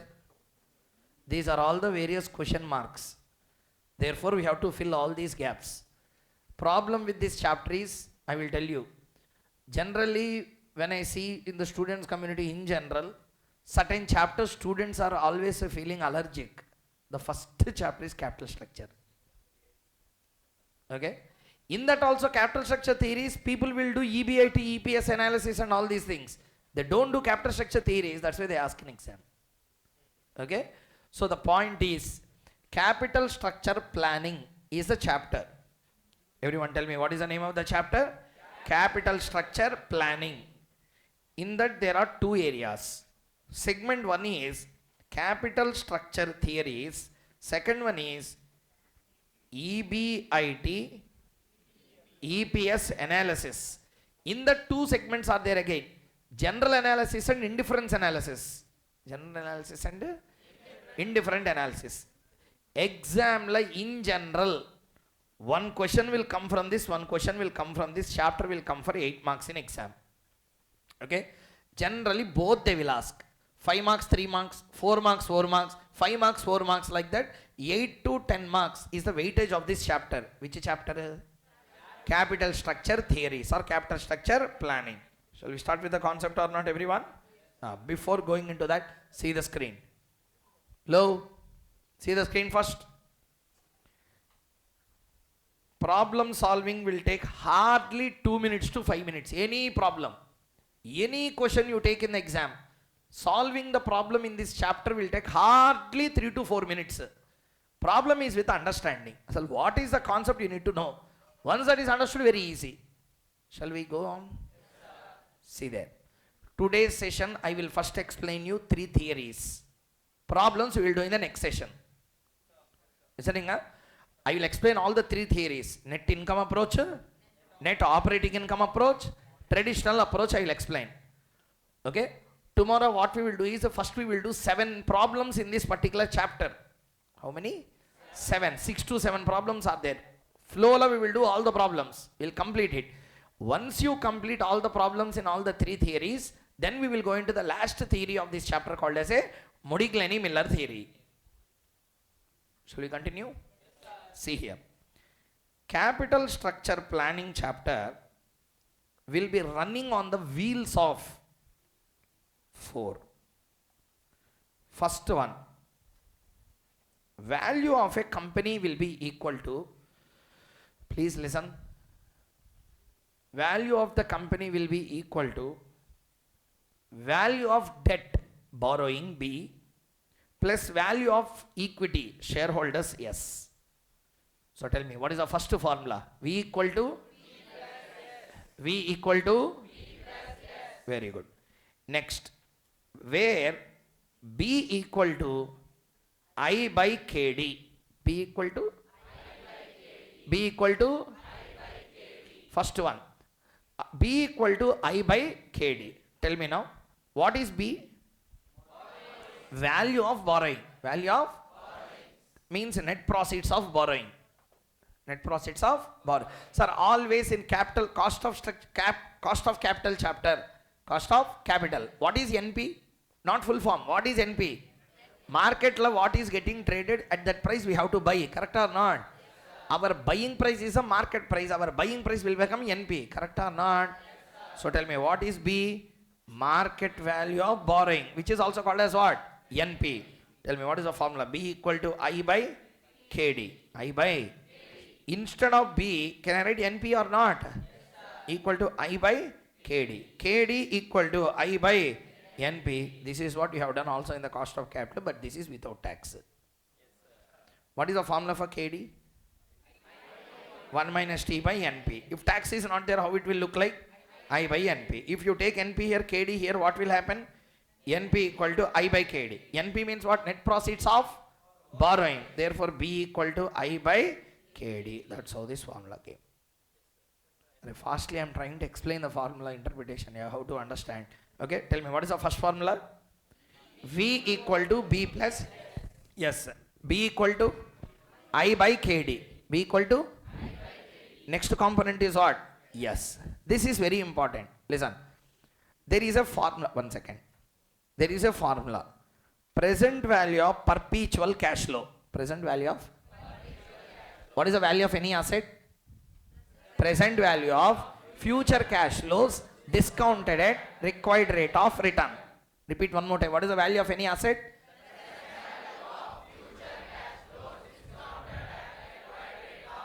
Sorry, I will ask one question for you now. Present value of future cash flows. Okay. Now tell me, what is the value of a share? Present value of future dividends. Correct? Because a share gives which inflow? Dividend. Discounted at KE. Discounted at KE. What is the discounting factor for borrowing? Preference dividend? Equity? Okay. Tell me. Present value of? Present value of? Discounted at? Dividends will be paid out of what? EBIT, EBT, EAT, out of what you will pay? Everyone? Very good. Therefore, this will be, instead of dividend, I can write as future EAT. Listen carefully. There are 4 assumptions of these theories. Our theories are very important assumptions. Assumption number 1.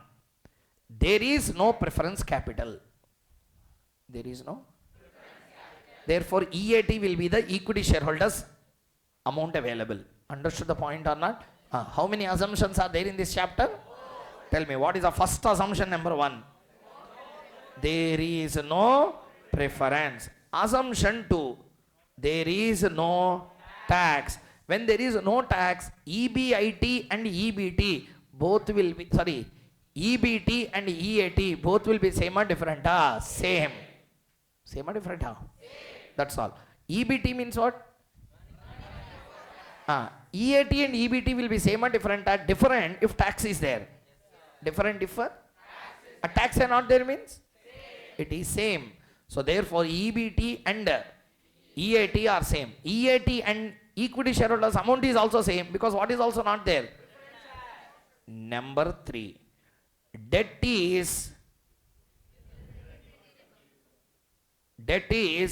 irredeemable. Means what do you mean irredeemable debt?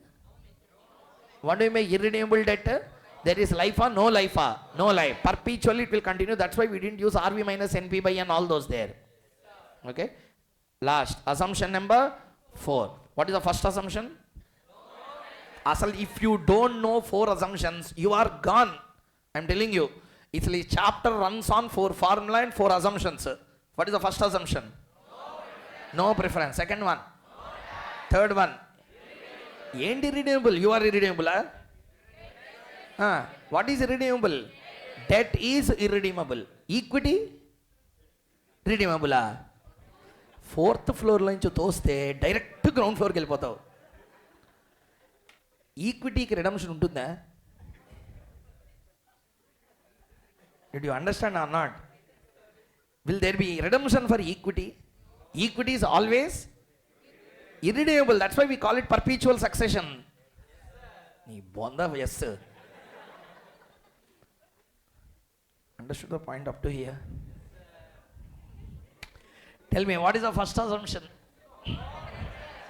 What is the first assumption? Second assumption? Third assumption, debt is irredeemable. Equity, anyway, it is irredeemable. Okay, debt is also deemed, assumed as irredeemable. Okay, next, last assumption, 100% profits are paid as dividend. Therefore, dividend can be taken as EAT.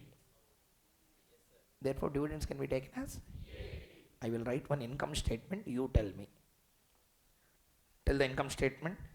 After EBIT, you tell. Sales, all those are not required. EBIT minus interest, EBT minus tax, EAT minus preference dividend, earnings available to equity shareholders. Correct? 100 rupees is EBIT. 20 rupees is interest. What is a EBIT? 80. Tax is there or not there? What is EAT? Preference dividend there or not there? Therefore, what is EISH? This 180 rupees will be paid as what? This is the point. Everyone understood the assumptions clearly, yeah? From this. EBT, EISH, both are same or different? Answer. What is this? 80, yeah.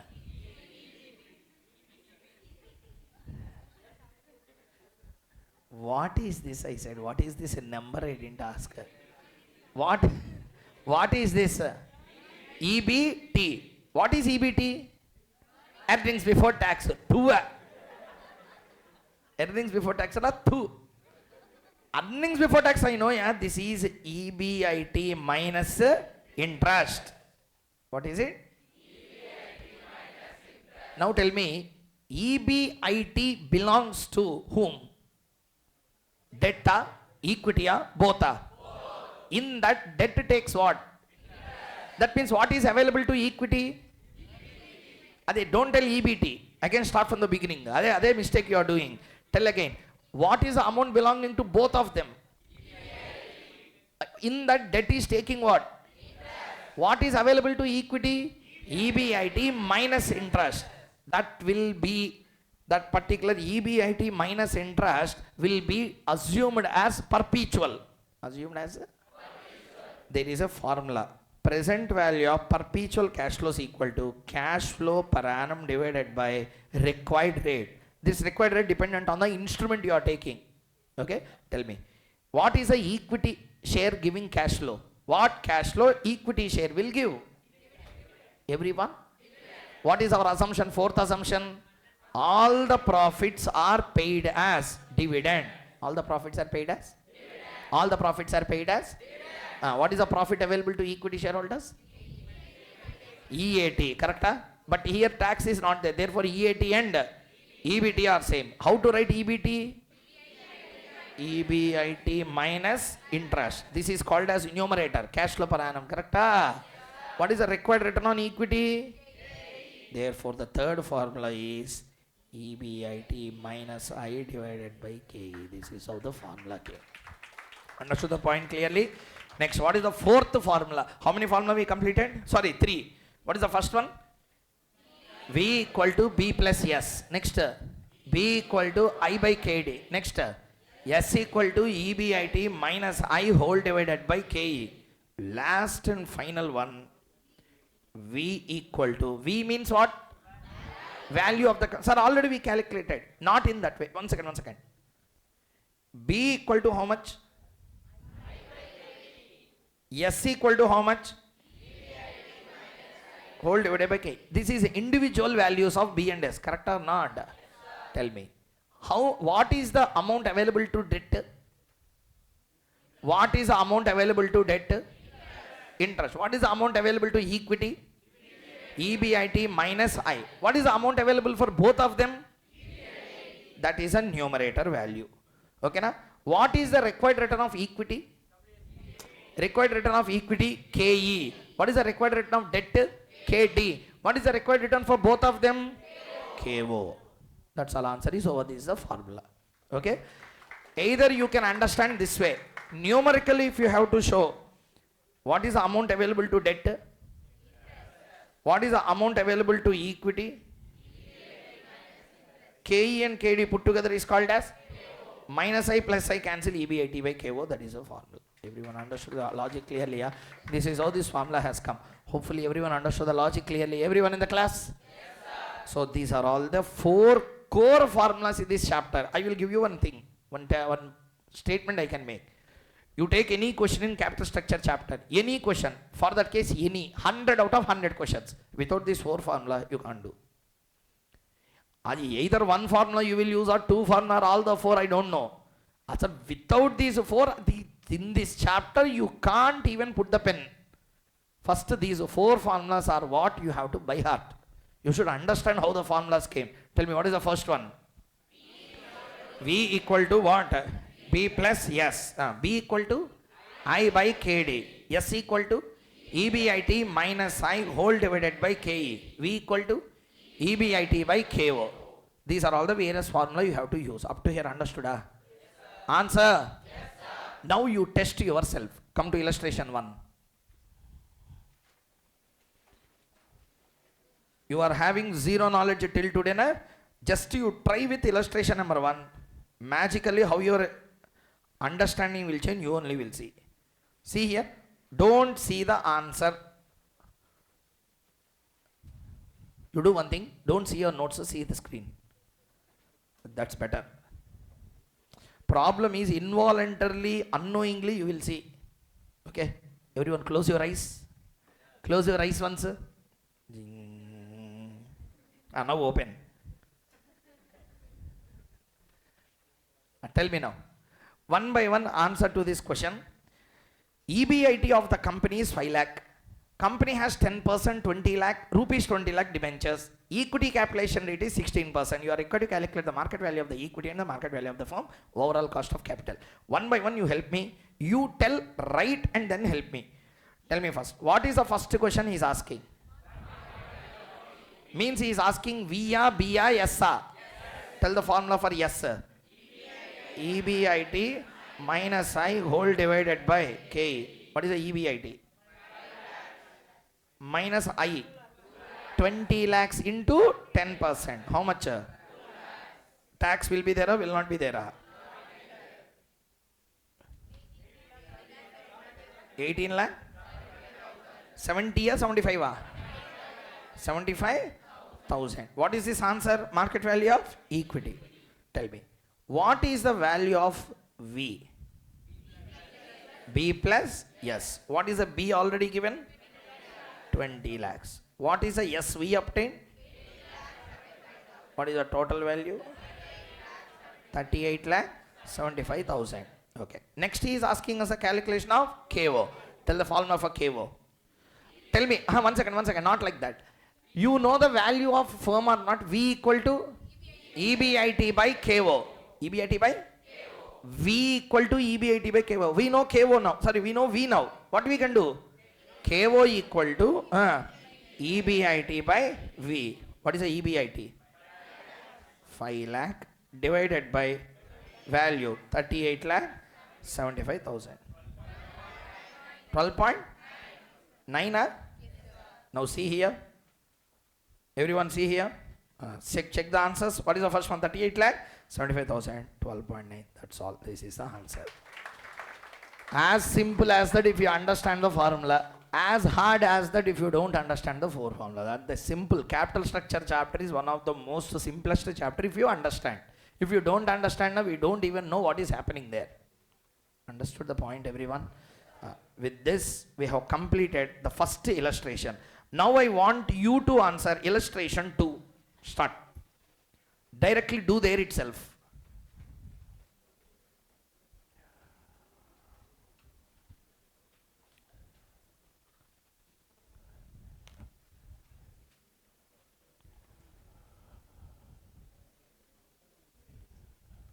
See the question.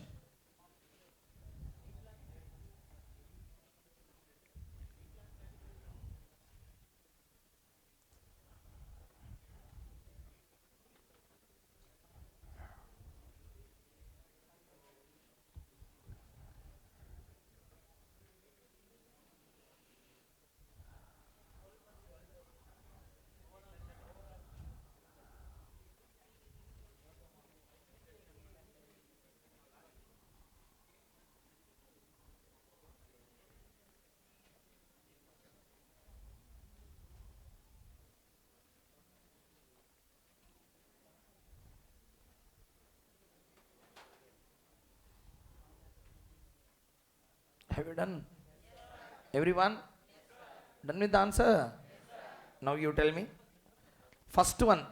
He is asking total value of what? Sorry. He is asking total value of what? To value total value of firm, we should have the value of equity first. Correct? Tell me, what is S formula? EBIT minus interest divided by KE. Tell the value. 3 lakh. What is V? B plus S. 8 lakh 33,333. KO equal to EBIT divided by 8 lakh 33,333. 12%. See the answer now. First point one by one. Let us see. How much is answer? 3 lakh 33. Next one 8 lakh 33. And last one is 12%. Answer is over. That's all. Now you tell me, simple or difficult this chapter? I am really telling you all questions same concept. You should know the theory first, that's all. So once these are completed, we will start with the theory. There are three types of theories, 4 types of theory. Okay. First type, capital structure relevance theory.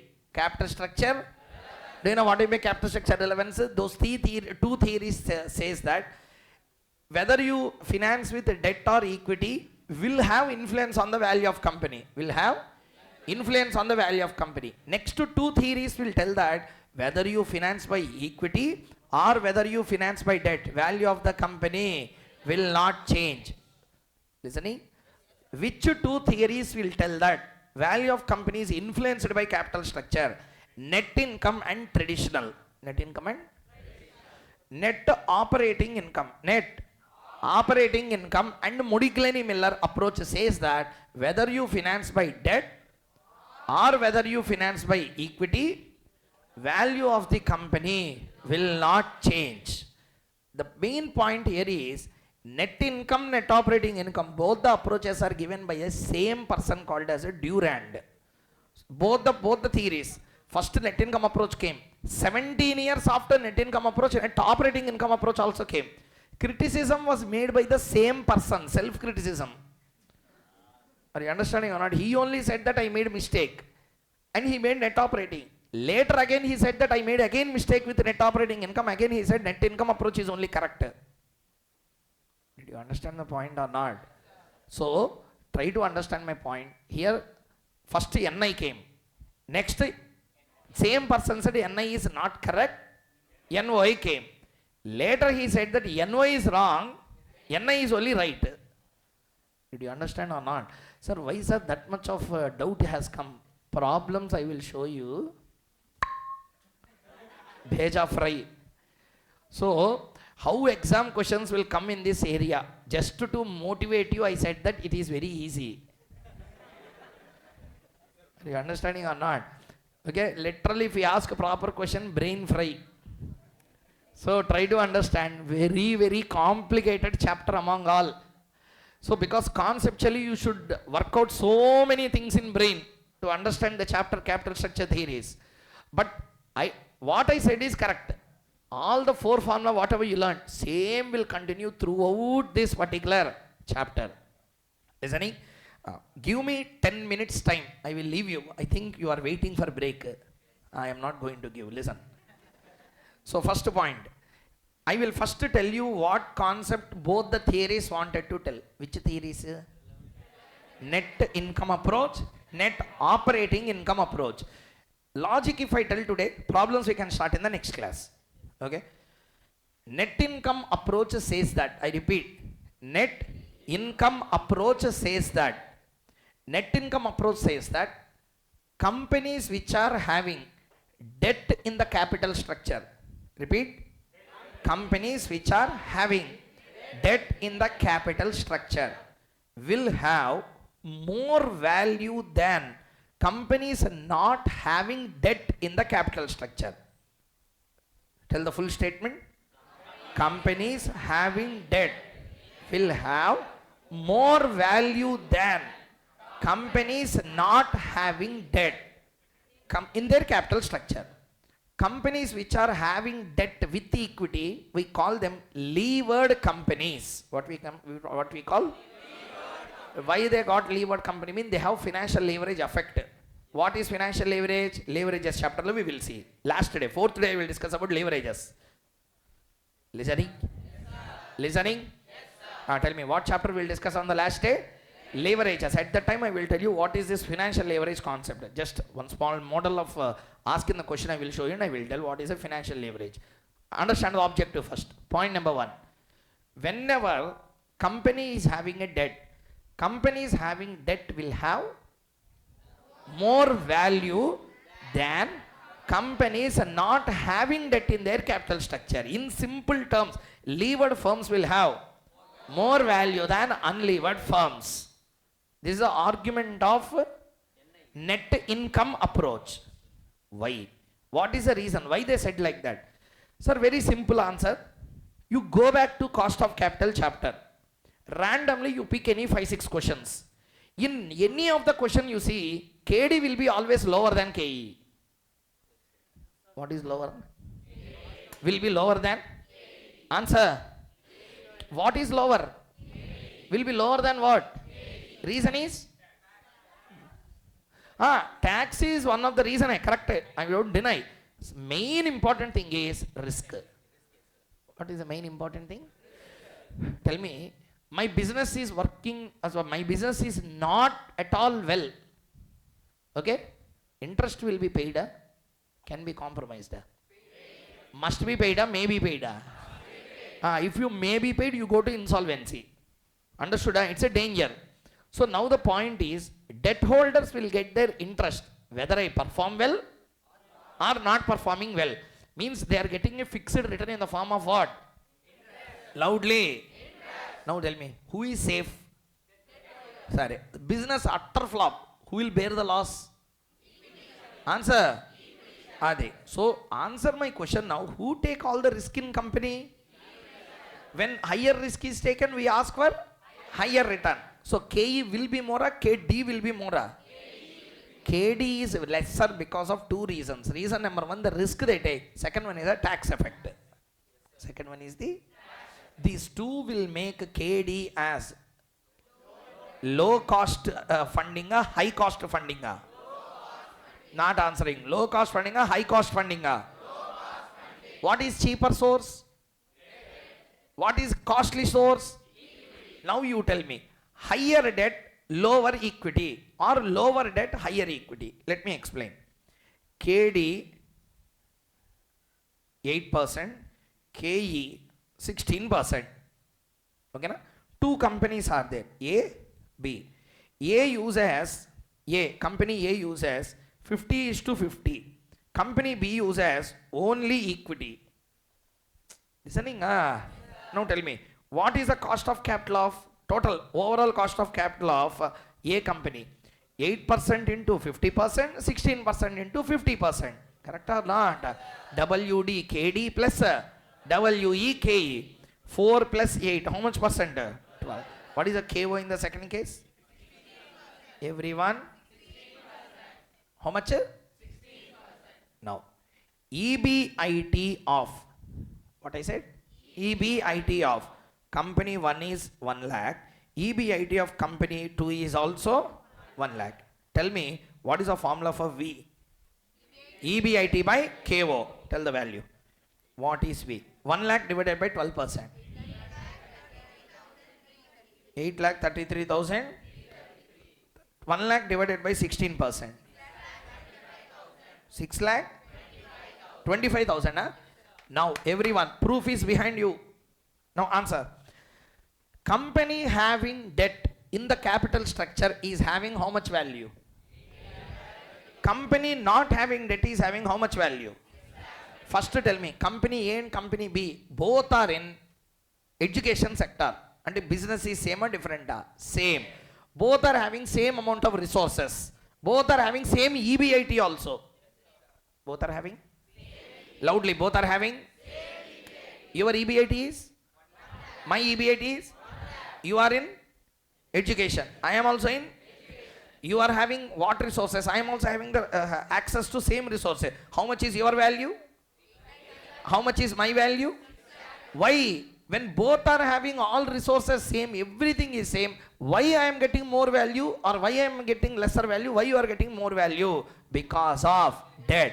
Therefore, now tell me, debt in capital structure will influence the value or will not influence? This is an argument of which model? Answer. Can I ask you one small question? Will you try and answer? Okay, tell me. There is a company C. There is company 80% debt to 20% equity. Tell the KO.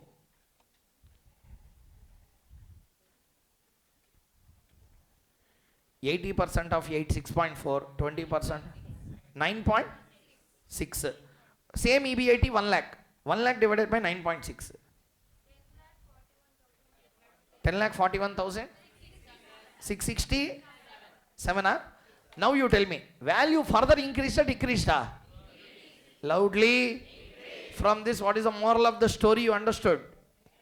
Companies having, loudly, company having will have lesser KO.